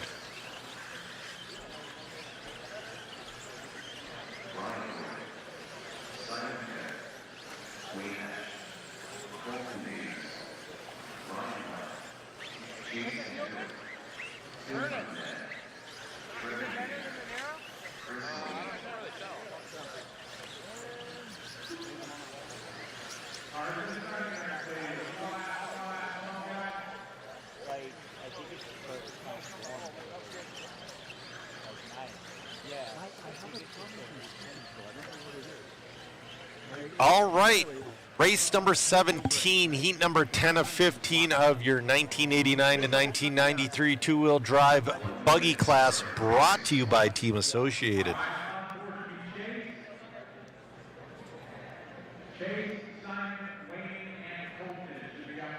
Yeah, DK, Jesse had one heck of a run out there to get a 15-lap run.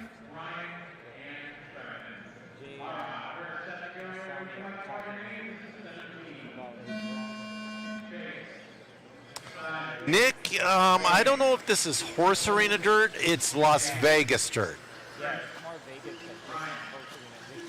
Yeah, there's too many rocks for this to be horse arena dirt. They brought this dirt in. Also, the grass is real. I bet by Sunday it's like all yellow and patchy.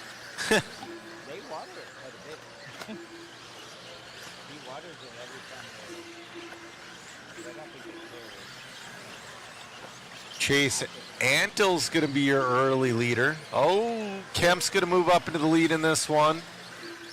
Kemp on a 15.411. Antill on a 15.414. O-Ring on a 14.415, or 15.415, excuse me.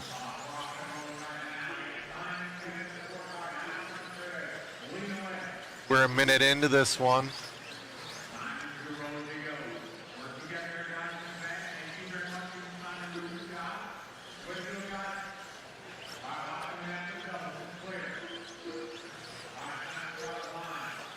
Johnny's saying the track needs a mud pit. I don't think so. Oh, we got one upside down. The thing is, so they started this track, the weekend started and the track had more of a loamy feel. It's just when you're doing several rounds of qualifying with 500 cars around, it's going to pack and do what it does. We're getting a little wild here.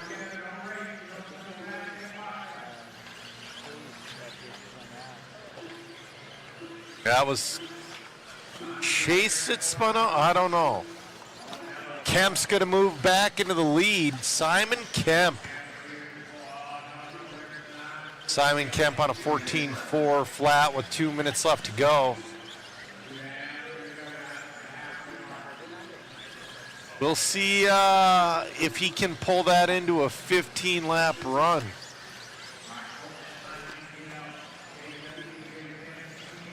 Lucas is saying, imagine modern cars on this track. I think it'd be a lot of fun.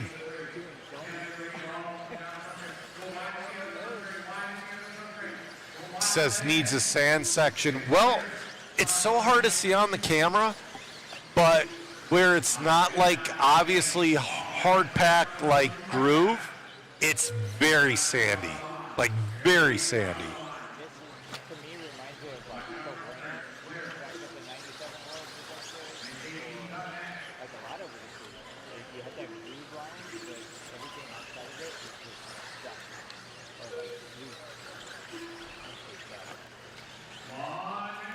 Derek B., what if it doesn't get done on time? Well, I would assume that we would stop at a certain class and then continue tomorrow. We'll have time tomorrow because we have one round of qualifying tomorrow. Then we have the concourse, and then we have the banquet. And then mains on Sunday. You know, DK, the no pipe style has saved a lot of cars' front ends. Kemp into a 15-lap pace now on a 15.414. TQ run. He's looking to beat Jesse Granite. Oh, gets a little hung up on a lapper. That's going to cost him about a second. Oh, he's getting loose. That gets by him barely. Kemp's going to keep going. Oh, still on a TQ pace, but barely, and he's looking at the backside of some loose traffic.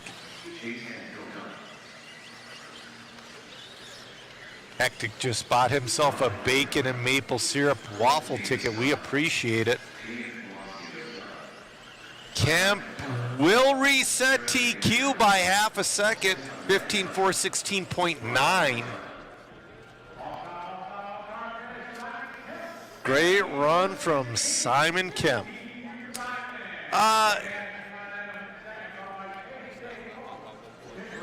Joe Rent, people are running like anywhere from goosebumps to hole shots. It depends on what they're comfortable with.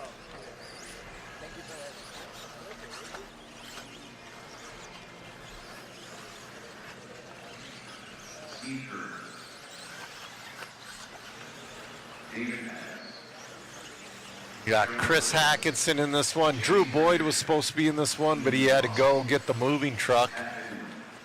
We got Trevor Olins in this one. Oh, we got Disco Dean Carnes in this one. World of Outlaws, Disco Dean, Stinky Pinky on the track right now.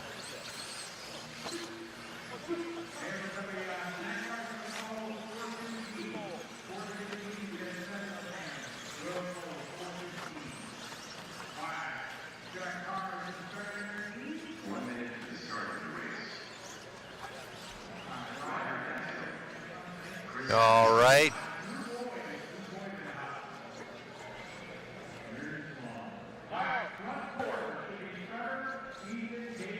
We're about ready to kick this one off.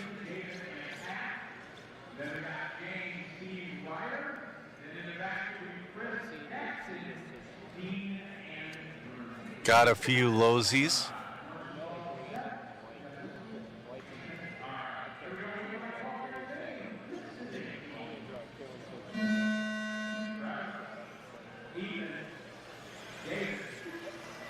Yeah, sorry, Street Outlaws. Why am I thinking World of Outlaws? I'm thinking sprint cars. Yeah, he's Street Outlaws.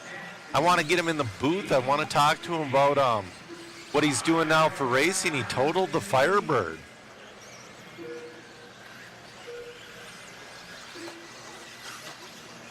Ethan's going to be your early leader. Oh, he bobbles. That's going to give it. Oh, Antill to the lead.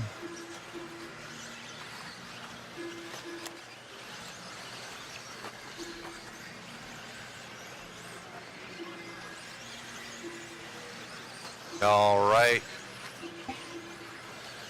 Ryder, Antill, Hoskins moves to the lead now. Ryder and Hoskins and Olin's battling out for the lead.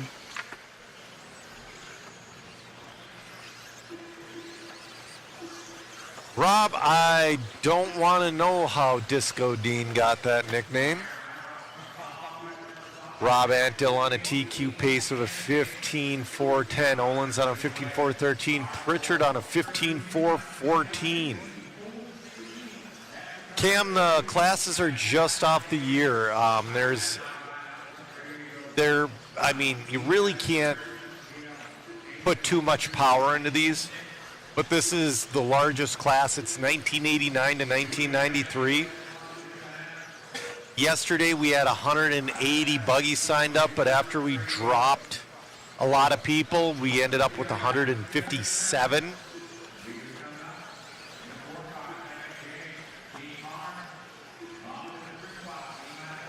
Oh, Rob's saying they found out at the clash why he got his nickname.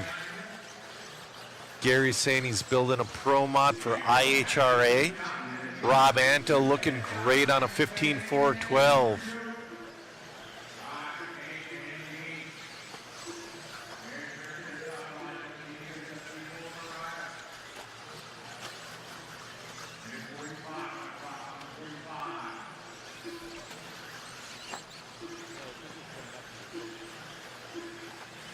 All right, Antill looking great out there on that TQ pace of a 15.413. Rattlesnaker, they are running until 7 p.m. Pacific Standard Time, so 9 p.m. Central. And it's a hard out. I'm a little nervous, but Scotty just needs to get a little bit more stern with these guys and kick the gear down a little more, and we'll be good.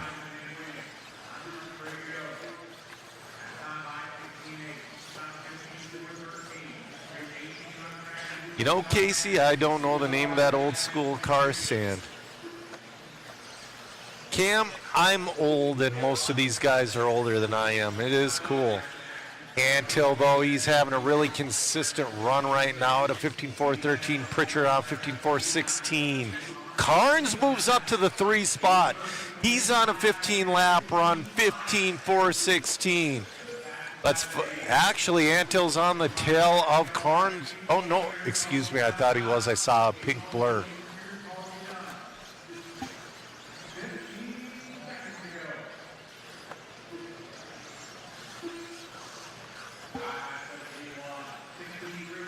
Nope.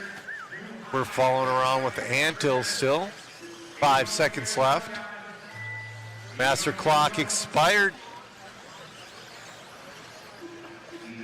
We'll see how Carnes finishes out if he can move up into that number 2.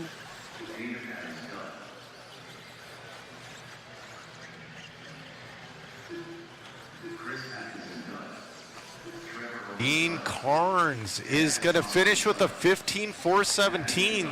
Great run from Disco Dean, finishing in the 3rd. Pritchard with the 15.415, and Ryder Antill, 15.413.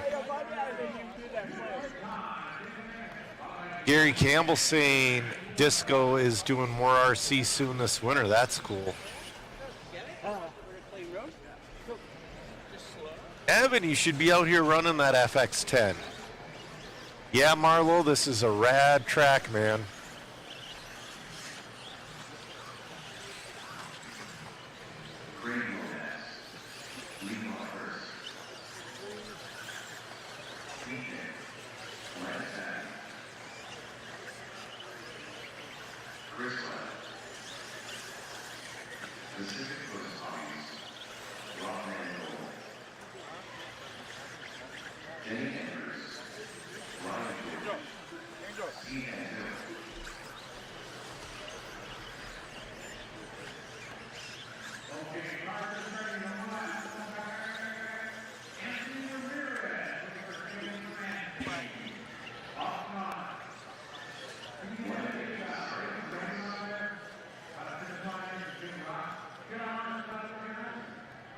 All right.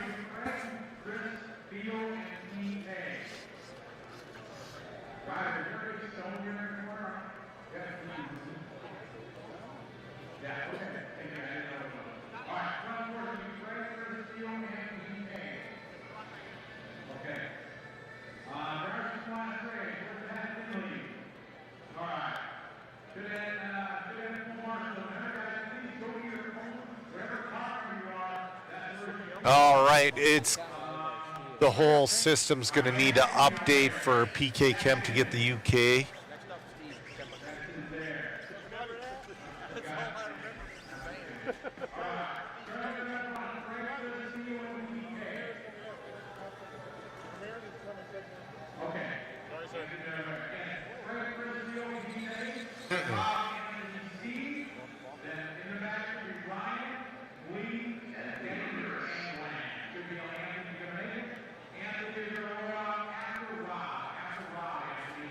All right, we're about ready to fire this one off. We're getting into the fast heats.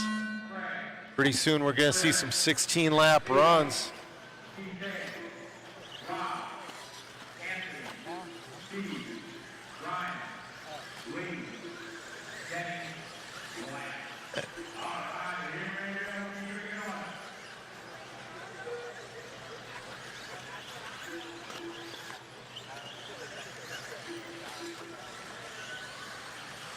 All right, Craig Lomax, your leader. He's been doing an excellent job this weekend.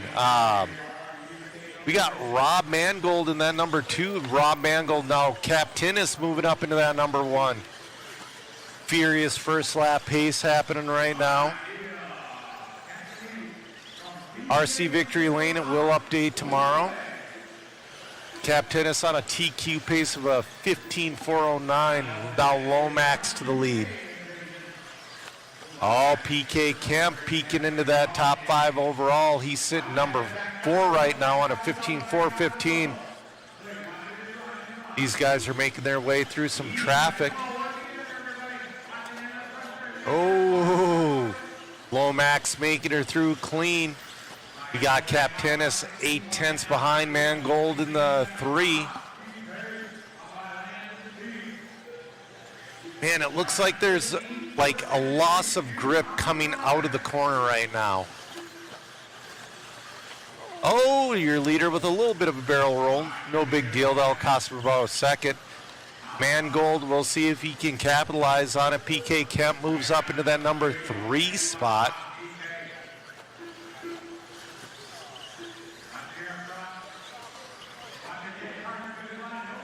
Lomax out there. That looks like a JC10. It's kind of hard to tell. We got a minute 55 left to go. Lomax, Mangold. Antill moves up into that number 3 spot. We've been doing some interviews throughout the day. There will be more interviews. Robotech says we should make the mains 15 minutes to make sure half the field dies to make it realistic. That would be a blast. Lomax still really consistent on that 15.408 pace. We'll see if he can hang on to her. Reset TQ. Coming up next is going to be your C heat of your 1989 to 1993 two-wheel drive buggy class, brought to you by Team Associated. Ooh, Lomax doing some slicing and dicing with some lap traffic. Pace is at double a little bit, getting loose coming onto that straightaway. His pace fell off to a 14.511 right there. Ryder Antill's TQ might hold if he can't pick it up these last couple of laps.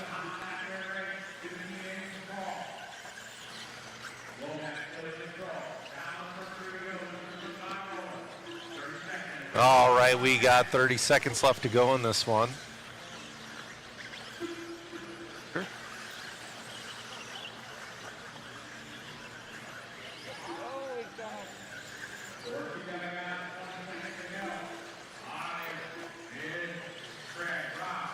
All right, Lomax. Man, he's got to finish these last couple of laps. Single in there, man, that ain't going to get it done. He's 9/10 to the good. Oh, he's loose. He spins out. That's most likely going to cost him his TQ run.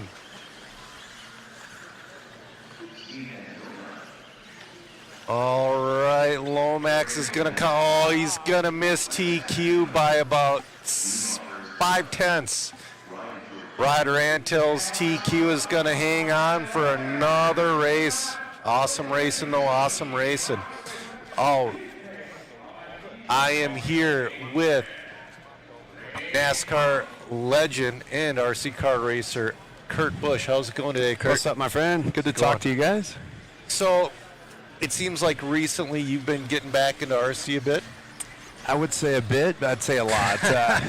My buddy Jason Ashton. Yes. He talked me into this about a year ago. Okay. When he and Richard Saxon, those are the two guys I grew up racing with here in Vegas back in the 90s. And I haven't touched a car in 25, 30 years. Yeah. And it's just like riding a bike. It's a lot of fun. And you can feel the same juices when you're up on the driver's stand with the nerves. And you're also racing modern cars as well. You're already confirmed for Masters of Dirt as well. Yeah, that's actually like 10 minutes from my house down in so nice. Scottsdale. And that place is gorgeous. So yeah, it's Hobby literally a Action guys. world-class facility. It's Tom. It reminded me of SoCal Raceway when I first walked in back in the 90s. And the Hobby Action guy has been definitely taking care of me. Yeah, absolutely. So what do you think of this event so far? I mean, it's a pretty large group of people. I've been to a few vintage races, and this is an awesome one. I'm kind of nerding out over the old school pros because I've been racing since '88, and for me it's almost like a dream. I'm geeking out too, man. It's like all the guys I used to read from Radio Control Action, RC Car Action, Car Action, and it's like here's all these names and here these guys are, and it's an impressive group. And I've never been to a big show like this, so it's new for me in a way because when I was racing RC cars from age 10 to 15, I couldn't travel much because I was still tied with my dad trying to do the bigger race cars. Yep. And when I turned 16, the bigger race cars happened. So Absolutely. Turned out okay. Oh, it turned out pretty good. You're still racing full-scale cars here and there, too. I actually just stumbled upon a race you did in August. You were at... I forgot the race name, but you were racing old IROC cars. Yeah, it was a vintage week up in Laguna Seca, and Ray Evernham has the rights to all the old IROC cars. Yep. And I had mine. Jeff Gordon brought his, Mark Martin, so cool. Bobby Labonte, Dario Franchini showed up. It was cool. We were there to put on like a gentleman's race, but of course, when there's a checkered flag or a trophy involved, we gassed it up pretty hard. I think you could have won that. I forget who clipped the front of your car. You ended up third. I got hit by Bruce Canepa. Yep. He's a billionaire car collector, car inventor, and he was telling everyone, just play it cool, no bumping. And then I get dumped by him, and I pulled a clean 360 though, and got back up to third. Yeah, you didn't lose much. Yeah, it was good fun. Yeah. But this is incredible. The nerves and just the anxiety and the feel of driving these cars, it definitely reminded me of being a kid. Yeah, I was going to say, so when you picked up the radio again for the first time, was it kind of like old hat, or did it take a little bit to get back into the groove of things? I was scared to jump my first set of doubles for a long while. I was like, don't break the car. And then the batteries are bulletproof. The engines are bulletproof these days. The car, I've only broke a few different parts. It's amazing the technology and what's happened the last 30 years. Yes, it's not like when we were kids, to where you had to have a giant case of batteries and a case of motors to finish a race day. Yeah, I haven't busted out the solder gun yet, so we're doing pretty good. Yeah, I mean, it's a bad day when you have to bust out the solder gun at the track. Yeah, no, it's great to see all these legends here and just the good racing. It's been a lot of fun to see the gang back together. So what cars are you running? I've got an Optima. Okay. It's a Kyosho car that Jason Ashton he's like, you need to run this. Yeah. And then the Ultima Kyosho. And then my bread and butter is my RC10T. Yeah. And that class, I think, has 70 guys in it. That's a tough class. It is, definitely. And this class here is tough. I believe are you in the B or the A heat of this one? I'm not in this. Oh, you're not group. in this one. You're in the previous one. I knew this would be the boys right here. You know, like these are the Cowboys that are here for the big trophy. Yeah. So I'm in, I can't remember what year it is, but so far, A main with my two-wheel buggy. Yep. The truck is right on the edge of A or B main. I was watching you last run, and it's like you have one bobble that kept you out. Yep. Yeah, and so I'm steady. I'm not going to bust off that fast lap time, but I'm trying to stay out of the marshal's hands and just run steady laps. Yep. Absolutely. So what modern cars are you currently running? I got a B7 Team Associated, and then I was just kind of getting the truck vibe from the new truck that's out. And then the four-wheel. I'm not used to four-wheel, and Jason Ashton talked me into running some four-wheel stuff. Okay, cool. So it's all associated current stuff. Yep. Yep. So the new modern trucks are so much fun to run. You can throw them so much harder than your two-wheel buggy, and because they have the lower shocks and the lower shock tower zone, it makes such a huge difference. They're so much fun to run. The group that's down there in Chandler, Arizona, though, with Spencer Rivkin, it's his home track. You know, Kinwald was there. It's his home place. It's such a first-class group, and it is. The two-wheel expert down there, I run, but I run in the back with those boys. I just wanted to run with the fast guys to kind of get back used to things. Well, and that's one of the only ways to get faster as well. Yep, be with the fast guys. You know, there's a certain point to where it's like if you're absolutely dying, but, you know, you pick up just a little teeny tiny bit every week, and then pretty soon you'll be up there. Do you have any more plans to race more full scale soon? Just depends. You know, different offers have been popping up. Race of Champions was down in Australia last year. Yep. We'll see where they want to go this year. Again, just doing like vintage stuff. You know, gentleman racing and just having fun, seeing some old friends and reconnecting, just like this weekend here in Vegas. That's awesome. Is your brother Kyle gonna be racing any RC anytime soon? He's got no time. He's with his son, my nephew Brexton. He's 10 and ripping up all the dirt tracks, and now he's going to asphalt. It's okay. He's full tilt, man. Okay, they got like 4 or 5 cars. That's awesome. Yeah, I mean, I know Kyle used to run a lot. I heard he worked at the Hobby Town in Las Vegas when he was a kid, and he was injured like 10 years back, and he picked up an old World GT on-road car and raced. And yeah, I mean, you guys are an RC family. It's so cool. It is. It was just a good hobby that my dad encouraged us and helped out, and you know, things that translated with camber and caster and setting up anti-dive, and it just, those things work on a real race car as well. So it's a good tool to learn with. Absolutely. Oh man, we're getting look at the trophies. We're getting into the fast heats here, Kurt. Get down to the nitty gritty. I mean, just see the lineup in all these heats. Well, and this is the B heat. We got the Peanut. We got Greg Hodap. We got Elhorn. We got Smolnick. We got Jacobson. We got Matt Ledger. Kevin Van Aert. He's Superior, Wisconsin guy. He's a super fast on-road racer. Nice. So yeah, this is Matt Olson doing the walk-by camera. It's so cool. Yep, you're getting into the who's who, and it's so cool though. You hear the name on the loudspeaker in here, and you're like, yeah, man, I used to read about that guy. So. Yeah, exactly. And Hodap was really throwing it down last round. It's like all of a sudden something clicked with him last round, and he was just on fire. Yeah, this is that go round, right? You know, if you had a conservative first heat, you want to lay down in that second heat. Yep. For me, I'm just staying steady. So we'll see how this plays out for these boys. Yep. All right, we are off and running.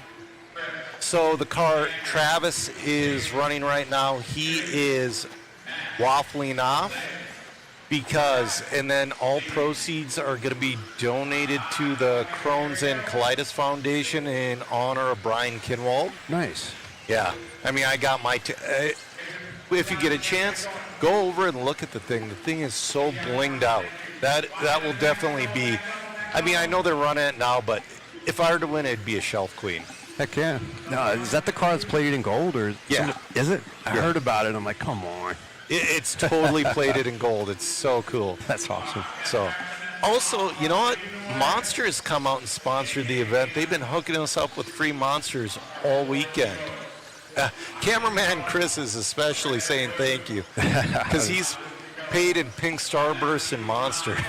Nice. Yeah, no, it's great. The connection I have with them it still lives on. Been with them for 15 years with NASCAR stuff and things outside of the NASCAR world, you know, and it's like family with those guys. So I'm happy they could jump in, supply some product, and everybody can, instead of having to search for the coffee bar, they can come right over by our pit and grab a Monster. Yeah, and that's the thing too. Monster, you know, they support everything from they sponsor race cars, they sponsor fighters from the UFC. Everywhere, and now they're here at an RC event. It's so cool. Al Horn was in the lead. He's on a long lap. Oh, somebody's broken. Al Horn broke. It's been a sloppy heat, man. Yeah, that's going to put the Peanut to the lead. He's going to try to reset TQ at a 15.407. Oh, we got all white up into that number 2 spot. We got to get a new photo for the Peanut. He's got the old Schumacher car up for his profile picture. Yeah, that's, you know, I really didn't start racing with Travis until like towards the end of his professional career, but he is always such a fun guy to hang out with in the pits. He was with, last time I raced with him, he was with a company called TQ Racing. They didn't last long, but he threw those cars around like they were nothing. Right on. All right. Oh, Gord is wondering, are you going to run any oval RC? You know, I went through a fad of doing that, and, you know, I was on foam tires most of the time and did a few races on cap tires. Yep. You know, it's just a matter of time, right? There's only so much time in the day. Yep. My girlfriend thought I was crazy because I told her I was going to Vegas for a 5-day RC car event, and she's like, really? It's one of those things. No, it's a good, healthy habit, and it is. she watches me do this and she watches me when I get in the IROC car or any other gentleman's racing. She knows that it's race time, and it's time to be serious. Leader on his lid. Yeah, that's one of those things, and it's cool that you brought your girlfriend with you, and she's hanging out as well.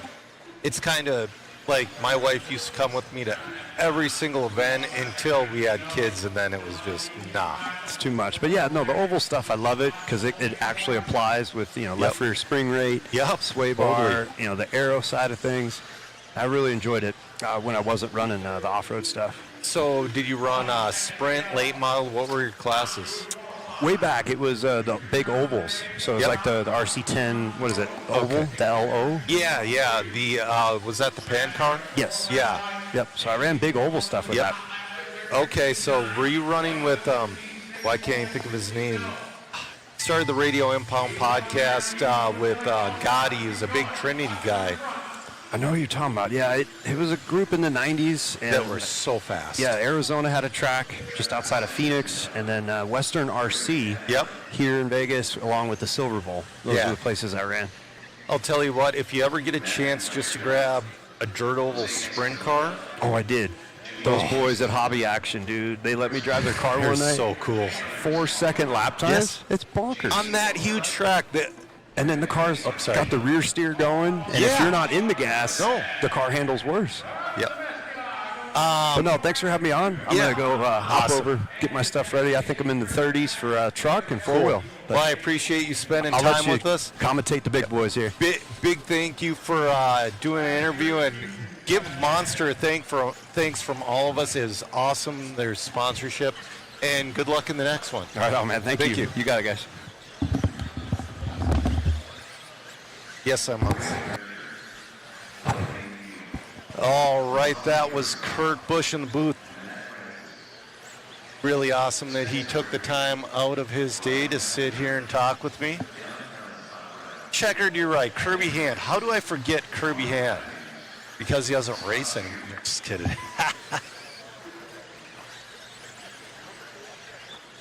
Yeah, Victory Lane. Hodap was running Losey. So Travis Amescua is sitting TQ at 15.408. I don't want to be pessimistic, but I think that's about to get crushed. We're going to see fast 16s from these boys. You got Masami standing next to Masami. You got Craig Drescher. Yeah, you got. Oh, Rails is in that. You just saw Rails take a deep breath, like he's like, I'm on the driver's stand with these guys. Oh man.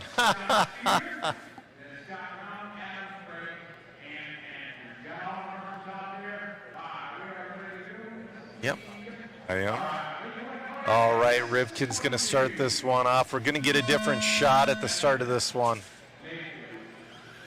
Got Shu taking photos.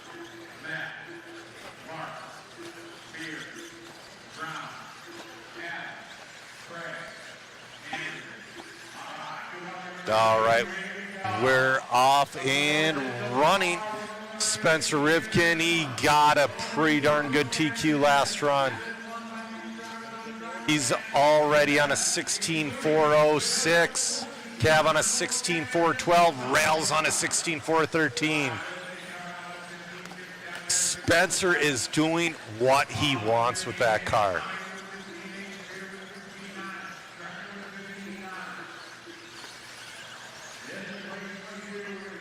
Spencer Rivkin in that number 1, Cav in the 2 rail. Oh, Mayfield moves up to that number 3. So we got Rivkin and the Ryans sitting in your top 3. Rivkin in that 16.407, Cav on a 16.410, Mayfield 16.414, Masami 16.415. Right now your top 5 is beating TQ. Francis flirting with a 16-lap run. Spencer Rivkin throwing down the laps. Mayfield's making up a little ground. Couple tenths here, couple tenths there. Now Cavalieri in that number 2 spot. Cavalieri and Mayfield 3/10 apart, battling for 2 and 3. Now half a second apart. Masami 1.1 off of Mayfield. Then we got Francis 6/10 off Masami. Rails. Oh, Brown moves up into that number 6. Then it's Rails in the 7, Pavitas in the 8, Swanson, Drescher, and Spear. All right, Rivkin. Oh, Cavalieri's getting faster. He's only 2/10 behind Rivkin right now. Oh, it's fallen to 1.1. A little bit of a rougher lap for Cavalieri. Masami up. Masami into that number 3 spot. Mayfield and Cab battling out on the track and battling out on the clock. Mayfield's got to get around Cavalieri to get around him on the clock. So this is a legitimate battle happening. Oh, Mayfield getting loose coming onto the straightaway. Cavalieri pulling away. Cavalieri just clicked off his fastest lap of a 14.9, fastest lap of the race. We got 1 minute left to go, 1 minute left to go. Oh, Masami ends up on his lid. Cavalieri's only 6/10 off Rivkin right now. That is a battle on the track between Rivkin and Cav. 35 seconds left to go. Rivkin 16.407, Cavalieri 16.408, Mayfield 16.413. Oh, 14.9. All right, Rivkin gets around Masami. Beautiful line through that from Rivkin. This is going to be a fast one if he can complete it. All right, here comes Rivkin over the double into the 180 across the loop. This is going to be a 15.3 for Rivkin. All right. Oh, Rivkin getting around a little bit of traffic there. That was Pavitas. Pavitas gives no free passes. Spencer Rivkin in and done, setting TQ with a 16.406. Cavalieri finishing in the 2 with the 16.408. Mayfield with the 16.412. Francis with a 15.4 flat .0. Pavitas 15.4 flat.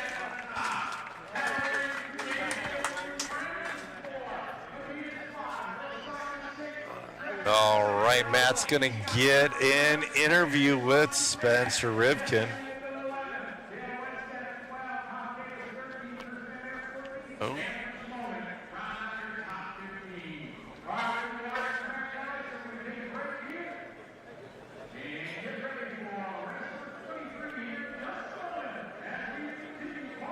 Oh, grab Spencer, grab Spencer. Ah, you missed him.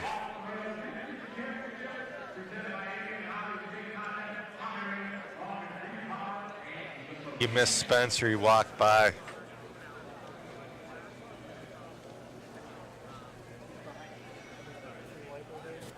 Great run out there, Spencer. Car looked great, and Cavallari right there on you.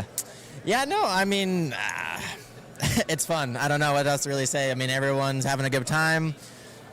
Racing with the guys out there is super fun. The cars they are what they are. And we're running the tires of, current tires that we like, run modern times. So it was a little bit weird out there because I was like, there's a couple cars out there that are like, they're also super close, so they're not really wanting to give you room, and I'm like kind of muscling my way through to trying to just go, because I know Ryan was getting close, and then I probably got caught up a couple seconds, but I mean it's fun. Look good out there, man. Congratulations. Yeah, thanks. See if we can grab Ryan Cavallari here real quick. Let me see. Get Cav. Come on over. Here with Ryan Cavallari. Dude, car looked amazing. You were within 1 second right there, and pulling that ultra fast. You definitely figured out that steering. Car looking good. Yeah, the car yesterday I had a little issue with the front geometry. It was rubbing, so found out this morning Q1 was good, just had a mistake. And then, that time was good. I just followed Mayfield a little bit. He kind of struggled a little bit, and we kind of bumped each other going around the 180. So I lost a little bit of time with that, but kind of put my head down. My car was awesome. So we'll, go on for Q3 and see how it goes. Looking good out there. Congratulations. Yeah, thank you. You got it. Let's see if we can catch up with Matt Francis. Matt, dude, car was looking good out there. You're up in the top 3 there. Yeah, I had a little bobble, but you know what? End up 4th of the round. I'm really excited for it. It gives me a 4th. Goal was to try and make this that 18 to 90 or 89 to 93 main, and looks like I got it in there, so I can take a little breather now. I feel good. Together. All right, let's get a little bit closer. I think the people they're getting our signal. I'm running 8993 team car, the B2 of course, and then I'm running the Rubik's 4-wheel drive car. Right on. Well, cars are looking good. How are you placing in each one right now? I'm kind of let's see. I got a 1st in 4-wheel in that first round.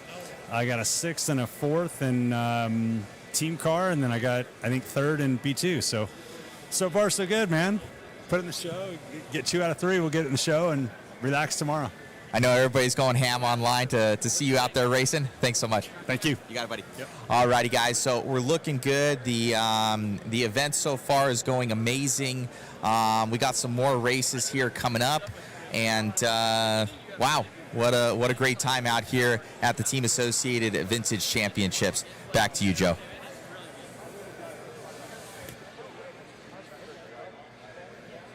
All right, they just watered the track.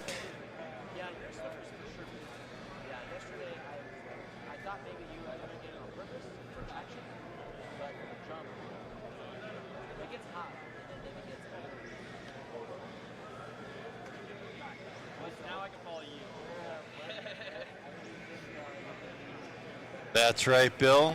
Matt Francis back in the limelight. I mean, these guys are doing phenomenal out there. Coming up next is going to be our halfway point in the round, race 23 of 46. It's our 1994 to 1998 two-wheel drive buggy brought to you by HRP Hobby.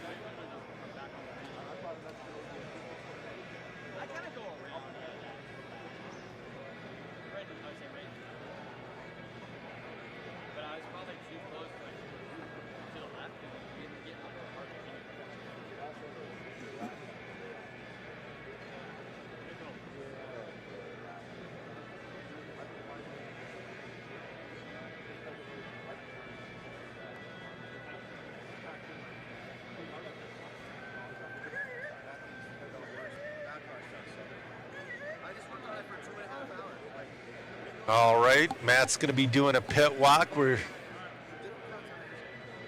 bunch of guys, the front row guys. It's just wild. Got Craig Drescher right there. Curtis Hustings.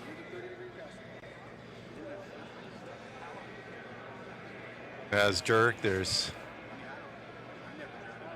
Matt Francis, there's Mark Pavitas,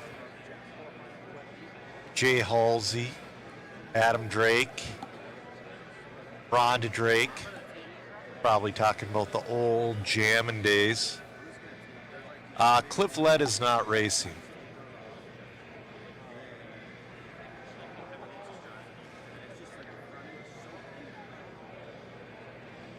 Eustace Moore. He's the reason your stuff is so dialed. Sweet Yosho right there.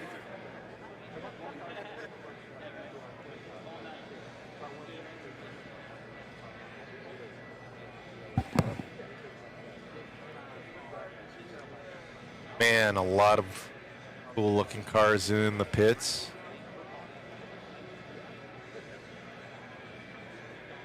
A ton of Cliff Lett paint jobs. Oh, we got some for sale cars. I might have to go look at those later. We won't have time.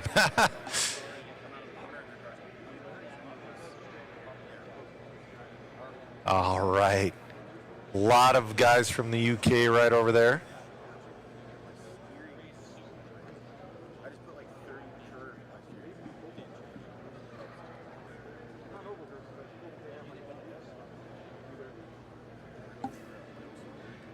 Got Mike Kirby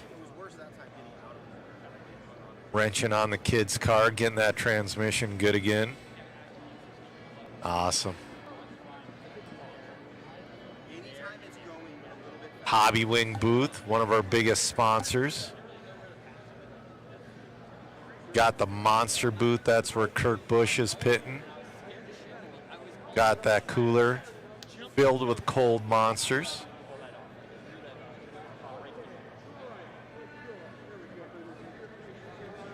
Jason Ashton's pit.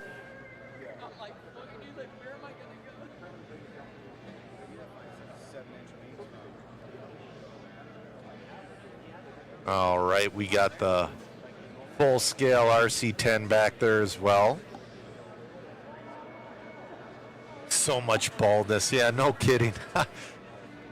So Jay 3D printed the collars.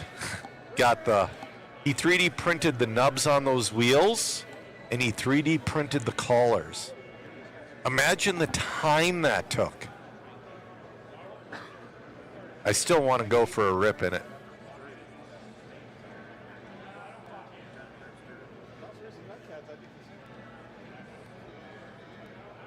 All right, we got the hobby action. All sales are final. That's correct. That's the one of one. Yep, one of 200. That's super cool from Stick It One. That's what that poster's from. They will be waffling it off later on. They just need Bruno Coelho. They have everybody else.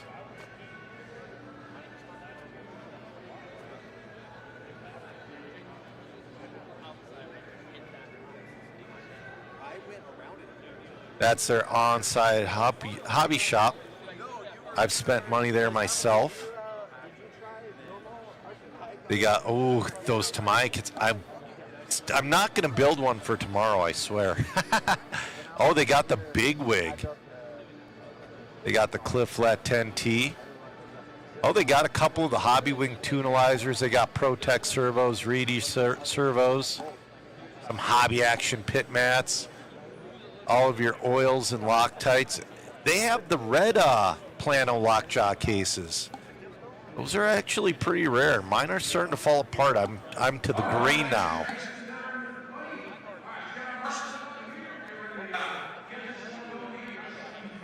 Team Associated booth. There's your World Championship car, Marcus Carup. There's Joey and Richard the King. That car just came home from Australia. He was a 35th world champion for Team Associated. Actually, 34th and 35th, because he won the e-buggy worlds as well. That's a Coyote Charger that we are there at the A main booth. That is the one we will be waffling off. That is the Las Vegas car at the A main booth. They also have the cool Coyote stuff and ProTech stuff. The high-tech booth, it looks like they're loading up for the night. They're taking off. High-tech, I'm being told, has a new Charger they're coming out with. Rubik's, the Dunbar poster. That is super cool. God, they do such a fantastic job. Oh, we got some chassis protectors from Andy's. And Andy's has a few bodies for sale as well. There's a Travis Amescu car that he's running. That's the one they're waffling off for Crohn's and colitis.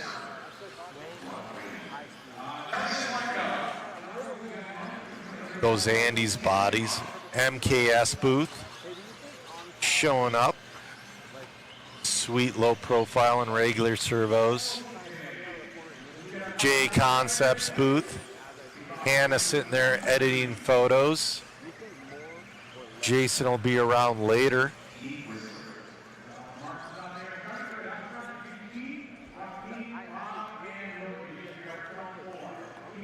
Factory Tracks. They do the track builds, Anthony Westgard.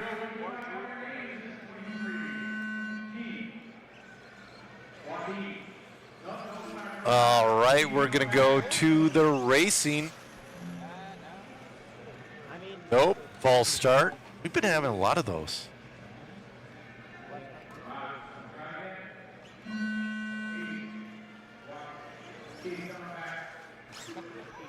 What is going on? Does Keith not have a transponder?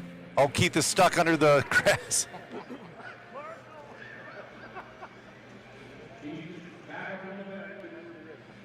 They painted a line, guys. Use the line. This is your C heat of two-wheel drive buggy 1994 to 1998, sponsored by HRP Hobby.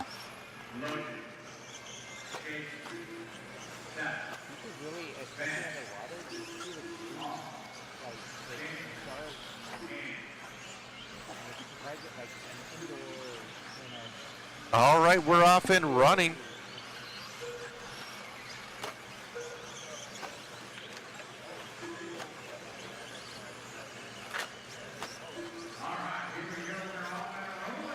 I just dropped a link for that waffle.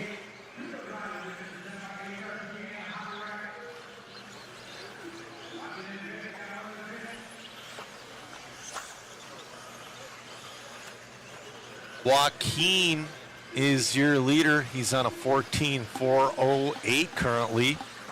We got Hunter in that too on a 14.411. Seth Greenland from Minnesota on a 13.411.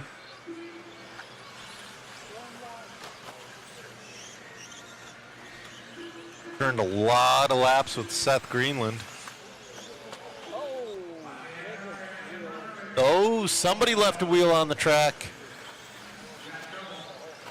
Oh, that's a rough one.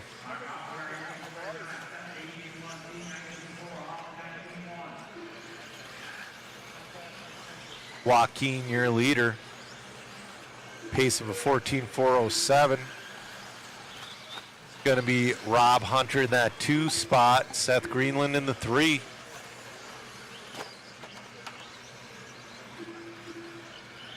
Oh, your leader upside down. Is that going to be enough for... oh, he's upside down again. Nobody sees him. They're trying to get to him. That's definitely going to put Rob Hunter out to the lead. This is a long lap. That's going to drop Joaquin down to that number 4 spot. Rob Hunter, your leader. Seth Greenland in the 2. Kevin Whistler in the 3. Oh, we got one upside down there. That was your leader, but he's going to remain in the lead. Him and Seth Greenland 4/10 apart, battling for that number 1 spot.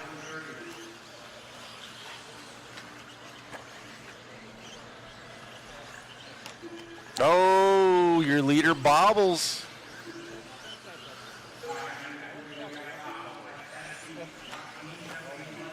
Coming up next is going to be your B heat of 1994 to 1998 two-wheel drive buggy, brought to you by HRP.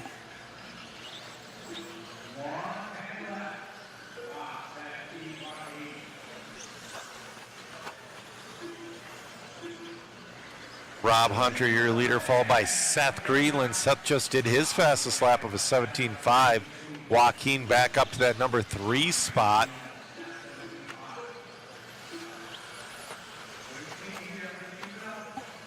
Everybody is driving fairly clean. Got 40 seconds left to go. Oh, a little bit of a pile up back there.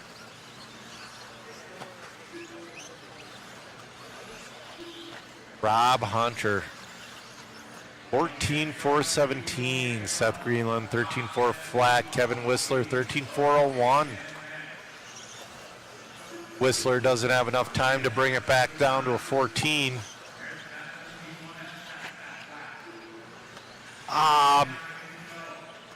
Scott, oh, your leader bobbles. Oh, he's just going for it. He's gonna make a 14. Seth Greenland took the lead over. We'll see if he, oh! Seth is driving the B3. We'll see if he can hang on to her. Seth Greenland in and done with a 14.414. Great recovery. Scott, the link, there's a link on Travis Amescua's Facebook page. That's the best place to find the link for that gold pan. Thank you for the support, Devin.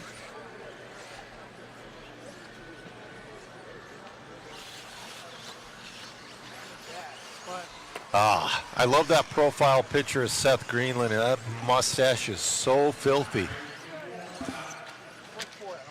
All right, this is your B heat. We got Greg Hodap, we got Richard Lake, we got Joe St. Peter. We got Chris Hackinson in this one.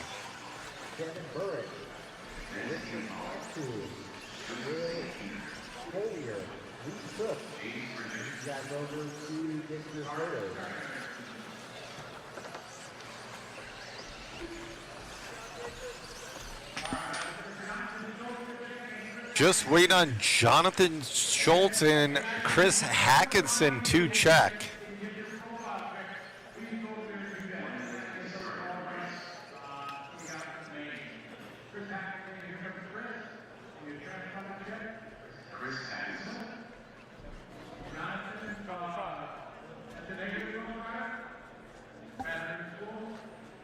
Scotty.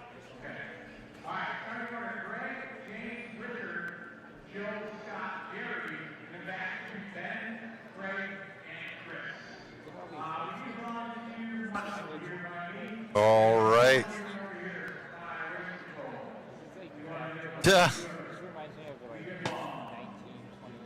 All right, Greg Hodap is going to lead us off here.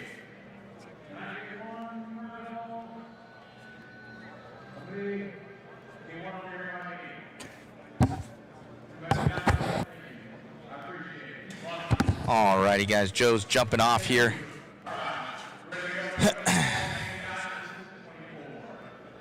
Race number 24 coming on up here. Two-wheel drive, 94 and 98 HRP Hobby Wreck. Heat 2 of 3. We're going to have Hodap. He's going to be in that double XCR. Really appreciate all you guys tuning in. Thank you so much. This has been a fun one. Oh, Hodap going over there.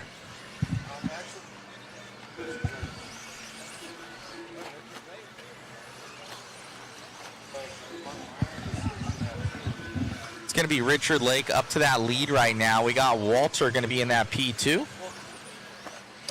Richard Lake leading us out. He's got that microphone right there. This looks like he's in a B2 or a B3 team associated rig right now for Lake. Richard out from hobby action. He's your hobby action main announcer there for Richard. Oh, he goes a little bit short on that one. Hodap going to take him out. Oh, man, Hodap was down in that P7 spot. Unfortunate there for Lake. He's not going to be happy with that one. We're going to have Walter up to that lead right now. So Walter leading us out with 2:50 left to go here on the master clock. Lake back up to lead. Lake down now to the 6 after that hit. So a good pace there out of Lake, and then not so much anymore. It's going to be Peter in that P2, Pettit, Patterson, Hodap. Coming around here for that of Walter. Walter doing some work right now.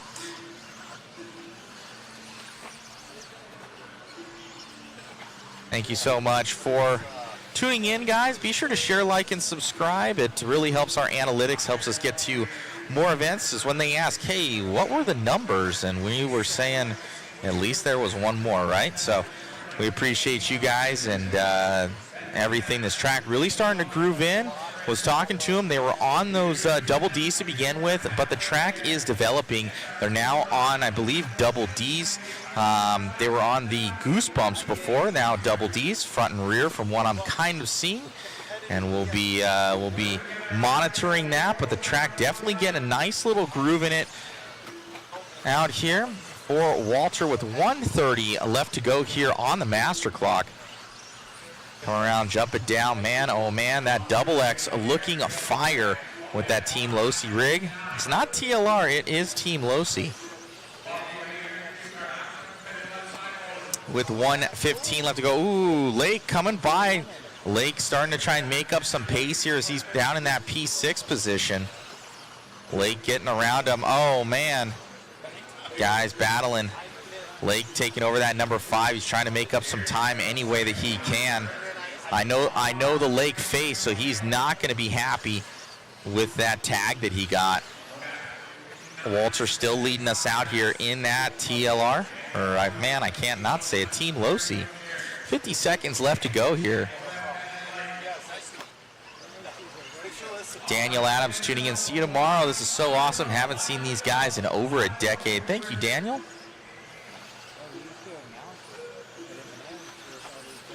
30 seconds left to go here on the master clock as these guys are moving around.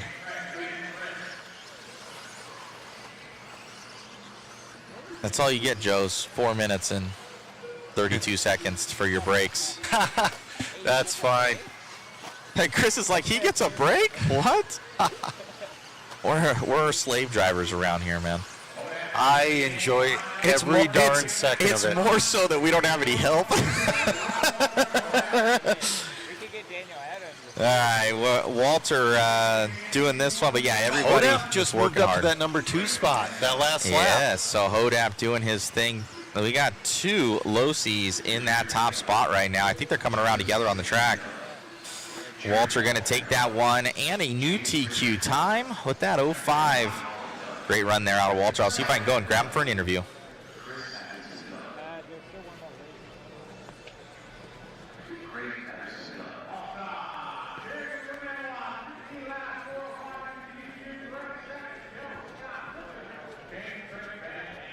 All right, I'll switch over to Matt. No, they're going to go to...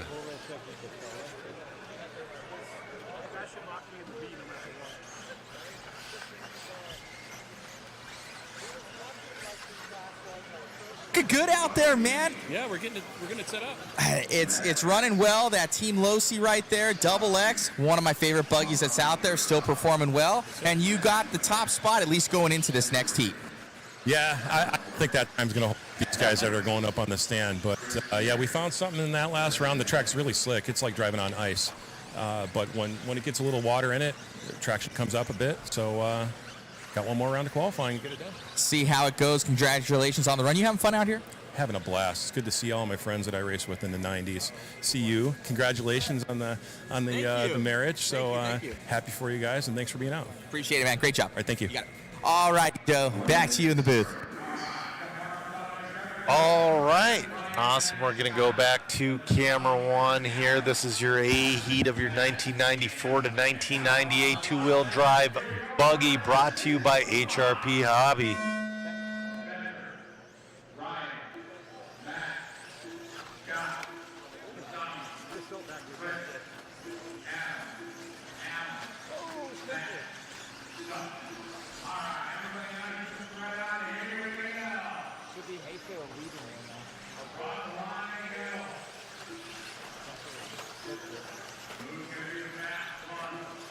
All right, Mayfield taking the early lead in this one. Followed by Francis in the 2, Masami in the 3.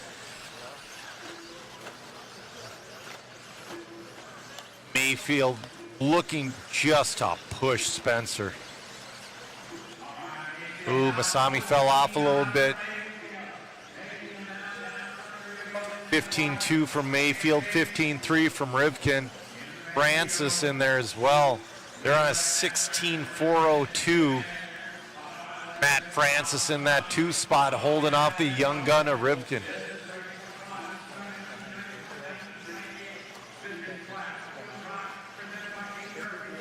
All right, Ryan Mayfield, 14-8 that last lap, but Rivkin also turns a 14-8. Rivkin with the 14-9, Mayfield with the 14-9. They're going lap for lap right now. Mayfield and Rivkin hot lapping each other.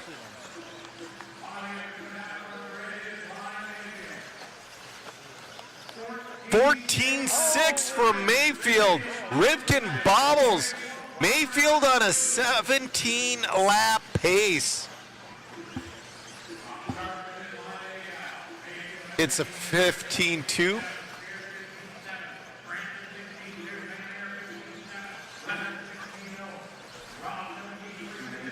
All right, we got 2 minutes left. Masami getting to the 14s, 14-9 from him. But right now, Mayfield on a 16-4 flat. Rivkin in the 2, 16-406. Spear on a 16-408. 14-7 for Mayfield. Spencer Rivkin in that number 2 spot.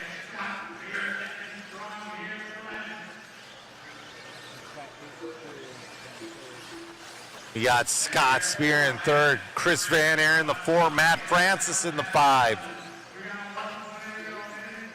We got a minute 15 left to go. We'll see if Mayfield can get back into the 17s. Mayfield fell off to a 16-4 flat with Rivkin on a 16-404. We'll see if Rivkin can pick it back up.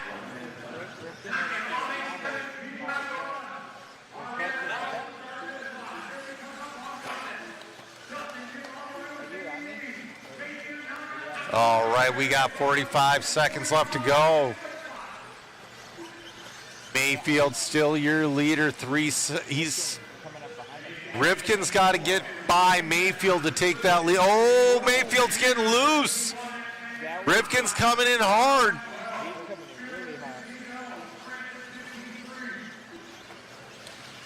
Chris Van Aeren to the P3 spot. Now 2.2 separates Rivkin and Mayfield. Rivkin's got to get around Mayfield to take that top spot, and he's only got 10 seconds to do it. This is going to be their last lap. Oh, Spencer's throwing that car around. They're both flying. They're hot lapping each other. 14.8 and a 15.5.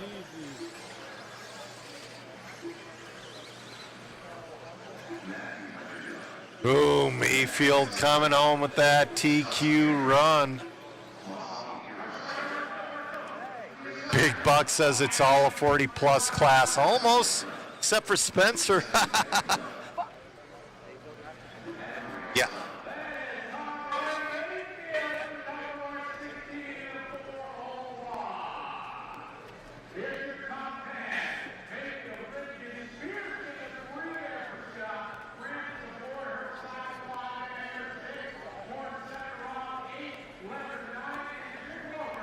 All right, we're going to try to get an interview with Ryan Mayfield.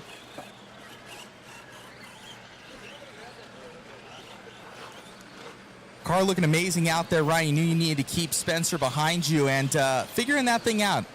Yeah, after round one, I probably sat on my table for 4 hours, worked on both cars, and made no progress with the RC10 Masami car, but made a lot of progress with the B3. So it felt a lot better that time. Probably there's couple things in the front end I need to work on, but a lot closer that time. So. But yeah, I think we're swapping chassis. We're going to get the Dremel out. I'm going to get some other car parts, and we're going to make that Masami car work, but it's going to be a lot. So, but yeah, having a great time out here. Super cool, fun event, and looking forward to the rest of the weekend. They're looking good out there, man. I think it's the first time we've seen you in 10 scale in quite a while. Yeah, I don't think I've raced an actual 10 scale race since maybe November last year at the Hoosier INS race, maybe, something like that. But yeah, just been racing 8 scale, and yeah, this sounded like a fun event, so built some cars up and having a good time. How you liking the true outdoor feel? It's hard as hell. It's very loose. It's almost like driving on this concrete we're standing on right now. But it's got a ton of laps on it. It's actually holding up pretty damn good considering how much laps are on it. So yeah, having a great time. It's hard for everybody, which is good. And yeah, just keep plugging away, trying to get them better. Thank you, man. Much for coming out. Looking forward to it. Thanks. Yeah, Ryan Mayfield there, grabbing that one. It's going to be some good TQs, some good racing coming your guys' way. Thank you, Joe. Back to you.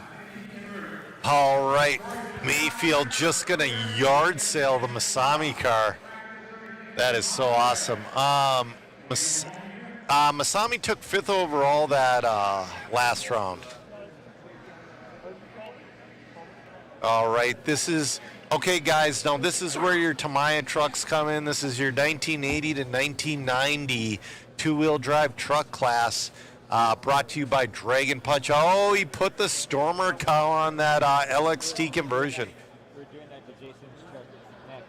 We're going to glue it. Yeah, we're going to glue that to Shoe's truck next. You have to glue it, but if you can double-sided We got a couple of Blackfoots out there. I don't know. We have a Monster Beetle out there.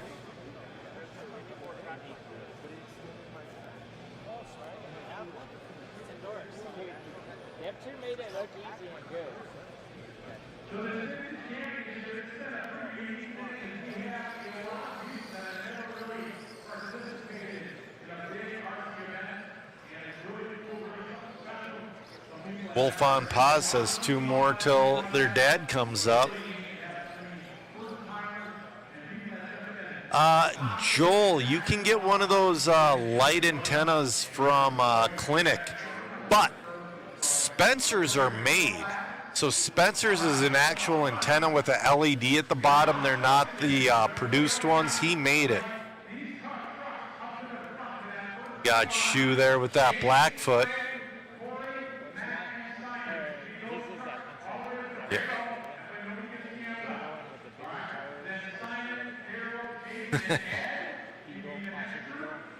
Monster Beetle. You got a Kyosho. Is that a Kyosho truck out there? The red and the one with the mountains on it? Yeah.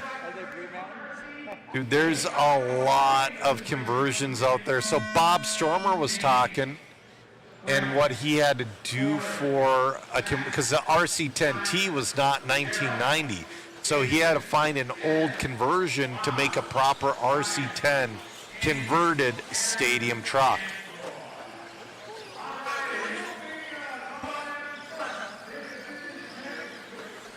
Craig Shaw, your early leader. Oh man, coming up to all the traffic right away. This is like 2 generations. They almost should have had like 1990 to 1996 and then 89.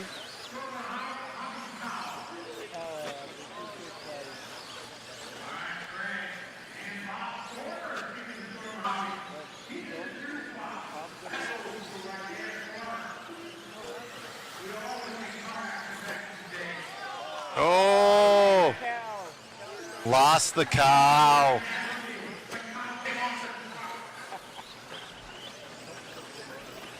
All right. Sorry, I'm catching up with the chat here.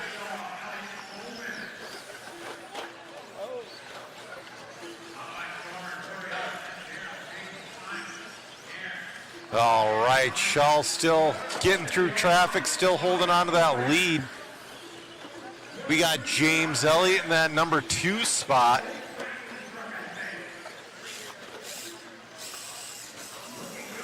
Then we got Shoot in the 3. Oh, the Monster Beetle just got peeled. Oh, the Monster Beetle's dead. That thing ain't moving.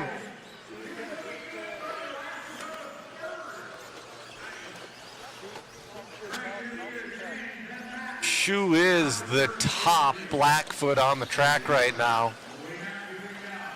He's in that number 9 spot.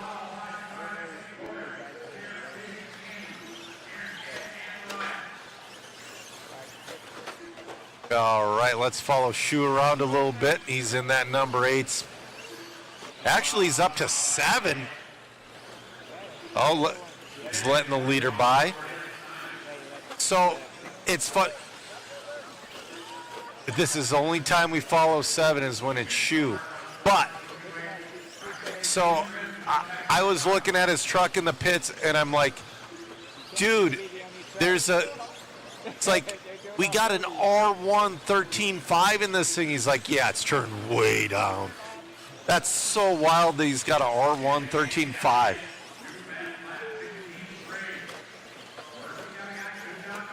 I don't think anybody's running a mechanical ESC, but maybe. Shu up to that number 7 spot, only 8/10 behind Shoot. We got 55 seconds left to go. You know that truck? He's up to 6. That Blackfoot's looking fantastic.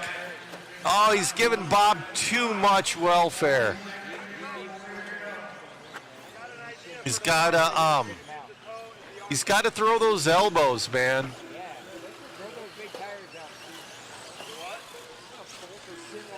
All right, we got 25 seconds left.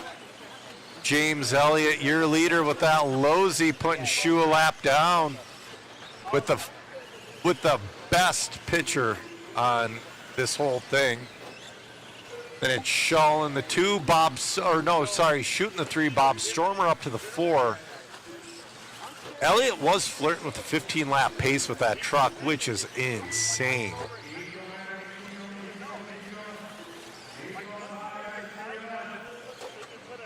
Elliott's still going.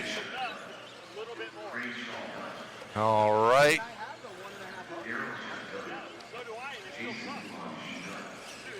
Oh, that's the other Blackfoot upside down. Really? Shu finish in the 6. Awesome. We're going to get an interview with James Elliott.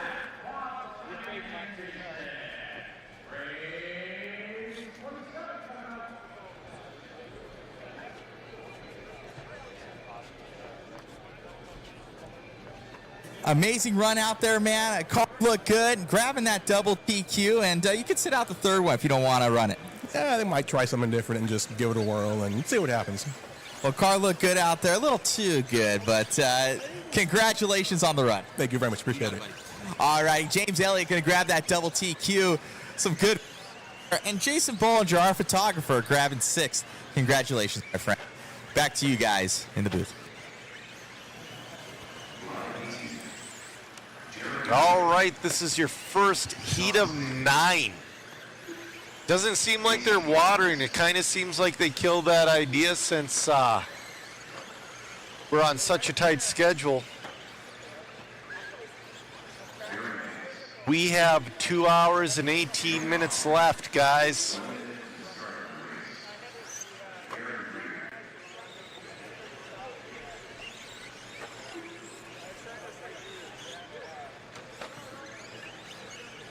Gonna drop that link again in the chat. It helps us get new equipment, and you have the chance to win prizes that I am extremely jealous of.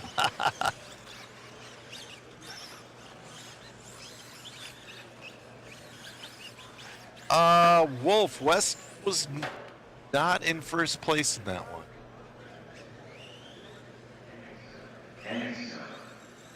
All right.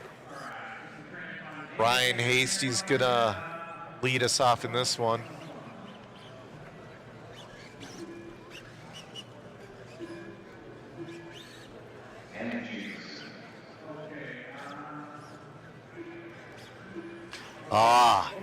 Andy Jacobson, he's got those painted wheel dishes. I love it. I always painted mine as well. But the pro thing to do is leave them clear. It's like, that's so lame.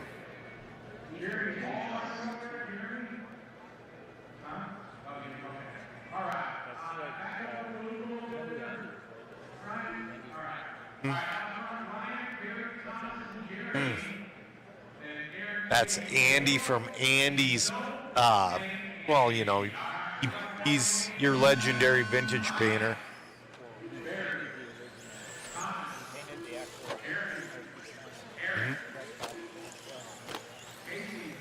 People are wondering if there's a Futaba FXT out there. You know, I'm not sure. Oh, yeah, there was one in the high-tech pit.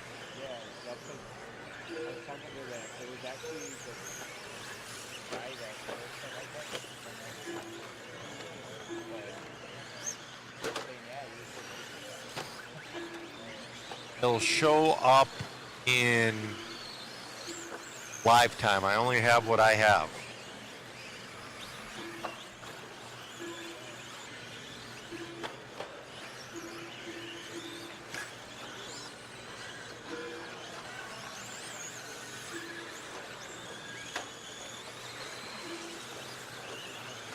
All right. Scott's wondering what motors and speedos are they running. You can go up to a 10.5 in truck. You're better off with a mild 13.5 or a 17.5.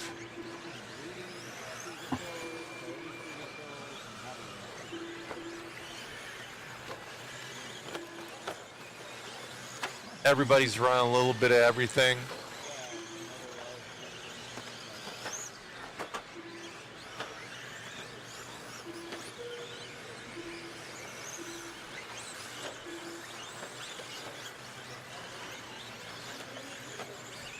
All right, Hasty, your leader on a pace of a 13.419 with Bates on a 12.401 and Stickney on a 12.410. Chris said he bought a ticket, nobody else buy one because he wants to win.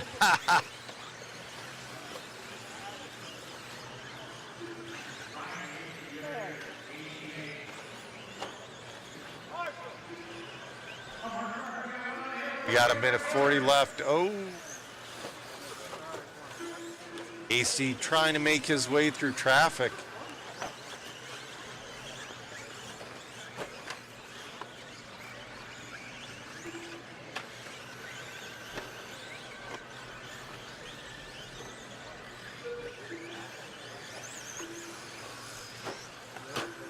Oh.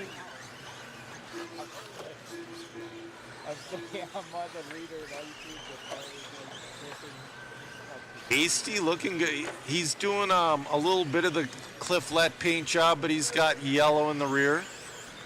Love those pink Jake. It's like he's got too much power. You see those rear tires go pizza cutter down the straightaway. He's doing an excellent job hanging onto that truck.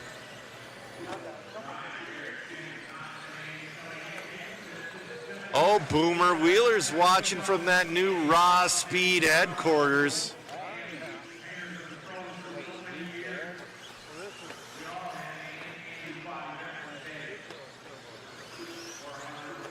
They're saying it'd be cool to do a spec on-road class with the new associated rally, but with the Porsche Cup body and wide.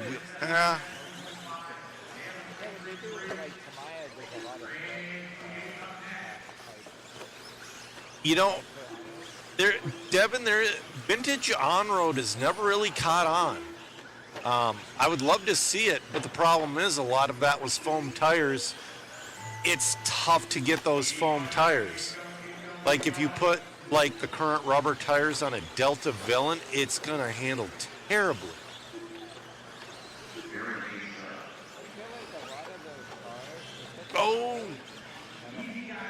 Oh!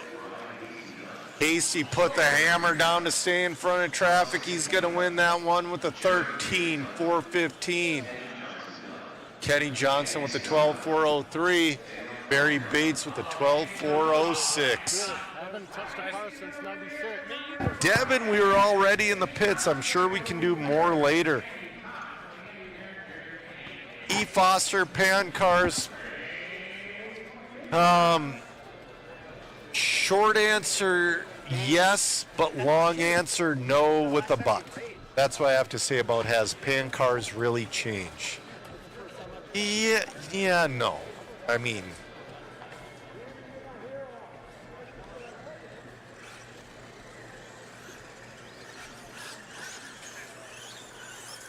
all right. We're on 2 of 9.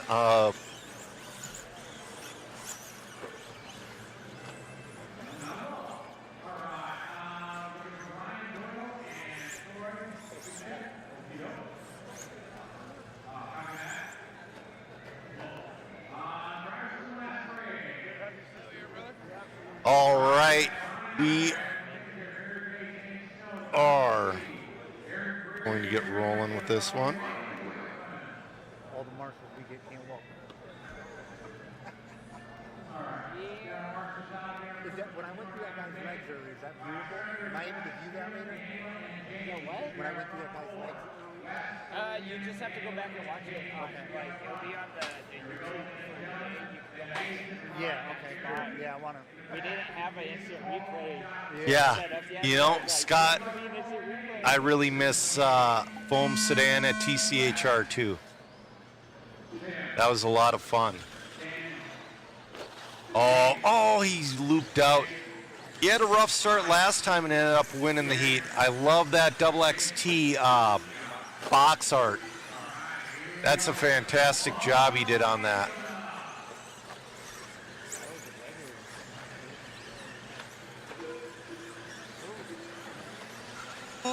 Doing a good job making his way around traffic.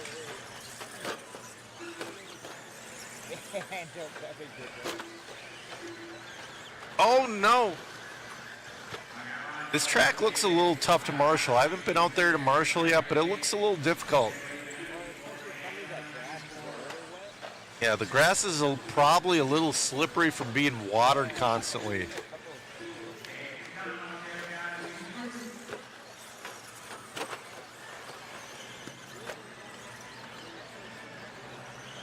E. Foster, RC On-Road started way before HPI RS4. Actually, that was your first electric racing with 12 scale, like with the RC12i.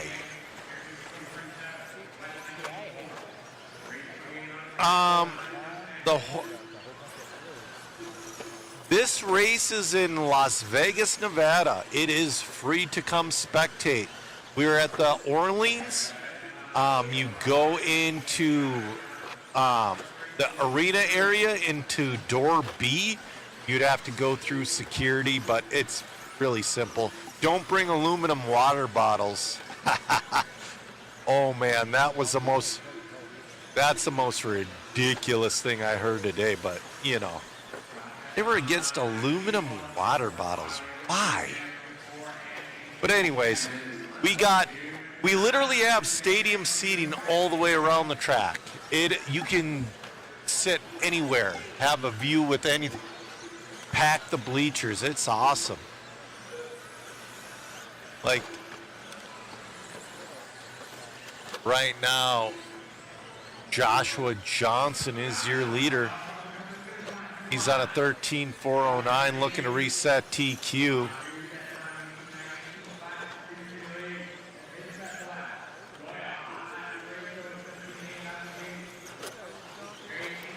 How do you enter to race your stash? You can't enter this race. This race has been filled up for months. We have over 500 entries. Next year, if they do it again, you sign up through the Team Associated website, I believe.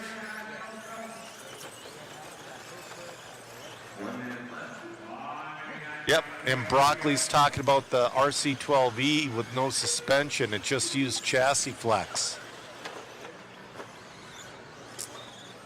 All right, my audio's in and out very bad, I'm hearing.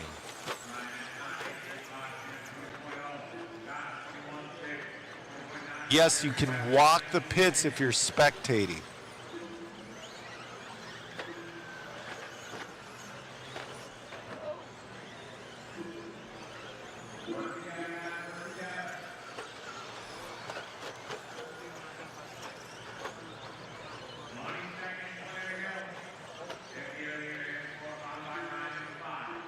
You know, E. Foster, you have a good point. It was probably adapted from slot cars. Hectic says audio sounds fine. See, and my podcast co-host said my audio was terrible too. But then I went and listened to it. I kind of wonder if it's you're getting different qualities through different YouTube channels or something silly like that, or a Facebook versus YouTube thing. I don't know, guys.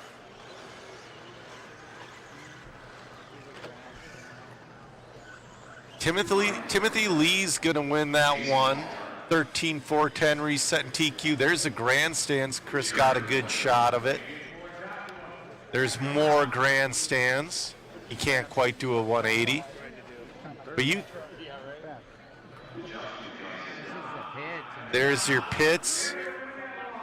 Vendor's all the way on the outside.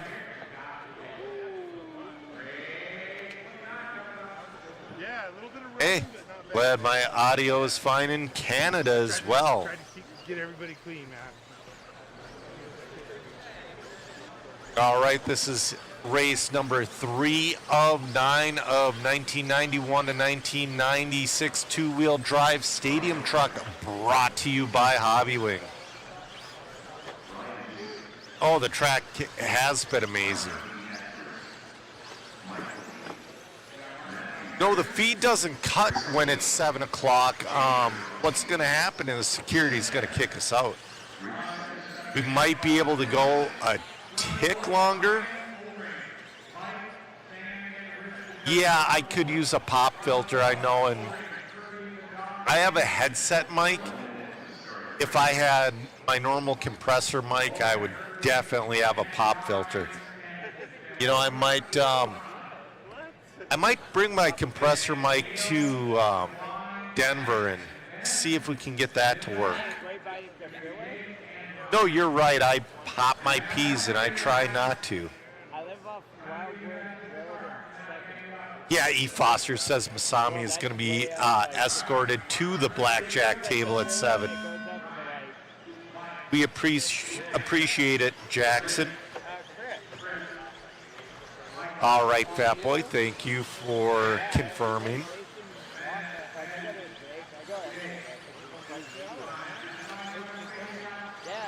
We got Brian Oring in this one. We got Mike Kirby in this one. Hopefully Mike Kirby can rip off another good run.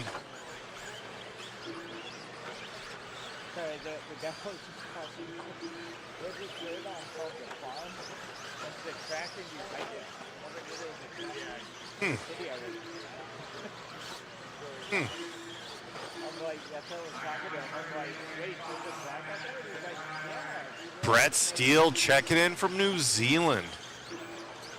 You're allowed to race World's cars and standard RC10s, and thank you, Denny. We appreciate it. We haven't heard anything about Masami's radio. When he comes over for an interview, we're going to talk to him.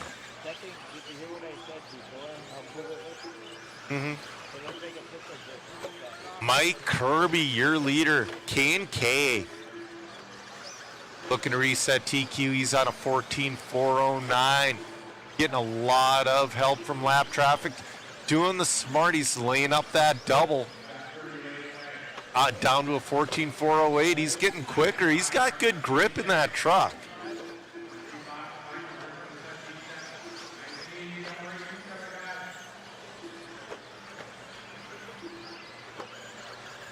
Then we got Michael in the 2. We got Rich Sanderson in the 3. Our top 5 is looking to reset TQ. Mike Kirby is having one awesome run though, 14.408.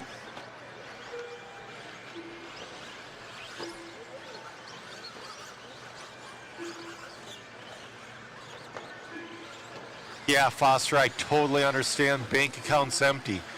I just built a new B84 and that was a little brutal.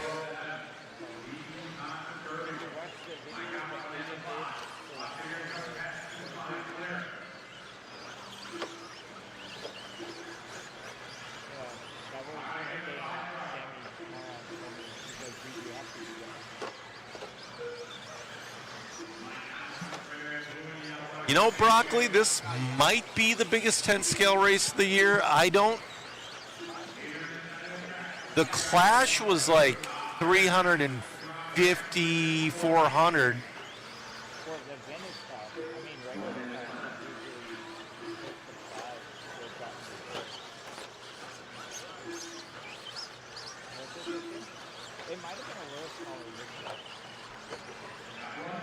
You know,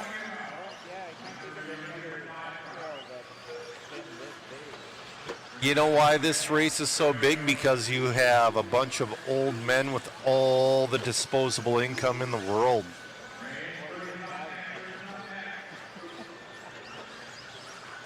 Yep. Oh, you know what, though? We're no longer over 500 entries.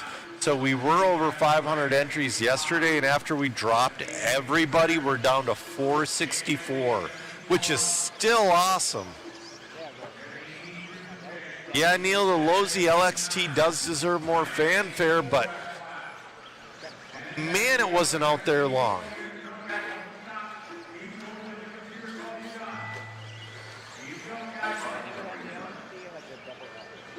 All right, Master Clock. Mike Kirby with a super consistent run, resetting TQ at a 14.406. Fantastic run from Team K&K.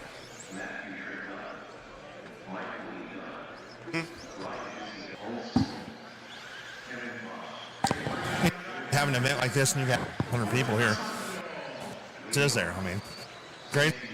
I hope we're here over at Eddie's place, and I hope to see. But I love it.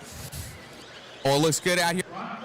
Out here as well, right? Yeah, the wife, my daughter, and my son, and my oldest son's at home watching. And thank you for all your support. Right, thank you. Got it. Team K and Mike Kirby. But it's Amanda back booth. Yeah, guys, audio for that mic was cutting. We got to figure that one out. It's super weird. So it turns out that the Clash of Champions was 520 entries, but the Clash of Champions had 201 unique drivers. Check 1 2. Check 1 2. It sounds fine check, over check, here, Matt. Check. I don't know why it would be. I don't think it's the noise gate. Is it cutting out on the low, or is it? It cuts out for a few seconds, Matt. It's like it's losing reception. Check 1 2. Check 1 2. All right, we're not very far away from the transmitter here, I know, so that that's doesn't why make any it's weird. sense. I'll move the video transmitter away from it. All right, sorry guys. All right, we're off. Race 4 of 9 of your 1991 and 1996 two-wheel drive truck, brought to you by Hobbywing. Oh, we got him.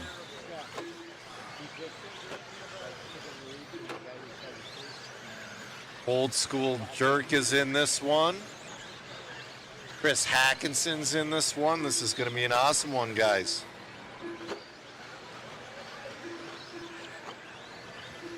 So at this race, we have 248 unique drivers, which is awesome.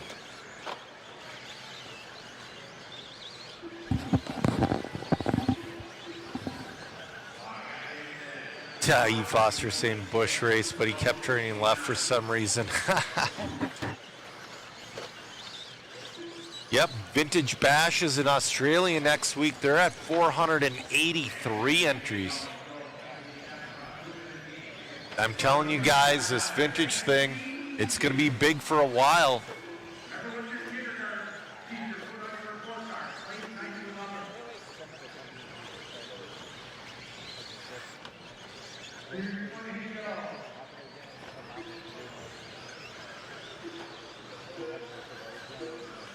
All right.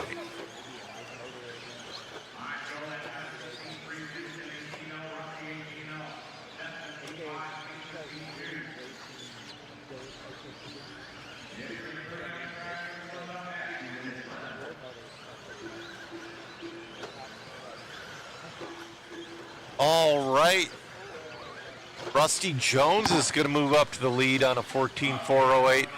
Looks like Mike Kirby's TQ is going to hold for one more round.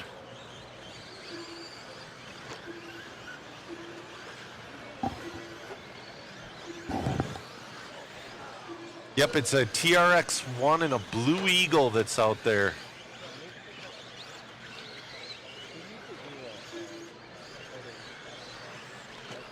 Joel Marquez is in that 2 spot. Seth Roop is in the 3. Then we got Jamison Florence in the 4. Right now, Mike Kirby's TQ looks like it's going to hold at least until race 5, but Rusty Jones has a minute to make up 3 seconds. Oh, he's got some serious traffic to work his way through.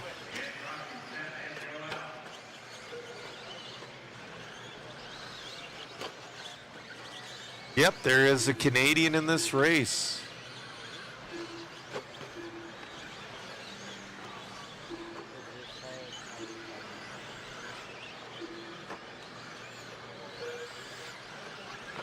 You know, Broccoli, somebody's got to come out with the rule set, but I don't think Ifmar, Aurora, or Efra, those guys get involved.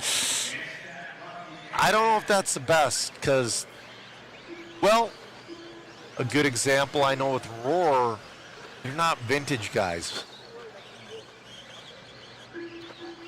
You know, ooh, Jones picking it up at the end, but it might be too little too late. He's on a 409. Oh, he's back down to a 409.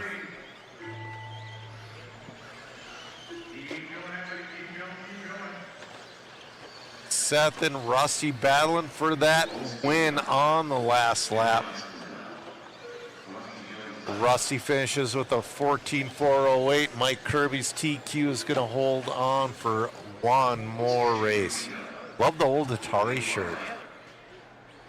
Group finishes 1 second behind Jones.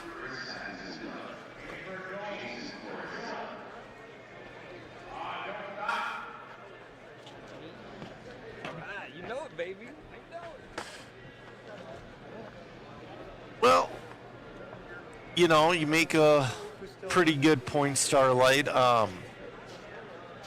But the vintage scene isn't necessarily for everybody. This is for guys with a lot of nostalgia. It's one of those things to where we love it. But the majority of us also race modern vehicles as well. It's a reason to race. Any reason to race anything.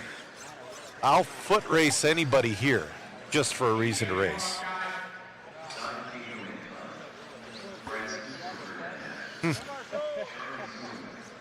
Chris is saying we should race around the track. I would blow my knees out if I tried running around this track. All right, this is heat 5 of 9.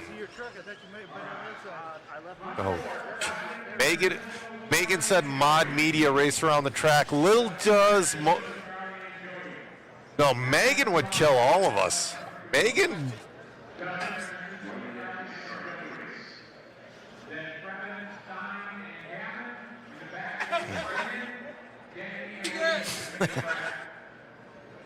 All right. All right. Justin Morgan rolling off first with that Blue Eagle.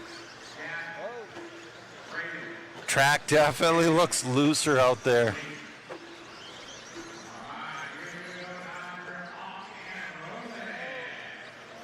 Yeah, George, it is a great way to bring back retired cars, and these re-releases are selling like hotcakes.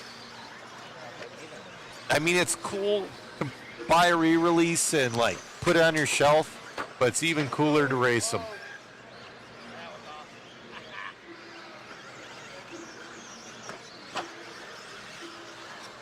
Yeah, I understand, Broccoli. Everybody's got different ideas on that, on the motors and this and that and the other, and they make different decisions on where to split the classes. That's another tough one.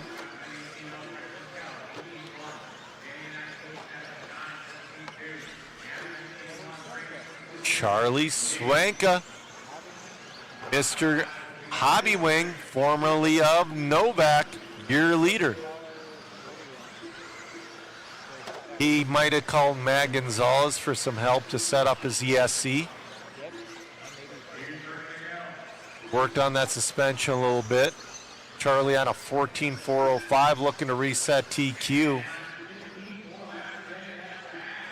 Oh, now Baker's going to move out. Oh, Swanka and Baker swapping Swanka back to the lead. Man, he still has massive power in that thing. And, you know, that's the thing. It's like the skinny wheels might steer better, but the wider wheels will help you get over the divots and rocks better, I think. It's kind of one of those give and take things. Charlie down to a 14.404.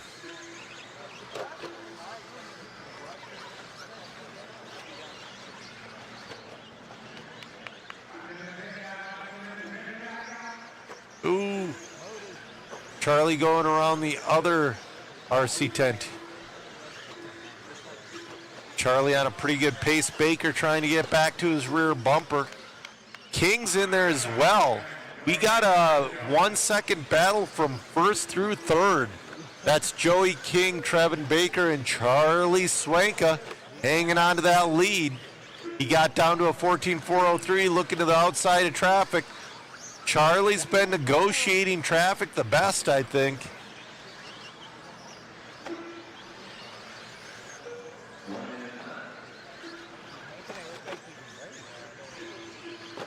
Yeah, Charlie's making it look like he's done this a time or two.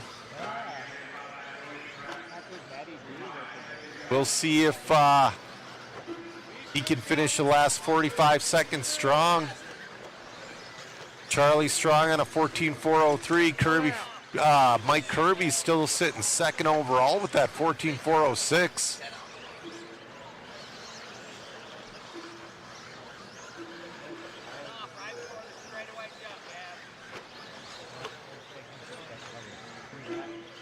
All right, we got 20 seconds left to go in this one.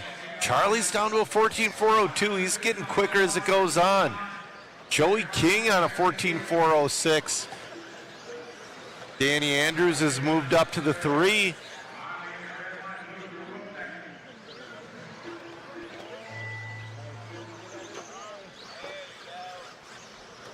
Charlie trying to have a clean last lap. Working his way around some traffic. Charlie's going to finish at 1, resetting TQ at a 14.403. Joey finishes second with a 14.406. We'll see how Denny finishes off here. It's going to be close between him and Justin here. Oh, Justin's going to move into third on that last lap with the 14.413. Great run from Charlie.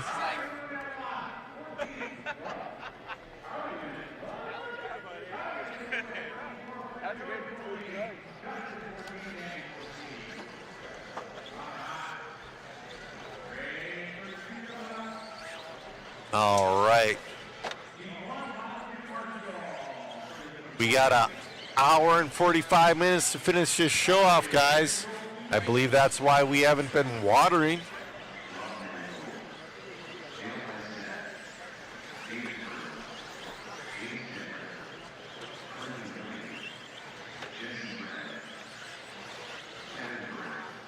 All right.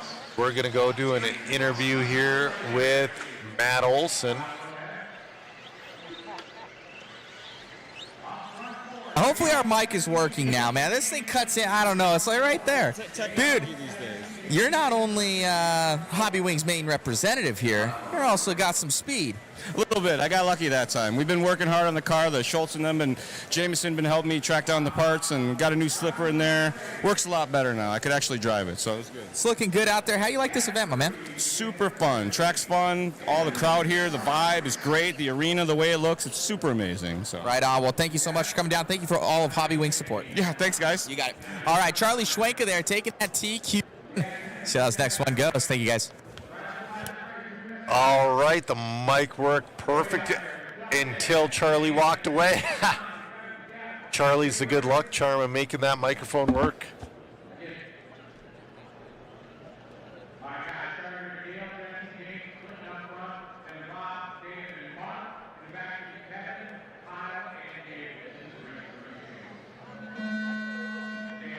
All right, Dale Winstead leading us off here.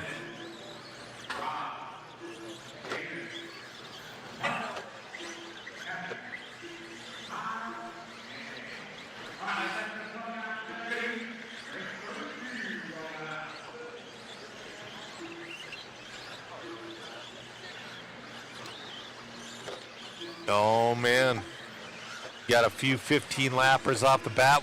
We'll see if they can hold on to that pace.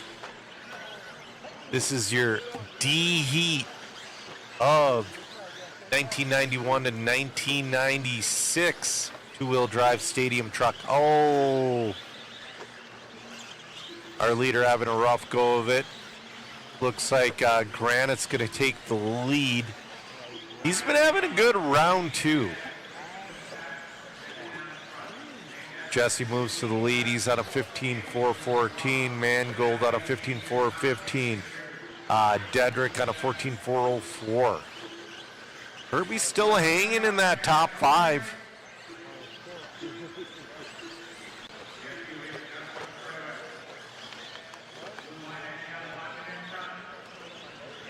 It's going to be Rob Mangold taking the lead.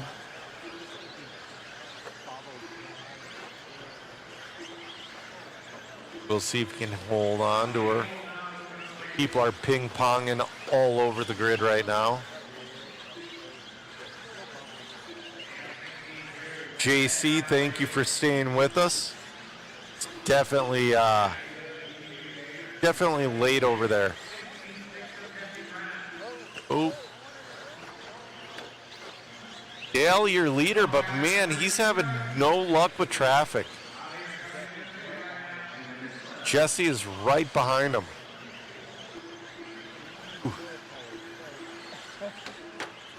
Now David Burnell, your leader.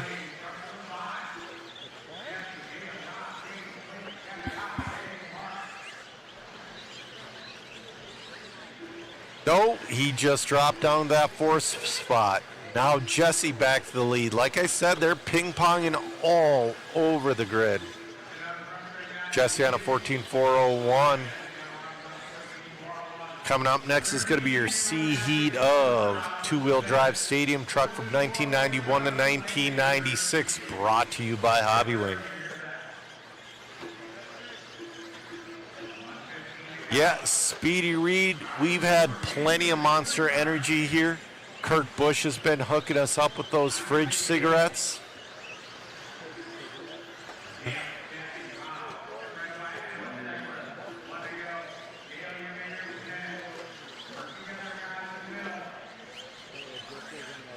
Dale Wenstead flirting with that 15-lap run. Oh, no, Granite moves back to the lead. Granite on 15.417.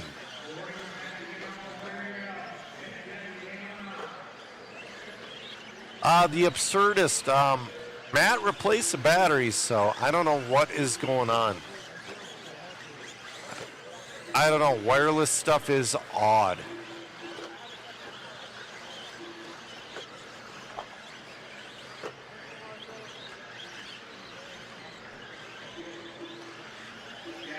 Granite back to the lead. Wenstead back to the lead. They keep on trading the lead with 10 seconds to go. They're both on a 14.4 flat. That is your master clock. Oh, Wenstead made it for another lap. Oh, he got 15. Granite got caught at the loop. Wenstead made it to 15.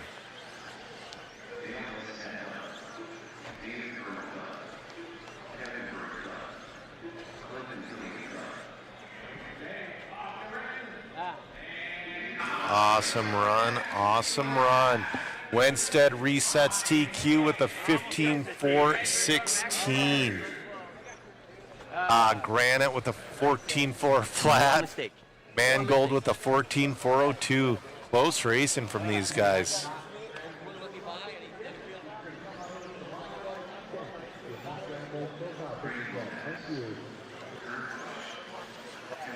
You know, Voodoo,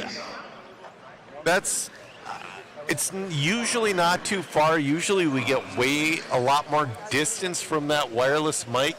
It's just, there might be a ton of interference. That's what I'm guessing. There's like a weird interference. The antenna's not working right. I don't know.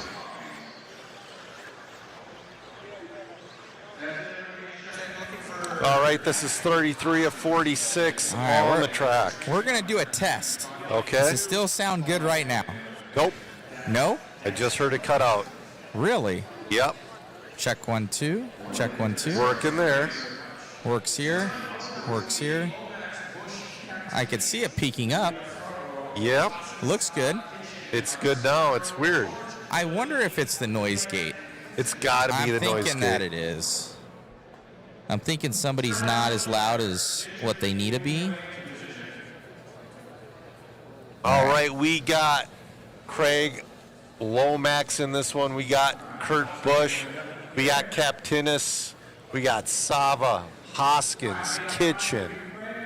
This is a stacked heat. Does this sound good over here? Right here, does this sound good? I cut a little. Right here? Yes. It sounds okay. It sounds okay. All right. We'll go with that. Yeah. Let's give it a shot. Oh! Lomax went around that corner. I don't know if that was a ball cup or what the heck it was, but.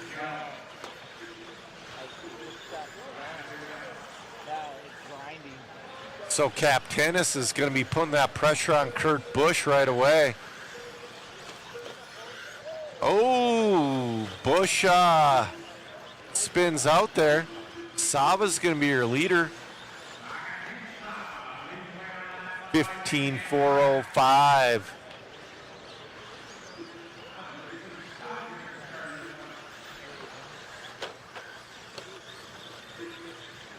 Yeah, I'll tell you what, Neil, it was so cool having him in the booth for an interview, Kurt Busch. You guys got to rewind the feed and watch that interview with him. It was a lot of fun. He was in the booth until through the B heat of the big class.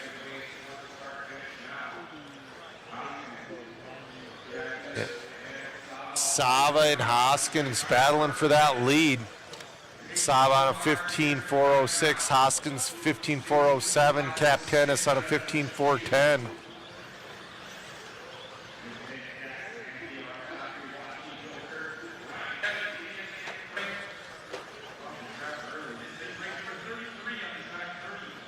All right. Your B heat of these guys are up next. Hoskins looking to throw down a TQ. 15.506 is pretty solid. Oh, he bobbles. Gets a little help. I don't know if he lost much there. Sava moves back to the lead.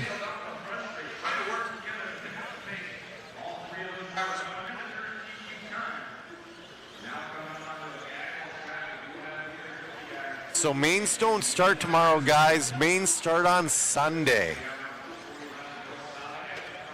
We got one more round of qualifying tomorrow that's going to start early in the morning again. Then a concourse and then a banquet. Hoskins on a 15.407 back to the lead. Sava in the 2 on a 15.408. You got a minute 10 left to go.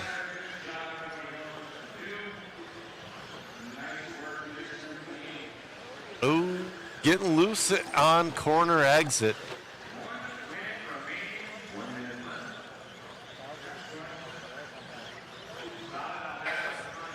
Sava just gaining ground on Hoskins. Ooh, Cap Tennis moves up into the 2. Sava and Cap Tennis and Hoskins battling for that lead. Clinton not too far back. We got 40 seconds left to go.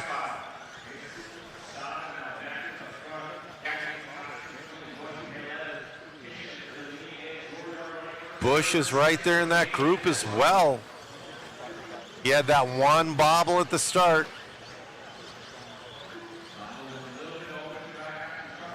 We got 20 seconds left. Sava going a little bit too wide to hit that double. I would prefer he goes inside. Oh, Cap Tennis moves into the lead. With 10 seconds left, Cap Tennis moves into the lead. Sava in the 2, Hoskins in the 3. Then Clinton, then Busch. Top 5 on a 15-lap pace.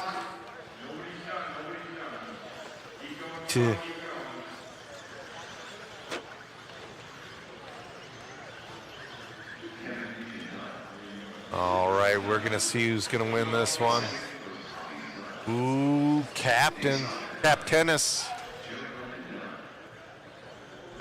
It was close, but Cap Tennis is going to win that one by about 4/10 over Sava. Hoskins in the 3. Great run. All right, your B heat of 2-wheel drive. Stadium truck from 91 to 96 hitting the track right now. Oof.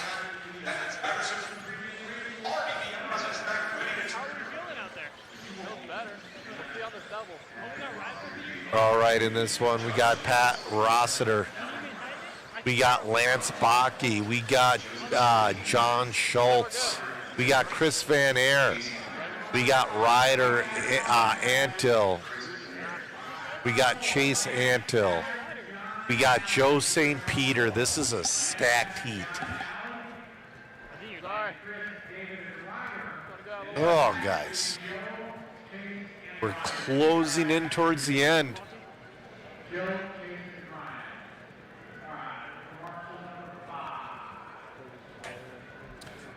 O.E. Foster, I had 3 different discharger trays. Because what I would do is, so after the LEDs went out initially, they would sit and dump all the way to 0 if you left them on for 24 hours.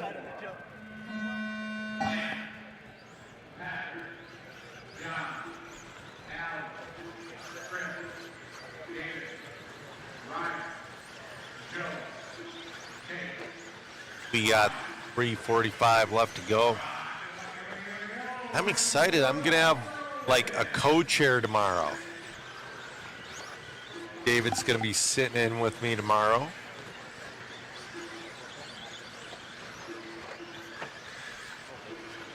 How many fires got started with discharge bulbs? I'm sure a few.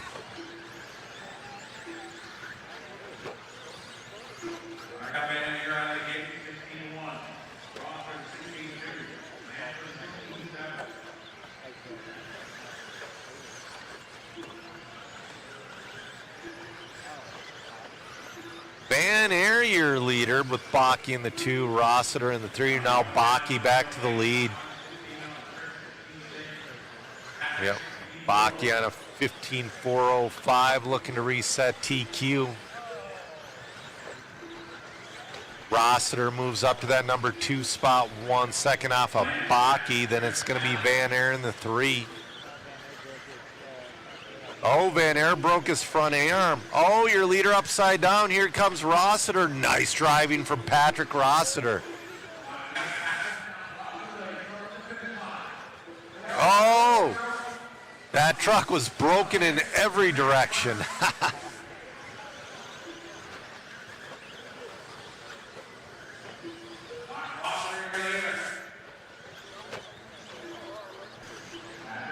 We got Brown out of 15.407, Prickett in the 3, 15.413.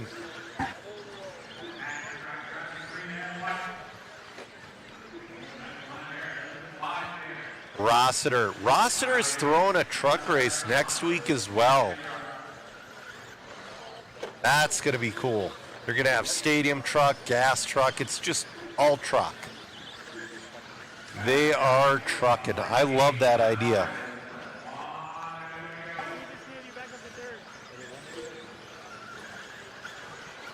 Ooh, our leader. Little bit of a bobble. Is that going to allow Brown to get by?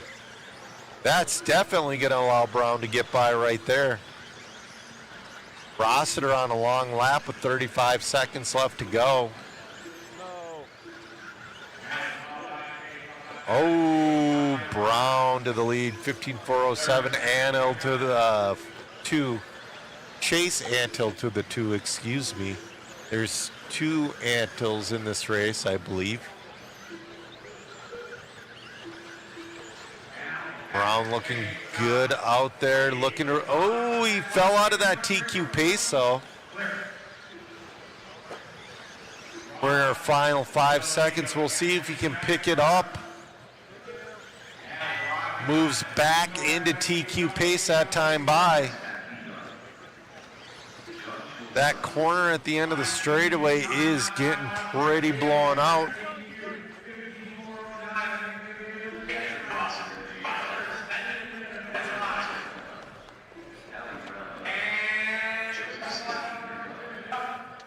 All right.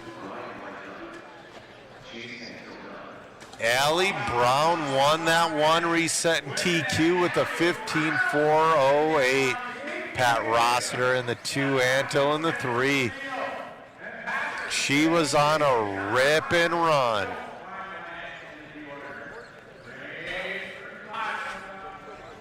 We're going to try our microphone again.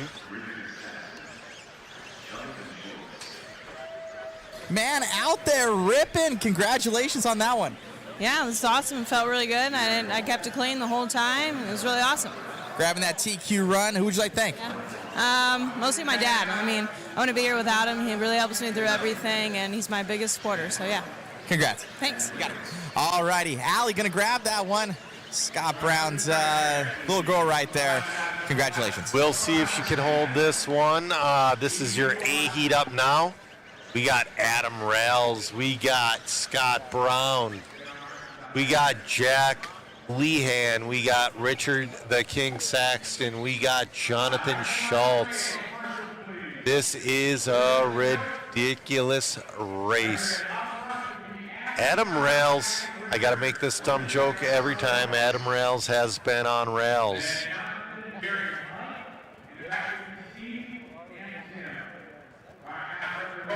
All right.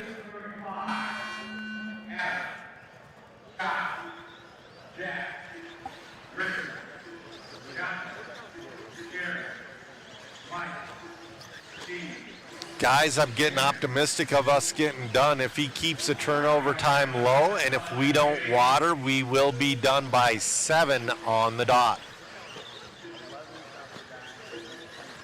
Oh, nice recovery from Rails. Jonathan Schultz is going to be your early leader, though. Richard Saxton running the race paint.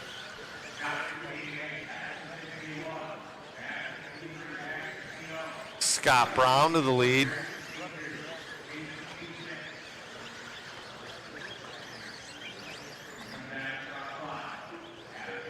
So Neo, restart your YouTube. A few people have had that issue and they restart their app or whatever they're watching.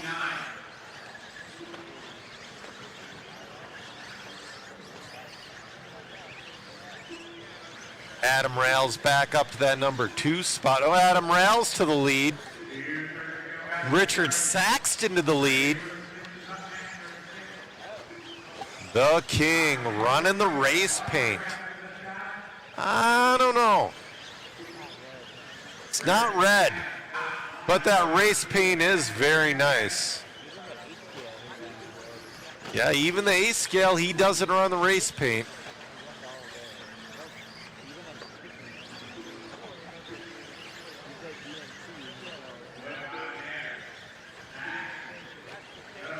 All right, Richard Saxton on a TQ pace of a 15.4 flat. Scott Brown, 15.401. Adam Rails, 15.401. Jonathan Schultz, 15.401. Steve Antill, 15.403. Richard Saxton moved into a 16-lap pace that time by. So did Scott Brown. So did Jonathan Schultz. Right now, our top 3 are separated by 4/10. Now, Scott Brown to the lead. We got 1:35 left to go. Scott Brown, your leader.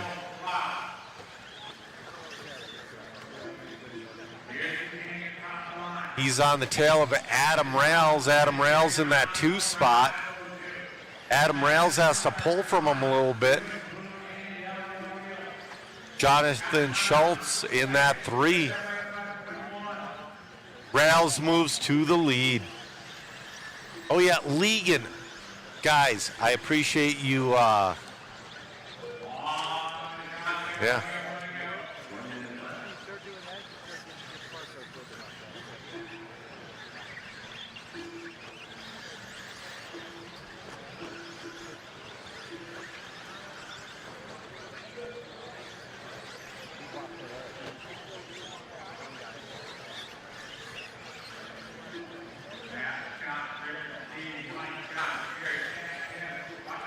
All right. Oh, we got one hung up.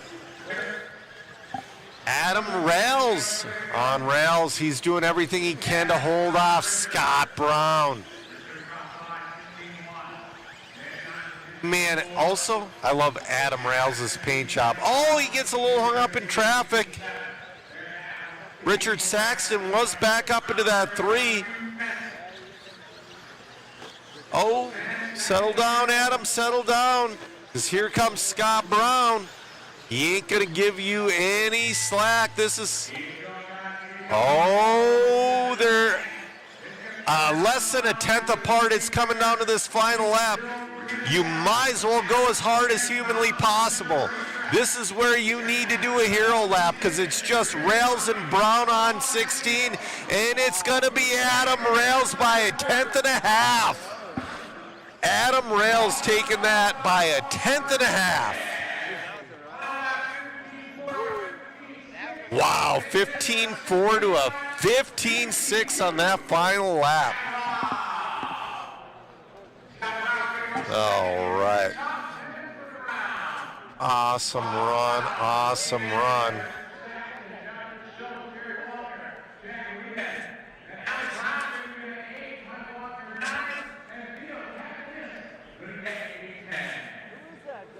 Waiting for Adam to get into the interview bay. Adam knows the drill at this point. coming down to a couple tenths of a second there at the end. A little bit of a sigh of relief. Yeah, big sigh. I took it real easy at the beginning just to be careful, and like everybody stepped it up that round, so I had to drive real smart the second half, and I got lucky and brought it home. Looked good out there, man. Congratulations on the win and making it happen. Is that 2 TQs for you? That is 2. Right on. You're going to be lining up on that number 1. Come tomorrow. Congrats. Thanks, Matt. Thanks. All righty, guys. Adam Rails going to take that one. Back to you, Joe, in the booth.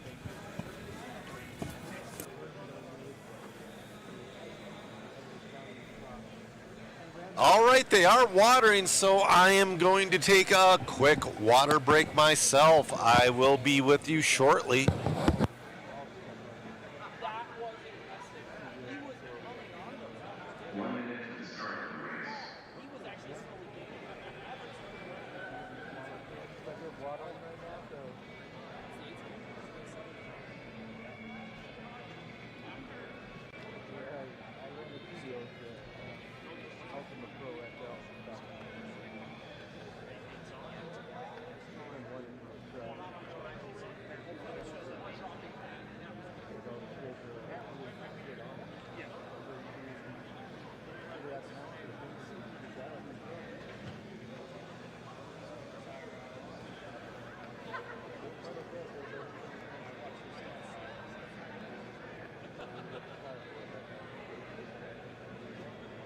Called the mood.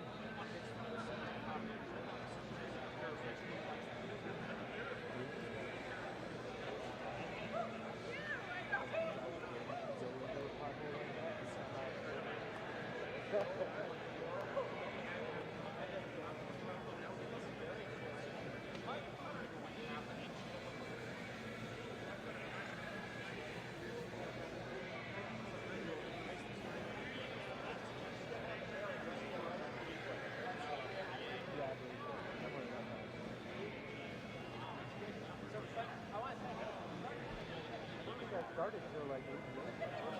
All right, just making sure it doesn't turn off.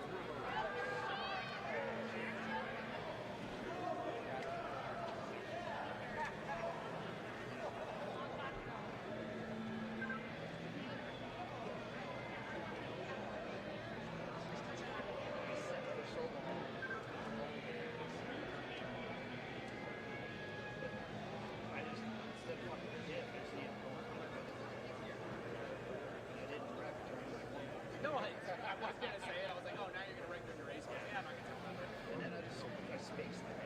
Jumped into here like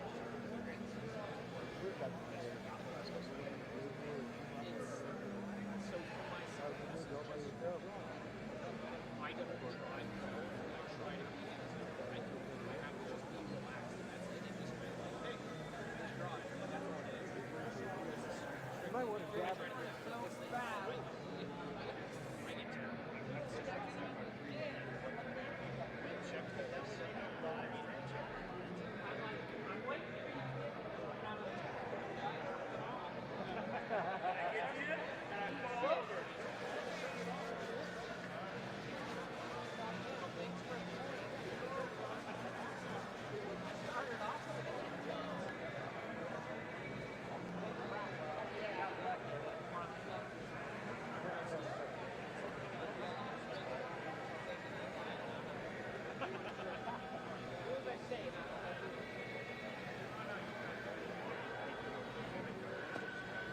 Dab up the blood and then I don't want to leave any DNA.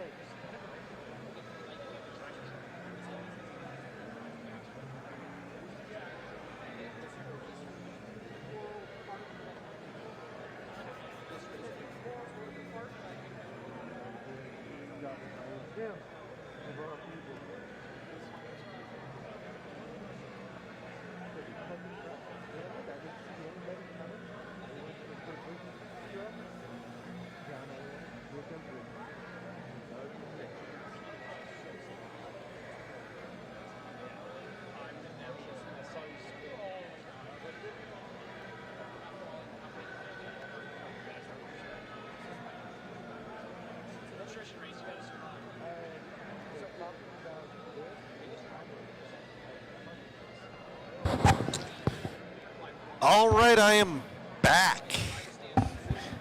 Matt's doing another pit walk for us. We can never get too many of those.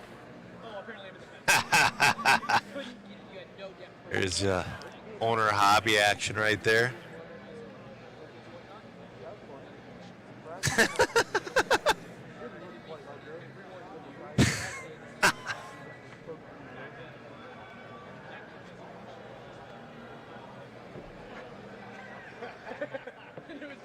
Yeah, you knew one's not to wreck by. You definitely don't wreck back there. Like, it could be 45 seconds. Biggest track.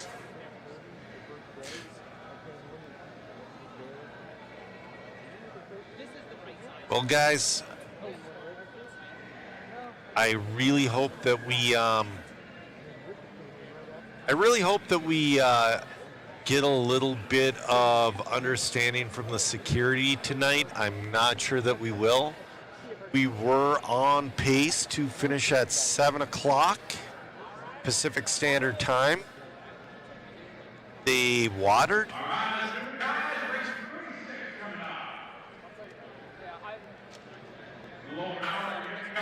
Not in this one?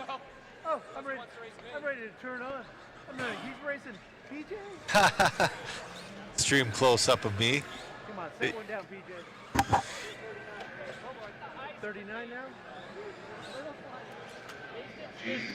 All right, coming up now is going to be your 1983 to 1985 four-wheel drive buggy brought to you by Old School RC. We got 2 heats of these. They are a lot of fun.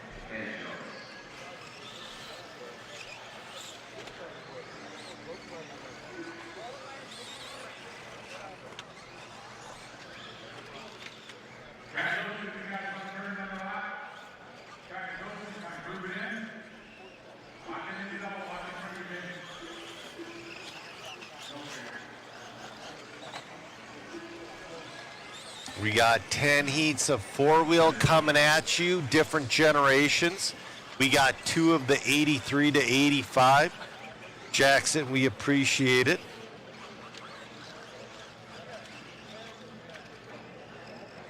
That's right, is an unnecessary zoom on my ugly mug.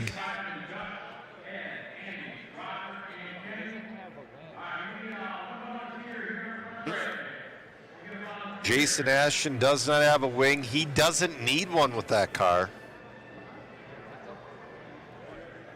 Nope.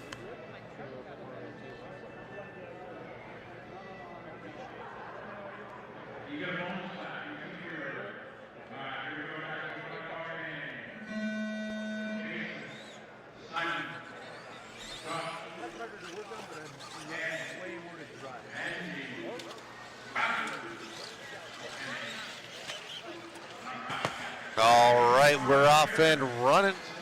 Go to camera 1. Jason Ashton running that old Kyosho.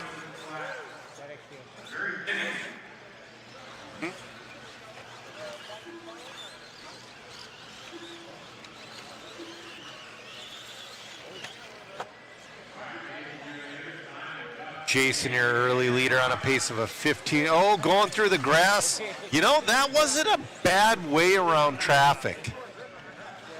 It cost him maybe a second, and he got out of there clean. It might have cleaned some of his tires off as well, because the track is wet right now.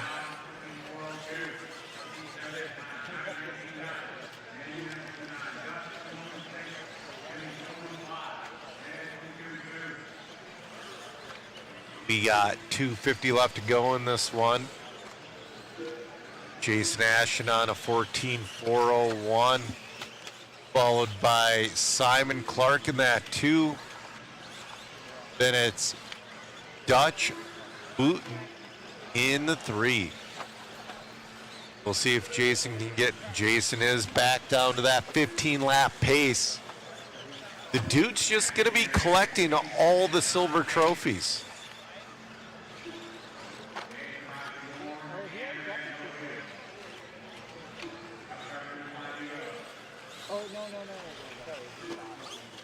Oh, you know what? You're right, Jackson. That one is a Yokomo. His other two cars are Kyoshos. That one's a Yokomo. His next car is going to be a Kyosho, the next one he races.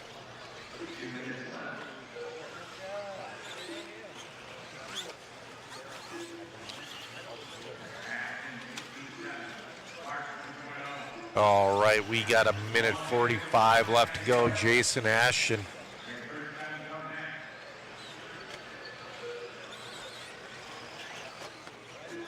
.415. He's getting faster as this race goes on.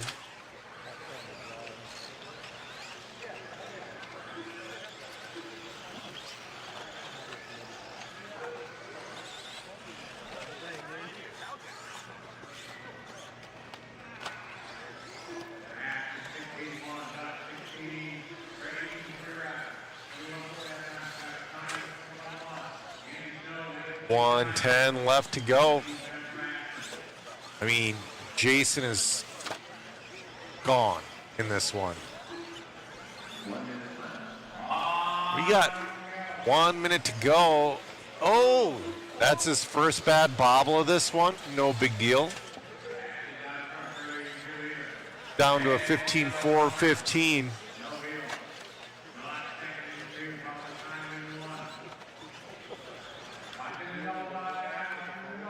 Yeah. 40 seconds left to go. Your A heat is coming up next. It is wild hearing these cars slap as they come by the part of the track where the mod booth is at.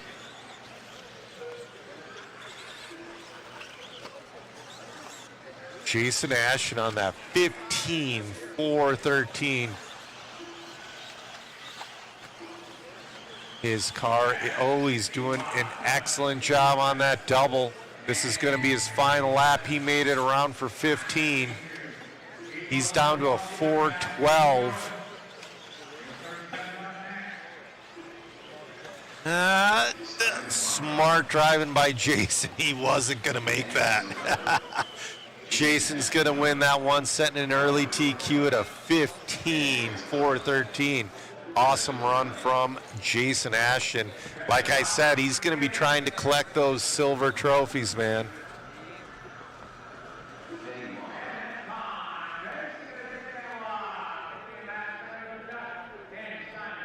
Yeah, Jackson, it is an unmistakable sound. You still have brand new cars from 45 years ago. Those are worth serious money. All right, we're going to cam 4 right now. So is it supposed to be no wing, or is that a setup? So it can have an optional wing. I thought once you really start putting the optional wing on, it really starts kind of a little cheater for this class. So I decided to run for without it. I know it does look a little weird, but it's a little more age or appropriate for, the era. Right on, man. Well, car looked good out there. Congratulations on setting TQ. See if it holds up. Yeah, I appreciate it. So we should be good, I think. You got it. Good luck. All righty, Jason Ashton taking another one there. Back to you, Joe, in the booth. All right. Yeah, Gord says he's going to need an extra suitcase for all that hardware. No kidding. Vintage, all the Riris are eligible for the class that, the era they're in. So, like, a team car is definitely, a re-release team car is definitely eligible for the, why am I drawing a blank? The 89 to 93 class. So the re-releases are eligible for where they belong.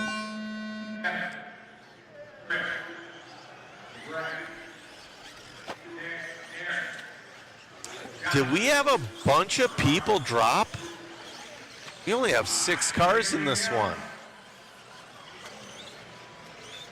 Man, that's an advantage. Kevin Burrett, your early leader. Yeah, David. There it is. There's that mullet with that sweet John McEnroe headband. Yeah, David, my voice is holding up a little better. It's still a little dry, but I'm doing all right.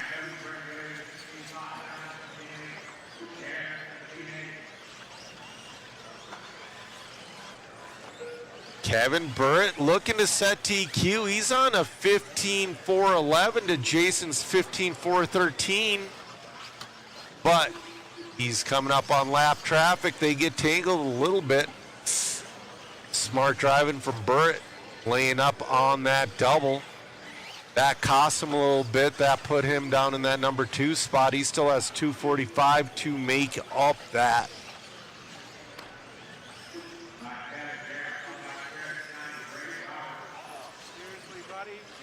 You know, so Chris, not cameraman Chris, but Chris, the championship edition, I want to say the original championship edition from like the 90s came with a stealth transmission, but it came with bushings. That's what I remember. I could be wrong.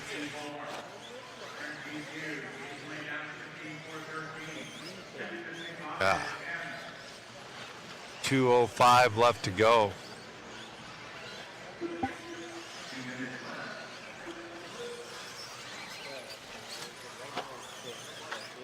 Oh, your leader barrel rolls. We got a minute 50 left. Burrett's got to try to dig himself out of this hole to, he's still on a 15.415. That time's going to be a little tough to make up this late in the race with a minute 30 left to go, and he's got 2 cars in front of him. He gets around one. He's got to get around the next one. No, he's bobbling a little too much.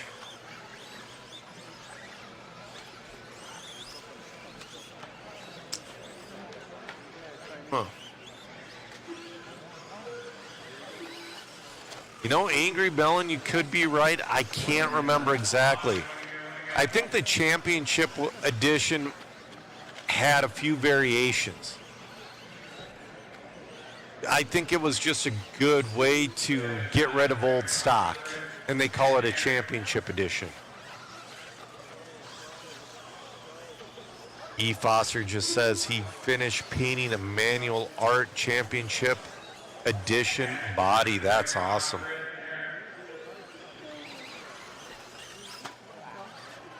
All right. Looks like Ashton's TQ's going to hold. Burrett's on that 15.417. He was on a TQ pace. A little bit of bad luck with traffic. His pace is dropping, but it's a little too little too late.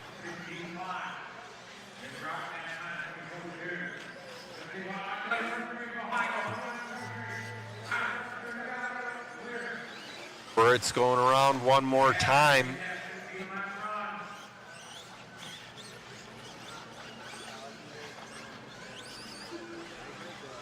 You know, Vintage, I am not sure. Kevin Burrett finishes out one with a 15.415, 2 seconds off around TQ. Still a great run for him. But yeah.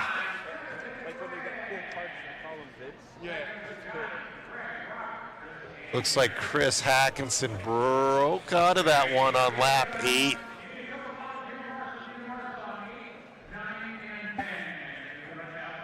Yeah, he's got that profile picture with the mullet and the McEnroe headband.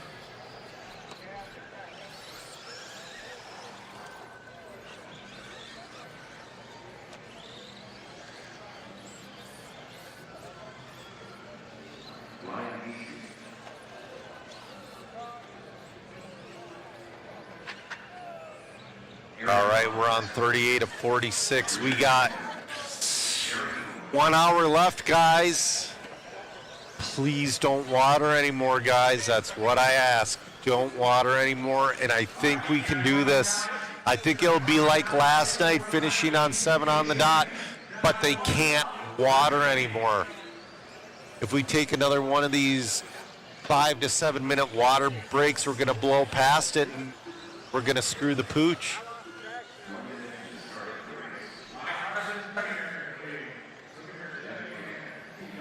All right, up now is heat 1 of 3 of your 1986 to 1988 four-wheel drive buggy, brought to you by One Up Racing.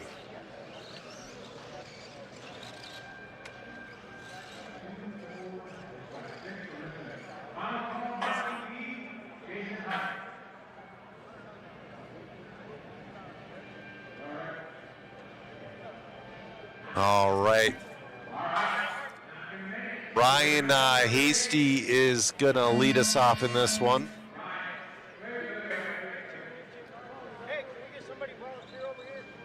Oh, we need 2 more. Yeah. I want to know what that white watch is. That's a nice watch, whoever's standing next to cameraman Chris.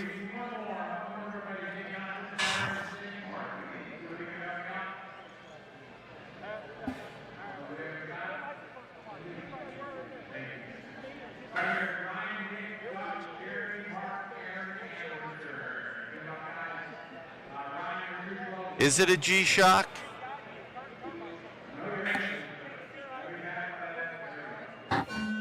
G-Shocks, they're like $150, but they're still really nice. Right now I'm wearing just a simple $500 Seiko. It matches my mod shirt. So I wear this one to mod events.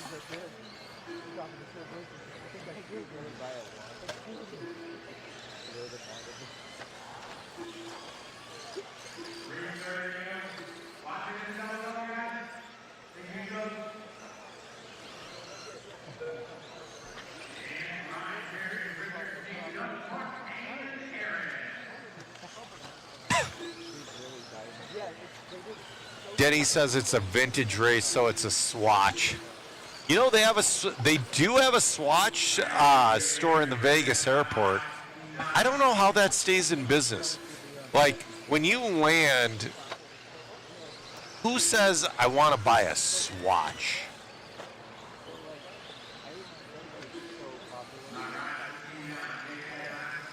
Oh, your leader's stuck. Gets out of there. That's going to put Sack Andy into the lead on a pace of a 14.414. Hasty. Oh, Hasty back to the lead. We got 2.5 to go.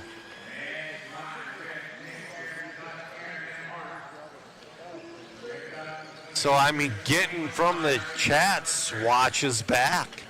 I had no idea.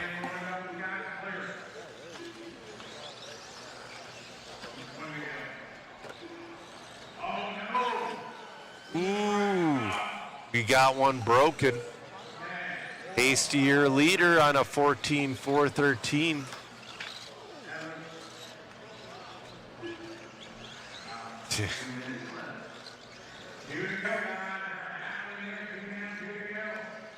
All right, coming up next is going to be your B heat of four-wheel drive buggy 1986 to 1988, brought to you by One Up Racing.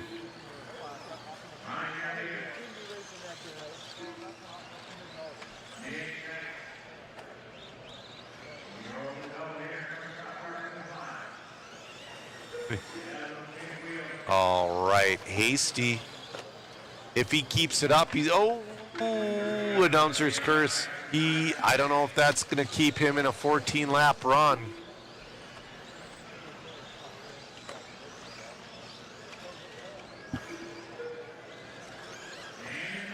He's still on a 14-lap run, hanging in there. Sack Andy back up into that 2 spot on 13.403. I don't know if a minute's enough time to bring it down to a 14-lap pace. Mueller in that 3 spot.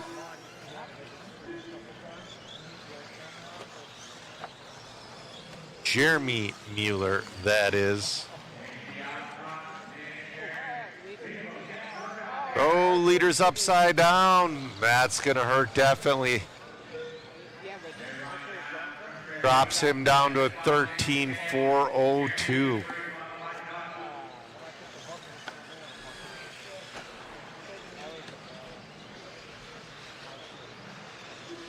Um, 76 Sharky, people still play VRC. What's really cool with the new Noble, whatever Noble you get, you do not need the dongle anymore. Yeah, there's motor rules for every class.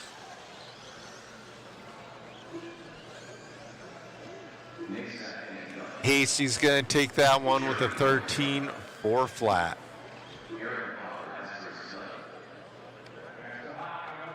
All right, we're going to drop the link to that waffle.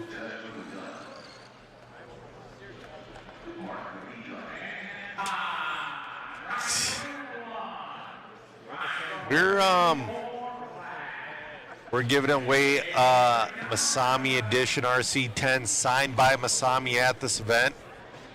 We're giving away a RC10 four-wheel drive signed by our modern pros. We're giving away an RC10 Graphite Edition signed by legends of yesteryear.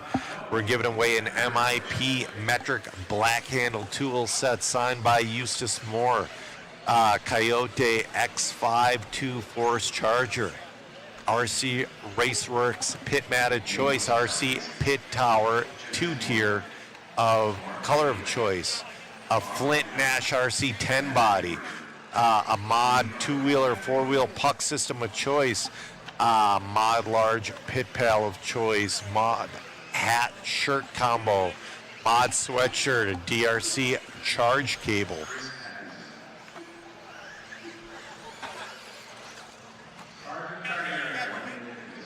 Oh, I'm getting word you don't need the dongle with the 10PX either when you're playing VRC anymore. That is awesome.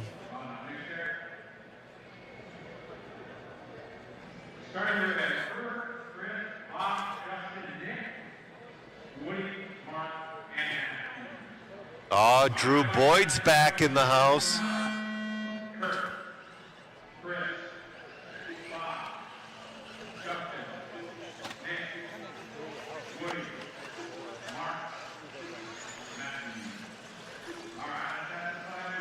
Drew Boyd just did a 10-hour round trip. He's getting ready to race in race 42. All right, we're following along with Kurt Busch. Yes, that Kurt Busch here, 2004. I believe it was Nextel Cup champion back then. Oh. Driving the number 94 car for Roush Racing. Bob Cooper, your leader. Bob from Minnesota.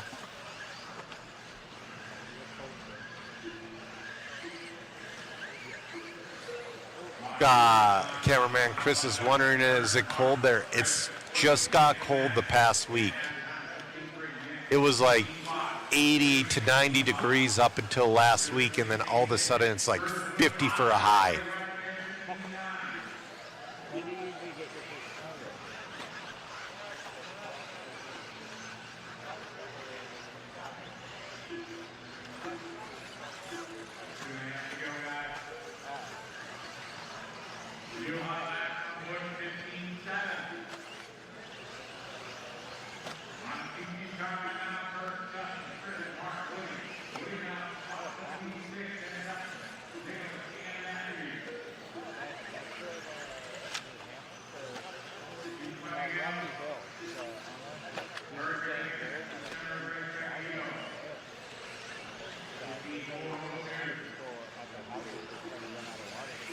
Kurt Busch looking to throw down that TQ at a 15.402.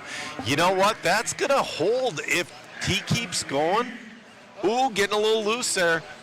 I think that's going to hold for a top 3 run if he can finish her out. He's got 1:50 left to go. Kurt Busch, a little bit of bobble brought him to a 15.403.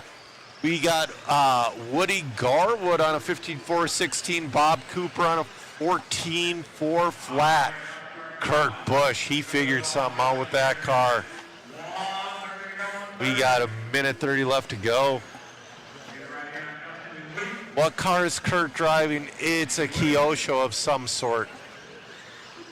The associated vehicle he's driving is his stadium truck.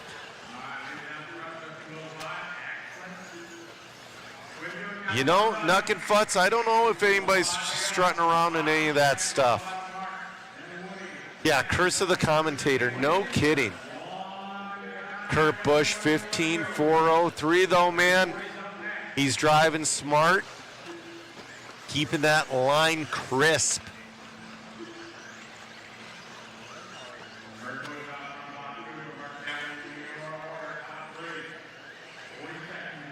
$15.403. He's got to make his way through traffic. He's got Bob Cooper and Chris Hackinson in front of him. Bob Cooper's in that number 2 spot. He's about a lap back, though. Cabling moves into the number 2. 20 seconds left to go. Nice driving from Chris Hackinson. Chris Hackinson's our Busch ends up upside down.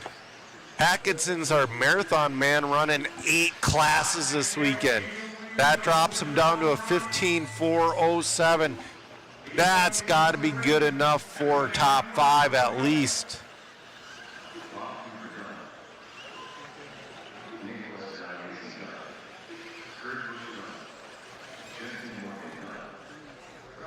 Kurt Busch with a pretty good run with the 15.407. Bob Cooper 14.4 flat. Garwood 14.402.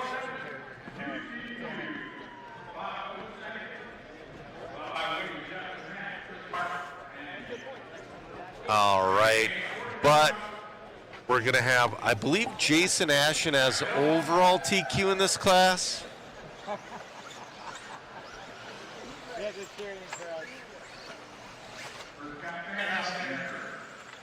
I'm not sure. J.R. Mitch is in this one. We got Jason Ashen. We got PK Kemp.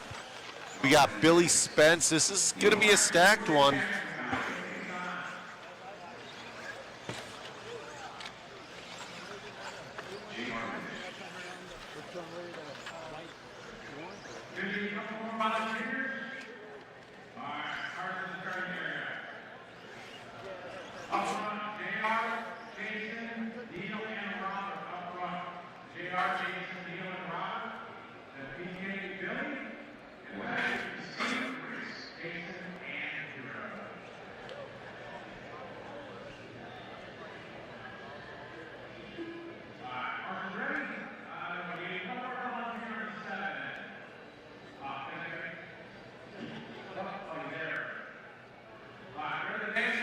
All right, we're going to kick this one off. J.R. Mitch starting it. J.R. was pretty darn quick last run. Ooh! A little bit loose. That's the tough thing about running one class. Ashen's already been on the track a whole bunch.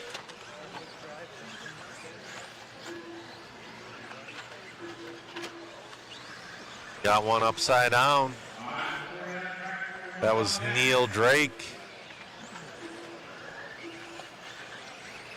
All right, basically, J.R. Mitch is going to be your leader on a 16.415, Spence 16.415, Grimes 15.403, Ingles 15.403, Ashton 15.40. Ooh, Ashton moving up. They're trying to kick Kurt Busch out of the top 5. All right, we got Ash into the lead, 16.415.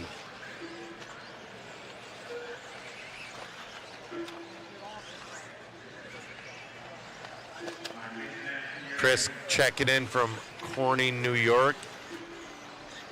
Oh, Frank, the waffle's been open. We are going to be drawing on Sunday. I'll post that link down in the chat. All right. Link posted for that waffle.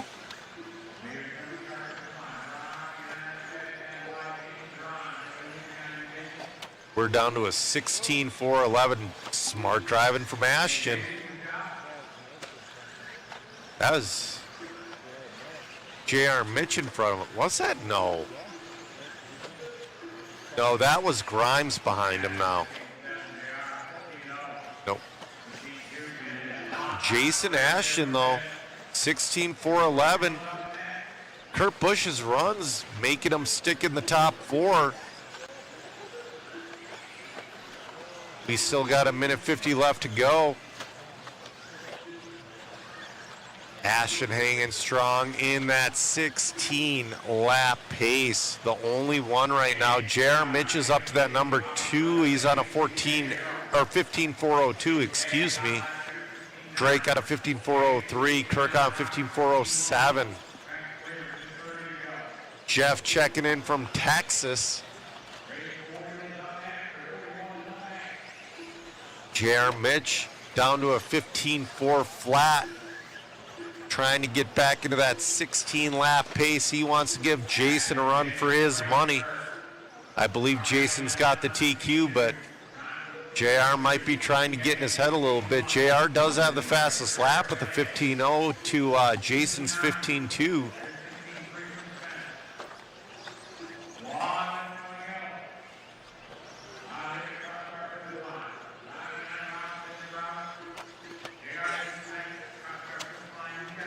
That's right, Jackson Pollock. That was the first. Was that the first? The MIP, the first. They had a few four-wheel drive conversions for the RC10. MIP was the first, and then there was this weird cable drive. I remember cable drive. I remember the MIP one. Oh, yep. MIP did a couple of them. That's right. The cable drive one was always a little bit weird to me. Jason bringing his pace faster towards the end of this one. Jason is on his 16th lap, I believe. A little bit of a rough start. J.R. Mitch got caught at with a 15-403. Neil Draken down with the 06. Oh, Jason's going to go one more. PK Kemp in and done. Jason Ashton coming in with the TQ with a 16-409.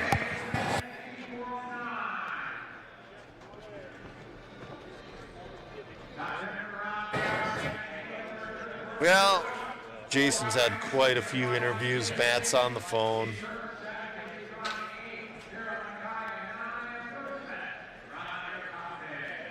That's right, Kevin.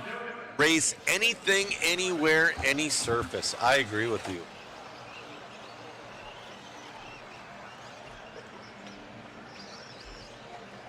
All right.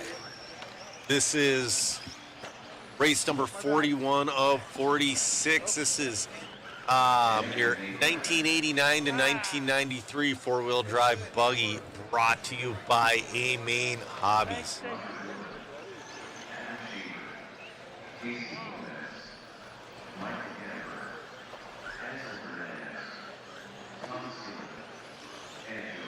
Oh no, car went over completely. Where are you at?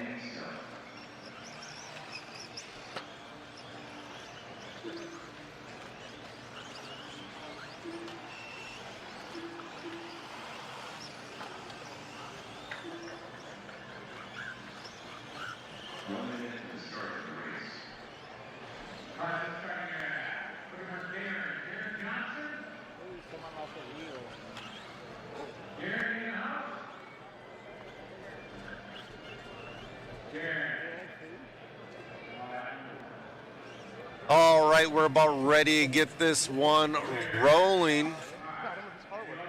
We got Jan in this one. We got Hansel Hernandez. We got Adam Shaver. You know, I think Devin's comments for some reason are really lagging. They're just showing up now, and the Blue Eagle was up several heats ago.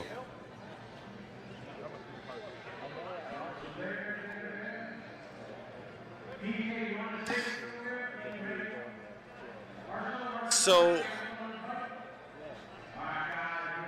RC Victory Lane, I bet they will do like a B2 and a B3 re-release, but I bet that'll be about 5-ish years down the road, because like I said, with the re-release, they have to line it up when that generation has disposable income.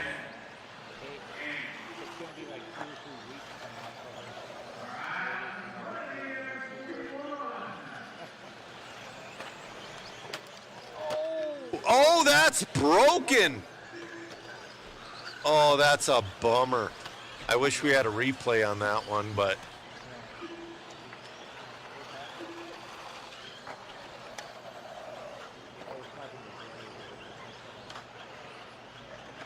all right.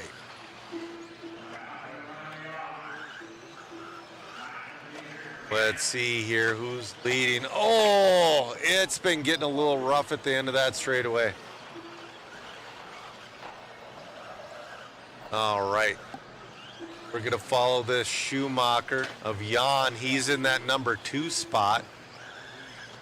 It's Mike. Oh, no, Jan just moved to the lead. Jan, your leader, followed by Thomas Galat. Then Michael Gamber.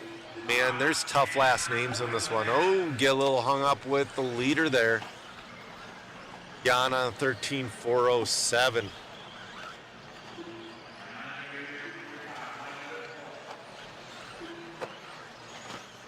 Jan is out there on cruise control. He's been doing pretty darn well with that Schumacher out there. Oh, but he's on his lid.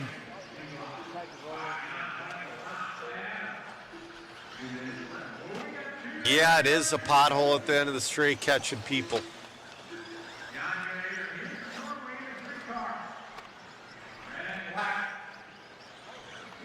Oh, he went for the double that time, trying to get around some traffic. Good job. He's on a 13.406, followed by Gamber on a 13.409. Ooh, Galat moves back up into that 3 on a 13.411. 1:30 left to go.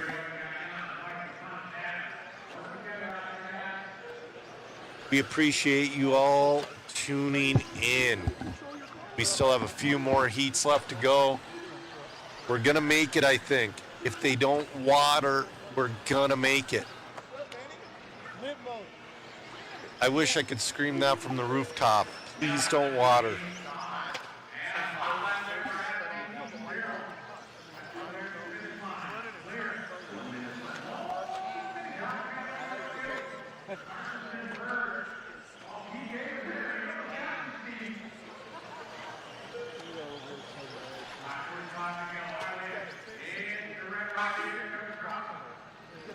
Yeah, Mike, there is a big pothole in the inside of that back double. It's been biting a couple of people.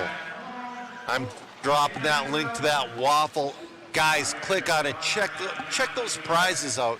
It is so cool.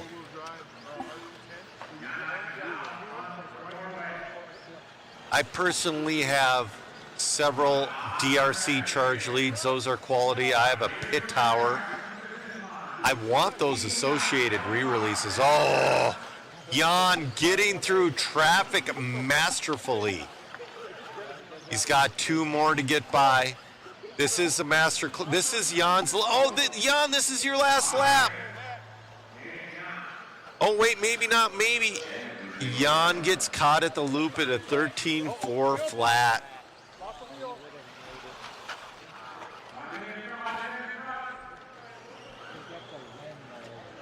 Got the win, but he missed the 14. Such a bummer. Thomas Gillett done. He's going to finish in that 2.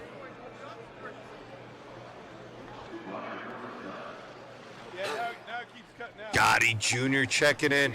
Gotti, earlier today with Kurt Busch, we were talking about old school Trinity. Like the Trinity of the 90s. Gotti, I am so disappointed you're not here. This event is for you. Aluminum turnbuckles and all.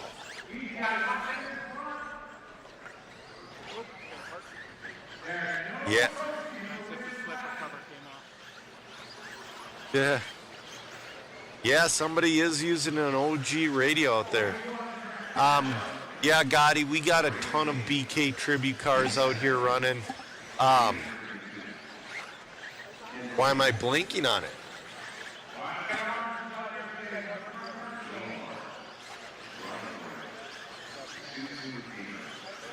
Matt Francis is running the Brian Dunbar's actual vintage four-wheel of the Rubrix Yokomo.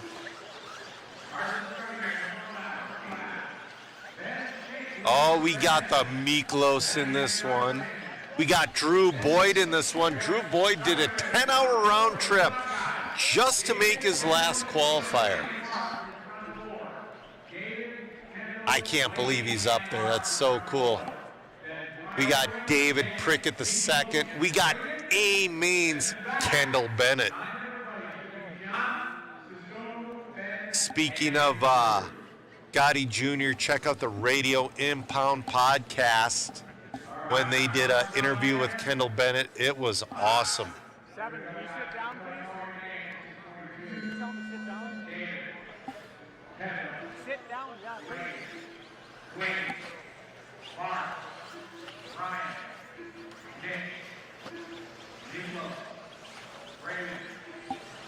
Go, go, go, go, go, go.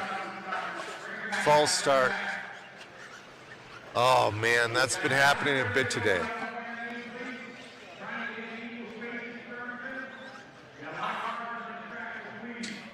He's trying to do 2 seconds between each name, but there's 12 cars on the track.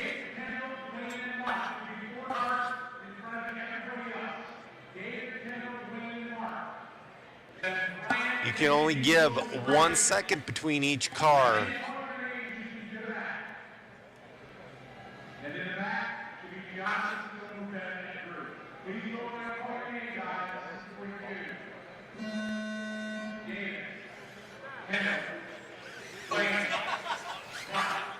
This is your C-Heat of your 1989 to 1993 four-wheel drive buggy brought to you by A-Main Hobbies. All right, we got off going.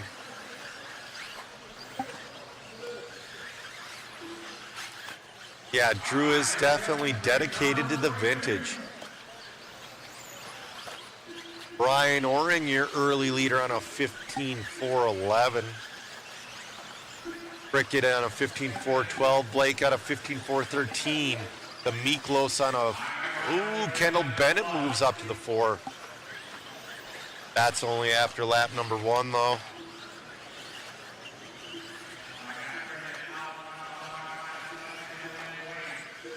Ron G checking in from Manila, Philippines.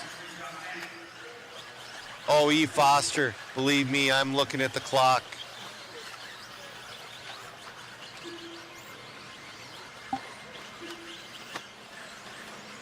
We can do it.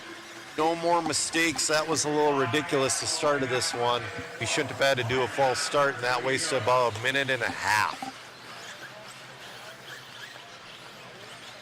Dabs, they're not using brush motors. There might be a guy or two, but nobody's really using a brush motor. Prickett, your leader, he's on a 15.411, followed by Brian Oring. Then it's going to be Dwayne Barr in that number 3 spot.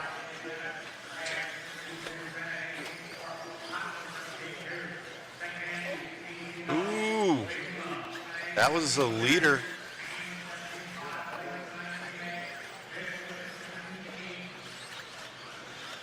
I guess some people are running brushed. You know, I kind of get the sentiment, but yeah, that's putting yourself in a hole that you don't need to be running a brush motor. So we got a minute 35 left to go in this one. Prickett on a 15.4.12. He's trying to make his way through traffic. Oh, I think that's your leader hung up. Prickett's still your leader. The Miklos trying to hold him off.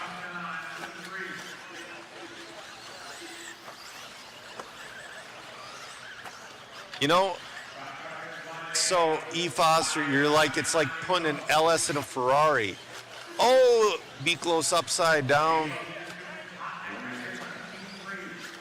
It's like putting an LS in a Ferrari. Yes, it's not exactly correct, but guess what? It has a lot of power and it's extremely reliable.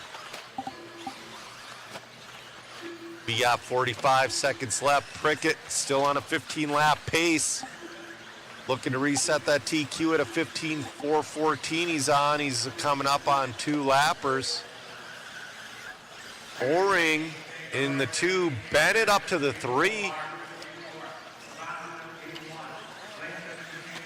That took care of that issue.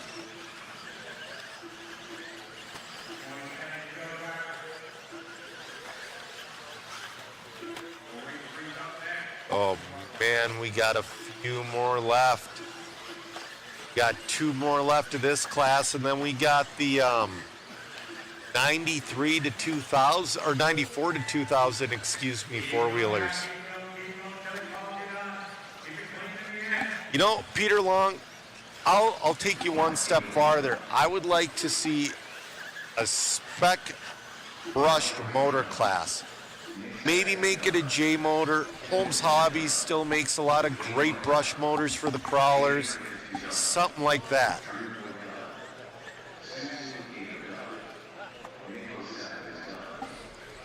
Prickett's going to reset TQ in that one with the 15.4.12. Great run from Prickett.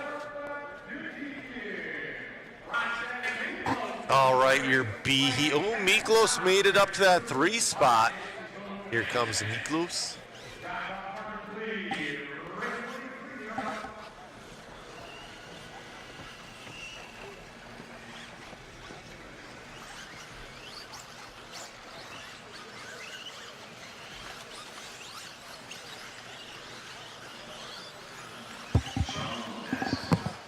Yeah.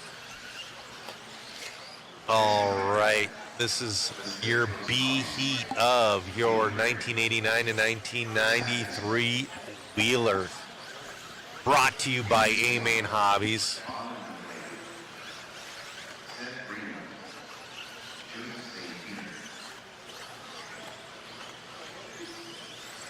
Eustace Moore is in this heat. Philip Arnold. We got Joe St. Peter. We got Chris Hackinson. We got Cap Tennis. We got Granite. We got Drake. This is going to be a stacked heat, guys.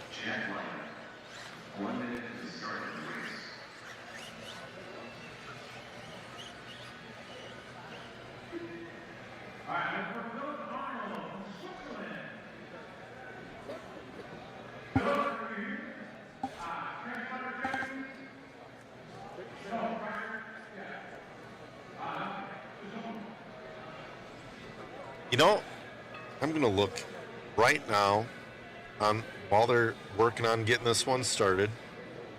I'm going to look on the Reedy webpage. If Team Associated does another one of these, I'm willing to bet they would love to do like a brushed motor class. I think Reedy makes one.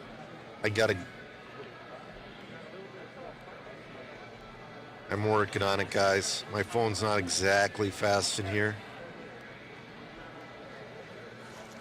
Brushed. So they have brushed motors. Okay. So right here, I found the motor, guys. next year, if they do this again, we should do a Reedy Radon 2 19-turn spec. Name a class. It's got to fit within a thing. But they should use this Reedy Radon 2 for $20. And you should only be able to get 2. 1 for practice, 1 for the race. Oh, that's right. J Concepts also makes brush motors. Yeah, they make a monster truck motor. I love the Tamiya Silver can. It's just too slow. Cap Tennis is going to be your early... Oh.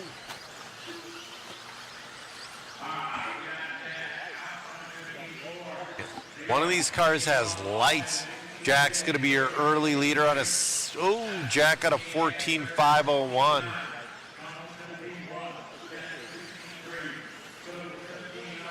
That's right, Denny. A 19 turn would be close to a 25.5. And it would be perfect for, like, you know what? That would be perfect for the 1976 to 1983 class.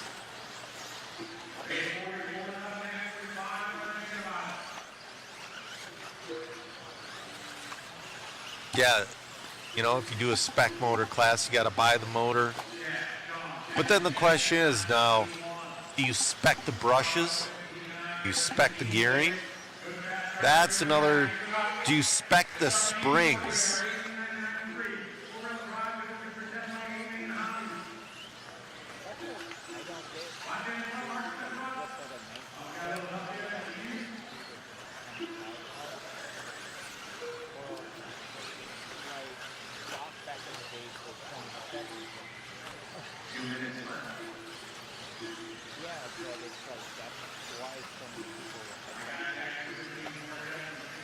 All right.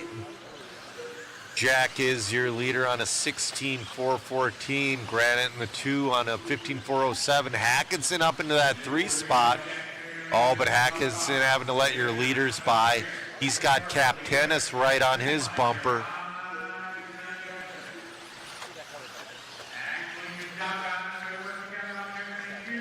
All right, we got a minute 25 left to go in this one.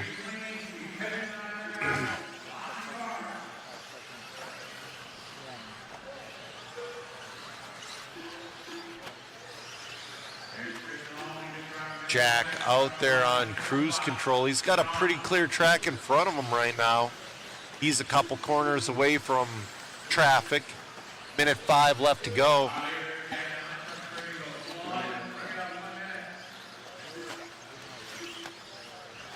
We only got a few more races to go. It's going to be cutting it close, guys. We got 45 seconds left to go in this one. Jack, your leader, followed by Jesse. Then Theo. Oh, leader getting a little bit roughed up there. Yeah.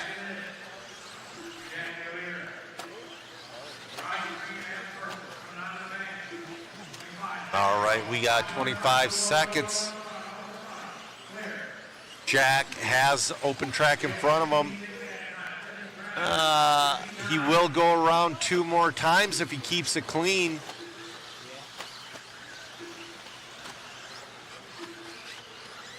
Jack throwing down a fantastic run. This TQ might hold.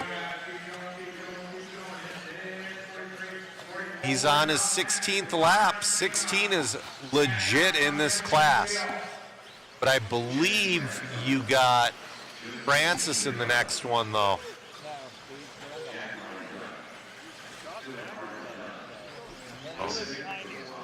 Oh, Francis is in the next class, so yeah, we'll see.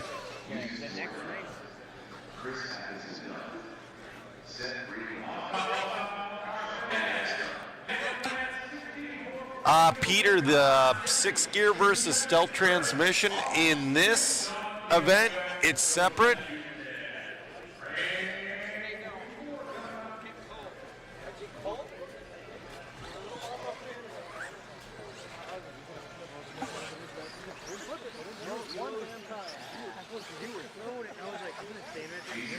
All right, in this one, we got Jason Ashton. We got Chris Van Aer.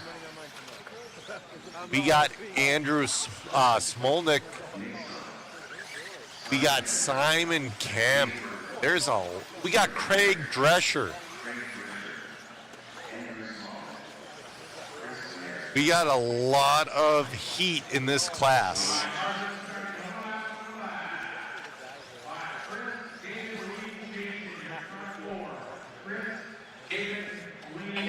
My phone has like this dust on it that won't wipe off.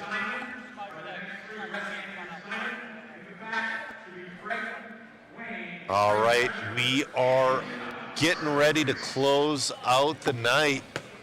We only have a few more heats left. Chris Van Aer is going to be leading us off in this one. This is your A heat of your 1989 to 1993 four-wheel drive, brought to you by A-Main Hobbies. Posted the link to that waffle. And I'll post, oh, Van Aer with the rough start. Oh, couple of rough starts.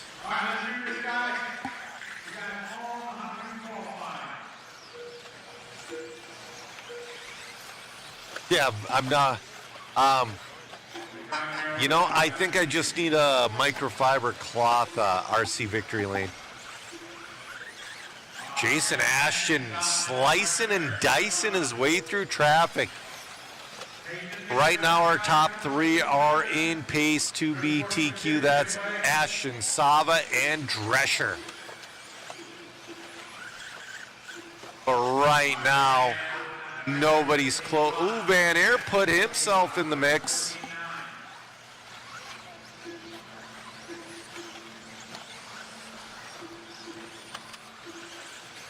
Yeah, you know, Jackson, I get having dust on your phone, but this is like stuck to my phone. Like, I've raced at some pretty dusty outdoor tracks.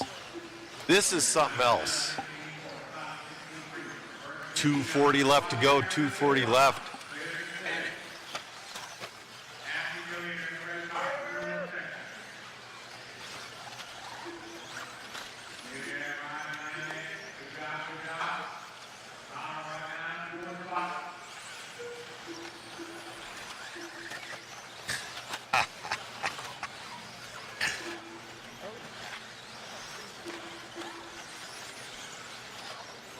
All right, Ashton still leading this one.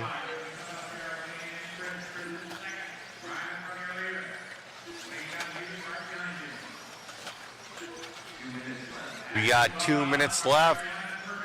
Ashton down to a 16.401. Van Aer in the 2, Smolnick to the 3. Wow. I think Ashton's found his newest calling in RC. Pretty soon, we will have vintage pros. This is definitely a market.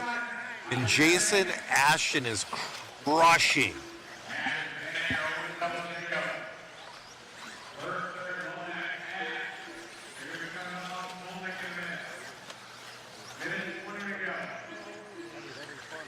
All right, we got a minute 15 left to go. Oh, his first bobble. That's all right, though. That puts him down to a 16.403. I don't know if anybody's running the Hunter.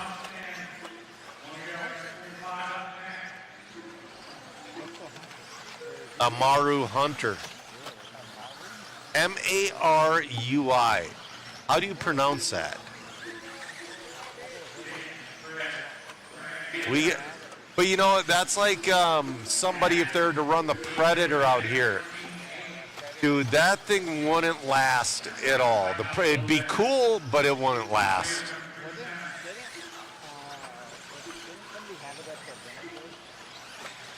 Dabs, thanks for checking in.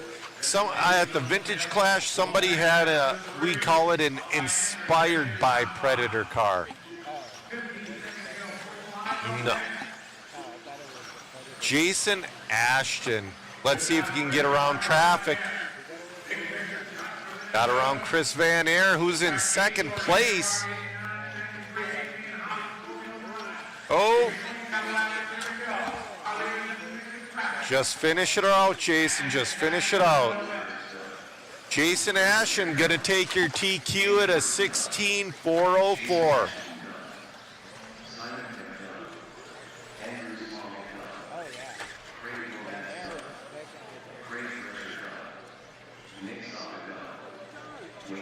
All right, we're going to get an interview with Jason Ashton.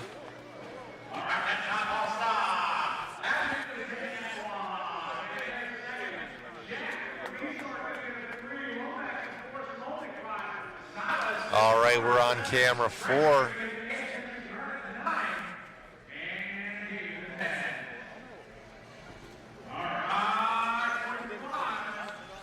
Man, must be proud of that. A little bit of sigh relief. Yeah, that one is a pressure one. There's a lot of fast guys in that one, and this is one of the classes I want to do the best in. I loved a YZ10 as a kid. I still have mine from the world, so that was good. Congratulations on the run, my man, and best of luck in the next one. Thank you. I appreciate it. You got it, buddy. All righty, Jason Ashton. And we'll see how the next one goes for him. Back to you, Joe.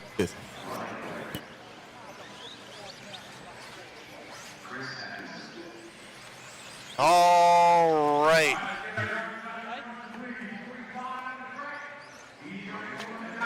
Yep, Ashton had the Yokomo in that one. All right, this is race 45 of 46. This is your 1994 to 2000 four-wheel drive buggies brought to you by Rubrics Racing. I'll tell you what, Rubrics makes some pretty neat conversions.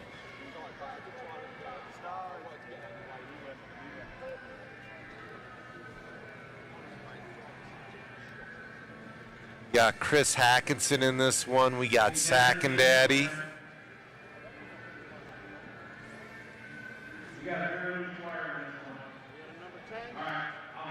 Oh, Jay Wood. Kurt Busch raced already. He's been doing pretty well. He's been floating around that B main to A main in all of his classes. He was really awesome. He did an interview with us.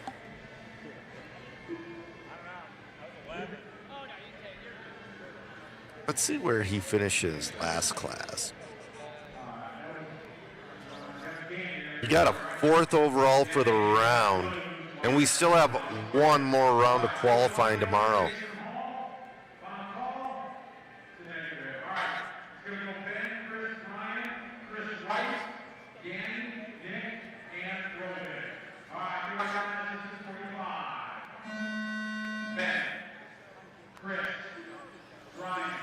That is so wild that we're not on the first page of Live RC right now.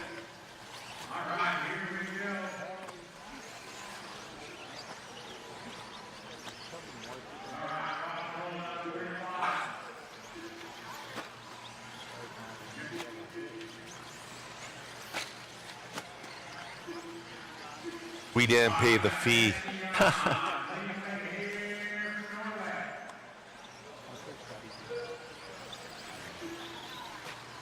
All right, we're off and running. Van Holland, your leader, 16.415.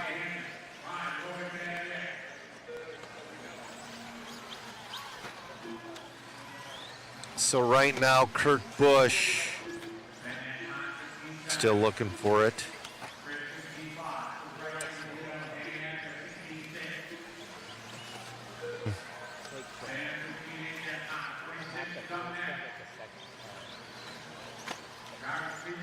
Kurt Busch is sitting 4th overall in 1986 to 1988 four-wheel. In truck, he's sitting 14th overall over, but in that truck class there's 90 drivers, and Kurt Busch is sitting 14th overall. And you know what, guys? Wait, let me think about the He's sitting 4th overall in your 1984 to 1988 two-wheel drive. So Kurt Busch is doing pretty darn good.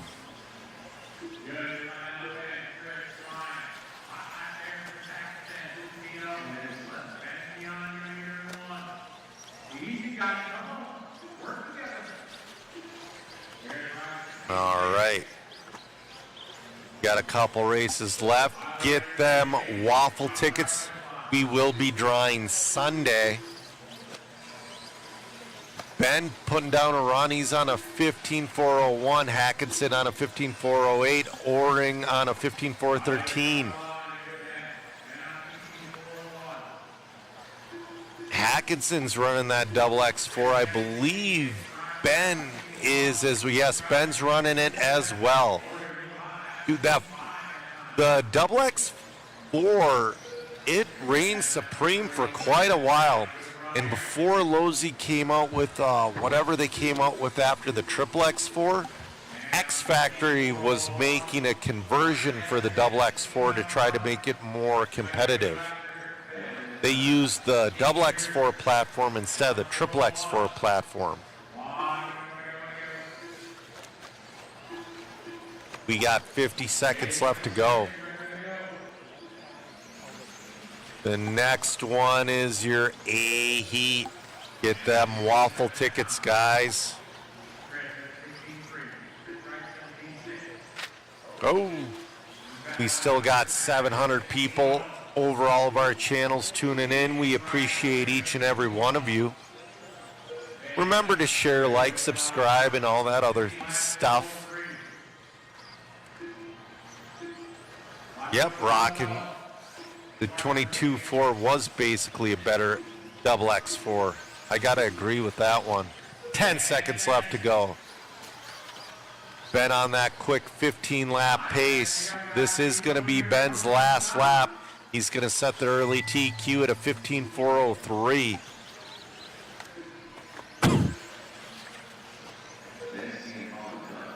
Ben in and done, 15.403.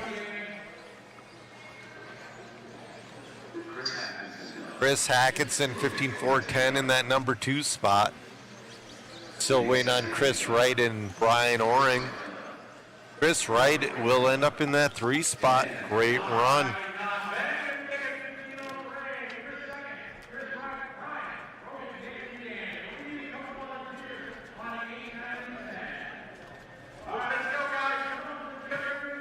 We appreciate you watching all day, RC Car Guy.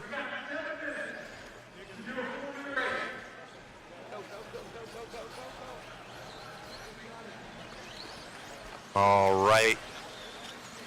We're on the last one. We got 8 minutes left. We're cutting it close, guys. Matt has to come sit here by me for the outro because this is going to be cutting it close. We got Matt Francis in this one. We got Scott Spear. We got Chris Van Air, Nathan Rails, Patrick Rossiter Jr. We got Pavitas. We got Horn. Everyone's in this one.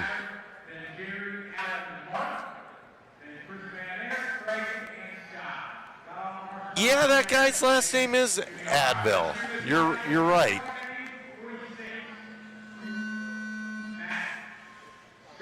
They got this one going quick.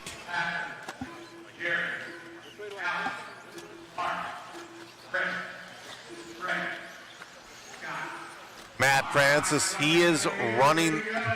Brian, that's not a tribute car. That is Brian Dunbar's car that he built for the Vintage Clash. He passed away right before the Vintage Clash, so Francis is running that as a tribute. Matt Francis, your early leader on a 17.414. Scott Spear 16.4 flat. Van Air 16.4 flat.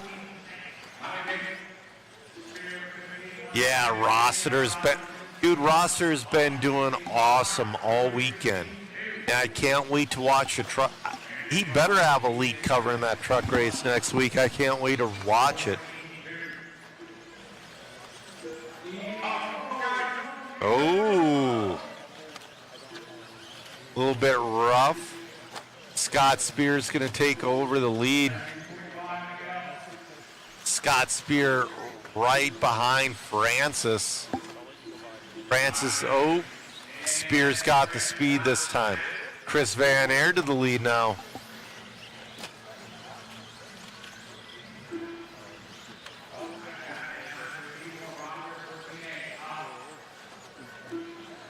Yeah, Denny, Francis is probably the best guy here to represent.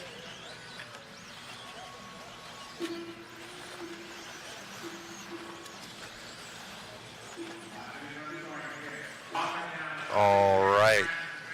Oh, he said he needs Pat to step up. Pat's up to that 2 spot. But right now, Scott Spear's in that number 1 spot. He's got Rossiter right on his tail. Nobody's going to give it an inch. Francis wants to get that lead back. He's got to get around Spear. Rossiter to the lead. Rossiter's got the second best pitcher in our profile. Minute 35 left to go. Rossiter looking awesome. But right now you could throw a blanket over Spear and Rossiter. Francis is 1.9 off those. Van Aert 0.6 off Francis. Francis gets around Spear. Francis has a minute 10 to make up what he lost. Francis moves to that number 3 spot and in front of Van Aert. 14.6 from Francis.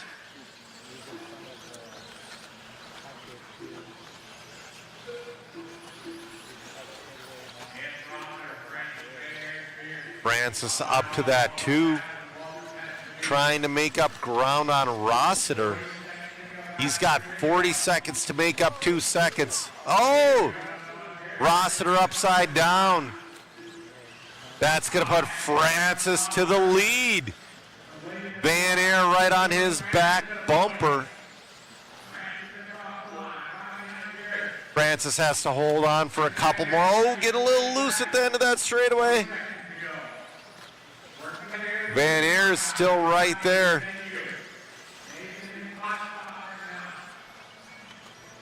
It's so cool that Francis still hot laps. Good driving from Francis. He's going to get the overall if he gets this one.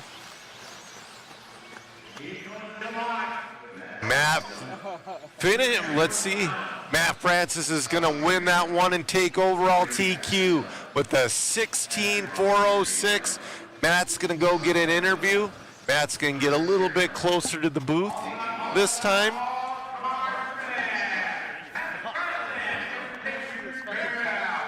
That was the final race of the evening. Stick around. We got about, 2 minutes left of coverage to bring you guys. All right. Bringing you over to camera 7. Waiting for Matt Francis. Matt getting a big old hug.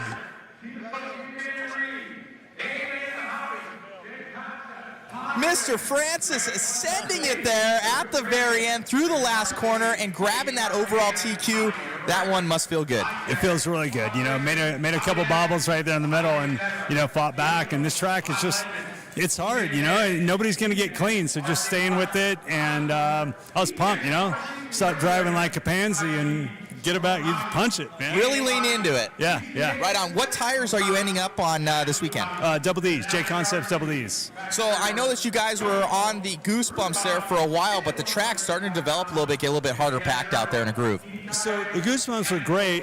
They were grabbing some of the bumps, and the Double Ds just seemed to be a little smoother, a little more consistent over the bumps. So right on. Well, the cars look good out there. I'm sure you're in all A mains, assuredly. Congratulations on your win. And are you going to use Q3 tomorrow to kind of test some stuff, or are you gonna sit that one out? I mean, we're gonna keep going, right? I mean, we're getting faster each run, so we're gonna just keep going. More track time, more radio time. That's what I need. I love it. Congratulations. Best of luck. Now time to go get something to eat. Thanks, man. Appreciate it. Yeah. All righty, guys. Matt Francis there grabbing that one with Dunbar's car. Rest in peace, my friend. Back to you in the booth, Joe. All right. We're going back to me. You're getting blank green screen. Man, that was a phenomenal race day. We're going to try to do an outro here. I don't see security yet. We're waiting for Matt to jump back into the booth here and take off my communication headset. Well, Matt, are you having fun today? You know, I was able to relax for a couple races. Apologies if you guys did not see me behind the scenes as much because I was behind the scenes. Yeah, absolutely. You've been working. Everything's been running smooth, which is my job is to make sure that stuff runs smooth. If there's no problems, then I'm able to rest a little bit easier. And just kind of going around. Jason is working on a ton of photos for you guys. Sorry there hasn't been much posting today, but there's just so many people here. There's 500 entries that getting all those cars and everything just takes a long time. He grabs thousands of photos, has to go through them. So we'll have all those updated for you guys here in the future. Thank you to all of our sponsors down there below. We do know we're going to be playing more commercials tomorrow, guys, and getting those up, and we want to get all those logos down there. Just to be honest with you, it's in such fast-paced time that we're here that and everything needs to be seamless. So adding in anything can break the chain. So we don't, if we're running smooth, we just want to run smooth, and for you guys to pretty much have a seamless thing, because like you know, with just even the sound on the microphone, people start, I call it chirping. Yeah. People start to chirp if the sound is bad. Oh, this is happening. Oh, that. And it's just like, you know what? I'm kind of happy that the sound issue for my mic, it was people just having to restart their streams. Yeah, I listened to the YouTube and it sounded like it was good. I was like, I don't hear any issues. I kind of heard where it would jump out a little bit. I think it's called noise gate of what we have. So like if I were to stop talking, it'll drop out. So you kind of, once it reaches a threshold, the audio will drop out and stop the background noise. So I'm thinking when people with softer voices were kind of speaking into the mic, it wasn't picking that up. So I dropped that really far down on that microphone. So it was nice. So it's altogether amazing stream. Special thanks to Team Associated for bringing us out. They've seemed to be really stoked on the coverage. I know that Masami post, I just talked to Jason, that we did I think late last night, is at 100,000 views. Wow. Altogether, I think there's 1,000 plus likes or reactions or whatever it is. So the numbers for today rivals that of our Worlds coverage that we did in 2023. That is amazing. So I think it's going to be even better tomorrow. So it's kind of to show, obviously, there's a lot of world-class drivers here. Yes. This is a special venue. It has all the makings to be just that, but it's not a Worlds. It's something, it's a completely new event.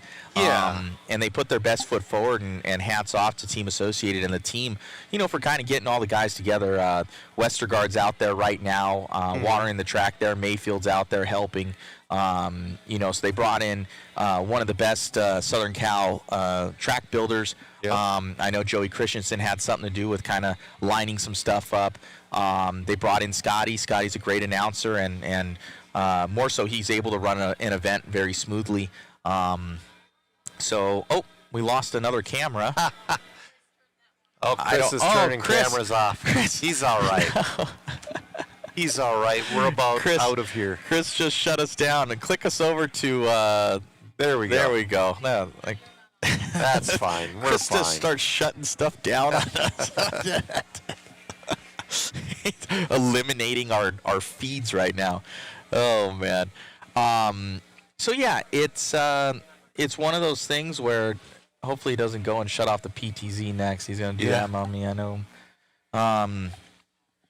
So yeah, we're just excited with the numbers and just the interactions and you guys being a part of it. That I think vintage is kind of what we're seeing in like oval. Yes. It has that spark Definitely. of people that are like, hey, we're excited about this. And for me, it's exciting because I love racing off road and turning different directions, and I love oval. I'm just You're not old enough yet. I'm not old enough yet. No, just kidding. Love the oval guys, and I can't practice oval, but I like racing oval. If that makes sense. I can't go out there and then like just go around in a circle. It's just not for me. And for anybody, that's cool, but it's just not for me. But I've seen that with oval. You're seeing these huge numbers. We saw it with drag racing. Yep. So drag racing, King of the Streets, that was out here. We saw that same number, where it was crazy, something out of the ordinary, and drag racing blew up right after that. It blew up, but what kind of killed it is when they got sub 2 second, and you had to put in $4,000 car for a sub 2 second car. What killed it was the no prep became prep. Right, and everybody's running the same body, same car. We won't get too much into that, but anyways, I think this is something where the seriousness isn't as crazy. Even though people are racing, it feels like it's more than that. The magic's in the air when you're here, and I think that's what everybody's feeling. Where this is, it's hobbyists doing hobbyist things, and they're racing and they're having fun with their friends. And they're reminiscing and seeing a lot of old friends out here. So it's not a race, it's an event. Dude, and that's what this is. I got to interview Kurt Busch today. Yeah. That is so freaking cool. Yeah, no, it's it's pretty cool. I'm sure we're going to get Masami in here. We're going to get some of the legends and greats tomorrow. And it should make out to be an amazing event. We're starting bright and early at 7:45 again tomorrow. So we're got to shut down here. Yep. I think all of us are on about 5.5 hours of sleep. Yep. Megan's got a little bit more because she took a couple naps. But, happy wife, happy life. Yep. I can say that now, it's true. So I'm just like, go rest, honey. I don't need any attitude, It's, just rest. No, she's great and amazing. But yeah, thank you guys for all the support. Thank you, Joe, for keeping these people entertained. Some people are like, how does Joe talk so much? I'm like, dude, he can talk. He can talk, man. He's got the gift of gab. I do, but you know what's weird? So I have my podcast. I have a couple podcasts, but after one of these weekends, I'm quiet for like 2 weeks. Yeah. It's like I have nothing left to say. Yeah, somebody said interview some new people too. Yeah, we're gonna get into that, guys. It's more so just you get it all going and you're rolling, and you're like constantly on the gun the entire time, and you're like, I want to rest a little bit. So that's kind of what it is. I think David coming in tomorrow is going to help us out, kind of refresh us and give us some help in the booth, give some help on the switching stuff in there and getting everything. My van. Oh, we're being summoned. I think my keys are over there. Move the van. You got it, hun? Perfect. Yeah, they're going to lock my van in. Jackson, I got to do something about the vocal cords. I left my throat coat tee at home, unfortunately. But we'll be doing all right. Yeah, so it said, I was at King of the Streets for 3 of the 4 years they did the event. Yeah, that was an amazing event, and it was. And shout out to those guys. It was a great event, but yeah, drag racing. Well, I won't go too much into it. It's an amazing part of the hobby. It is, but it got too crazy too quick, But I don't see that with this per se. So, and especially with all these team associated re-releases that they're coming out with. And they're doing a lot of them, but it's it gives you the opportunity to get one of these cars and it doesn't cost you $1 bajillion. Right. Because some of those gold pans go for buku bucks. Well, so no, you you know what went went for the biggest buku bucks was a new condition RC10 with the like one of the powder coated chassis. Yeah. With the MIP conversion. The MIP conversion that was was the one. a $4,000 unit. Easily. Well, Eustace is working on that. It's not going to be $4,000. No. It's going to be a pretty penny though. Yeah. Because he's put a lot of work into it. I think the kit back in the day was like $250+ dollars. That was in the 80s. And that was in the 80s. So we're in a different time. I don't think it's going to be like $750. I think I couldn't say it's going to be more than $250. I can tell you that. Absolutely. Because they're putting in a lot of time and energy. I was down at MIP like this last week, and they're working on it. So he's about 80% there. He's working out the bugs right now. But shout out to MIP. They've always been a huge supporter, and that's kind of how Mod started. So, but it's a great time. So, and we still got 500 and something people watching plus, so that's pretty cool. That is awesome. What's going on, Zach Sultan? Shout out to the Huckleberry crew. Yeah. They've been asking for you to come back and race direct this week. It's like he's busy. I'm busy. I'll come in and help out. Joe gives me a huge just relief of not having to be sitting right here, and I can go around and mingle with everybody and set stuff up for interviews and stuff like that. But shout out as well to Jason, our photographer. Mm-hmm. He's a machine. Thank you to Chris on video camera. Dude's a machine. He filmed all day. So from start to finish, from 7:45 in the morning till now, he's been burning. So that's a 12-hour day for him. So he's on it. Megan's been helping out for when she's awake, and no, it's a team effort here, guys, and shout out to our crew, the Mod Live Media crew, and shout out to the rest of the guys out here. Scotty did a good job, Anthony for everything, and the whole Team Associated crew been running running great. It's been awesome. This is some of the best internet we've had. Yeah. Oh, it's like 700 up. Wow. Like I can probably throttle it more than this. I should see how far I can push it before like stupid stuff happens. But it's been going so well. I can get 8K. That would be awesome. We can do 8K. That would be awesome. So yeah, it was a good time. Brian Burgeon, what's up from the northwest there? Yeah, so it'll be a good time, guys. If you want to win some of the cool goodies, drop that link.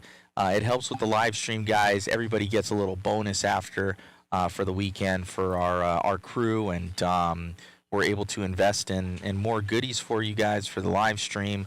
And this stuff is it all wears. Cameras go out. Everything happens, and we're down a camera. I'm down 2 actually. Down 2. Yeah, I'm down. Two of my main ones.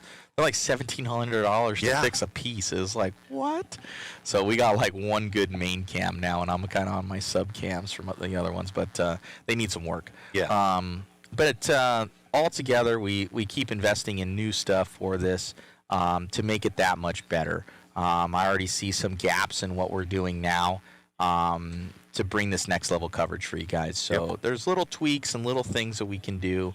But we're very, very grateful for you guys for tuning in. So want to just reiterate that. And we will see you all round 3 of qualifying tomorrow. And then we're doing the concourse and the banquet, and then mains on Sunday. Yeah. Promptly after mains and awards, we will be doing the waffle. Yeah, so tomorrow we will be streaming the banquet live as well. I have a whole nother, I call it my sub setup. Yeah. I've got a secondary setup that goes, and I think they're about to kick us out of here. They are. We're 13 minutes past. They're gonna send a SWAT team on us right now. So anyways, we're gonna end you guys. We're gonna have everything live tomorrow. We're gonna kick this thing off at 7:45. Be here, tune in, grab some tickets if you want to support the stream and win some super cool goodies. I'm gonna try and go around and steal some stuff from like Hobby Wing and some of the others out there. I'm gonna go to Larry and steal one. He's got a Masami kit over there. I'm probably gonna just be gone. Just gonna tell him it's gone, Larry. Yeah. Sorry about your luck. I'll put a hobby action sticker on it. Give me a Cliff Flat kit while you're. I don't know if there's a Cliff Flat There kit. is. There is? There is when you're doing a walkthrough. There was that Cliff Flat 10T. I'll go steal it. Hell yeah. Stolen. So 5-finger discount, Larry Tom, from Hobby Actions. Shout out to them. I know a lot of people would not be running if Hobby Action wasn't here. So they've done an amazing job keeping everybody rolling out here. I know they worked with J Concepts. There's a button on the back of that, Chris. Don't worry about that. Don't worry about it. Leave it alone. Yep. Yeah, you're good. And so they've kept a lot of people running. Shout out to those guys. J Concepts is here. High Tech, Racer RC, MKS, Stormer Hobbies is over there. Rubik's, Hobby Wing, HRP, Monster, Hobby Wing. There's a lot of good little vendors here. Can't wait till they fill that Monster cooler tomorrow. I had 2 of them today. I did too. It's not good. I want to have like 3. I had some of this. I had a can. You actually drank some of that? I've drank like 4 of these. I'm supposed to save those. What are you doing? Okay. Well, I'll get us more. You're going to have to get us more. Those are souvenirs. It's drinking all of our contraband, man. Shoot. All right. Well, love you guys so much. Yep. We'll see you tomorrow morning, bright and early. All right. It's a great time. See you guys. See you guys. Be good out there, and have a safe night. Have a great night, guys.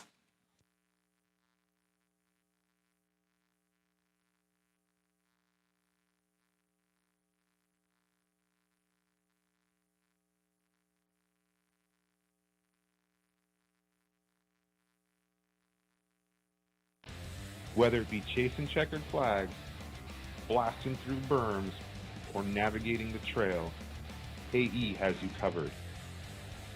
Team Associated, Element RC, Reedy Power, and Factory Team, vehicles, parts, accessories, and information can all be found in one place. So blast, slide, soar, and crawl with us at AssociatedElectrics.com.